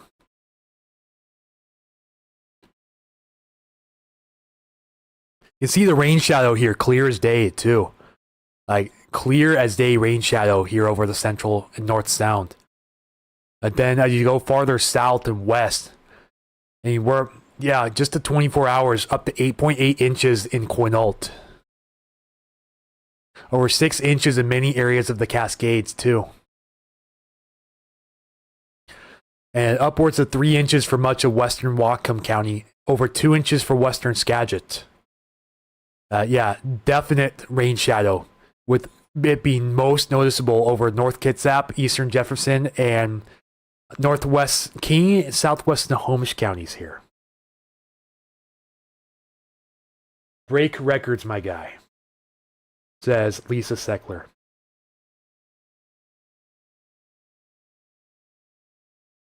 All right, Facebook folks, we're gonna have to wrap up coverage for the day, but I'm asking that you guys move to YouTube here to join us for the rest of coverage. I'm gonna post the main notification here to my Facebook page right now. Again, Facebook audience, we're going to be moving you over to YouTube.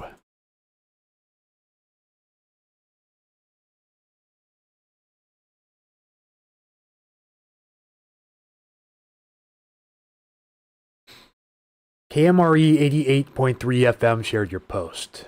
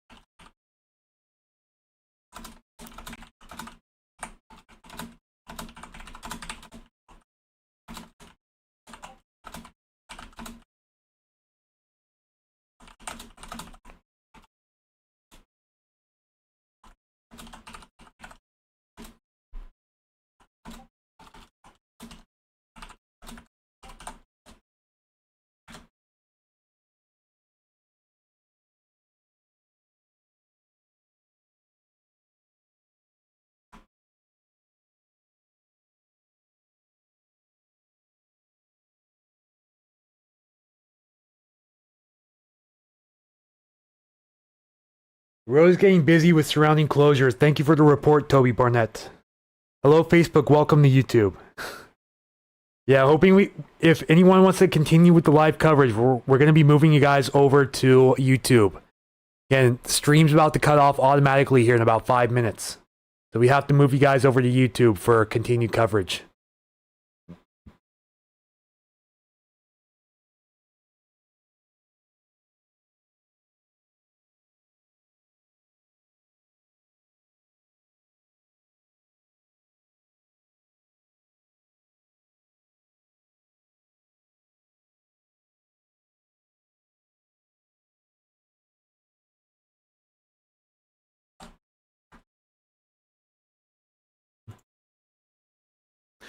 All right, posted the update to Facebook. Yeah, Facebook, we're going to be ending live coverage here on Facebook very soon. Unfortunately, nothing I can do about it due to Facebook streaming guidelines.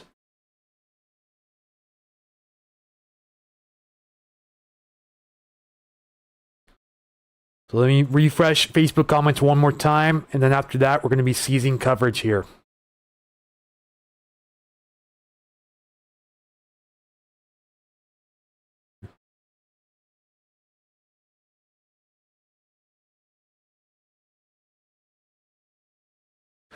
All right, folks, if you're watching on Facebook, we're about to end coverage for the night due to Facebook streaming guidelines. We're going to move everyone over to YouTube. So I have since posted the link in the comment box on Facebook, and it's also on the front page of the Facebook page as well. So again, we're going to be ending live stream coverage on Facebook tonight. Feel free to join us for continued coverage over on YouTube. We have till about the 12-hour mark, so that means we'll be live streaming on YouTube until about 8:42 p.m. before things cease. South Skagit Highway may be closed 3 miles up due to a landslide. Yeah, so again, if you guys are on Facebook, hope to see you guys on YouTube, but this was Anthony with Puget Sound Stormwatch. Appreciate you guys for tuning in for live streaming coverage on Facebook again. Going to be continuing on YouTube until further notice. So just a heads up. Have a good night, everyone. Stay safe. Hope you guys got the word out. And hope to see you guys over on YouTube. But this will end today's Facebook live stream coverage of floods and evacuations. Take care, everyone. Have a good night. All right, so that's it for Facebook. Continuing here on YouTube. Facebook is done.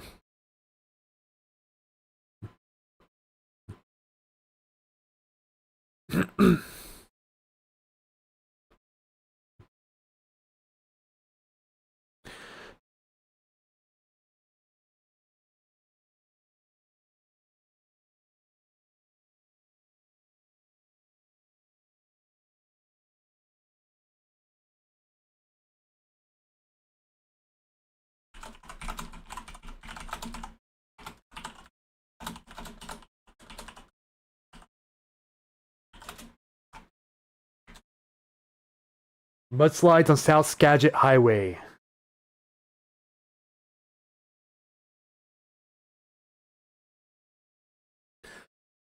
Alright, so yeah, Facebook stream has ended. Continuing on YouTube until further notice.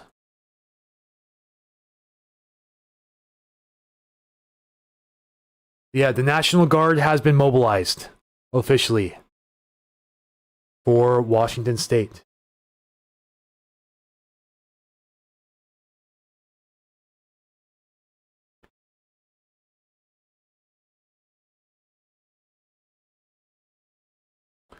See if any of the other streamers are still going right now. Destiny Raymond, how's Enumclaw looking as far as wind and rain? Rain should be coming to an end, at least steady rain. Turning to showers tonight, likely. And when it comes to wind, occasional strong winds over in Enumclaw. We've had a couple of wind gusts over 45 miles per hour, but those should be coming to an end by tonight.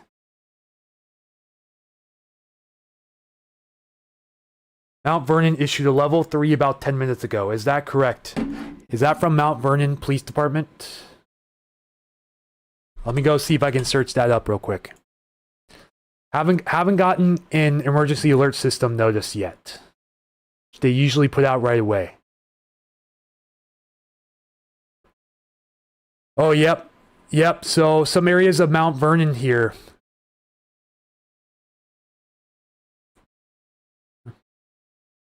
Yeah, where is the emergency alert?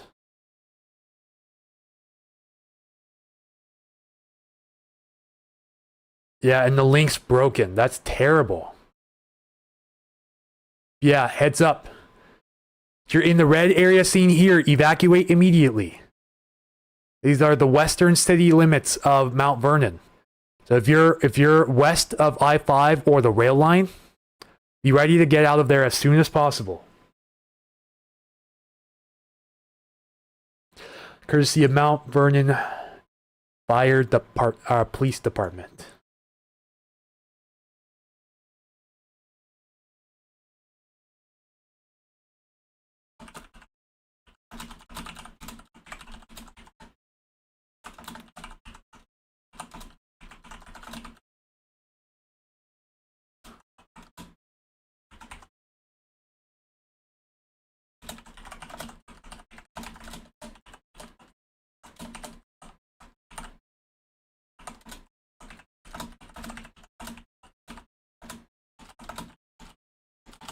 Of course, right after the Facebook stream ends.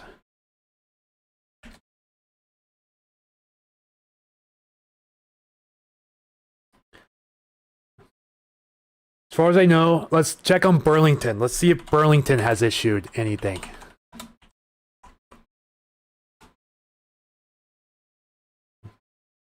No, that's Massachusetts. We don't want that.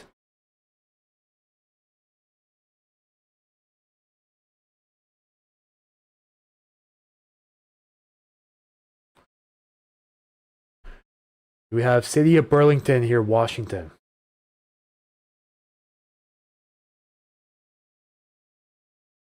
Nothing from the City of Burlington yet, but expecting hopefully an EAS activation here very soon.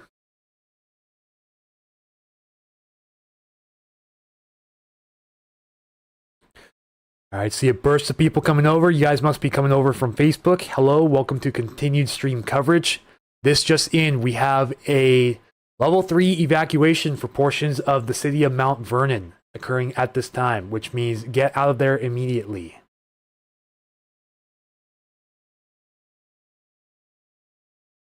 Let me check that their link is broken. Yeah, link is broken.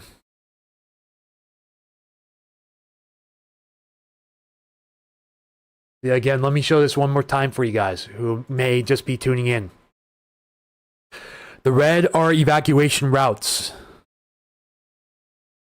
But if you're in the red area west of I-5 and west of the rail line here, even some parts of Mount Vernon here along College Boulevard, you see your area here in the red, you're in an immediate evacuation notice. Randy is live again. Thank you, Keith, for letting me know.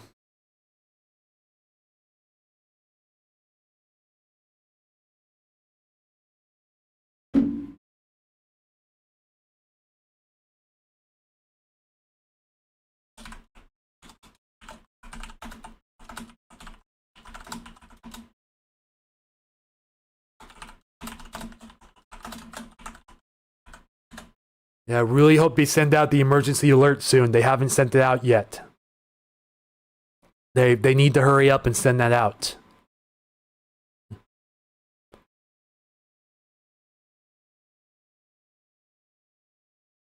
It won't be very good quality when I zoom in, but I hope that does help a little bit. So west of I-5 until you get to the main road here. Then it does include parts of College Way here in Mount Vernon. This is, again, along the Skagit River here in Mount Vernon. Anywhere in the red, evacuate immediately. This is a level 3 mandatory evacuation for parts of Mount Vernon city limits. All right, Keith, see you around. Take it easy.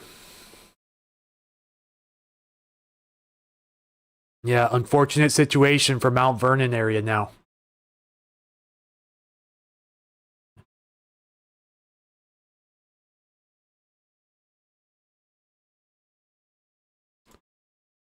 Gusting to 40 here at West Point.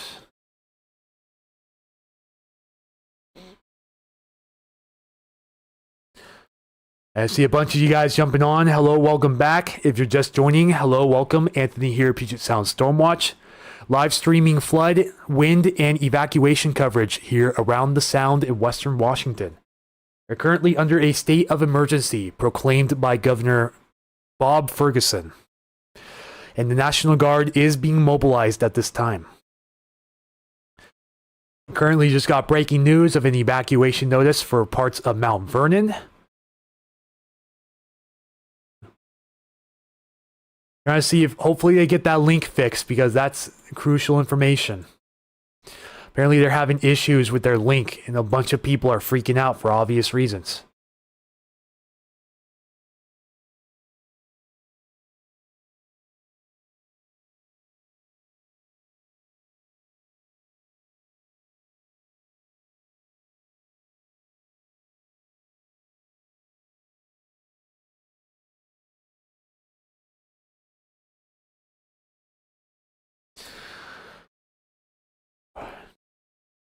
Still waiting to hear for anything in Burlington, because if we look at the floodplain map here, again, they're evacuating areas along the 100-year floodplain here.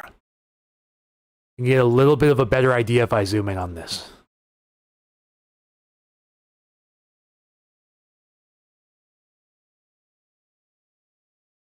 Eventually could expect an evacuation for the Edison area as well.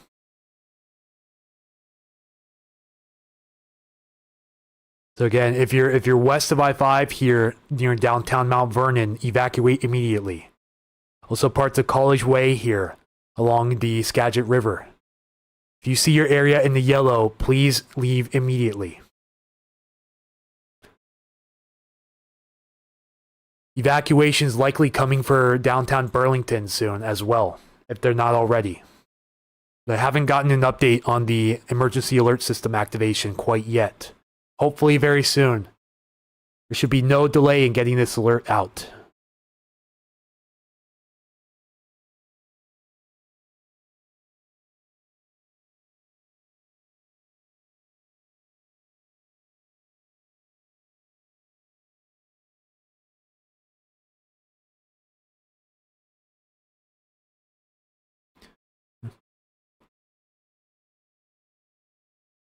Looks like the teams are in the process of updating the map right now for Mount Vernon area.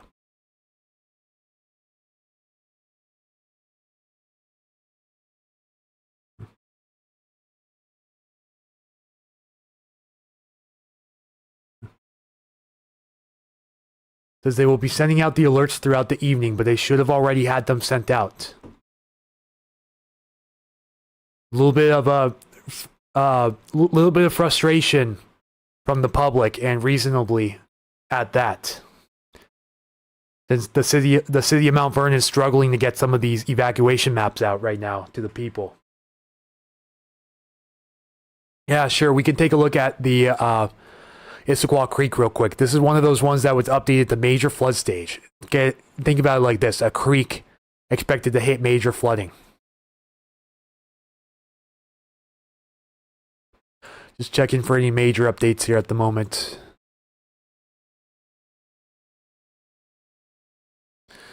Not that I see at this time. Again, watching the Mud Mountain Dam closely tonight, too. But yeah, Issaquah Creek. Look at this. Expected to get the major flooding of all categories by 4 a.m. 4 a.m. tomorrow.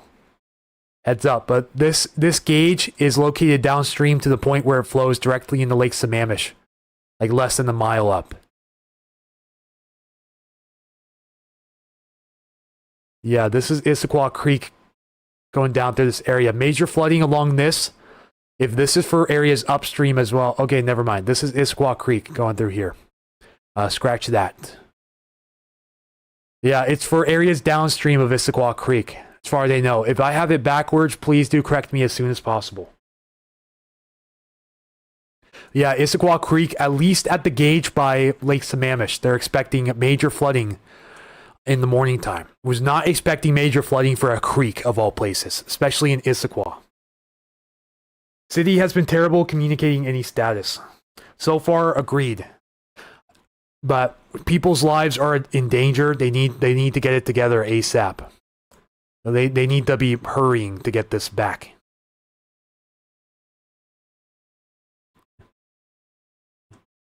And to make it worse, their link for the evacuation is broken. A lot of people freaking out about that, reasonably.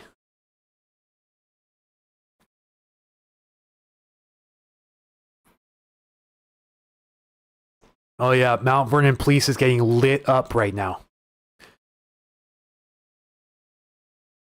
Getting absolutely lit up on Facebook.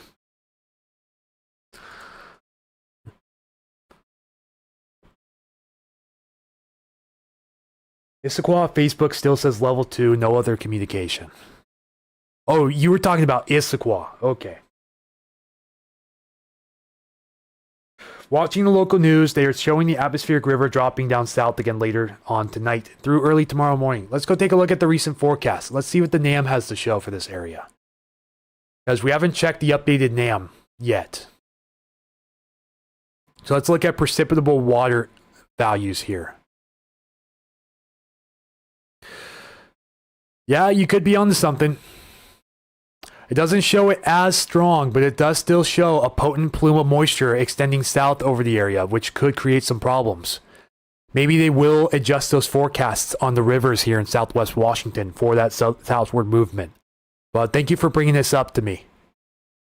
See, and then you notice by Friday it starts to lift north of the area, affecting most of Vancouver Island up here. Unfortunately, due to this being a continental US model, it will cut it off right at the top there.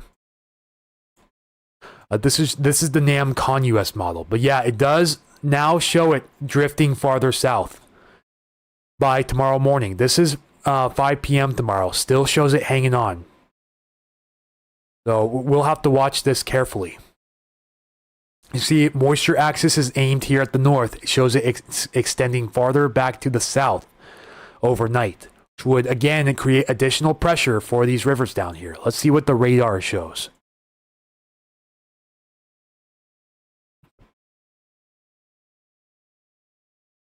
Yeah, again, keeping most of the rain to the higher elevations, but we could get some steady rainfall here early tomorrow morning as this comes through. But it looks like the plume of moisture is pretty short-lived down there, which could help out a lot of these rivers trying to recover down there. Overall, showing a pretty spotty pattern on Friday. It doesn't look like we'll have much for rain in the area, which will help a lot of these area rivers recover from this flooding. Slowly but surely.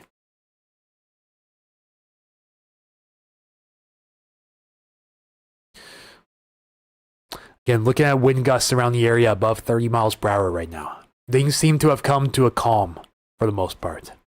But if this stays at major flooding, then the NWS needs to put out a major flood warning on this immediately.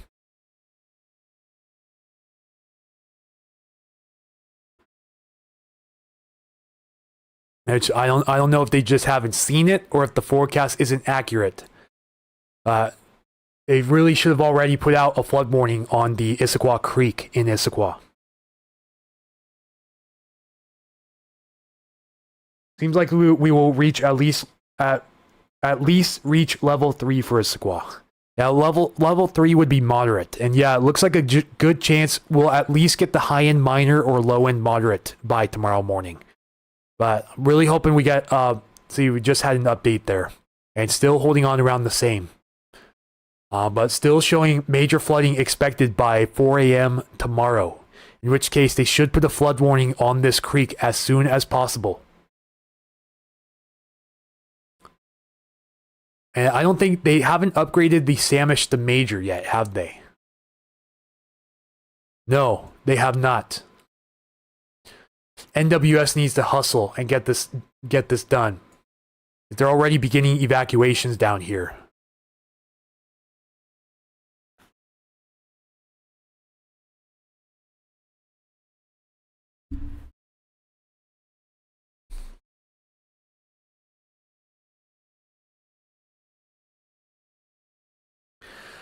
Come on, NWS.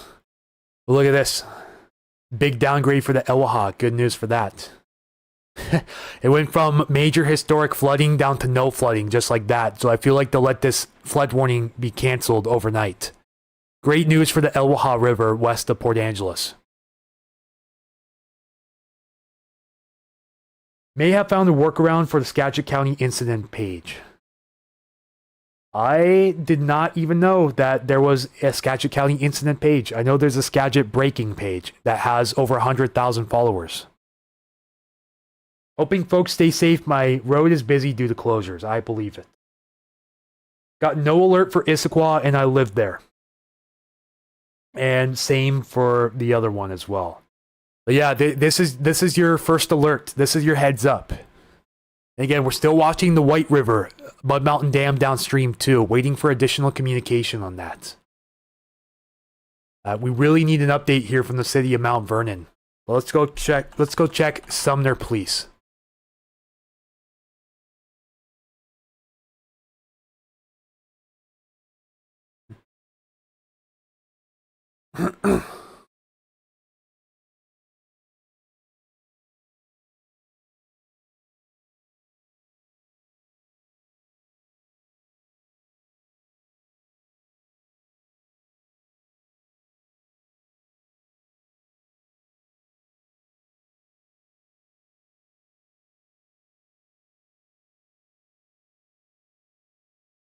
Okay, no updates from Sumner.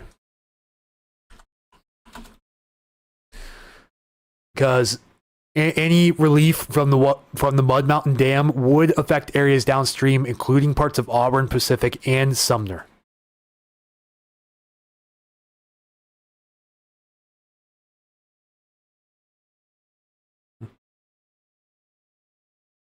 Looks like Bellingham Metro News put out an update too. And again, very vague post. Not showing a good map on there from Bellingham Metro News. They can do much better than that.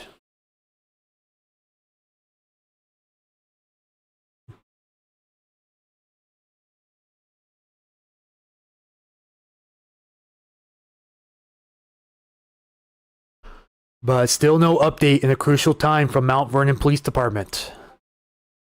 Time's running out for that area.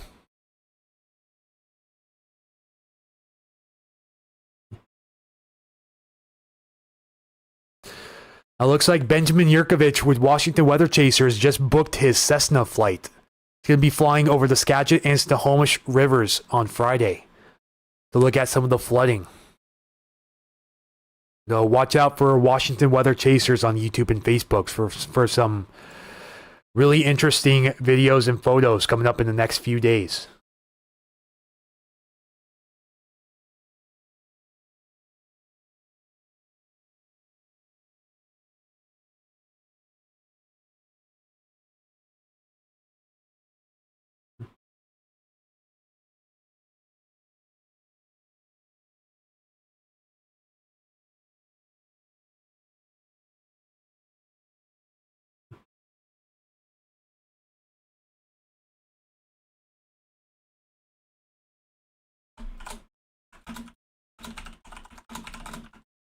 Boy, now I'm starting to get criticized on this Mount Vernon page.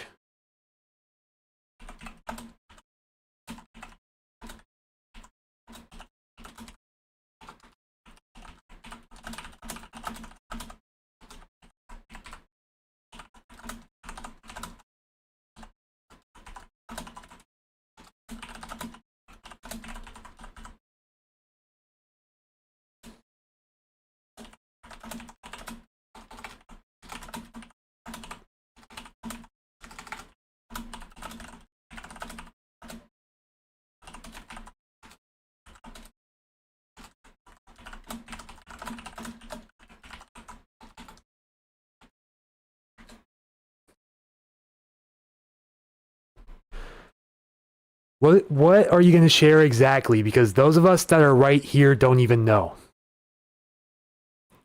Again, if you're just tuning in, want to know the floodplain map, the yellow is the 100-year floodplain. These correlate with the maps that they're showing here on Mount Vernon Police Department. So anywhere in the yellow in Mount Vernon city limits, outlined by this polygon with the gray line here, including this area up here, along the rail line here, and west of I-5, along College Way here, this little neighborhood along College Way could be in danger. Anywhere again in the yellow contour here, all the way down to I-5 and the rail line here, Mount Vernon city limits, you need to evacuate immediately if you haven't already done so. What page you just mentioned? I'm talking about Mount Vernon Fire Department. It was Mount Vernon Fire, but they also shared it to Mount Vernon Police Department as well. So Mount Vernon Fire Department on Facebook.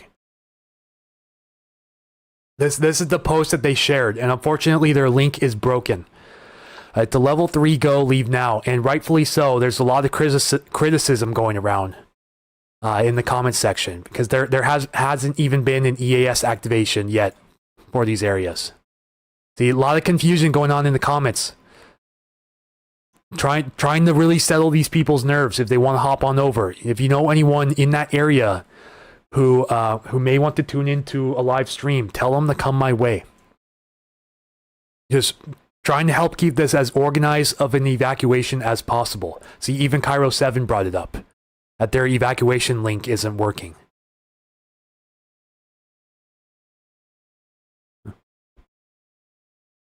Yeah, see, they're posting the 100-year floodplain document as well.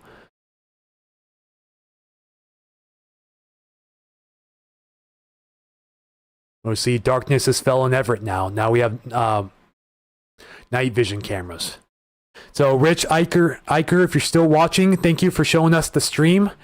Due to nightfall in the area, we're going to go ahead and discontinue showing your stream. So, thank you so much for allowing us permission to show this. Very much appreciated again. Check for some Pierce County evacuation notices, see if anything's changed. No, it still says level 3, go now, here in McMillan, 116th Street East to the river and over to 151st Avenue Court East. Go now, evacuate. Same for the Williams Boulevard neighborhood along Mellinger Avenue here. Haven't received any updates on this. If anyone has any evacuation updates for the city of Ording, please let me know as soon as possible. I want to make sure we get the most accurate information out to everyone. 45 again here at Everett, 53. These are gusts in miles per hour. 53 here at Shelton, 45 at Everett. Gusts picking back up in the area at this moment.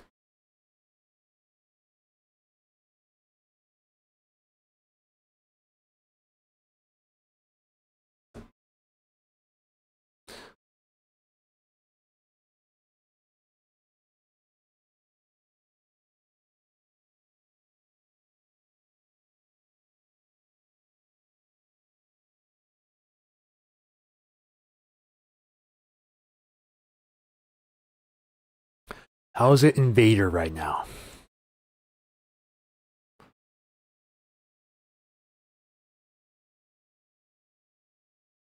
Vader's not seeing any flooding.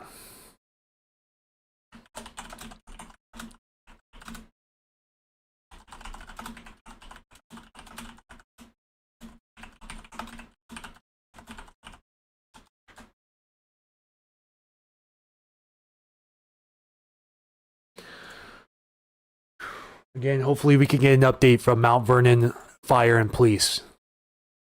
Luckily, the Newaukum has dropped below moderate flood stage. Great news. We still have the Cowlitz at Randall, Snoqualmie at the Falls, and Skycomish near Gold Bar at major flood stage right now.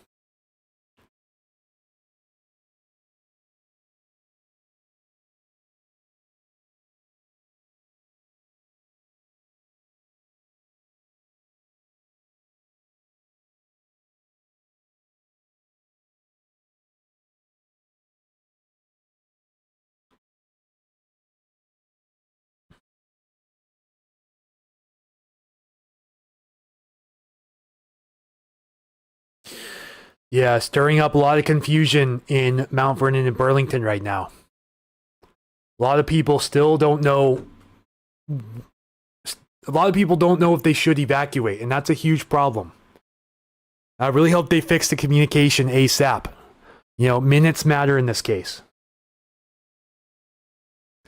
Just really hoping they get that addressed as fast as possible. But again, that floodplain out here, looking at the city of Burlington, which as far as I know has not put out any evacuation alerts yet. But the city of Mount Vernon here, most of the city is safe.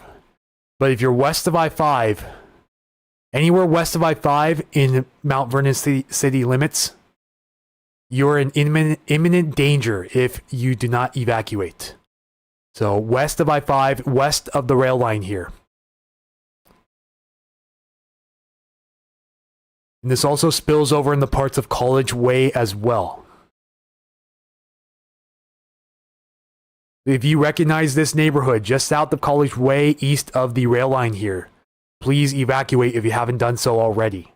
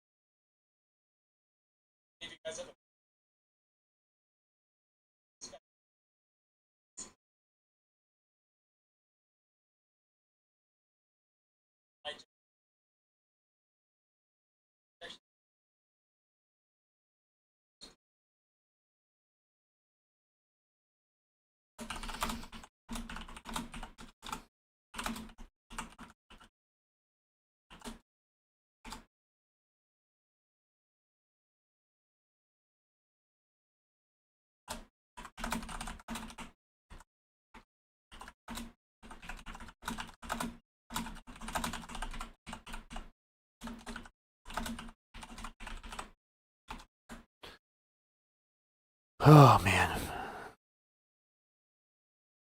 So keeping our eyes on the wind gust still, but the bigger story, of course, is the flooding tonight.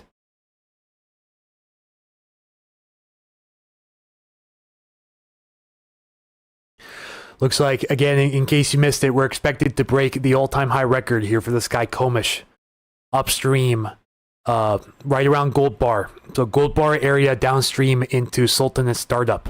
Could break the all-time record high here on the Skykomish as soon as 10 p.m. tonight, if this forecast were to verify. Just hoping that's a continuous downtrend and not just an error in the reading. But the current forecast has it at 24.87 feet by 10 p.m. tonight, remaining at above 24.8 feet through 4 a.m. tomorrow morning. It has it reaching moderate flood stage again by around 5 or 6 p.m. tomorrow afternoon. We have an emergency alert, sir. Yes, we do. And once again, we still haven't gotten an emergency alert system transmission, which is not good. I have an app that documents everything, and I have not received any evacuation notice over the EAS for the town of Mount Vernon, which is frustrating. Just issued the level 3, and so many people don't know if they have to evacuate or not. So that's why I'm really trying to push this for everyone right now. If anyone knows anyone in the yellow zone here, including the town of Burlington, please tell them that they need to be ready to evacuate. But the evacuation order is for Mount Vernon city limits. We don't currently have any documentation for Burlington city limits. Still waiting for an update on that. North of that, College Way, in that yellow area, is some fast food places, a Walmart, and restaurants. Thank you for the heads up. That does kind of look like a little mall right there.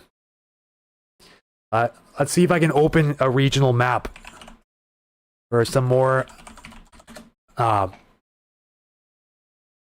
know interactivity isn't a word, but just so we can get an idea of what's going on and what exactly is in these areas.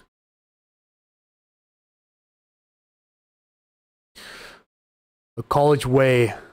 Yeah, there's a grocery outlet in that zone. Let me just make sure I'm comparing the right maps here.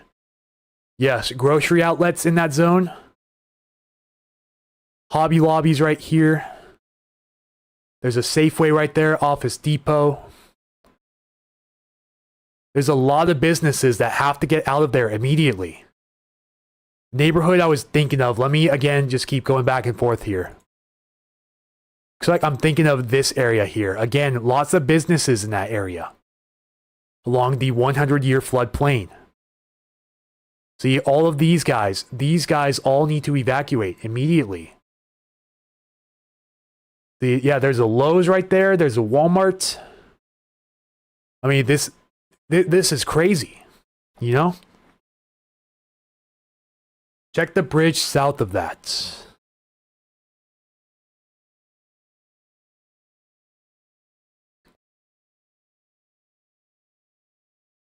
Oh no, this is the downtown area. I thought the downtown area was closer to this area. No, downtown area is not safe. The downtown area needs to get out of there. Downtown Mount Vernon, you are in immediate danger. Yeah, I really should have checked this out earlier, but see, folks on the west side here also in danger too. If you're in West Mount Vernon here, the Mount Vernon RV Park. Oh no. Yeah, anywhere west of I-5 here, you're in danger. Literally all the way down into Conway, west of I-5. This also goes out to the creek here as well, Sandy and Johnson Creek, in that 100-year floodplain area. Looks like all of this area, all in danger, all of it. West side leads out to the farmlands. It bumps up literally to the river.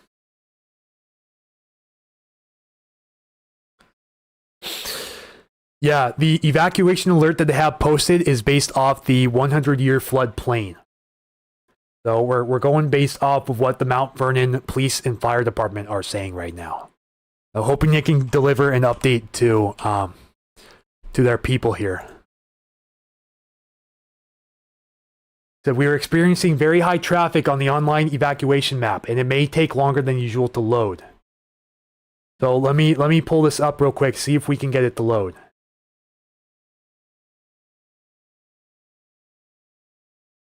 So here's the recent documentation here from the city. The city of Mount Vernon is asking residents living in the 100-year floodplain to evacuate. I-5 is What do you mean it's outside the floodplain? It literally shows I-5 being in the floodplain.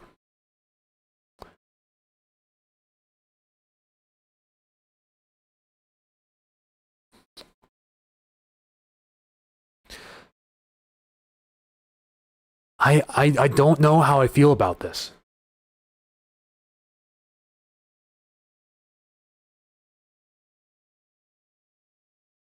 Sorry, I have no idea where your house is, so I'm not going to click on it.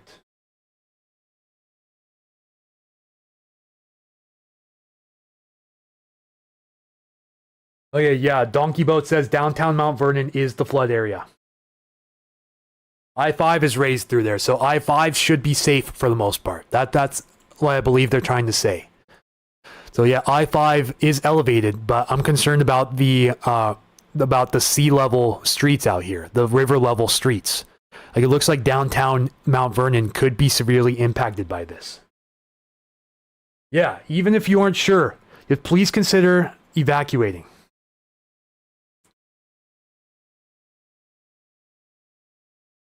Is it built higher than the waterway? If there's any Mount Vernon experts in here, please chime in.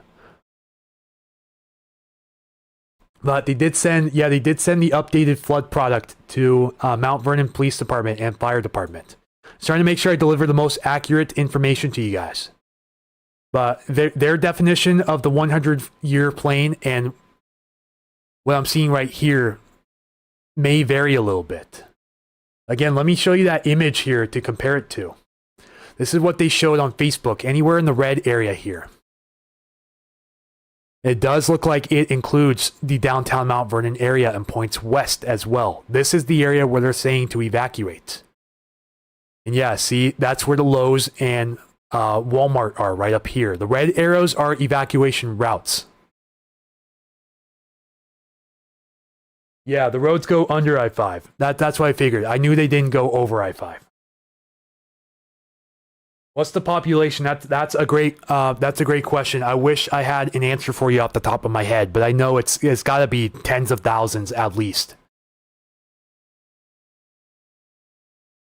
Okay, good. So I-5 itself is not at the risk of flooding, but the roads down near the river along, like under I-5 at river level, they are in danger. Yes, still going, Chad. Still going. Facebook cut off at 8 hours, but we're still going on YouTube for as long as we can.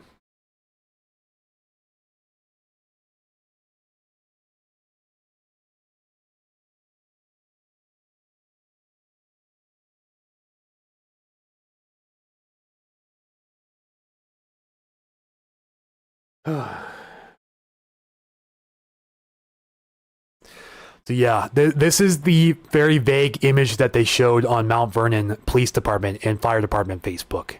But really, if you're west of the rail line going through here, then you are in the evacuation zone. This does include the immediate downtown Mount Vernon area here. See, this area here will be impacted. Skagit County Fairgrounds included. Trying to see if this includes parts of Skagit Valley College, but I think Skagit Valley College is safe. Yes, it is safe. I see the rather vague contours out here. All right, I see 200 of you guys in. Welcome in, everybody. Anthony here, Puget Sound Stormwatch. Breaking news. Level 3 evacuation notices for parts of Mount Vernon. Again, we're looking at the 100-year floodplain map here. This is the area they have highlighted here on Facebook. So I-5 itself should not be in danger, just as a heads up. There's a lot of businesses out here in the danger zone, such as a Walmart, a Lowe's, a grocery outlet, and a Safeway out here that have to be out of there as soon as possible.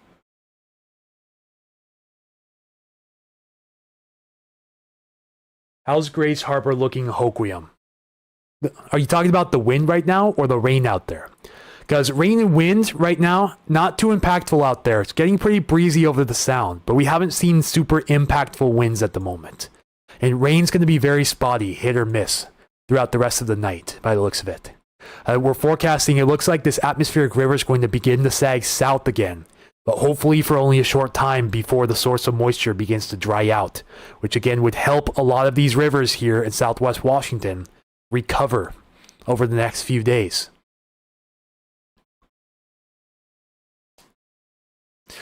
Again, we're watching flood levels in forecasts as well. Again, if you want any clarification on a river in western Washington, feel free to ask. Yeah, the biggest deal right now is this Mount Vernon evacuation, which does look to include downtown Mount Vernon here, west of I-5 and along the river.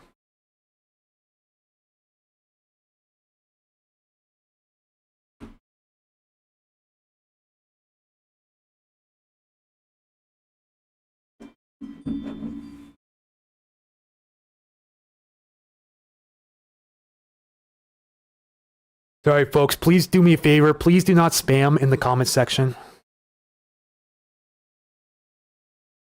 The poor coop or co-op. It must have breached the flood wall they installed. Western Electric Radio.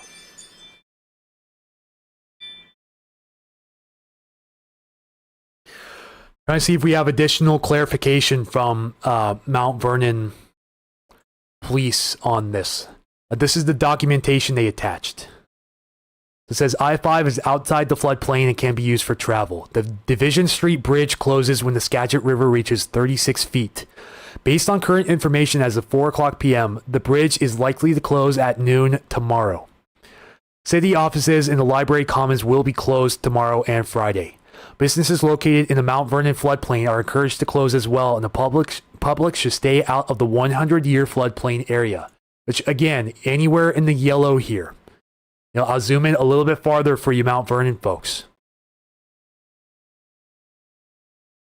Yeah, again, anyone in the yellow in Mount Vernon city limits. Shown are in this gray area here, this outline. Those are Mount Vernon city limits. But no alerts issued for Burlington as of yet. If anyone hears an alert for Burlington, please chime in and let me know. Oh, there's a co-op in downtown Mount Vernon, tons of small businesses too. A lot of small businesses are at risk with this.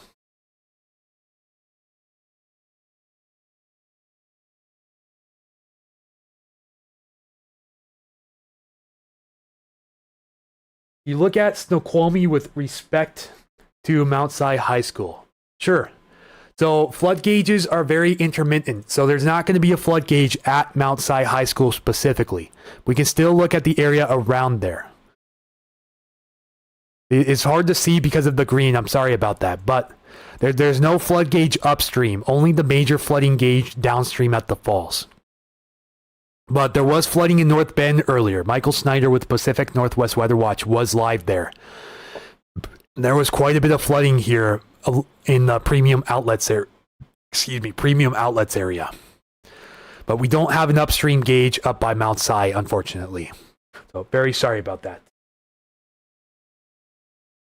Mount Vernon folks, consider downtown the area right next to that bridge, just FYI. You're talking about this area, or are they talking about this area here? Because I know this is downtown right here, over here. Oh yeah, the Division Street Bridge. Yeah, this would effectively cut off the west portion of the area here, where there's an RV park as well, from the rest of Mount Vernon itself. Yeah, I see what you mean by that now. But they also do consider this part downtown, from what I've heard. Okay, thank you, Ryan, for clarifying.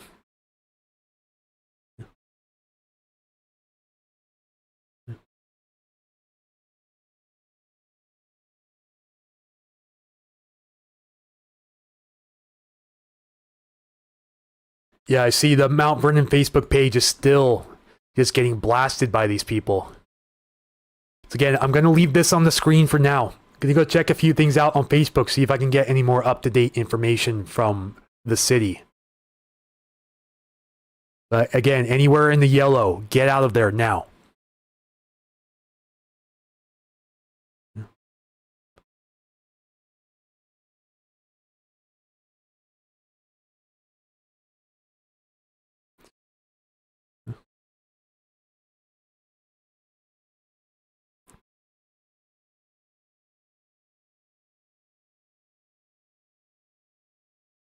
Yeah, a lot of upset people in Mount Vernon. Rightfully so. They have every right to be upset. With a broken link too originally. Yeah, it's not good for the city of Mount Vernon. Their communication of this event is very poor. Old school buildings there. They put up a flood wall there too. Let's just hope it can hold it. Let's go get an updated forecast on the Skagit River near Mount Vernon here. Make sure we have the most up-to-date information possible. So this is the gauge directly upstream from Mount Vernon before you cross into Burlington here. This would be areas downstream here, including downtown Mount Vernon. And still, it's showing that record historical crest by 4 a.m. on Friday, which is a day later than the crest upstream, but still showing major flooding by tomorrow morning, just not at a record as of now. Anything on Mud Mountain Dam yet? Still waiting to see what happens. I haven't received any updates yet. I'm also waiting for updates, but they have upgraded the White River in Auburn to moderate flood forecasted again. So moderate flooding expected. And I believe they have moderate flooding observed down there too, which they do. And they're showing it could get really close. But you see how offset this is over a short period.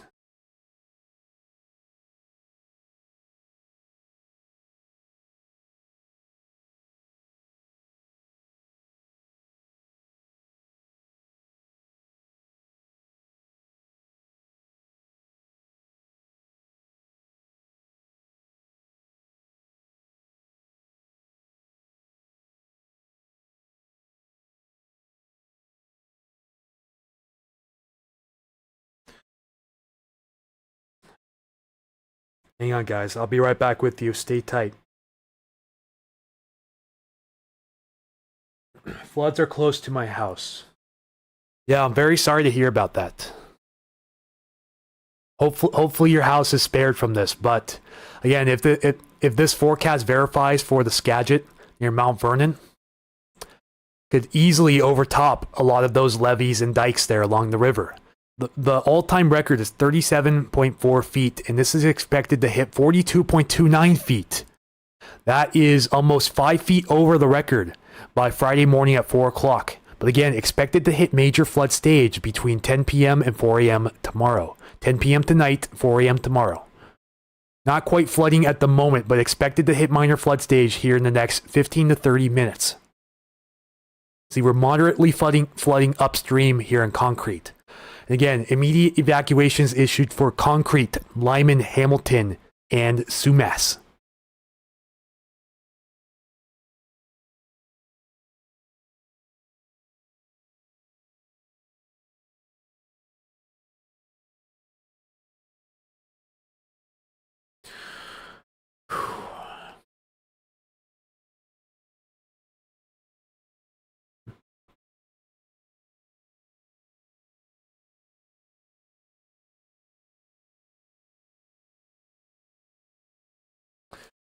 Yeah, Mount Vernon is giving some very vague answers to these people, and we still haven't gotten the EAS activated yet for that area.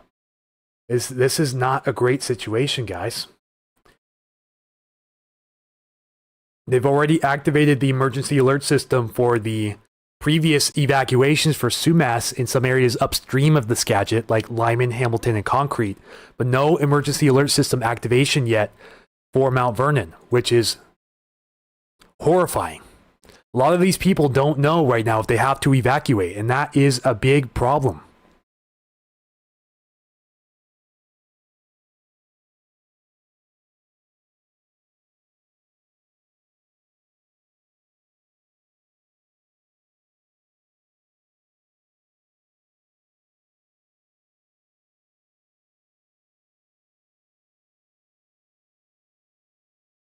Yeah, if your job is in the flood zone, don't imagine going to work tomorrow.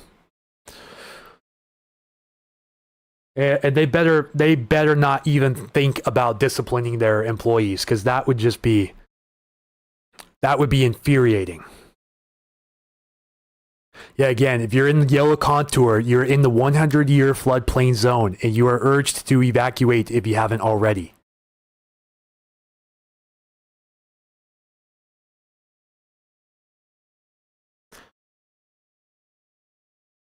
Yeah, this does include the Division Street Bridge. Areas west here in city limits, as well as downtown Mount Vernon, up to the interstate, which I heard goes over a lot of these roads. But they have a pretty sharp cutoff under the interstate, so it's a little hard to tell if there's any roads directly under the interstate affected. But it's close enough anyways to where anywhere, like if you're within about, I'd say 500 feet of this yellow contour, you still want to think about evacuating anyways. Yeah, maybe .boo, Mount Vernon now. Parts of Mount Vernon city limits, including downtown Mount Vernon here. I kind of got the wrong idea earlier, I'll admit. That I thought Mount Vernon, the city of Mount Vernon, like the downtown area, was up in here. No, it's actually in the floodplain and is expected to flood over. Again, sobering update to the flood forecast here. Expected to break the all-time high record sometime between 10 a.m. and 4 p.m. tomorrow and just keep going up. This is almost 5 feet over the all-time record high for the 100-year floodplain area on the Skagit. I cannot stress this enough, you guys.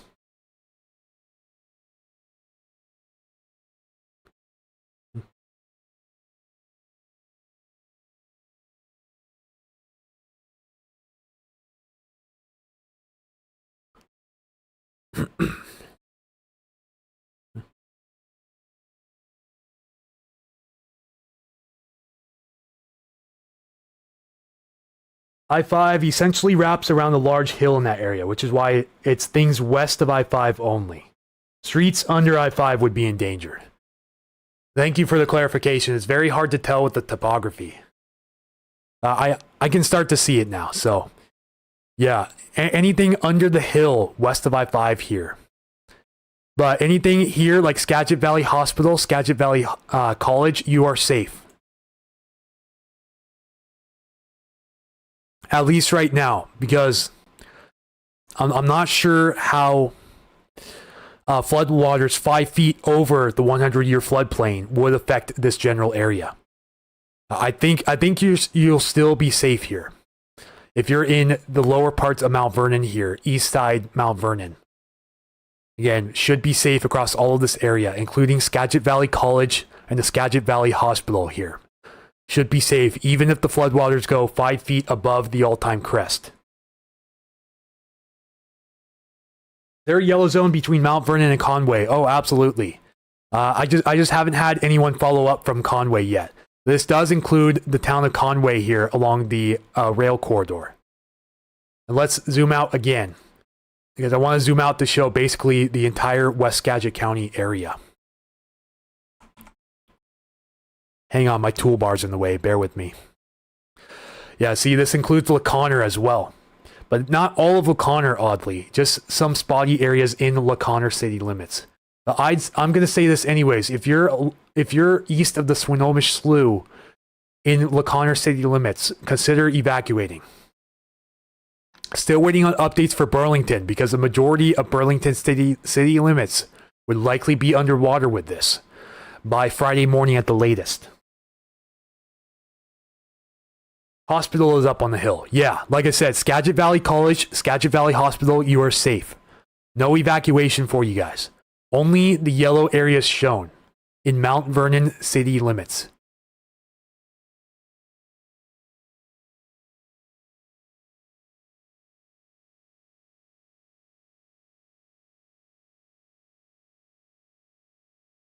Almost bought a house on the hill in Conway. Yeah, let's zoom out a little more to show Conway as well.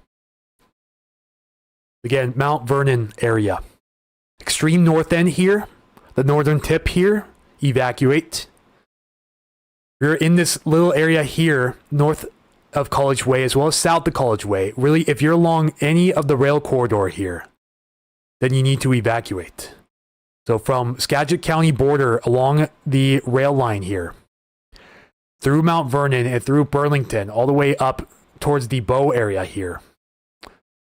Right before you cross the Samish River here, which the Samish River, also as a heads up, is expecting major flooding now. Let's go over this real quick too. This is just north of Burlington here.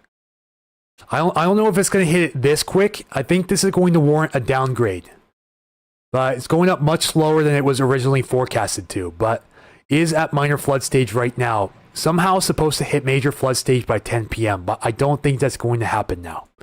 I think they'll allow this alert to be downgraded to minor flooding. At worst, moderate flooding later on in the night, but it looks like maybe minor flooding now for the Samish.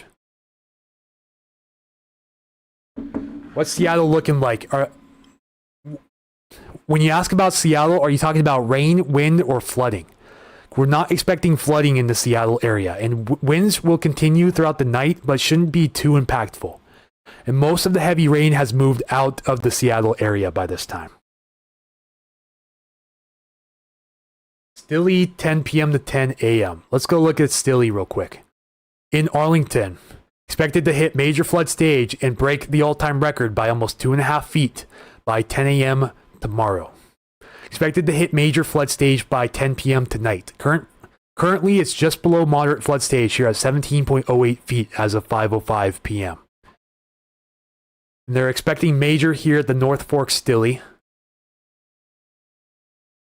I think this might be new, so heads up, North Fork Stilly downstream from Oso into Arlington city limits.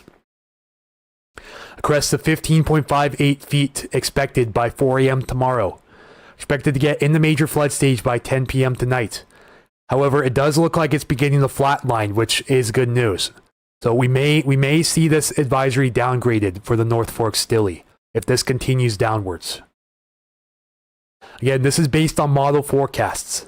And these do change periodically, so that's why we keep coming back to look at these things on a regular basis. Just got alert for Cedro and Burlington for immediate evacuation. What's the source of that, if you don't mind me asking? What's your source? Actually, that's two of you guys. Okay. That's an emergency alert. Might get our first flash flood emergency warning in Washington history.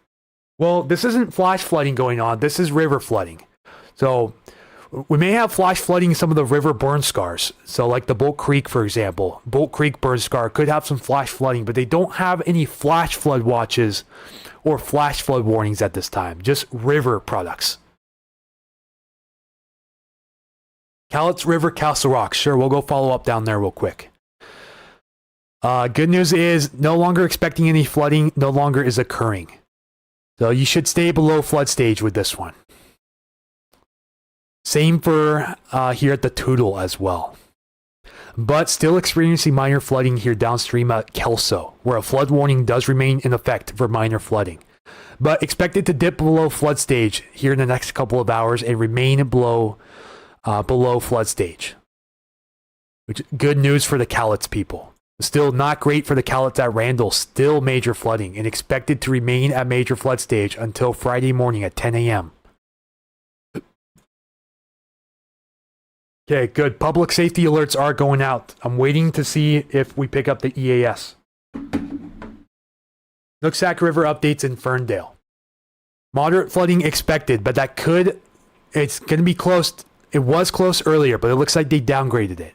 It looked like it was going to be close to major here at Ferndale too, but expecting moderate flooding sometime between 10 p.m. tonight and 4 a.m. tomorrow, peaking max crest of 22.31 feet by 4 p.m. tomorrow, dropping below moderate flood stage by 10 a.m. Friday, and then going below flood stage between 4 p.m. and 10 p.m. Friday, and remaining below that in the current forecast. But upstream from you at North Cedarville and Saxon Bridge, major flooding now anticipated. As soon as tonight and tomorrow morning for some of these areas. With a record crest possible here in North Cedarville, over 150 feet, which would break the all-time record. And in case you missed it, immediate evacuation warning for the town of Sumas, in case you missed it.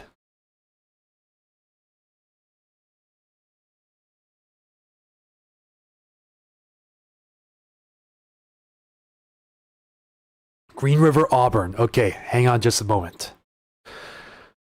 Minor flood currently expected to top off at minor flood stage and then continue dropping, but it's starting to pick up on some changes here. See, this is a long forecast. This is out for a week. So this is going to change because really anything past 3 days is what we call fantasy land. This forecast goes way out to the following Saturday, December 20th. And right now it's predicting minor flood stage again by next weekend, but that is likely to change. Take this with a grain of salt. Really, anything beyond this point, take with a grain of salt. Expected to remain at minor flood stage throughout the day tomorrow and most of the day Friday before dropping below flood stage. But we're watching updates from the Howard Hansen Dam as well. There's rumors that the Howard Hansen Dam may have to be emptied a little bit. Got a photo here. Hang on, everybody.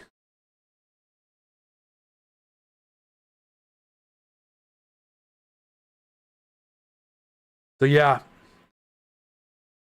So now they're calling for Burlington and around Cedro Woolley to evacuate immediately.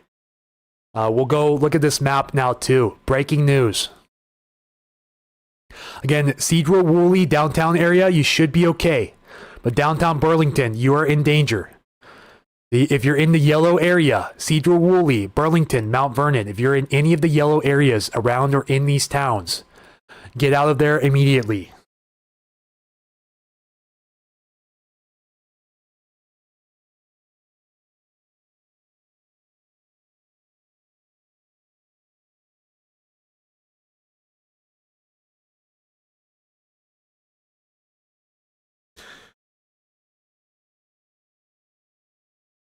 Other commenters, how's Lakewood Steilacoom looking?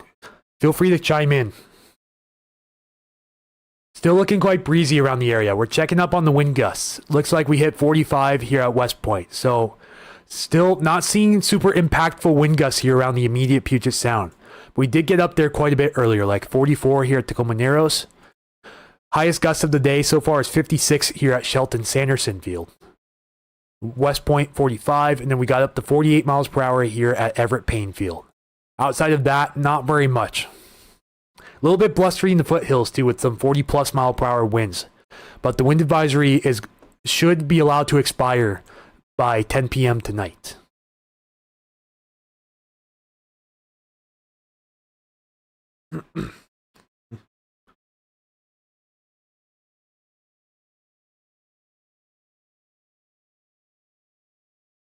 So yeah, let me see if I can bring this photo up real quick.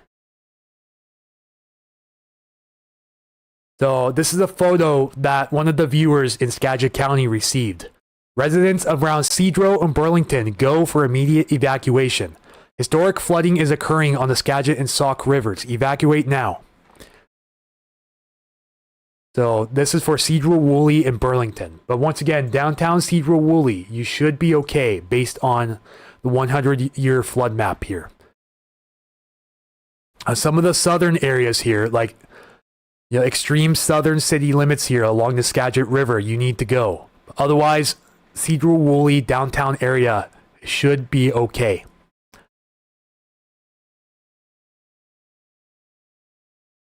Sure thing, Megan. Take it easy. Thanks again for all the updates.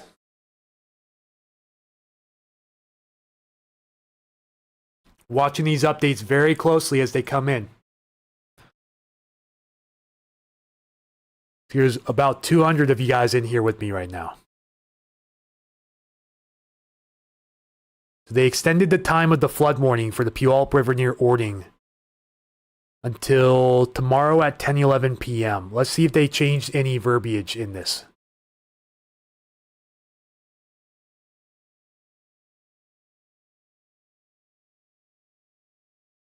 Hang on just a moment. Bringing it to the screen now. Again, Puyallup River near Ording. Flood warning has been extended for the Puyallup River near Ording. Still says major flooding is forecast until late tomorrow evening. Again, at 16,000 cubic feet per second, the Puyallup River will cause major flooding from Ording downstream through McMillan to Sumner. Flooding will occur all along the river, including headwaters, tributaries, and other streams within and near the Puyallup River basin. So they are still predicting this thing to be major flooding. But luckily, trends have been downwards since.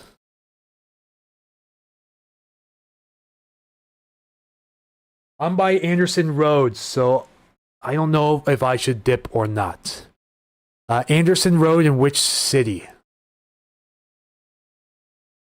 Let me look it up real quick. Mount Vernon, okay. Which part of Anderson Road are you on? Are you west of, what is this, Blodgett Road here? Because if you're, let me compare this again one more time. Anderson Road area, I think you're right down there. Let me double check again. It's gonna be like right on the marker. If you're along Anderson Road here, especially if you're on the south side, you need to get out of there. If you're on the north side, it's gonna be marginal. You know, this area is starting to go uphill here on the interstate here. But if you're west of I-5 on Anderson Road, do not stay there. Again, let me show the map for you again real quickly here. So down here, this is Anderson Road right here. This is the rail line.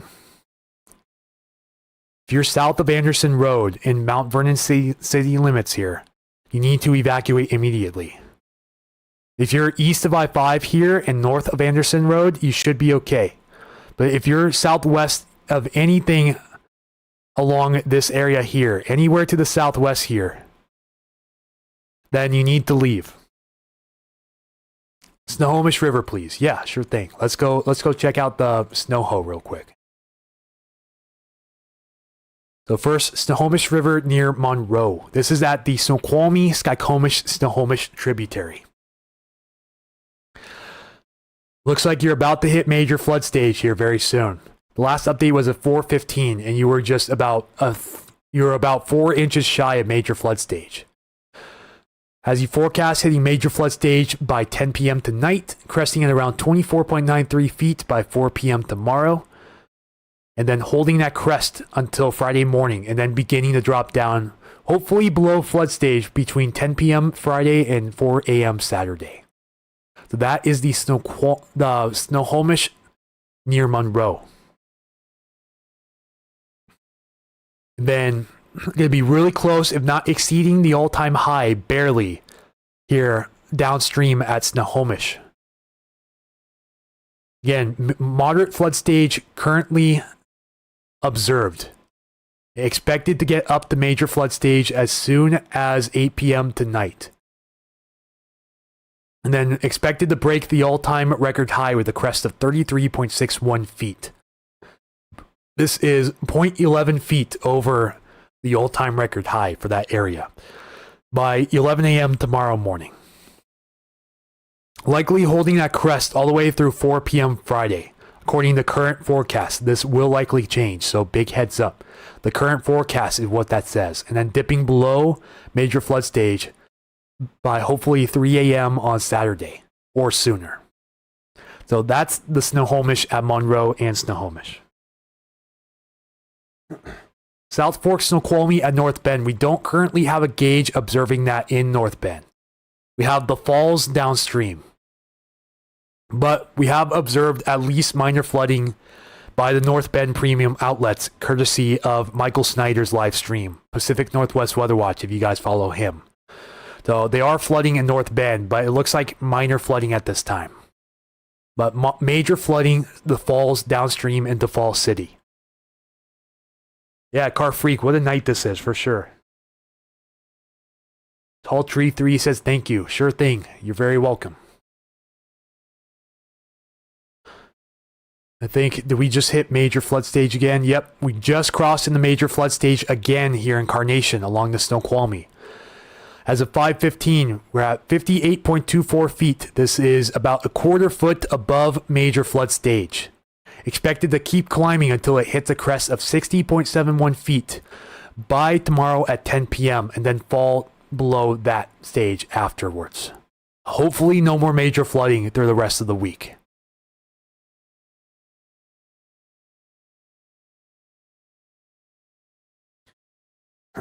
How's the Chehalis going to be? Paul Cross asks. We're currently still seeing moderate flooding here on the Chehalis near Grand Mound.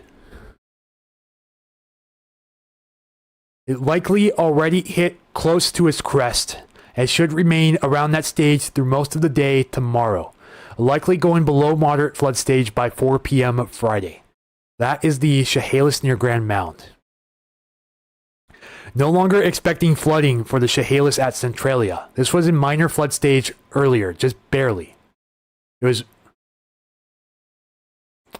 No, actually, never mind. It was at Action Bank stage, close to minor flood stage, with a forecast for minor flooding. But it looks like they allowed that to either expire or they canceled it prematurely. Because this flood warning is for the New Wacom right here. No longer expected to flood at the Chehalis at Centralia. Further upstream, Chehalis River at Porter, minor flooding currently, could get very close to moderate flood stage here by Friday morning. Expected to dip below flood stage by Sunday afternoon. They're upgrading the forecast from minor to moderate severity here for the Satsop River near Satsop. This could be significant to some areas downstream of the Chehalis where the Satsop meets the Chehalis, just south of Satsop here. About to go into moderate flood stage here very soon, but luckily is expected to dip below moderate flood stage by tomorrow morning. Hopefully should be a short-lived issue with that. Also, again, in case you haven't heard it, they're watching the Lake Sylvia Dam, the 100-year-old dam here just outside of Montesano, for possible signs of stress. Although this likely would not flood the city of Montesano directly, it would flood areas to the west of Montesano, underneath Highway 12 here, and then likely dump its contents into the Chehalis River, downstream. Lycan Rock 76 T-Bolt, hello, good to see you in here. Evacuating with a toddler and an infant won't be easy. Stay safe. Yeah, Snohomish, I'll talk about that again for you real quick. Again, Snohomish here near Monroe, expected to peak at major flood stage as soon as 4 p.m. tomorrow. Remaining at flood stage is about to go into major here very soon.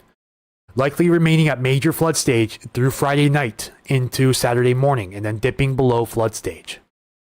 And then further downstream, Snohomish at Snohomish. Looking like it'll just barely scrape over the record high now.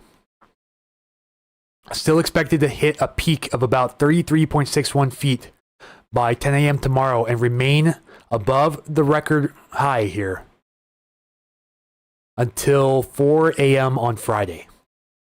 You're likely to dip below major flood stage by 3 a.m. Saturday and then below flood stage by 11 a.m. that same morning.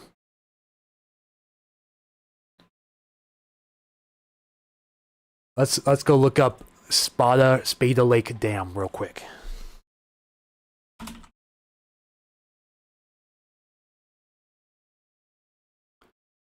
Oh yeah, that's a large one up there, isn't it? So that goes into the Sultan River. In the event that is released, that would add some pressure on the Sultan River downstream. I haven't heard anything on the Spada Lake Dam right now. But the Sultan River, since the Skykomish is backed up so much here upstream, will likely start to back up the river a bit in the North Sultan and areas farther upstream, if this historic flood were to happen as forecast.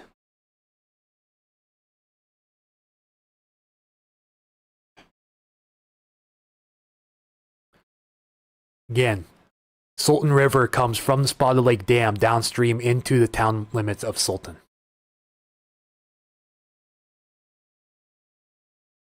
Weather Radio just said Nisqually at McKenna expected to flood tonight. Let's go check out that forecast one more time while we're on the topic. Right now, no. Expected to remain below flood stage.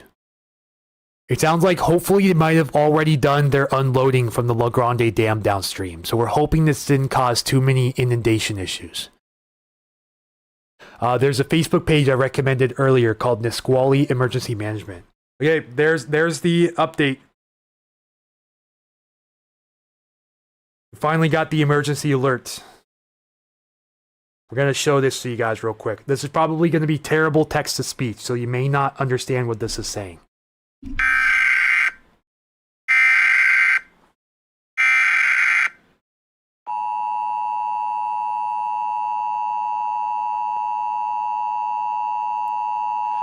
This is for Conway now. Authority has issued local area emergency for the following counties or areas. Skagit, Washington, at 8:54 p.m. on deck 10th, 2025, effective until 12:54 on deck 11th, 2025. Skagit ready alert. Residents around MT, Vernon and Conway go for immediate evacuation. Historic flooding is occurring on the Skagit and Sauk rivers. Evacuate now. Roads may be closed due to high water. Plan your route to high ground away from the river. Do not wait. See Skagit County net/flood for more information.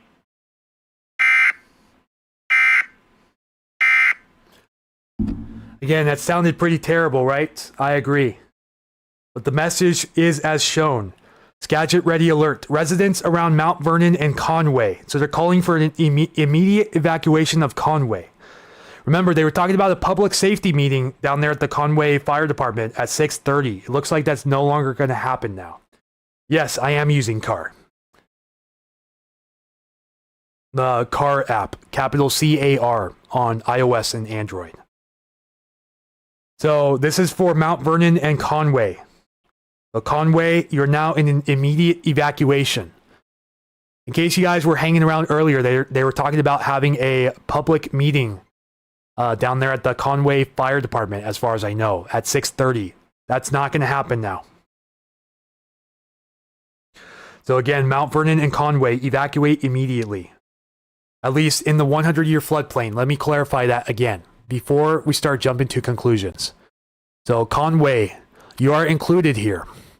See where the rail line runs through the town here?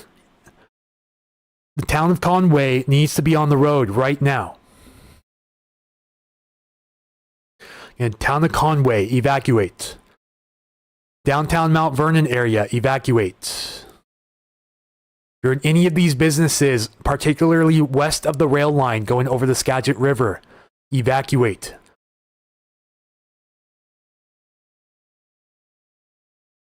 Guess that was a bad idea.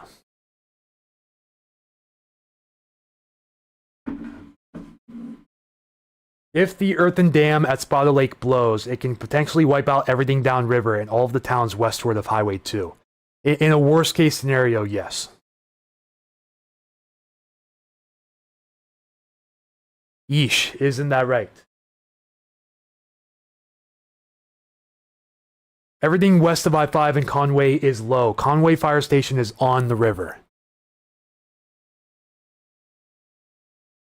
Yeah, again, we're basing it off of the 100-year floodplain maps. This is what the Mount Vernon Police and Fire Department are telling you to follow. It's anywhere in the yellow. So yes, Conway all the way down. All along the delta here.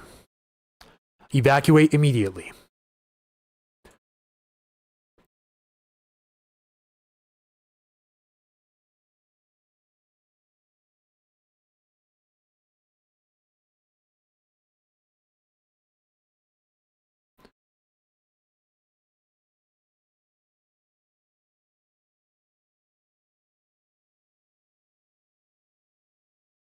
Live in Greenwater above Mud Mountain Dam, Enumclaw. Why are there gauges but no protection products above the dam inflow?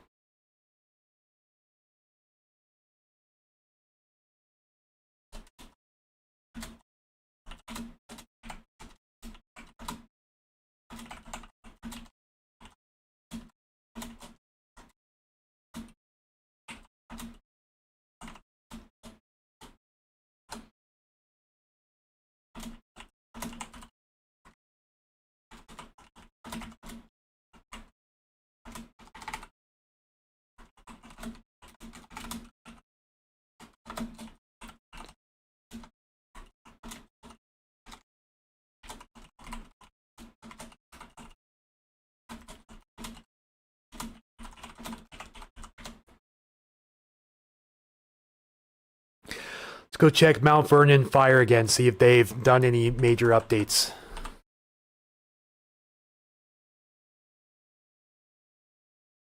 Howard Hansen, also an earthen dam.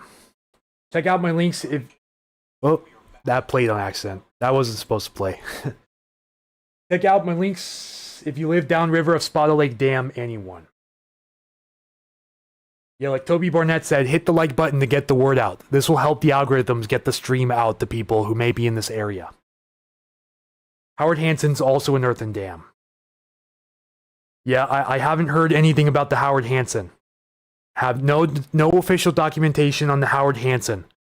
And the possibility of Chester Morse releases also. Haven't heard anything on that. Still waiting for any verifiable info. Which areas of Auburn can we expect to flood? I'm on Leah Hill.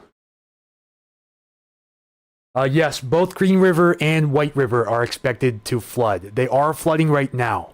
They're expected to continue flooding for a little bit. Again, moderate flooding currently for the White River at R Street. Minor flooding for the Green River in East Auburn here. Down towards Black Diamond Road here. At the end of Main Street. This is south of the Auburn Golf Course. Expected to hit minor flood stage, remain at minor flood stage. This could remain at minor flood stage for a while here. Till Friday night. In White River at R Street, we're still waiting for further details from the Mud Mountain Dam. I see the White River is rising.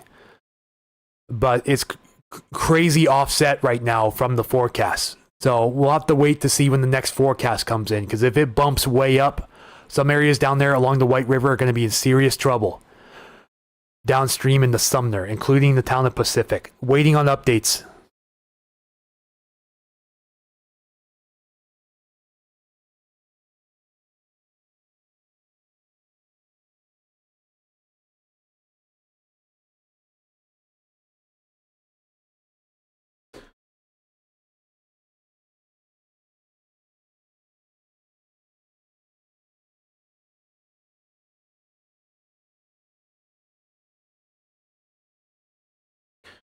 Let's go check some of the newest updates on here.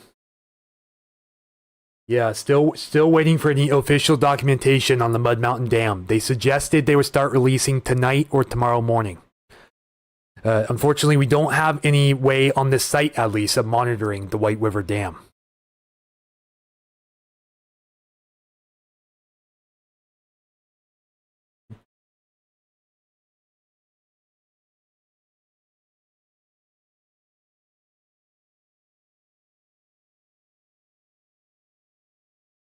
Still see a lot of confusion up there.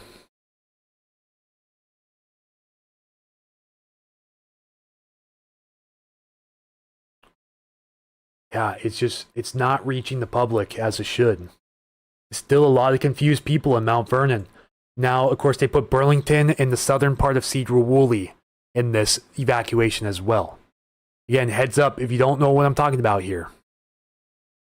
Talking about the 100-year floodplain map. So they've already evacuated parts of Concrete, Hamilton, and Lyman. Now, if you see the extreme southern part here of Cedar-Woolley city limits, but also the western part here along the rail line. I don't think there's much in terms of businesses here, but there could be houses there. That little sliver there and that little sliver down here. Even some areas working their way into parts of Cedar-Woolley up here along Highway 9. Anywhere in the yellow, again, evacuate. Yeah, 9 hours is still going. I think YouTube allows you to go up to 12 hours. We had a 12-hour stream 2 nights ago, I believe. We went from 10 in the morning to 10 in the afternoon doing live streaming.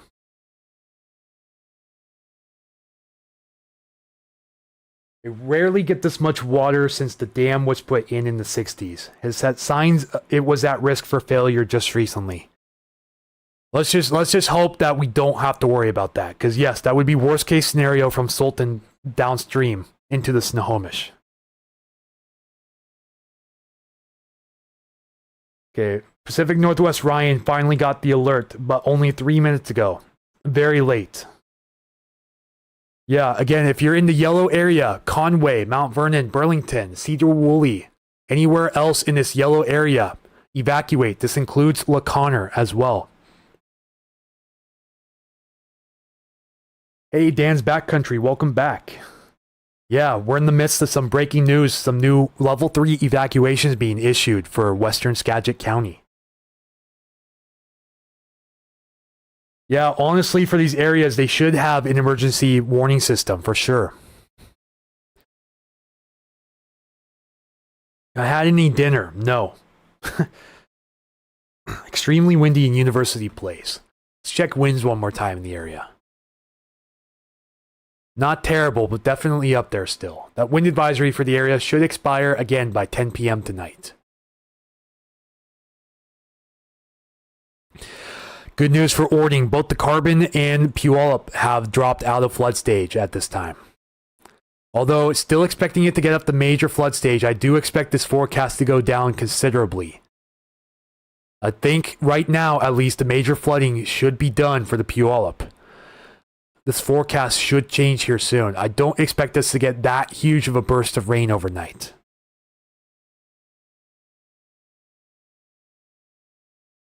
Yeah, been going at it for hours, trying to get the word out to everyone.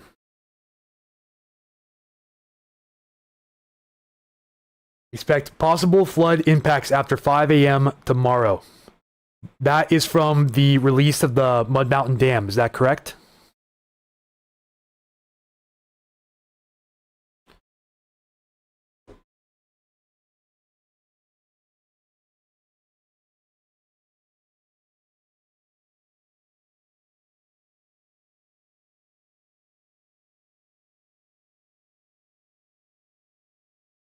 Yeah, areas that could see flood impacts include the residential neighborhood off 29th Street in Auburn, as well as the industrial businesses along 24th Street, 16th Street, and 140th Avenue East. From Sumner Police, thank you. We should buy you a Grubhub. Everyone pitch in. Actually, they pitched in yesterday to buy me McDonald's. I'm not sure how I feel about fast food 2 days in a row. But if you do want to help out, I do have a link from a site called Ko-Fi here. Some may call it coffee, but it's subjective. But thank you everyone for your donations over the last few days. Again, the link to this is ko-fi.com/Puget Sound Stormwatch. This would be the best way to donate to help out.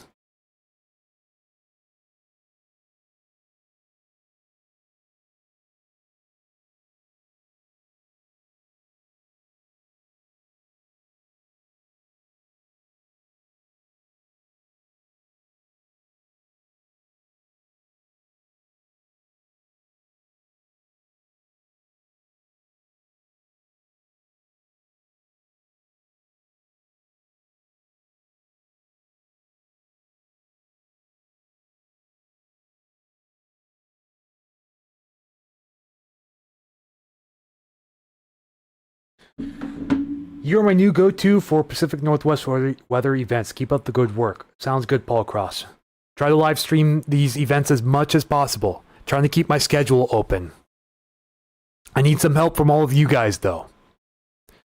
Now, if you guys could help, if you guys are willing to, if you could help donate to help keep these streams up full time, that would be amazing. Again, no pressure. And no worries if you don't. All is well.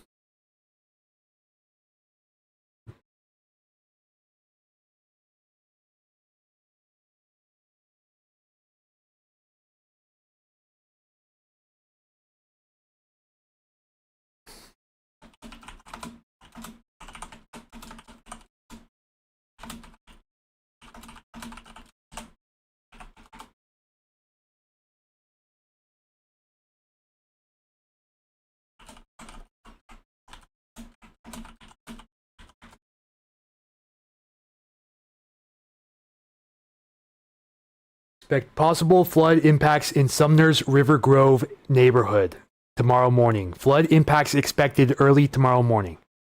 Homes adjacent to the Puyallup River and Rainier Manor, Riverwalk condos, and the Retreat apartments are now at level 2. Get set evacuation. Let me see if we can pull it up on this map here. This was showing the Ording area. Let me see if we can get the Sumner area in this as well. Unfortunately, it cuts off right at Ording city limits. So this site will not be useful for Sumner. Ording, though, several evacuations in Ording. I believe they should be wrapping these up soon as the river stage goes downstream from Sumner. I'll be watching that closely.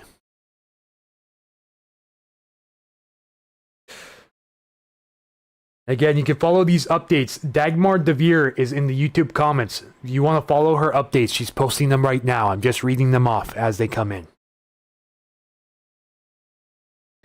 Levels on the Puyallup should stay within the levees. However, record flows in the White River could create more flooding than we anticipate. So this is all coming in from Sumner Police.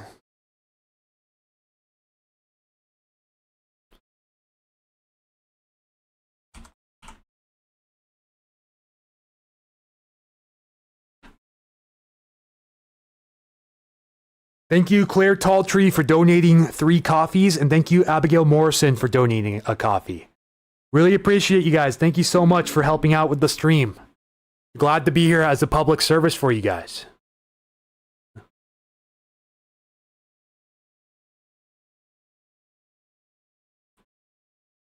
Yeah, this is the update from Sumner Police. Wish it was a little easier to read their map. Unfortunately, but yeah, it's a little difficult to kind of suggest which areas are in immediate danger. Really, if you're directly along the river here in the White River, expect impacts by tomorrow morning.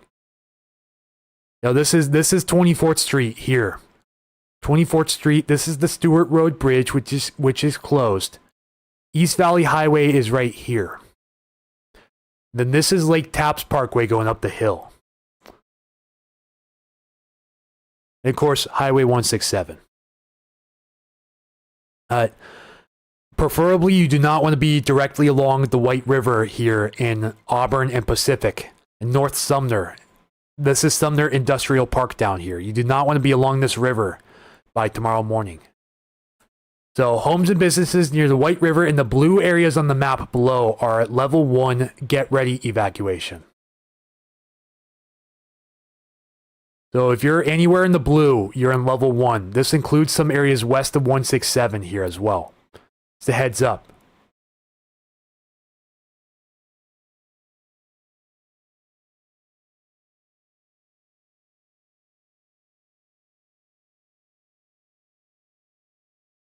Howard Hansen Reservoir level.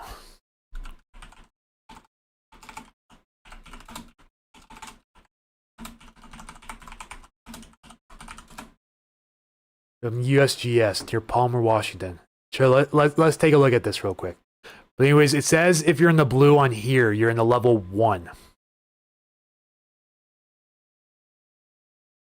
But it says homes adjacent to the Puyallup River and Rainier Manor, Riverwalk condos, and the retreat apartments are in level 2, which means get set. Yeah, you're not kidding here. For sure. You are not kidding when you said it's high. It's just been a straight upward incline the last day or so. Last update was 36,360 acre feet, which is getting literally towards the top of the graph here. So I'm almost certain they're going to have to start relieving pressure here very soon on the Howard Hansen, which would cause additional flooding downstream along the Green River.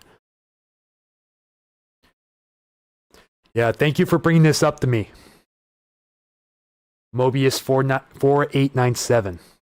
This is the Howard Hansen reservoir storage level right now in acre feet.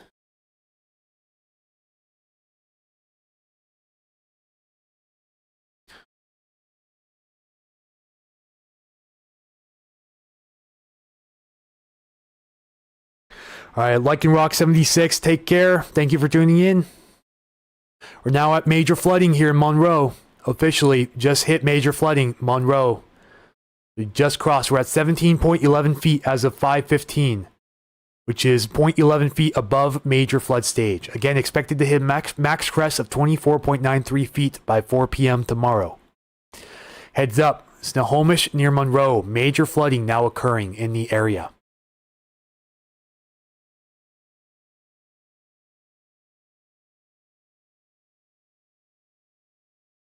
We're starting to see flooding here in Mount Vernon as well. Observed flooding now in Mount Vernon at 28.01 feet. So we just crossed in the minor flood stage. Starting to see the river crest its banks in some low-lying areas.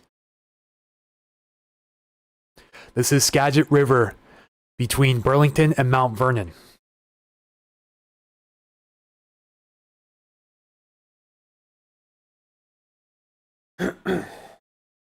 Gonna take a water break here real fast, people. Be right back.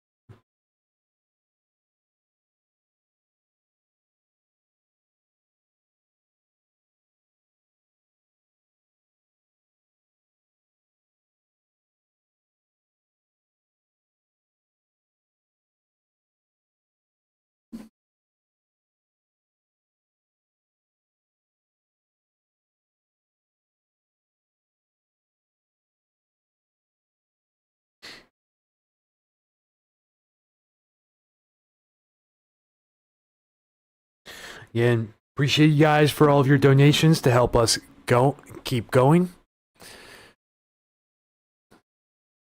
Yeah, they finally lowered the Aloha River to a minor flood forecast. A good, significant downtrend here for the Aloha near Port Angeles. There were more minor flooding here in Everson now. This is the overflow here.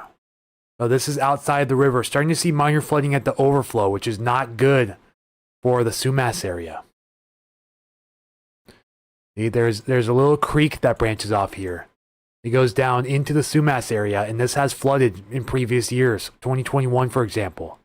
This is why they have an immediate evacuation in effect for Sumas here. This has also spread in the parts of Abbotsford as well. It's a heads up, you Canadian folks watching.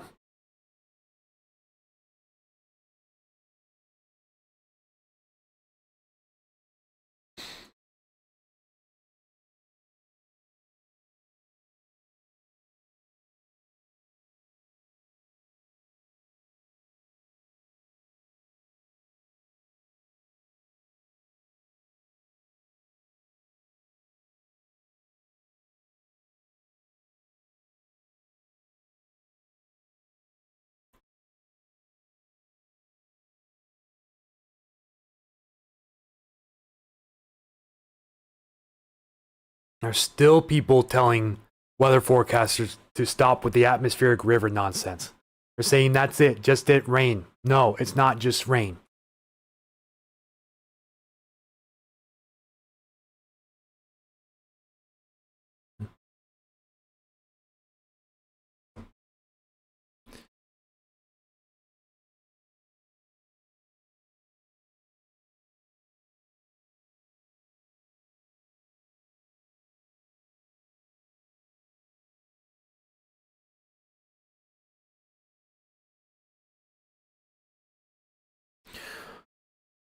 And it looks like this is courtesy of the governor himself that they also ordered Rockport and Marblemount to evacuate.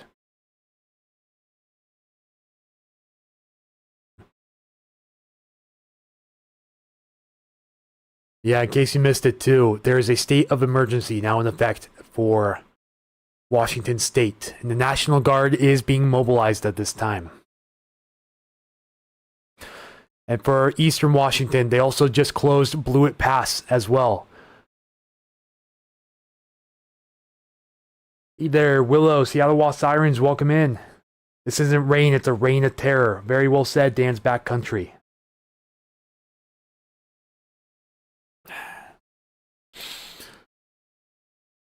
Yeah, so we now have 5 zones here, Western Washington, seeing observed major flooding. The 2 in the Snoqualmie, 1 Snohomish, 1 Skykomish, and 1 Cowlitz here.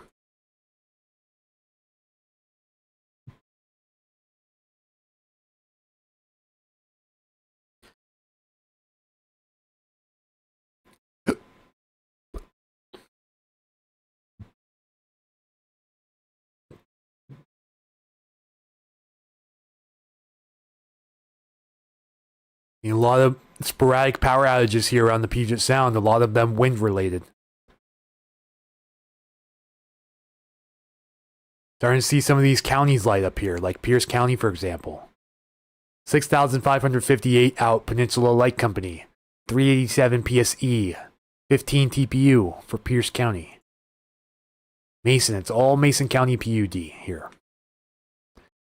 Kitsap, 1,196 PSE customers out. King County, 2010 PSE, 306 Seattle City Light. Starting to see those Seattle City Light numbers rise. Seeing the winds pick up a little bit around the area too. Just a little bit. Yeah, the IEM bot has been going crazy for like the last hour. First Creek area on the Cle Elum side. That is the only part that is actually closed at this time. Insane what the river level for the Skagit and Mount Vernon is going to be at when it crests. According to the forecast, yes. Think of it like this. It's going to be a whole average person higher than the record crest. The so-called 100-year flood. going to be about a person's height higher than that.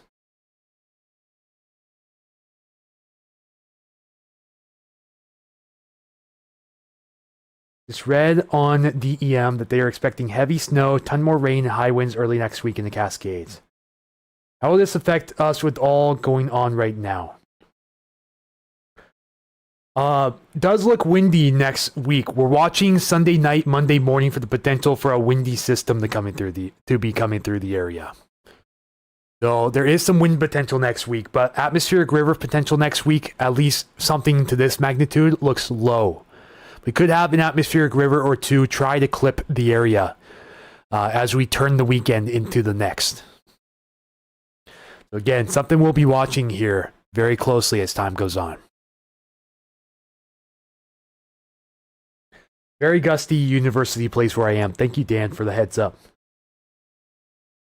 But, you know, if we can finally build some snowpack for the mountains, that would be great. That would be great news. We also likely reduce the further likelihood of flooding for some areas downstream.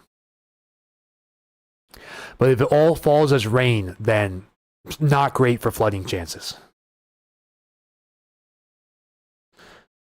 But yeah, wind could be an issue here in the next week for sure. We'll be watching that. They shut the border down at Sumas for the flooding. I certainly believe it. There shouldn't be anyone in Sumas right now or anywhere around the town limits of Sumas. All right, so they're evacuating the Walmart in Mount Vernon as of 28 minutes ago. So they are evacuating these businesses here in the floodplain. Like there's a grocery outlet, a Safeway, a Lowe's, and a Walmart just in this immediate area here. They hopefully already have downtown Mount Vernon evacuated. If you're low enough to be near eye level with the river, you're in immediate danger if you're still out there. Yeah, most likely a lot's going to change with the Skagit. You don't normally see a crest a whole person's height higher than the record. Let's go see if there's been any major changes up here.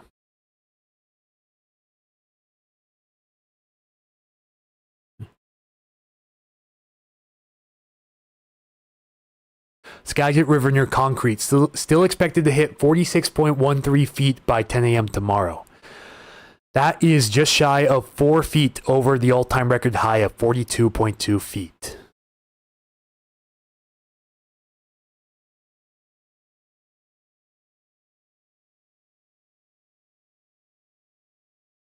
I wish I could give you an exact answer on that, Adam, because we're still kind of keeping track where exactly that atmospheric river tomorrow is going to bounce around. Is it going to hold on the North Sound, or is it going to slide down south? Forecasts kind of show it sliding down south as we go into tomorrow morning, which would help alleviate some pressure on these northern rivers. You have to travel all the way up to Ferndale.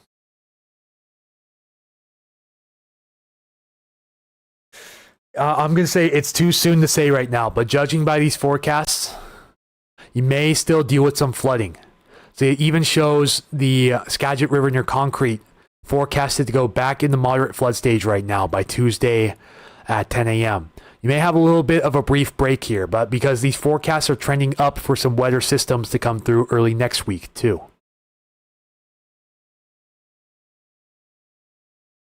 But yeah, the Skagit River gauge downstream is sobering at best. 42.13 feet, which is just shy of 5 feet above the all-time record high of 37.4 feet.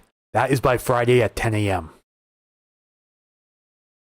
Enumclaw okay with the rain. Yeah, we're not seeing any major rain down south here right now. Just passing showers, maybe some steady showers up here in the mountains, but again, just a fire hose going on north of Snohomish County here. Putting a lot of pressure on the Nooksack in the Skagit right now. See, the moisture axis is farther north than the original forecast, which is why they're starting to drop these river levels down for their forecasts over the next 12 to 24 hours. Quite a bit of relief now for those rivers down there, with a lot of them dropping below flood stage finally.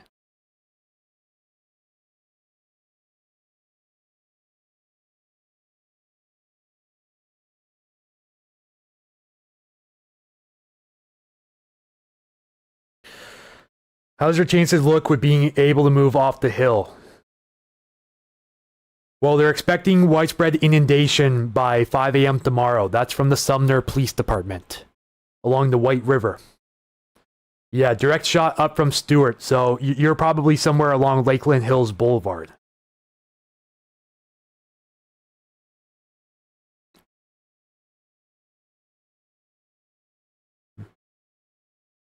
So for being able to move off the hill, you may have a hard time getting through that area. Right now, the Stewart Road Bridge is closed as a heads up.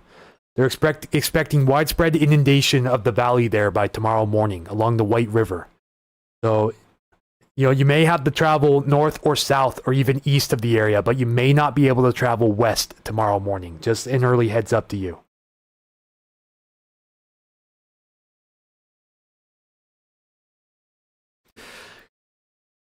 Again, expecting moderate flooding. We have moderate flooding currently, but expecting moderate flooding continuous. Oddly enough, they're actually adjusting this forecast down. We'll see. It seems to have flatlined here at moderate flood stage, which is a good sign. I don't expect it to dip way down like this in the next 4 hours, but we will see. There's a chance. This probably has to correlate with the release of the Mud Mountain Dam, starting to release water beginning, I heard, either late tonight or tomorrow morning, which could inundate some areas downstream along the White River into Sumner.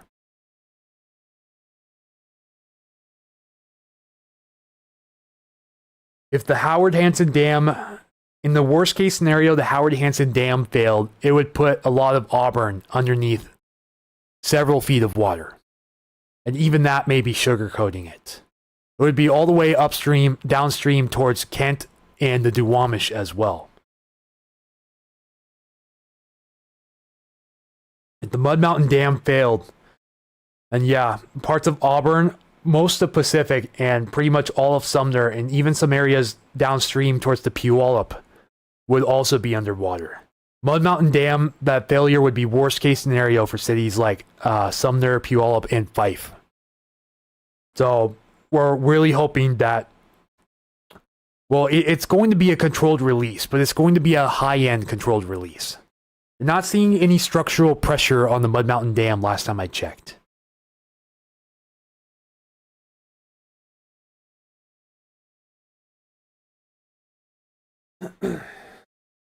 Yeah, you work in Seattle. You may have to travel north around the area if you can.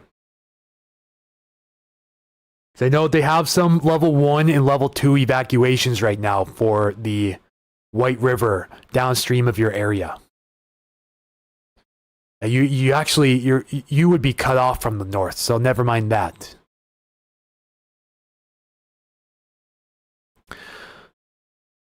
Yeah, you really wouldn't have anywhere to go, would you? In the event of a large flood of the White River, you'd really be cut off in all directions. Now that I think about it. Yeah, because you're the hillside surrounded by the White River. That would not be good for you guys.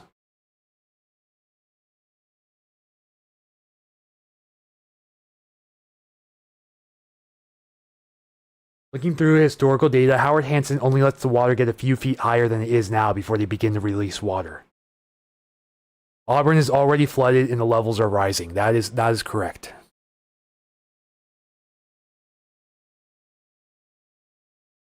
She said, yeah, that's my worry. Let's just hope it doesn't get to that stage. But I'd say prepare for it to get to that stage. But just hope for the best, but prepare for the worst. That's all I'm going to leave it with. Hope for the best, but please prepare for the worst.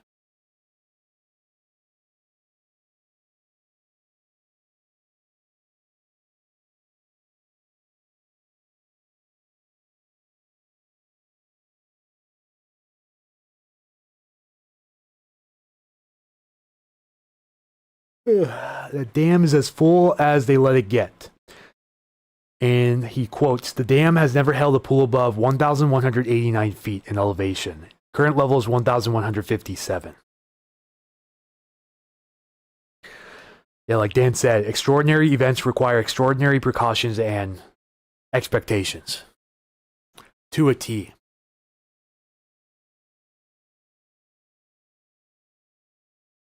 Amtrak disrupted Seattle to Canada.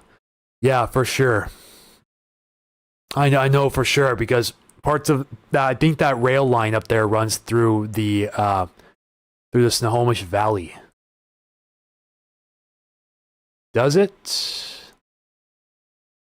No, at least the Amtrak going over Stevens Pass will be disrupted, but it looks like the Seattle subdivision might be okay, but it depends on how much inundation we get here.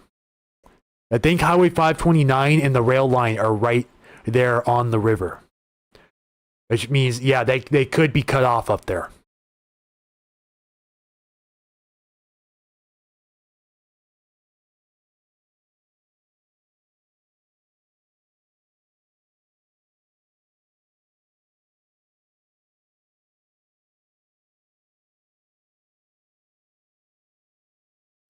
Hey guys, we're about to go on a 10 hours here real quick.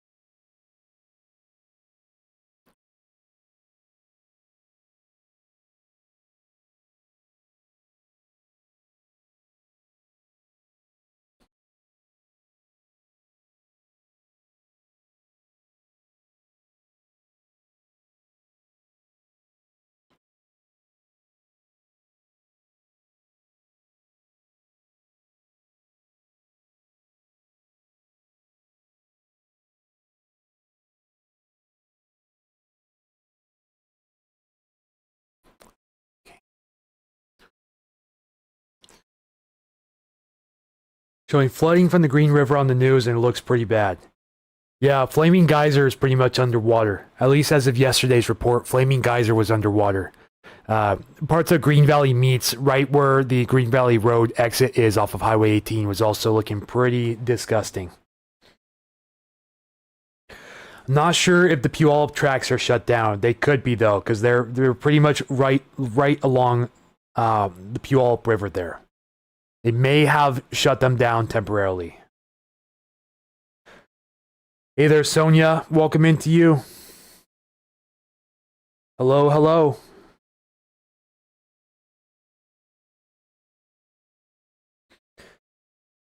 Yeah, Dan said if you believe that you may be affected by flooding, now while you're still safe is the time to be planning and getting your bags packed. Historic events are not something to lightly dismiss. Those army guys at the dam are going to have a heck of a week at work. Ain't that the truth? Yeah, the U.S. Army Corps of Engineers are already busy at the Mud Mountain Dam trying to figure that one out.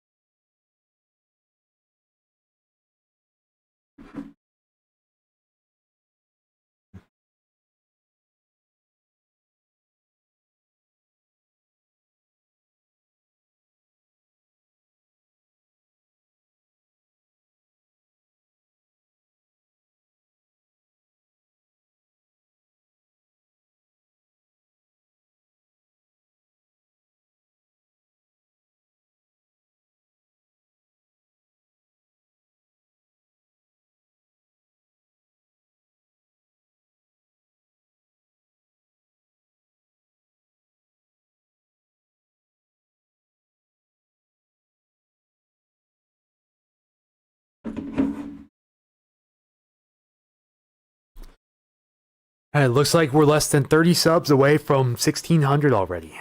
A huge boost. Thank you guys for continuing to sub and get the word out. Really do appreciate it.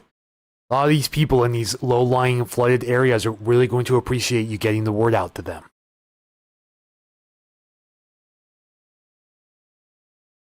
Again, just the sheer scale of how many flood warnings are in effect. It's unbelievable, truly.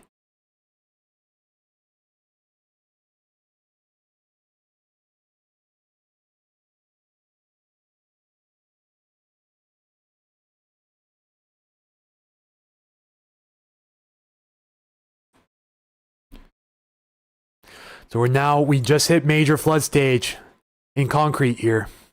We're now in major flood stage in concrete. Heads up.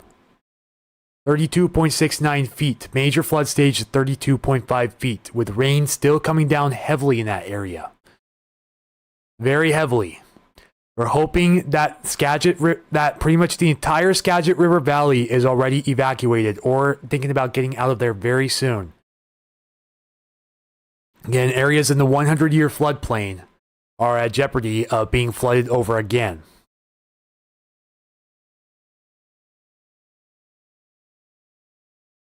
Just checking out winds from time to time, too. Let's see, that's still almost 4 feet above the all-time record by 10 a.m. tomorrow. As scary enough, the trend is almost perfectly following the forecast, too. See, it's pretty much a perfect curve right now, if it stays like that. Anyone know when this should be starting to let up? For the north end, it should start letting up later tonight. It looks like the axis of moisture is going to begin to slide south towards southwest Washington again, which should hopefully give us a pretty good break for these North Washington rivers.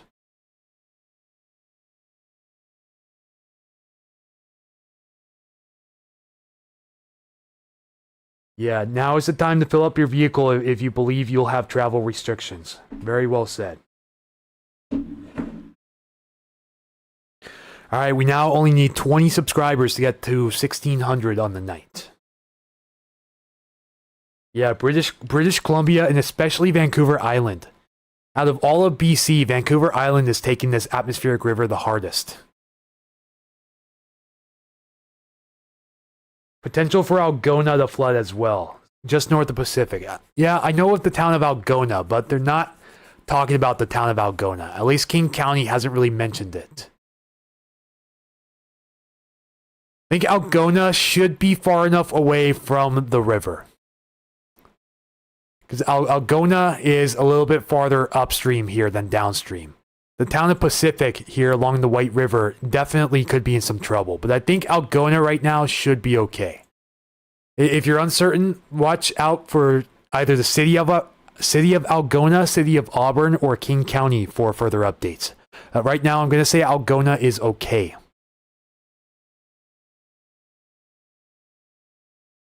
How do I share this? How do you share the stream? Should be a share icon on the stream if you're watching on mobile or PC. Then you can share it to your friends and family. It's just a little side arrow looking kind of thing.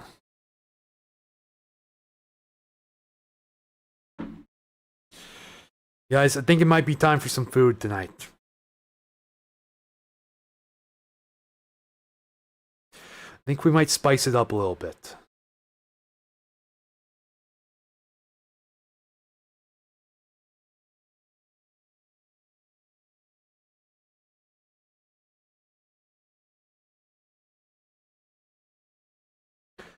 Hello, Brian Rock Rail fan. Welcome in. Yeah, good Wednesday evening for those of us who can have a good Wednesday evening. Bo and Edison. Edison, I believe, is in danger. Yeah, Edison's in the floodplain, so Edison needs to be out of there. Bo, looks like you're okay. You might be up on the hill. It's hard to tell with the topography of this area. But it looks like Bo city limits of Bo are okay. You may need to watch out just to your west here.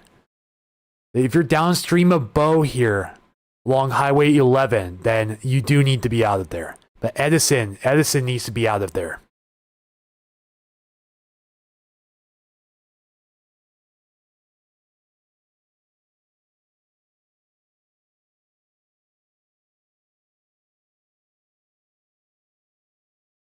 Yeah, I know I was talking about earlier about not trying to eat fast food 2 days in a row, but just having a craving here. So we're gonna put those coffees that were donated today to good use. Yeah. Donkey Boat said Samish River floods on a sunny day. Yeah, well, I can't imagine the flood it's gonna be on a rainy day. It's probably gonna be ridiculous.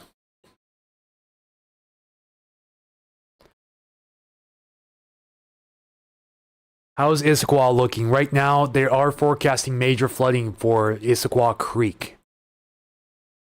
Currently at bank full stage here on the creek right now. See, going up pretty sharply. Let's see if it continues that. I'm not sure exactly which direction the creek flows. Not sure if it flows into Lake Sammamish or into the foothills, but I'd like to say it flows into Lake Sammamish. That was probably a stupid statement, but it's been a very long day and week, folks, so please bear with me on this. The gauge is less than a mile from Lake Sammamish, so it would probably only affect some areas on this side of I-90 if it were to majorly flood. And if anyone knows a flood history on the Issaquah Creek, let me know. So we can assess any concerns for the town of Issaquah here. Yeah, North Bend and Snoqualmie are a mess. Yes, do avoid at all costs. For sure.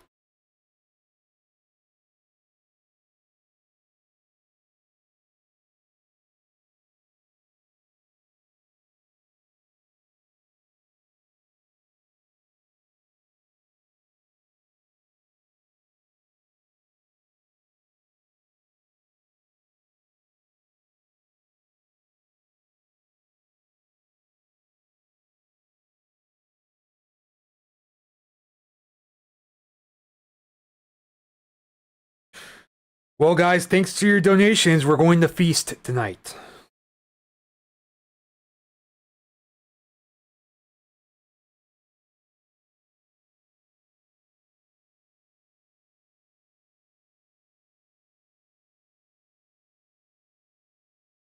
Any news on Mud Mountain Dam? Still waiting on it, but it sounds like they're going to start releasing tomorrow morning around 5 a.m.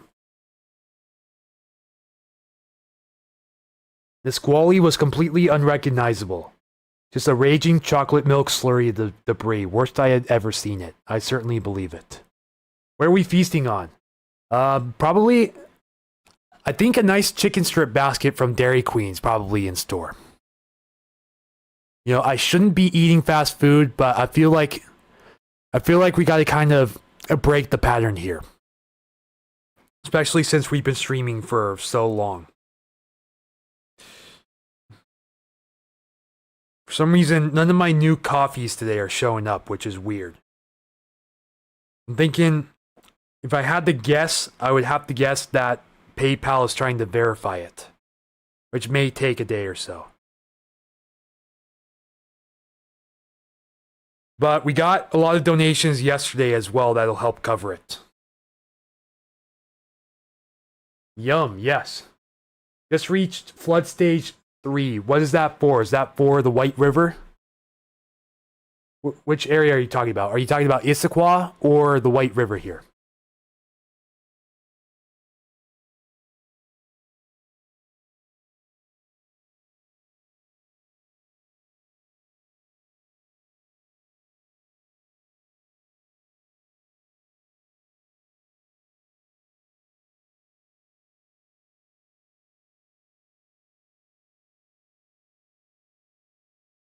Over by Clover Creek, I thought we were in the clear.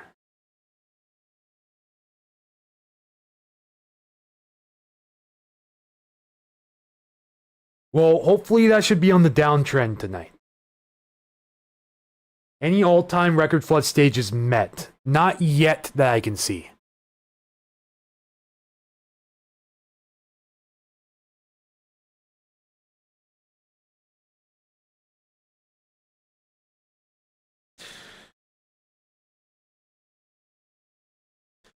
Yeah, that's not good. PayPal doesn't have my coffees ready yet.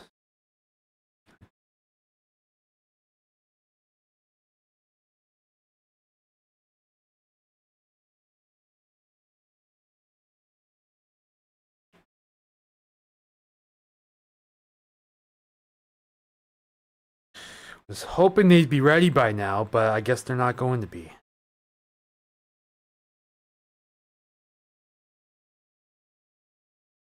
But we're gonna send it away anyways.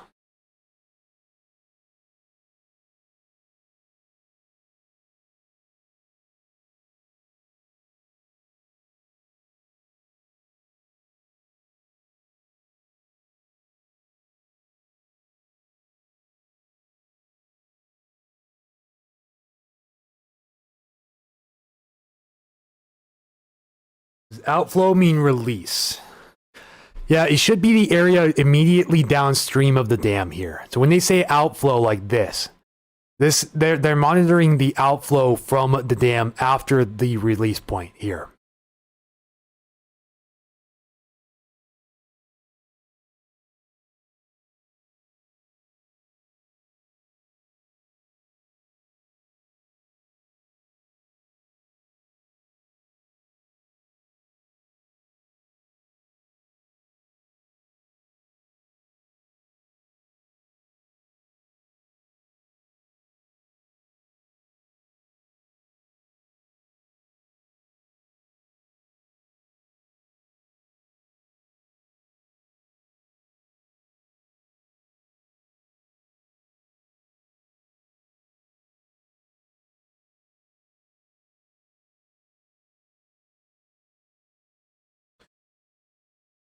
Remember which one you said.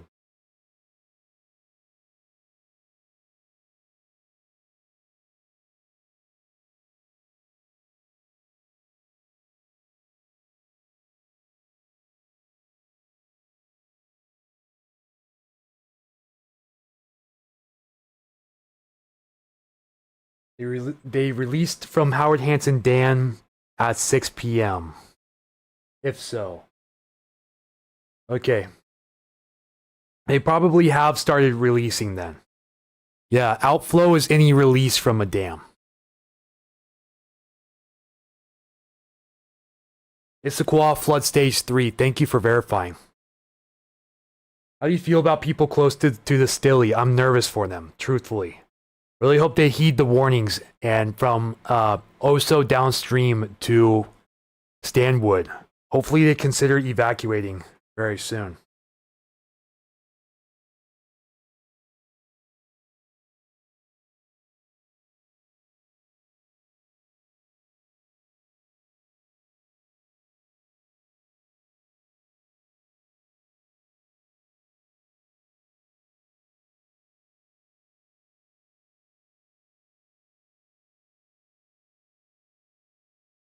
Power flickering in University Place. Yeah, some parts of the... Whoop, there's an alert.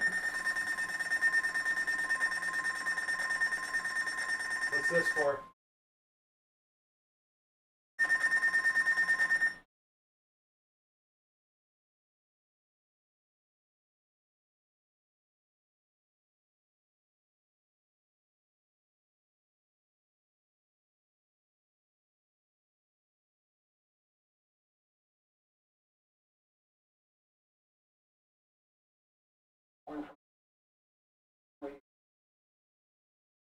How is this?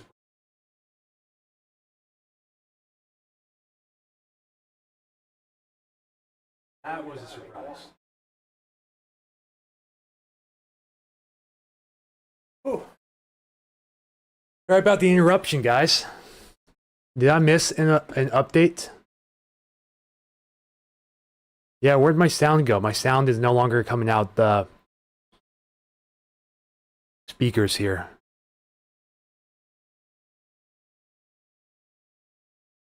Now it is. Okay, so they just issued a major flood warning for Issaquah Creek near Issaquah. That's what that alert was. That startled me. I don't know why I'm not getting the dings from this thing anymore.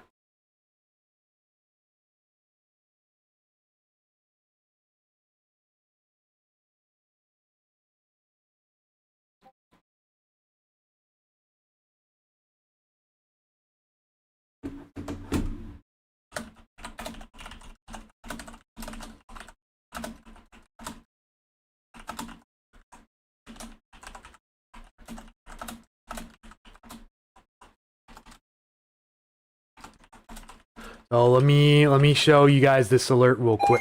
Oh, there we go with that too. Jesus.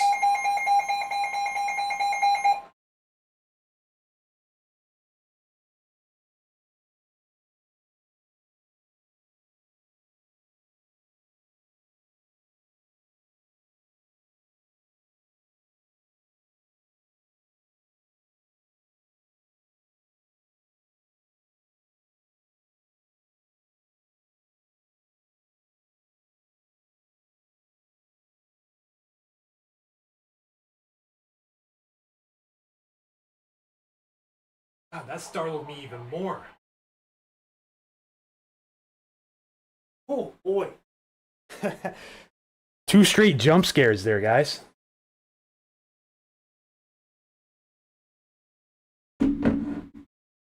Sorry if I missed your question by a mile. Skagit Valley Hospital will be fine. Yes, they will be fine.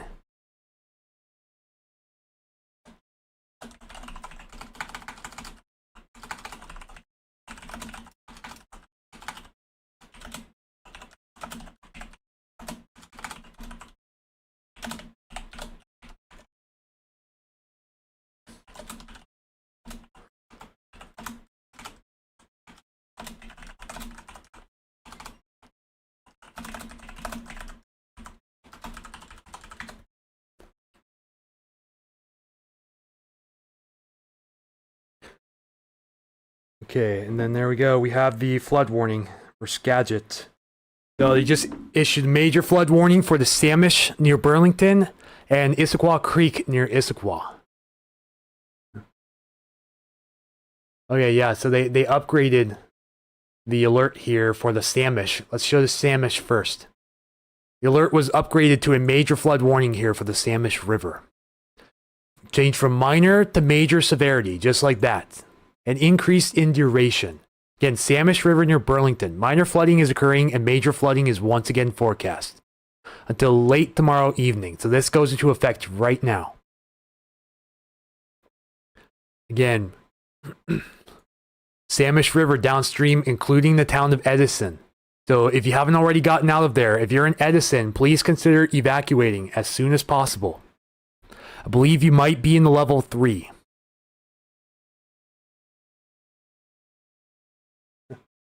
Yeah. Hey, Willow, were you watching the stream while that happened? What have I missed? Hello, Mrs. Panda Eater. You just saw me get jump scared by 2 emergency alert system activations for river flood warnings. Major severity. That's what you missed. You saw me fly up not once but twice. Got startled there. A major flood warning for the Samish downstream into Edison.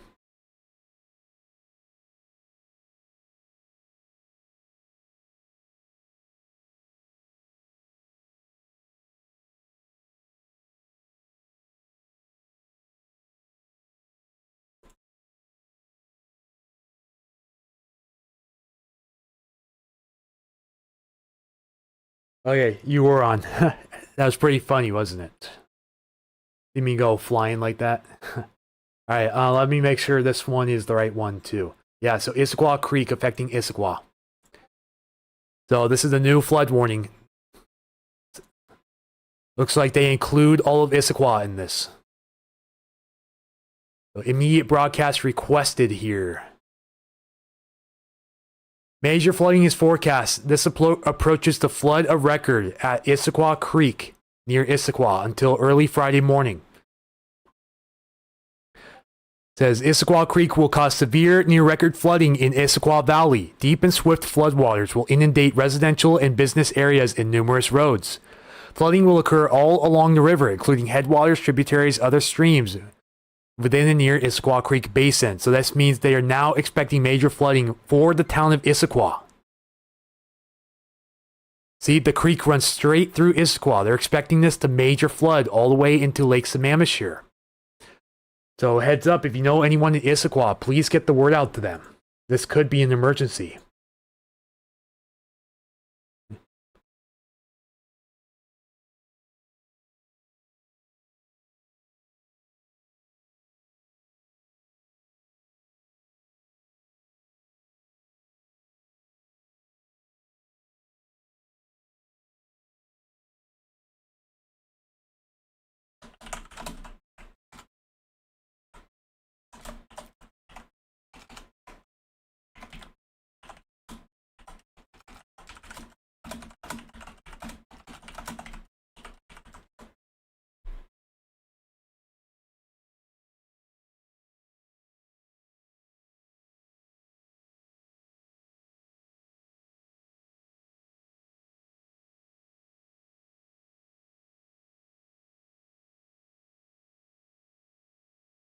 Skokomish is 17.5 feet and rising. 20 minutes of flood warning was posted for Mason County.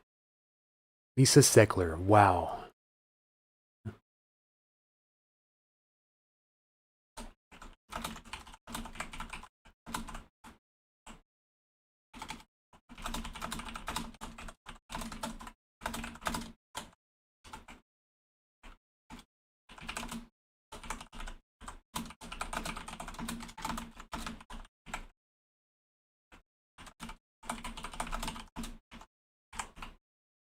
Let's go check out the forecast here for Issaquah Creek.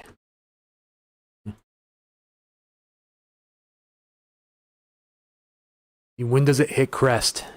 Expected to hit crest very shortly, unfortunately, by 4 a.m. tomorrow. If this holds true, if this keeps going up.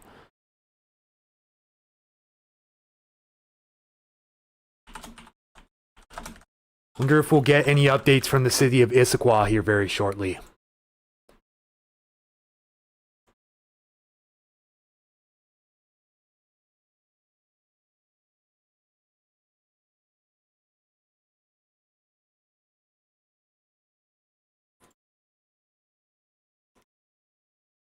Just got mentioned that there may be extra pressure being added on the Baker River Dam above concrete.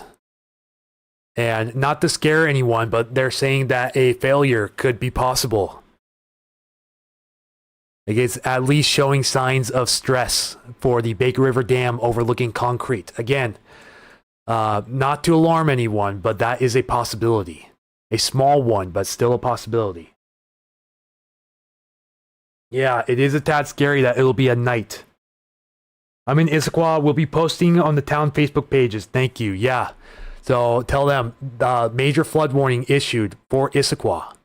Says this will flood the Issaquah Valley down here along the creek. And let's read the text that again one more time.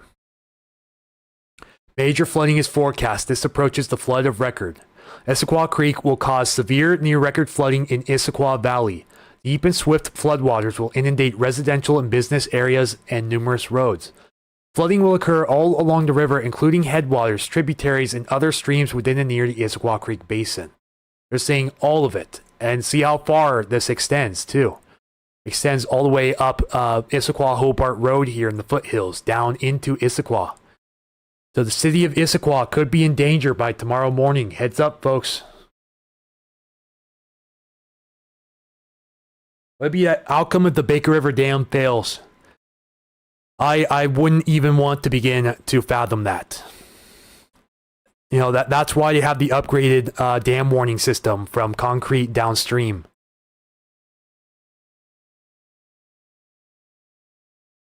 Nooksack River is overflowing its banks.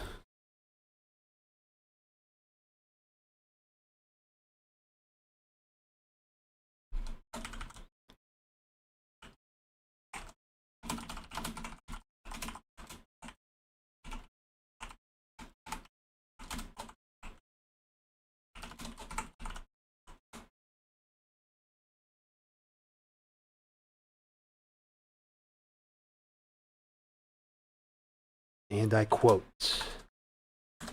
wonder, did my food just get delivered? Nope, arriving in 10 minutes, okay.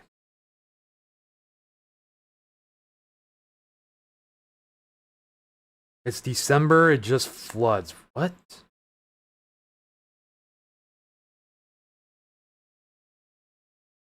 It's a weird comment to make. Cedral Woolley right now should be okay. I haven't heard any additional documentation.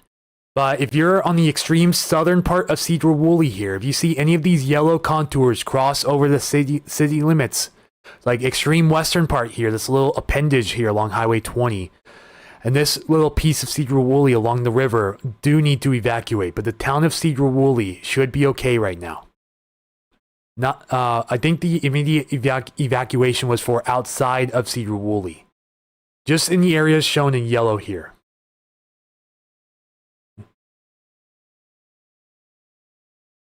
But again, this immediate evacuation went in effect for Conway, Mount Vernon in the yellow contour, and Burlington city limits. I believe LaConner and Edison were also included in that as well.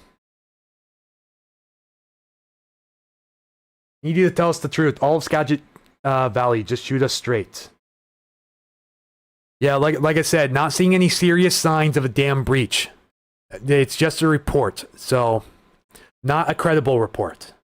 At least that I can tell right now. But yeah, if in the unlikely event that the Baker River Dam were to fail, it would bring catastrophic flooding all the way downstream from Concrete to the Skagit River Delta, possibly even beyond. That would be the worst case scenario, but not likely to happen by a mile.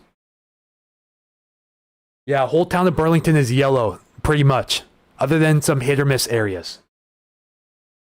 And in case you guys need this in full view here, Lyman and Hamilton are already evacuated.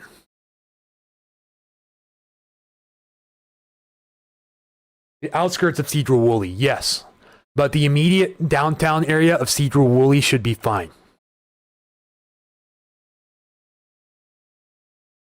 There was some concern about the Baker River Dam. Yes, the one overlooking the city of Concrete. Again, I'm trying to verify the source.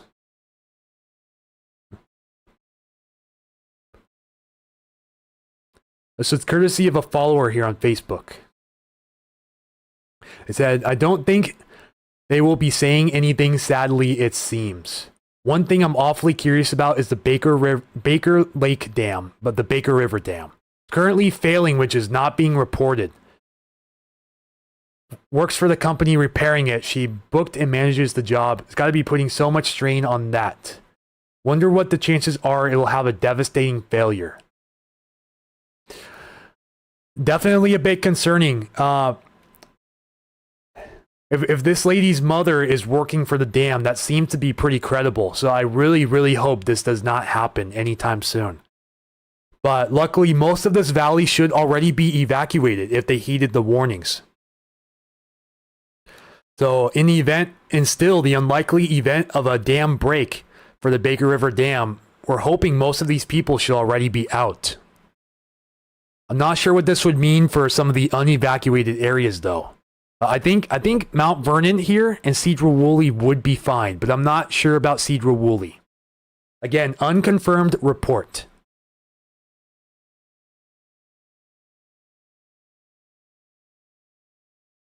The entire area is nothing but lowland. Yeah, that's correct. So yeah, the LaConner area on the mainland side of things, not over the Swinomish Reservation here. On the mainland, along the slough there, would probably be in critical danger. If it isn't already, they should have already evacuated that town.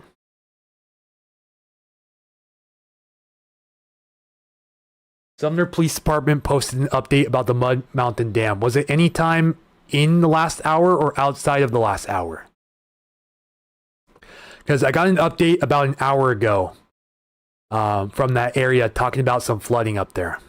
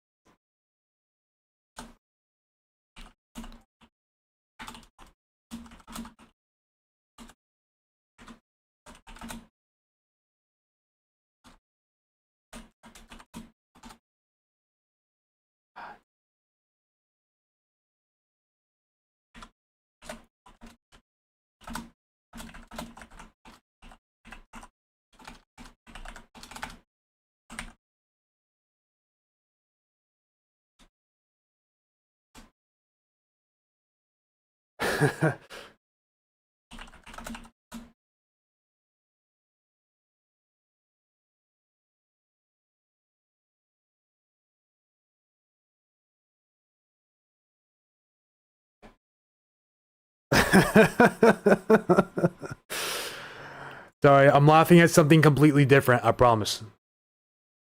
No evacuation in LaConner. They should have one. And I hope they have one for Edison as well.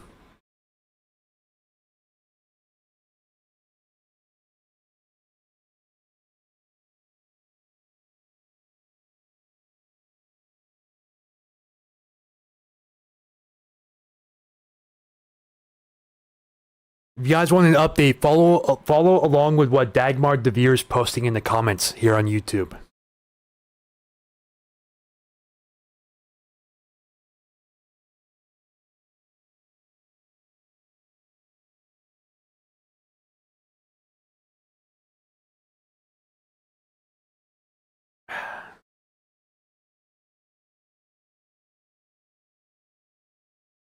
So yeah, critical update for the Mud Mountain Dam posted by Dagmar DeVere.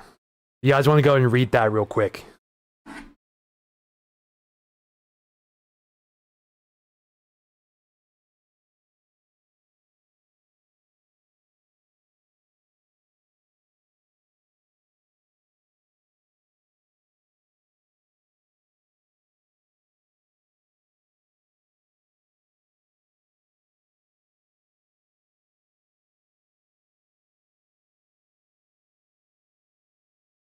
From City of Auburn, just now at 7 o'clock. Well, better late than never, but it would have been nice if they had it earlier.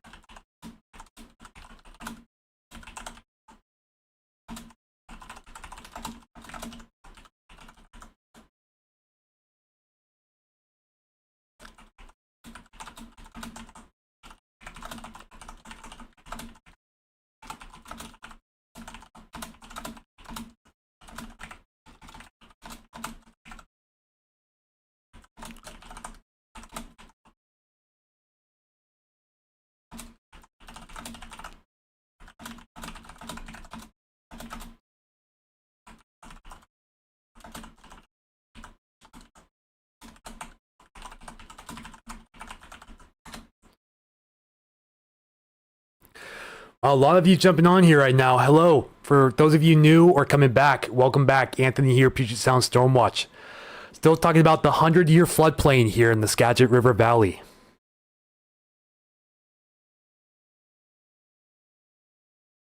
No update from the Issaquah Facebook page yet. They need to get on that. They need to get on that ASAP.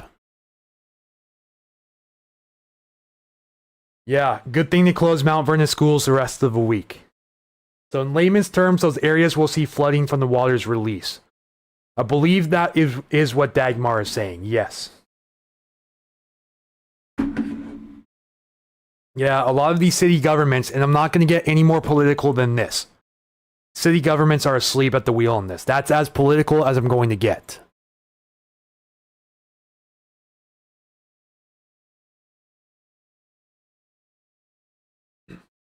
So the parts of Pacific that haven't flooded by now will likely by tomorrow morning.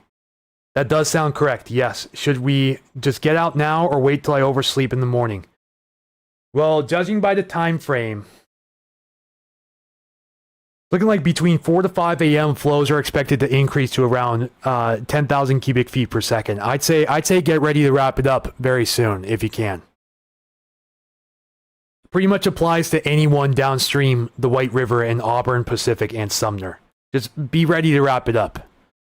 If everything that the city of Auburn said is true. Let me see if I can find this here officially. City of Auburn government, I think.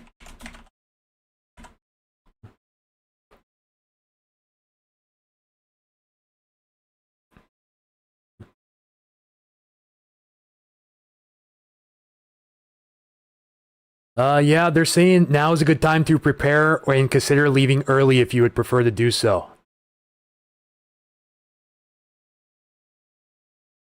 Let's show this here on screen real quick. They're showing this for the White River Estates right now. This is just off of A Street there, across from Riverside High School. You know anyone in the green area showing, please share. Oh, there we go again.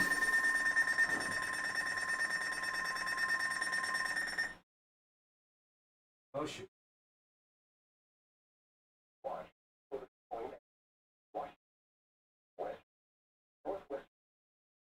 What?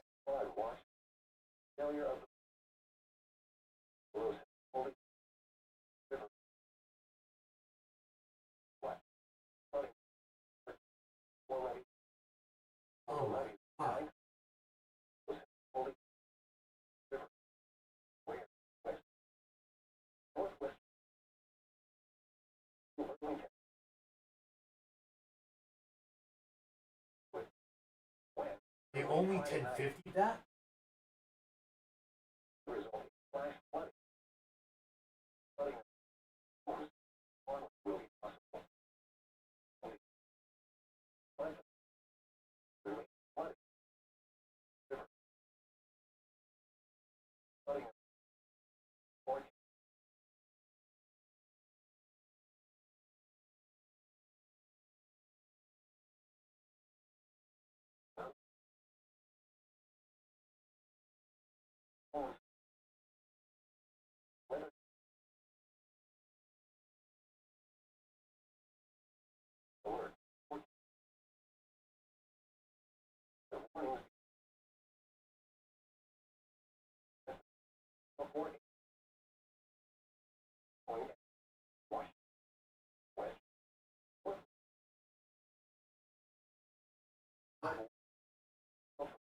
The 1050 that.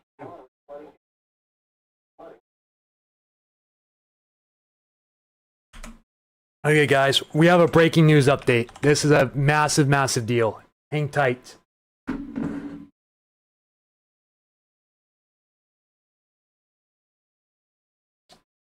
Hang on. So, yeah, we have a breaking news update.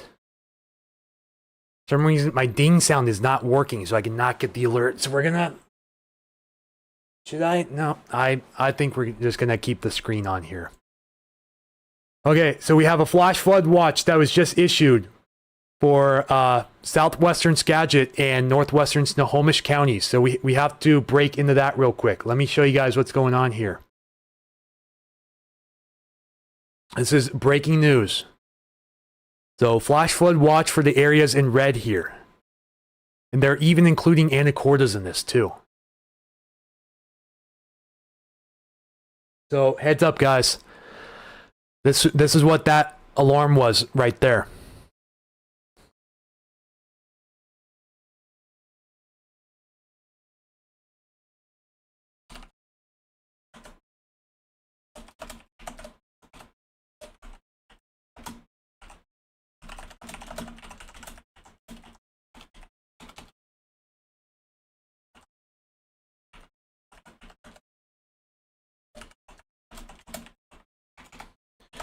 Sorry, I just got to reply to someone real quick.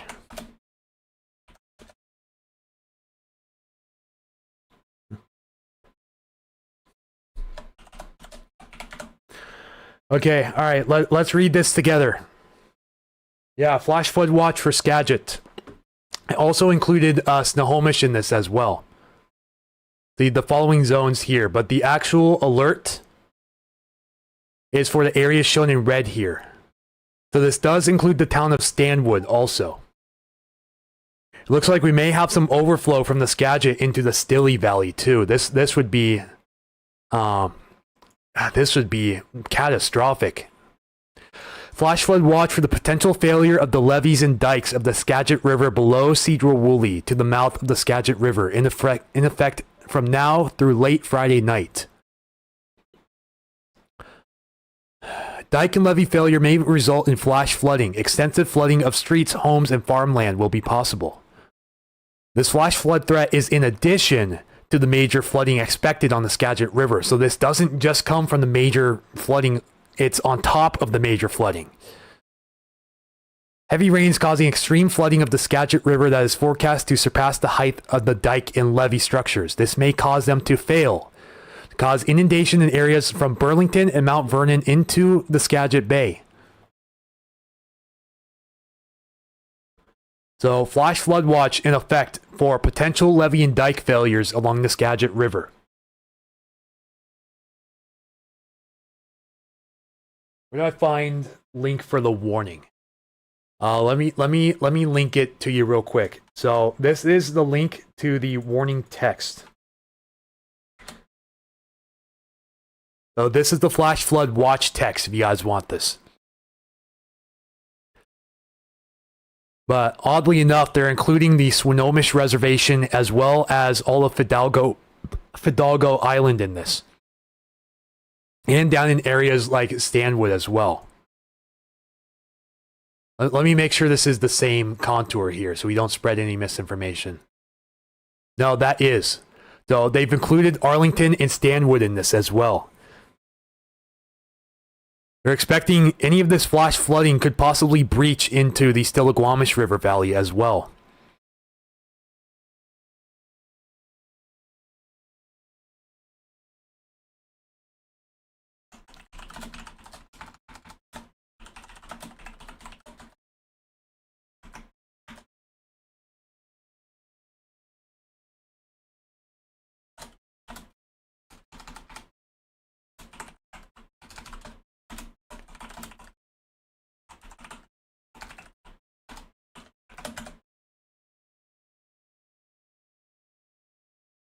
I can't believe this. I do think, yeah, the food's here. Hang on. It was delivered 7 minutes ago.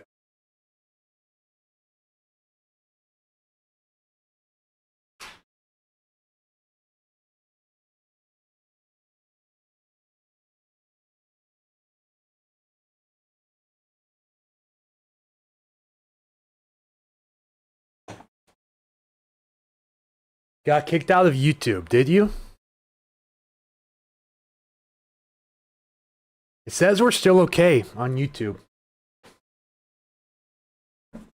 High tide tomorrow is 10:30, 11.6 feet. All right, guys. Well, I know this is very poorly timed, but we're gonna be taking an intermission here very quickly.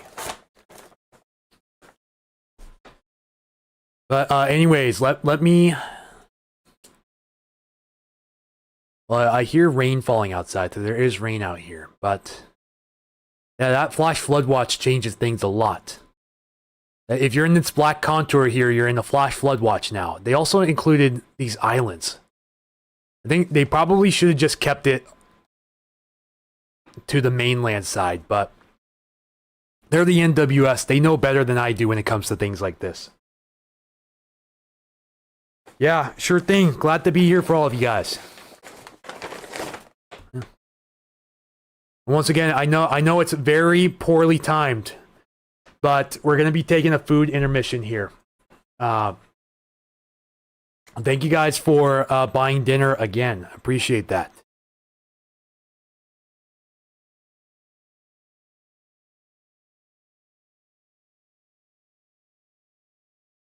Again, I'm going to leave the Flash Flood Watch text on here for you guys. Okay, but I should return in 15 to 20 minutes. If you guys want to hang around, feel free. Otherwise, have a great night. So I'll be back shortly. I'll try to make it quick.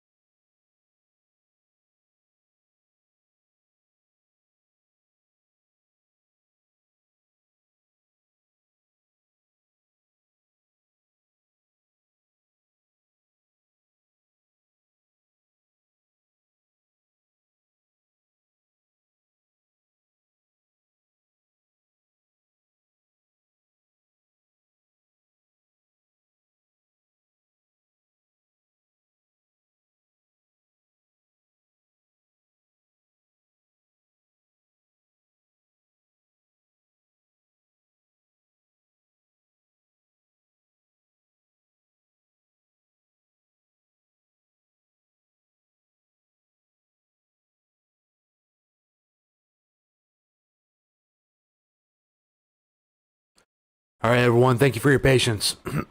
Not quite done eating yet, but I decided we should recuperate the audience here. Looks like about half of you already left.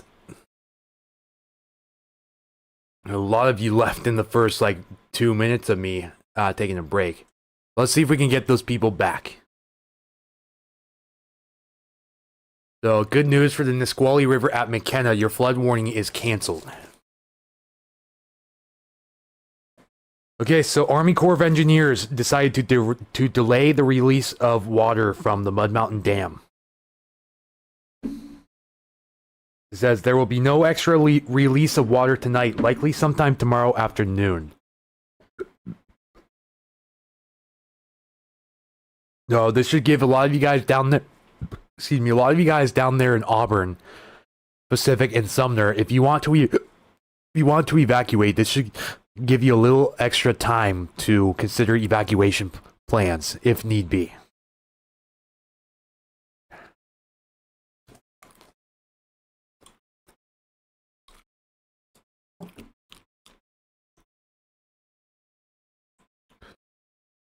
We went from 226 to 72. Now we're back up. All right. Hey guys, sorry for the delay. Just had to go get something to eat real quick. Not quite done, but yeah, we're gonna... Keith says he's listening to Fire District 3, Skagit County Fire. Good to see you guys are still here. Thank you for hanging on. Just a heads up, YouTube's live stream will be ending in an hour. If you guys want me to, we can try to fire up a second YouTube live stream for a little bit, but this initial live stream is coming to a close. It looks like by 8:42 is when YouTube will cut it off at the 12-hour mark.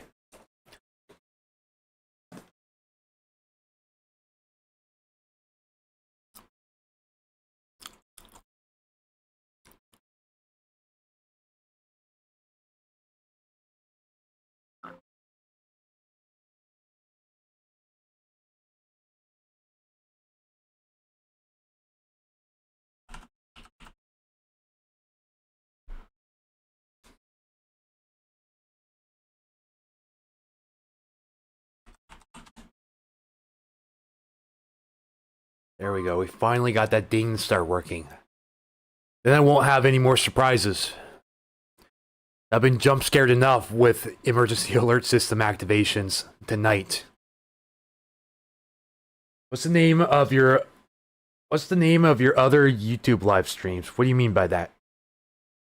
Adam votes for second stream.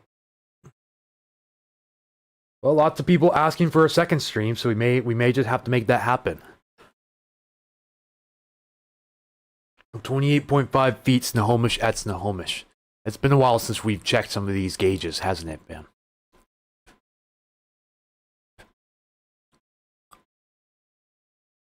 Ooh, Skookumchuck's now at moderate flood. Currently moderate flooding here, Skookumchuck. This is in Bucota. That's outside of Bucota city limits.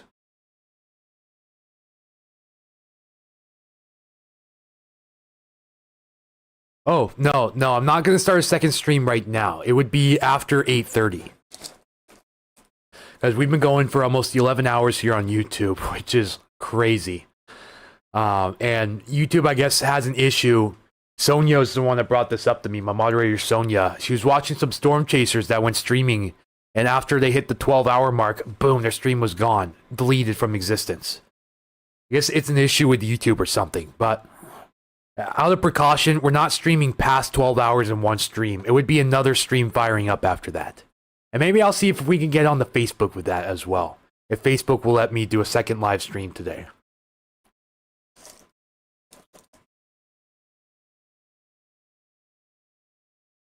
Train's still running in Marysville.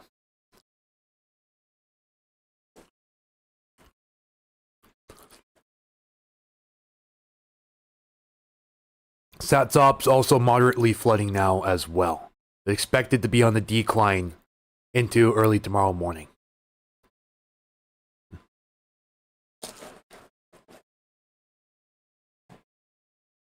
Banks are full at Skookumchuck.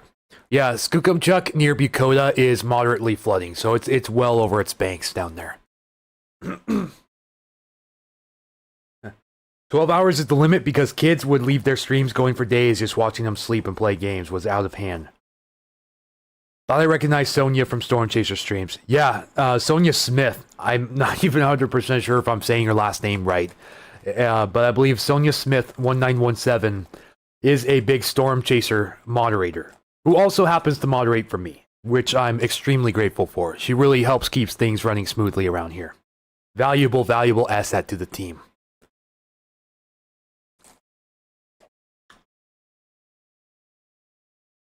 Hey, Keith, this could be a question for you. Brady G111 is asking, are they saying anything on the scanners anywhere? Well, Keith's listening to the Whatcom, or was it Skagit County scanner? Yeah, he's listening to the Skagit County Fire District 3 scanner right now. Keith, if you're watching still, feel free to chime in for this question.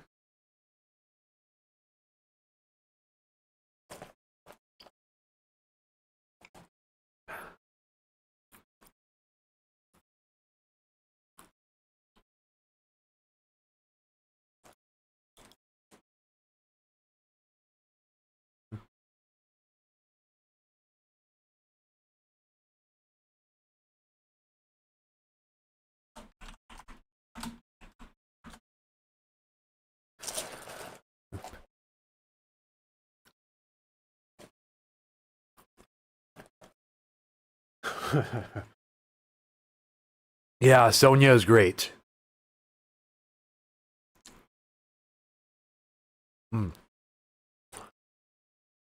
Let's see what else we got going on here, shall we? Let's check wind gusts first. Yeah, winds aren't really a big problem for most areas right now. So they should let that wind advisory expire by 10 p.m. tonight for these areas. We had a brief burst of wind around these areas a few hours ago, but we haven't had really that much ever since. But I want to go over again. Let's make sure we have the most up-to-date information here. This is the City of Auburn government page.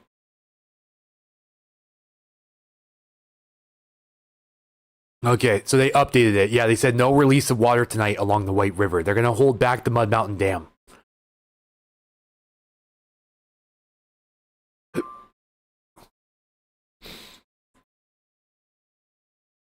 So, Newaukum River near Chehalis, they extended the time of your flood warning until Friday at 9:13 a.m. So the flood warning for the Newaukum near Chehalis remains in effect until Friday morning.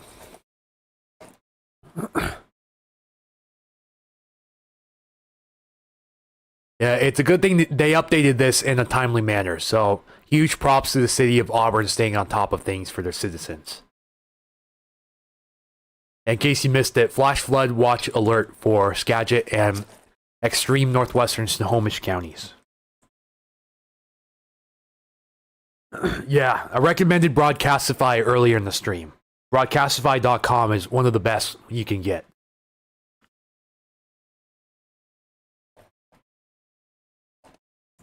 Yeah, not a flash flood warning, just a flash flood watch. They said that do be advised in case a flash flood warning is issued. Watch just means get ready and get set. A warning means go. But yeah, this is on top of the major flooding. So the major flooding plus the chance of levees and dikes breaking, which of course would only exacerbate the effects tenfold for that area.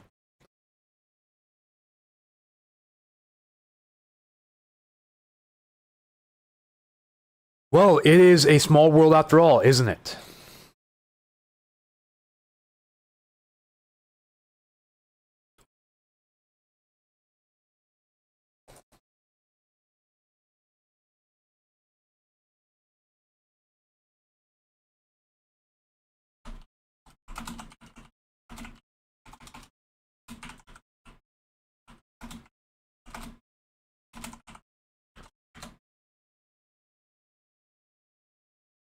Starting a poll for you guys in the comments. Go ahead and let me know if you want to see the second stream tonight after this one ends. When we hit the 12-hour marker, YouTube's going to cut it off.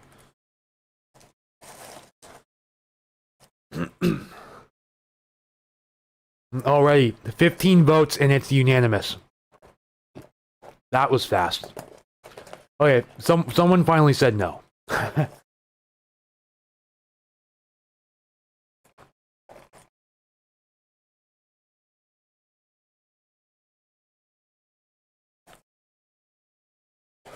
More like mud burns in some spots. Western Electric Radio says.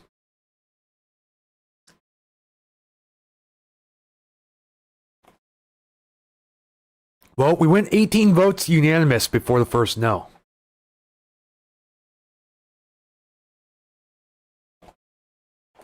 Also in Oregon, so this is important to watch.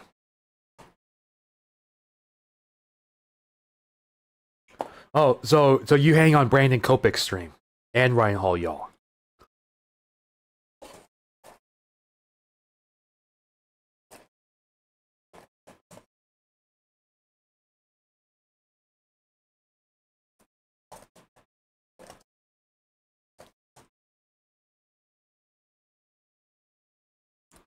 Oh, what's that for?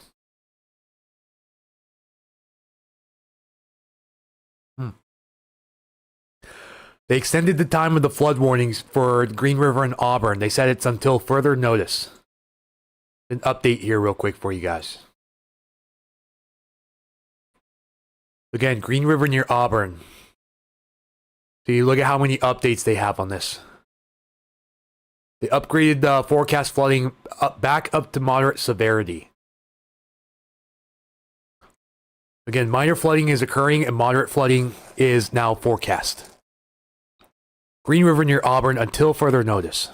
Green River will inundate low areas from the middle Green River Valley downstream to Auburn, with water over several roads, including Southeast Green Valley Road and West Valley Road. They meant West Valley Highway. I'd like to say they meant West Valley Highway.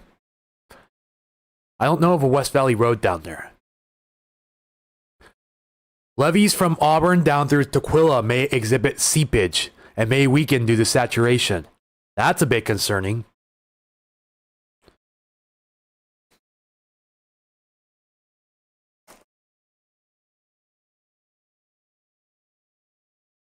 It's more than one person that said no now.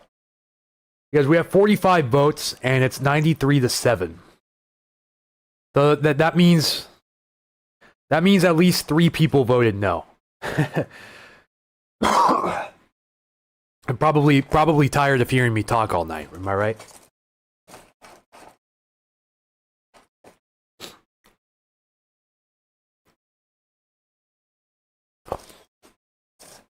Again, this is phase 4 flood in the King County system. Which means they must have a 5-phase system in King County. Normally phase 4, I believe, is major flooding for a lot of other county jurisdictions.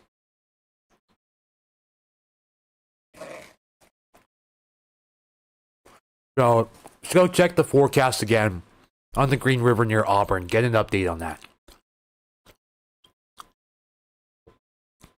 It doesn't show it yet, but they bumped this up to a red square. Yeah, they still haven't updated it yet, but it will bump up to a red square very shortly.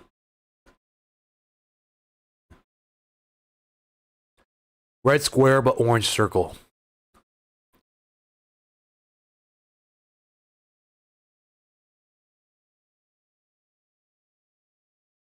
No, do whatever you want option. Fair enough. Yeah, we'll find out once we hit 50 votes how many people voted no.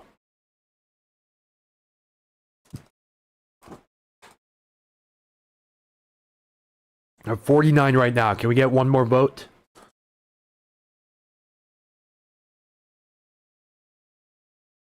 Yeah. Okay, there we go.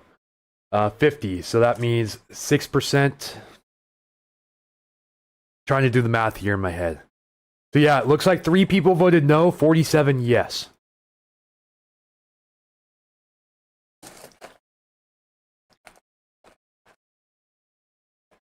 Oh, they're really closing Wild Waves. Is that right? Like entirely, so no Fright Fest or Christmas festivities, nothing? Can't find any local agency that has current info in Skagit. Wow, is that right? They have no current info up there, and they're all 24 hours behind. That is madness. They should have had this all figured out ahead of time, because you know if anyone ends up perishing from this, you know it's completely preventable.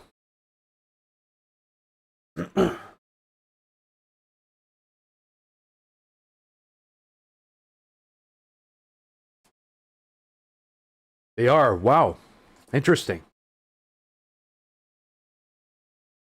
Voluntary evacuation advisory for Arlington residents situated in the Riverside Mobile Home Park and businesses located at Island Crossing. Subject: potential major flooding. Yeah, if they put the flash flood watch up, they should be evacuating Arlington and Stanwood by now.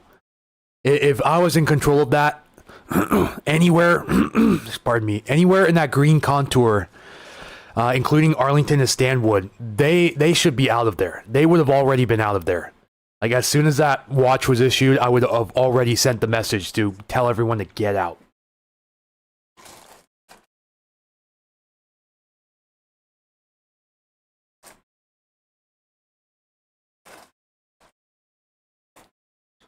It was very informal what they said. Any additional news? Monroe, Washington, and Skycomish. Well, both of those are major flooding. They're expected to remain at major flood stage through at least late tonight and early tomorrow morning. But let me check again. Let's check the Skycomish, because I think the Skycomish was just below record now. No, so still expected to break the all-time record here at the Skycomish. Looks like as soon as 10 p.m. tonight, if the forecast keeps up. And then Snohomish near Monroe here should stay below the all-time record, with a peak at around 4 p.m. tomorrow at 24.93 feet. Again, very close, if not riding along that all-time record here for downstream near Snohomish.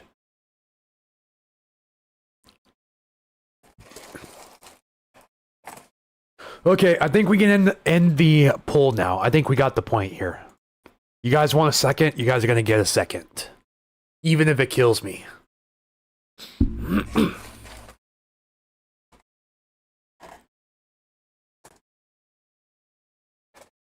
What about Camino? They don't have the Camino Island area in any watches right now.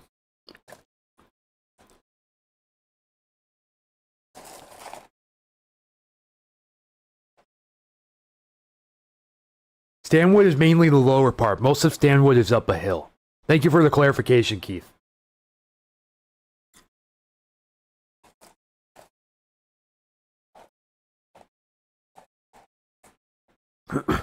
Very surprised none of the local news stations are broadcasting non-stop right now. This is some pretty breaking news. Yes, it is.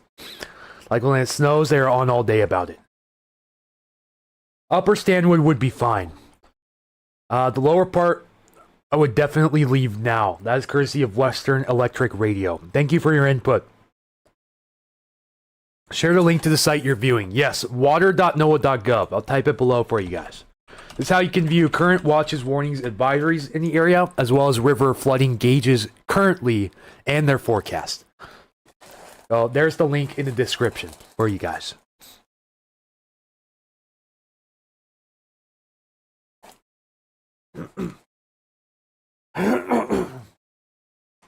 Yeah, I'll check on the Skagit River real quick. I'm just finishing up my fries. Sorry about that. Just making sure this fast food, even though I shouldn't be eating fast food, this was pretty expensive. I don't want to waste a single bite.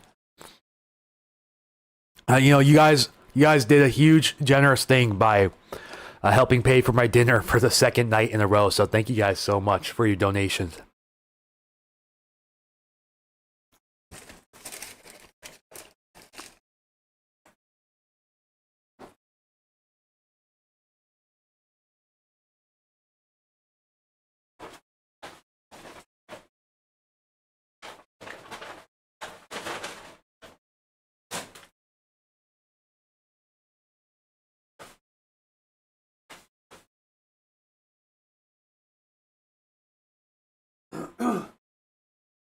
Going to check the Puyallup. Downtown Stanwood floods from the overflow of the storm drains. Yeah, Skagit River. Let's get the most current up-to-date forecast on the Skagit. So, current conditions, we're seeing major flooding here in Concrete, and we're seeing minor flooding in Mount Vernon at the moment. Well, let's check out the Concrete first. See, it's still pretty sobering. That forecast has not changed. It's making a beeline up for that record flood stage and expected to surpass it by just shy of 4 feet.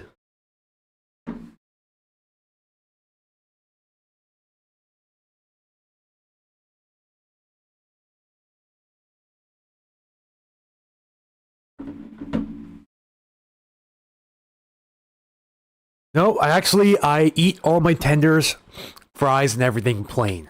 I'm not a fan of sauces or mixing two different textures. It's a picky eater kind of thing. Marine Drive will be closed. Skagit River levels rising pretty high even now. So yeah. Currently, last observation was 33.92 feet and rising as of 7:30. Again, expected to hit 46.13 feet by tomorrow morning, 10 a.m. And that, again, is almost 4 feet. That is 3.93 feet above the all-time record. Think about it like that. That's like a, that's like a 2-year-old or so. A really tall 2-year-old, I guess, because there's a saying that says when you're 2, by the time you're 2, you're already half the height you're ever going to be. But yeah, basically what I'm trying to say is that anyways, with all that aside, sorry if it's insensitive to any of you guys. Promise, not making jokes right now. Terrible time to make jokes. Anyways, what I'm trying to say is that we're expected to break the all-time record high at 10 a.m. for the Skagit near Concrete by 3.93 feet, with a total crest of 46.13 feet. And it gets even worse when you get downstream here at the Mount Vernon site here.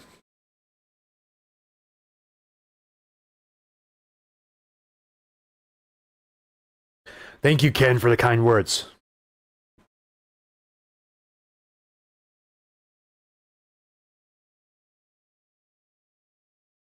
That's a great question, Tara Wamama84. Not sure what they would do if it kept raining and they were forced to release. They'd probably have to issue, they'd probably have to start going door to door and tell them, hey, we changed our minds again if that happened. And get people out of there ASAP, with short notice. Otherwise, in the extreme unlikely chance, they may have to risk a breach of the entire thing. And even then, that would be the worst case scenario. But I'm sure they won't let it get to that point. I'm almost 100% sure. So the record for Skagit River near Mount Vernon is 37.4 feet, and the forecast is 42.13 feet. Almost 5 feet taller than the all-time record high. This has it delayed a little bit until Friday morning at 10 a.m. Still expected to hit major flood stage here by early tomorrow morning. Though that's for the Skagit. This includes Rockport all the way downstream here. Most of these areas, in exception of the higher elevations of Cedar-Woolley and Mount Vernon, should be evacuated by now.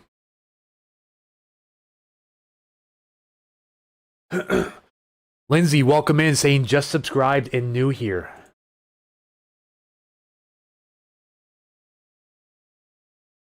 How is the Nooksack by the city of Sumas? No, they sounded their sirens and got an evacuation order. The current gauge, look at my, like this one closest to Sumas, the overflow is flooding at the moment. It's at minor flood stage. We don't have a gauge any farther downstream than that, but we are at minor flood stage here at the overflow for the Nooksack at 544 here in Everson.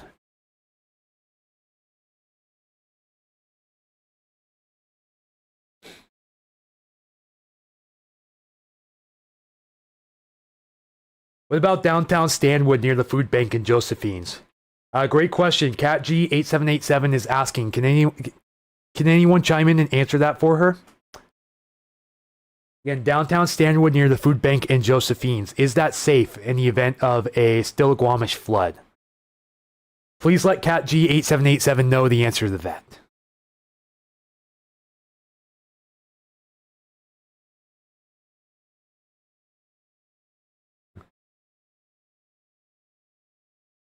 Yeah, Mobius is saying they'll most likely have to release more tonight, even if they don't want to.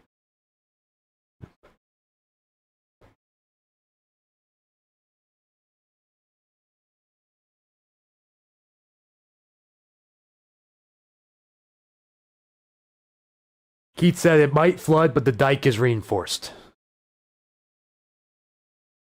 Yakima River in Cle Elum. Let's take a look at that real quick. Again, we're about 40 minutes from the stream cutting off, but you guys voted overwhelmingly that you want a second stream, so we're going to do a second stream after this one cuts off. So we're in Cle Elum area here. So we don't have the immediate Cle Elum area, but you are in a flood warning for moderate flooding here for the Yakima. May get very close to major flood stage downstream at Horlick. This is in the Thorpe area, along the Thorpe Prairie here. So just a heads up to you guys. Moderate flooding is forecast for that.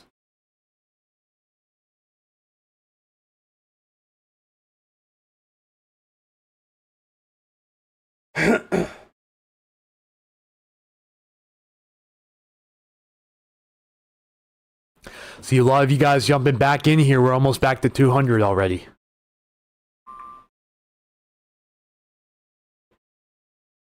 Just ask her about it and she says, let me check this out real quick.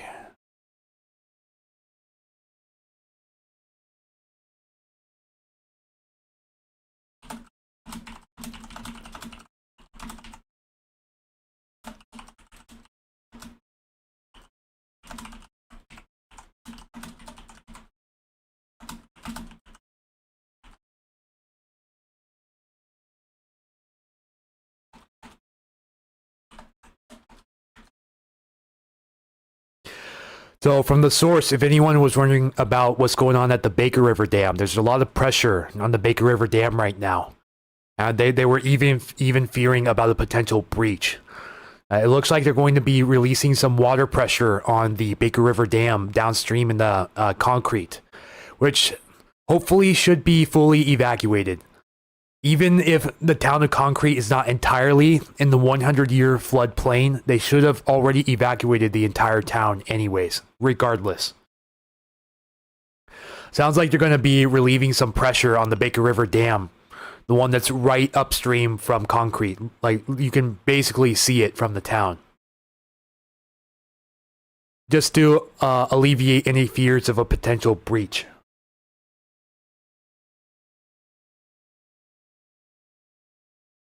He said Cle Elum. I was always told it's Cle Elum. Everyone I know calls it Cle Elum.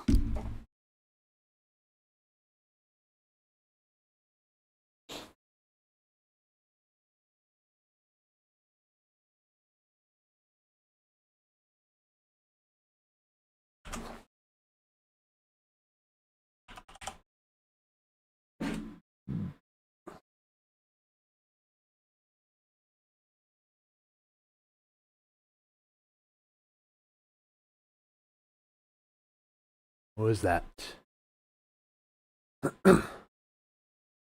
Okay.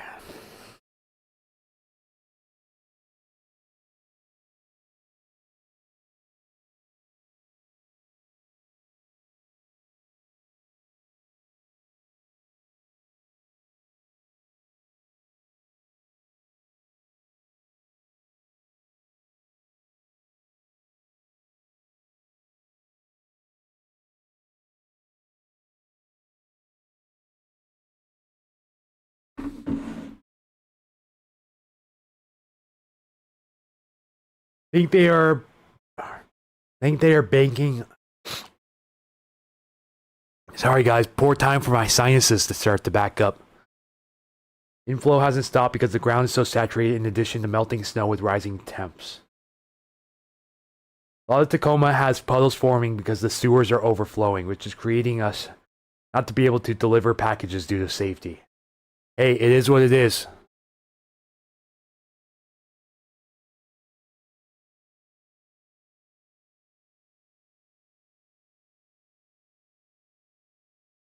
Yeah, Cle Elum, same thing.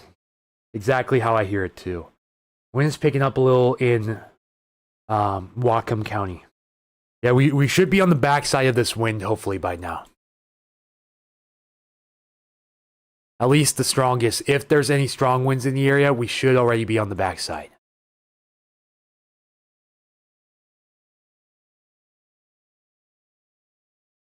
Again, still very heavy rainfall rates falling over Skagit and Whatcom counties, especially over in the foothills and points east.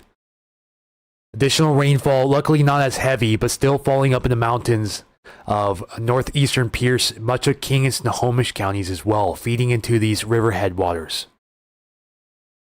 Let's see, do we have any notifications from Issaquah? Does anyone living in the Issaquah area? Question for you: if you're in Issaquah, have you gotten any updates on the flood alerts for downtown Issaquah and that general valley with the creek? Just want to see if they're starting to push that out or not for the area, because there's a major flood warning for Issaquah, basically the entire downtown Issaquah area, for potential for major flooding as soon as tomorrow morning. Just want to know if anyone in the Issaquah area has gotten any alerts on that from their agency or from the emergency alert system. Please let me know.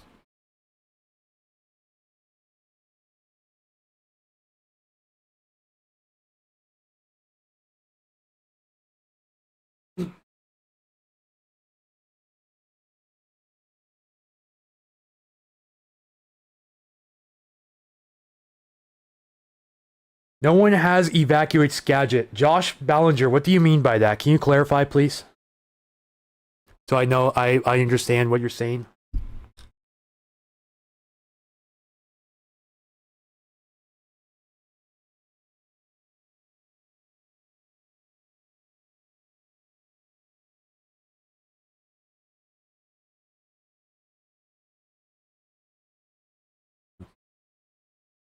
Put out another mesoscale precip discussion. That's already the third one in the last few days. That's how you know we're being watched nationally, because the Weather Prediction Center is putting out mesoscale discussions for our area. You don't see that often. You know, it's rare to get one, let alone 3+ of them during a few day period. That would flood. If it floods, it's low.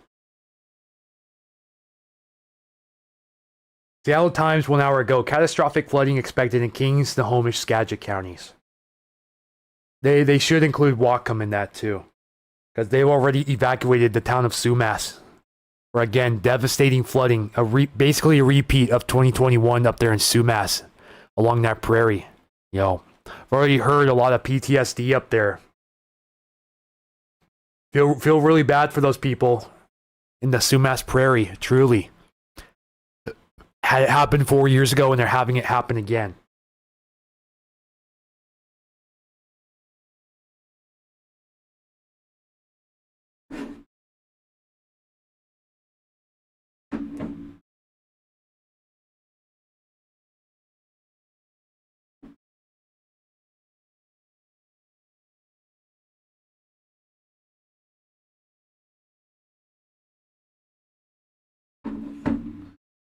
Lindsay says it was pretty bad. Yes. Yeah, that's one flooding event I remember in grave detail up there.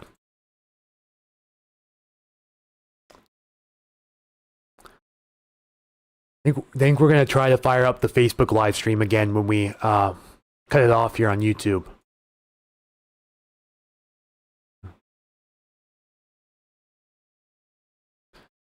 Maybe see if Facebook will allow me to keep streaming again.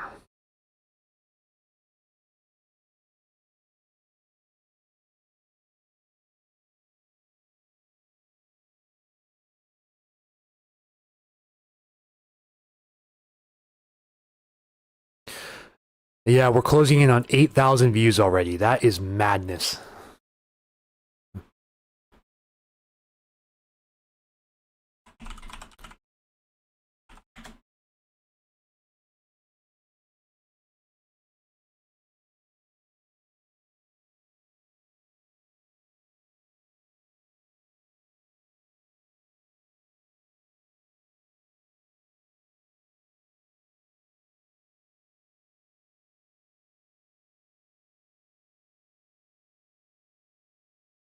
Well, that didn't work out, did it?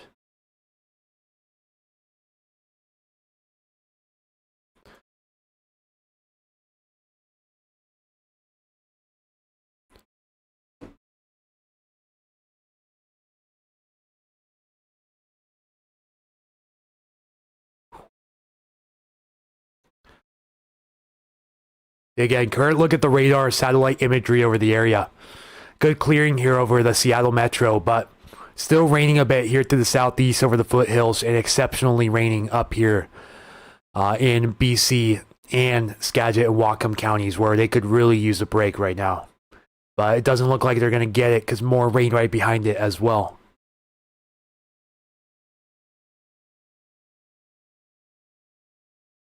Governor says expected to be 100,000 people needing to be evacuated. Can you share them if we send them via Twitter? I could see about that, possibly.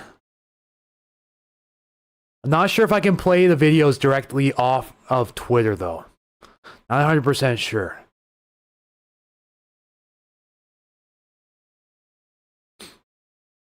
As in the meantime, I do need to take some nasal spray real quick because my sinuses are beginning to back up. It's usually around the time of night where they start to clog, so I'll be right back.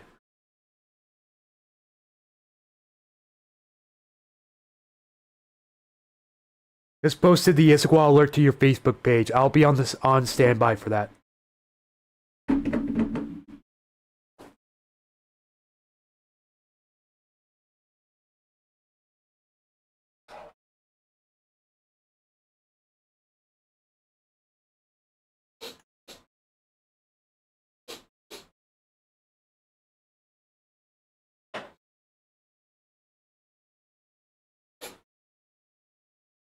Hopefully that should clear things up here in a moment. Ryan Rock Rail fan, take it easy. If I don't see you again tonight, have a good one.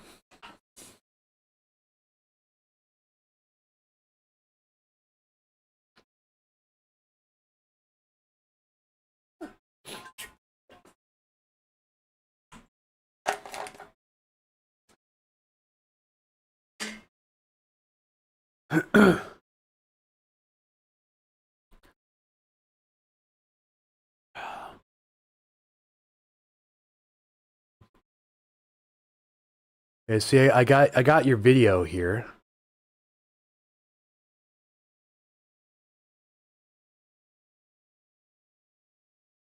I was hoping I would be able to open it in a browser, but I don't know if it's going to let me do that.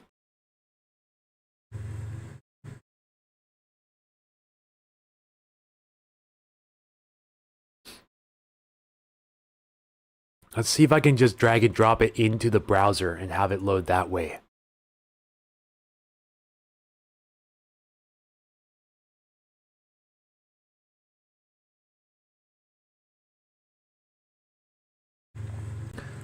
Okay, yes, we can. I found the workaround. Found the workaround, guys. Okay, so we can play videos. So this is from Tara Rogers. This is along the Yakima River. You guys won't be able to hear any audio, but you might hear some of the audio feedback in the mic, but this is the Yakima River.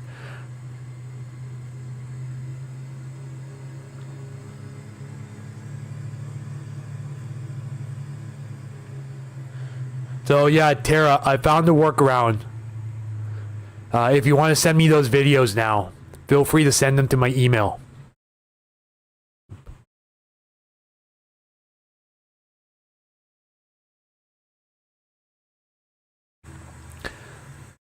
You know, Tara, sorry, but I'm going to have to nitpick you on this. I'm going to have to criticize you for crossing the flooded road. You know, turn around, don't drown. Sorry, but it's got to be done. Even though you crossed it okay, which is good, I wouldn't condone doing that ever again in the future. Just saying.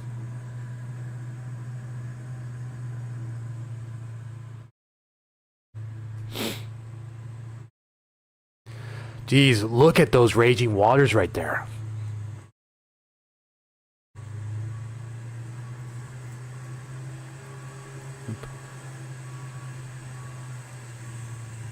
Oh, thank you so much for sharing that with me, Tara. But again, I'm gonna have to nitpick you for crossing those floodwaters. Shouldn't have done that.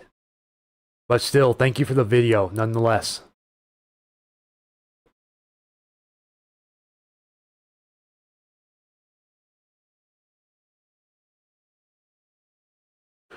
Guys, about 20 minutes, we're gonna end the first YouTube stream here, and we're gonna start a second one. You guys voted overwhelmingly to opt in for a second YouTube live stream. Link to the video. It was sent to me personally. So if you like the video, maybe ask Tara for her email.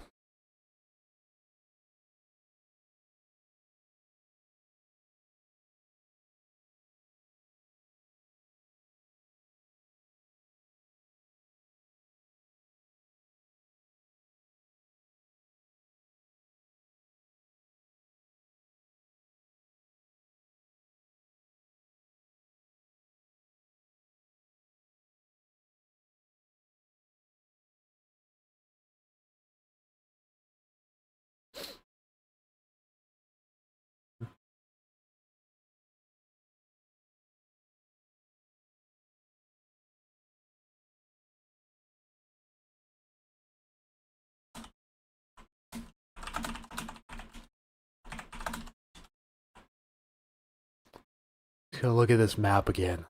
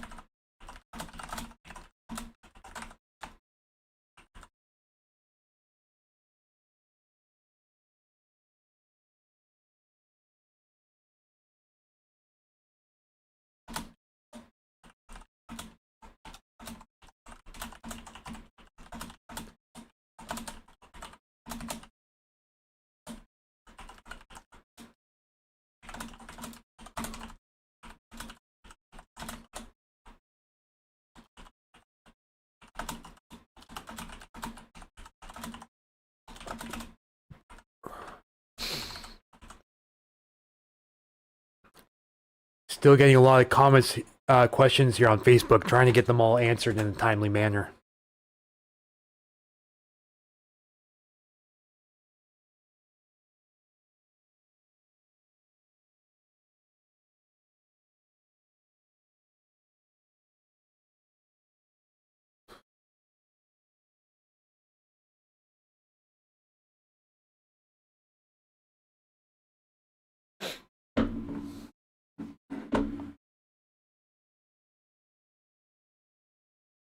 On the Prepared BC page, people that were commenting the upgrade never was done. You just did a band-aid on the old one.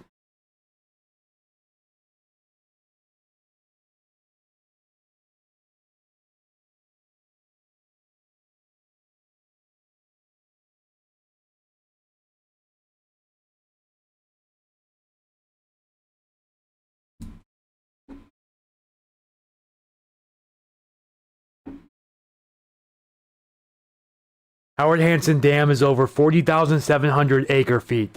That's gotta be, that's insane. That's a crazy number to think about.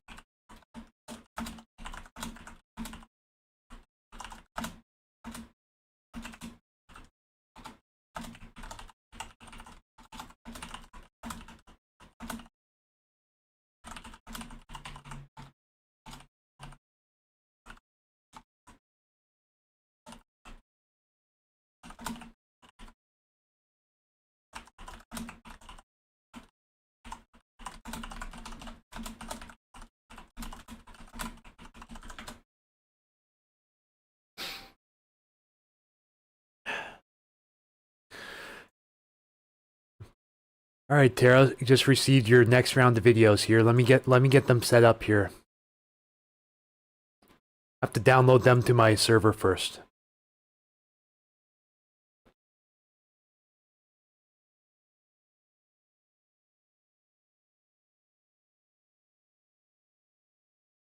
So let's see what we got here. Hang on, folks. Hang on tight. So this is the White River near Enumclaw footbridge. This was earlier today.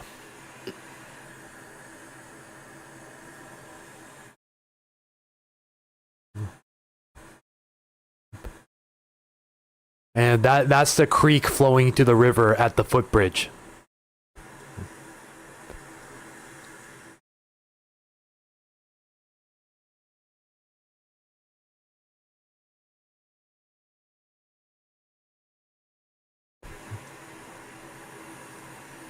It's incredible.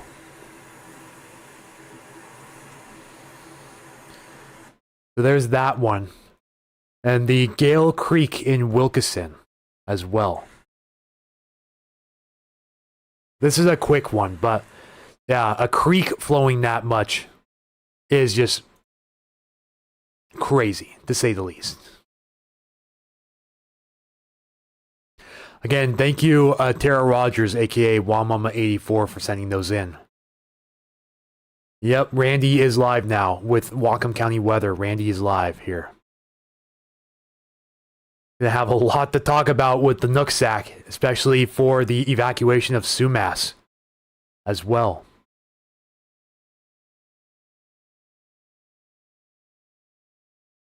I think just to keep this stream pretty simplistic, we're just going to keep it on YouTube and not simulcast to Facebook this time.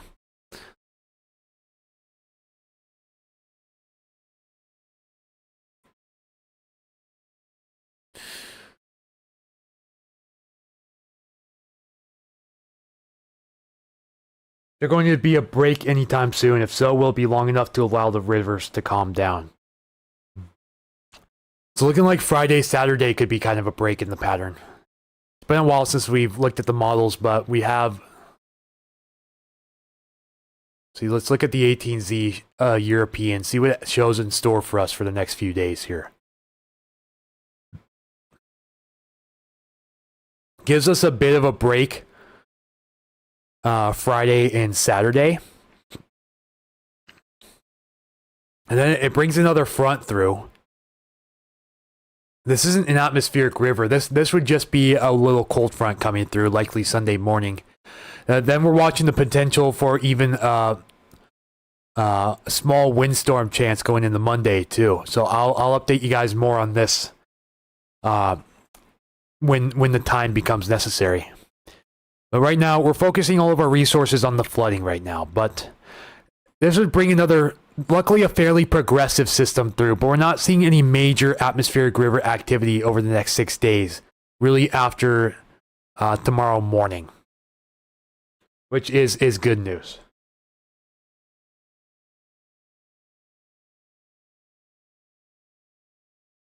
All right, Mobius4897, if you're leaving for the night, have a great night. Thank you again for all of your contributions.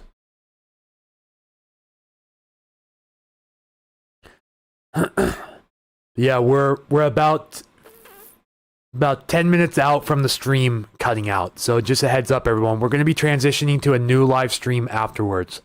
But it is going to take a few minutes.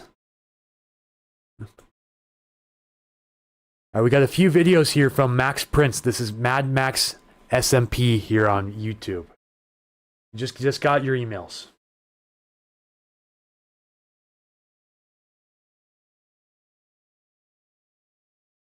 Here's a really good photo he took.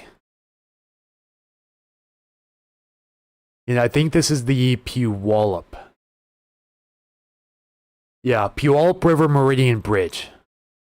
Again, this is under Meridian.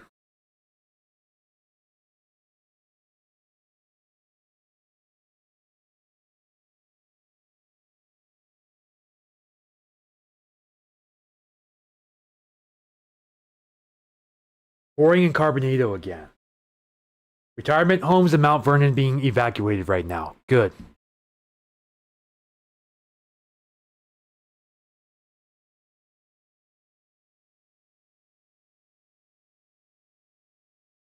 Evacuated out of Snoqualmie. Thanks for the stream. Any insight on the variability of the flood forecast? Timing and crest height have continued to rise each forecast. If you're talking about Snoqualmie city limits, we only have readings from the falls downwards for gauges. At least official confirmed ones with the NWS.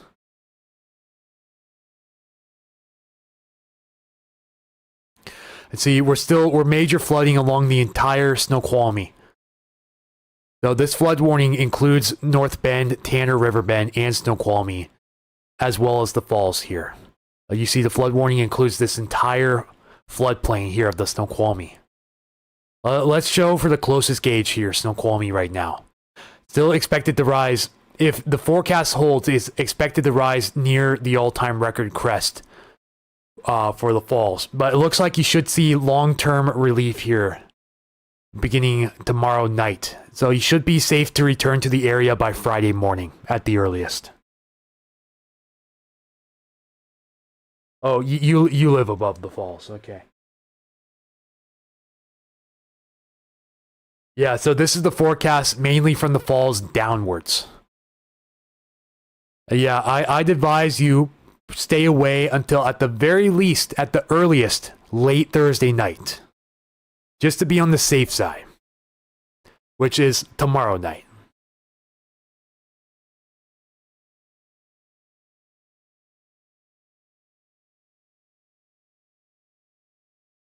Let's see, do we have any insight from the city of Issaquah yet?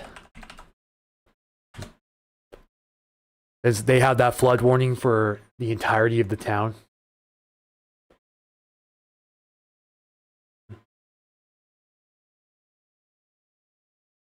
Looks like they do.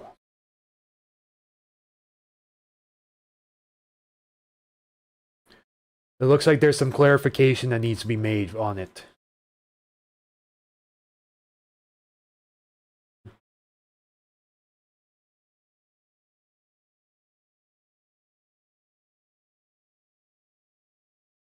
So yeah, if it keeps up, they might have to evacuate parts of Issaquah too. And for those of you who want to know about the Issaquah Creek gauge here, expected the major flood there. Again, all-time record high being predicted. Let's just see if the flow keeps going up, but currently not seeing any minor flooding at the moment.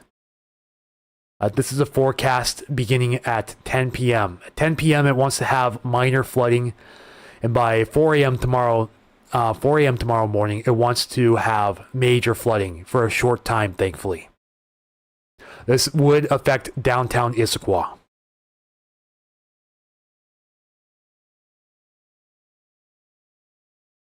White River is not as bad as I thought, at least not yet.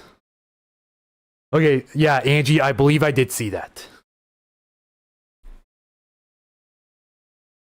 I just didn't know if it was from the official City of Issaquah page or not.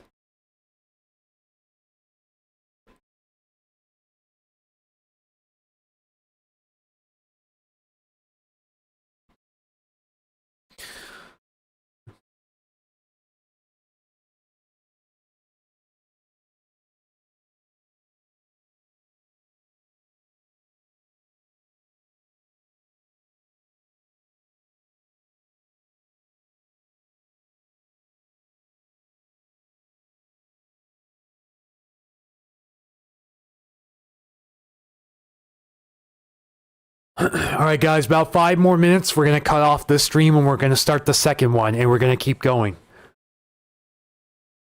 I'm just not sure how long we're going to keep this going.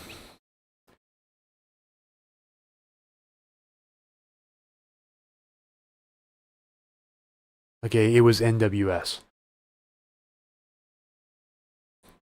Now, I'm running out of steam here, guys, so we probably won't have the second stream going for super long. But you guys requested it, so I'm going to uphold my end of the bargain.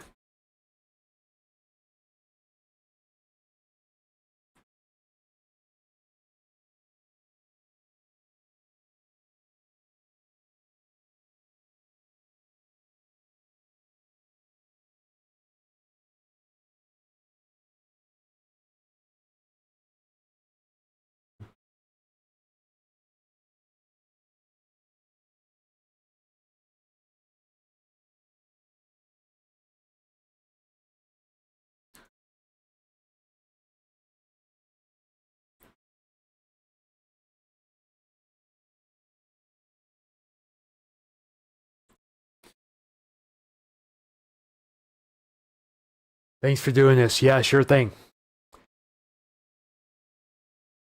Starting to run out of steam for the stream, but you guys requested it. We're going to do it.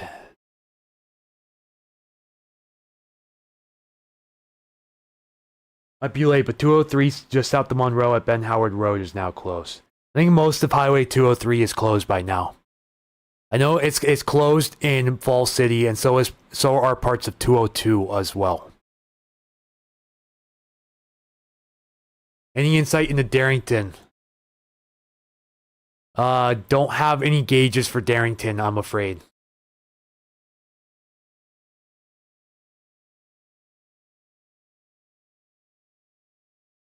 Watching says 1 this afternoon. Wow, there's a trooper, everybody. Much deserved rest later. Probably not until the end of the week, going into the weekend. I expected this to be a long week, and it sure has not disappointed one bit. Yeah, I'm glad to see they put out the flood warning for Issaquah Creek in a timely manner as well. Completely closed from North Bend through Snoqualmie and Falls City. Yeah, so Highway 202 is the one that runs from North Bend to Snoqualmie. And yeah, that's Highway 202. Highway 203 is from Falls City up to Monroe. Yeah, Highway 202 goes from Redmond, goes down the hill in the Falls City, and then that is what runs into North Bend.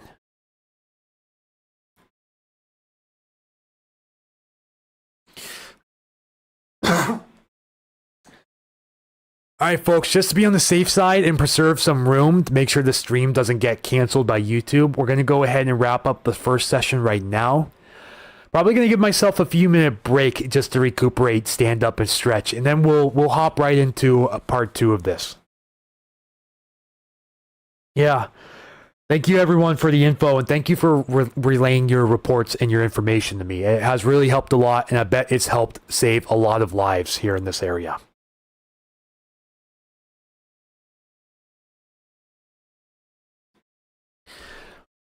Yeah, folks, if I don't see you for part 2, then have a great night and be safe. But otherwise, we should be firing up part 2 of the stream here very shortly.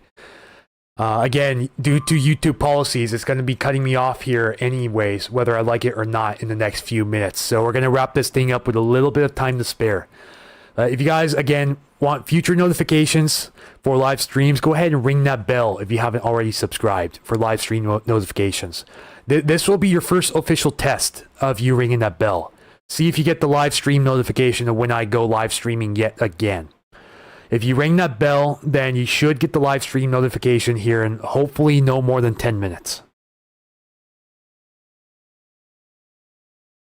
And take your time. Sounds good. See you in part 2. That's the spirit, folks. That is the spirit. But yeah, we got to wrap up part 1 before YouTube deletes it.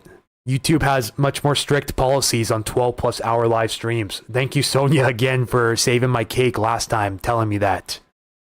But yeah, see you guys around for the next one. We're going to wrap things up right now. Like I said, should be no more than hopefully 10 to 15 minutes at most. We should be fired up by 8:50 at the very latest. So I'll see you guys there. Yes, please ring that bell. And Ken, Sonia is my lead moderator here on YouTube.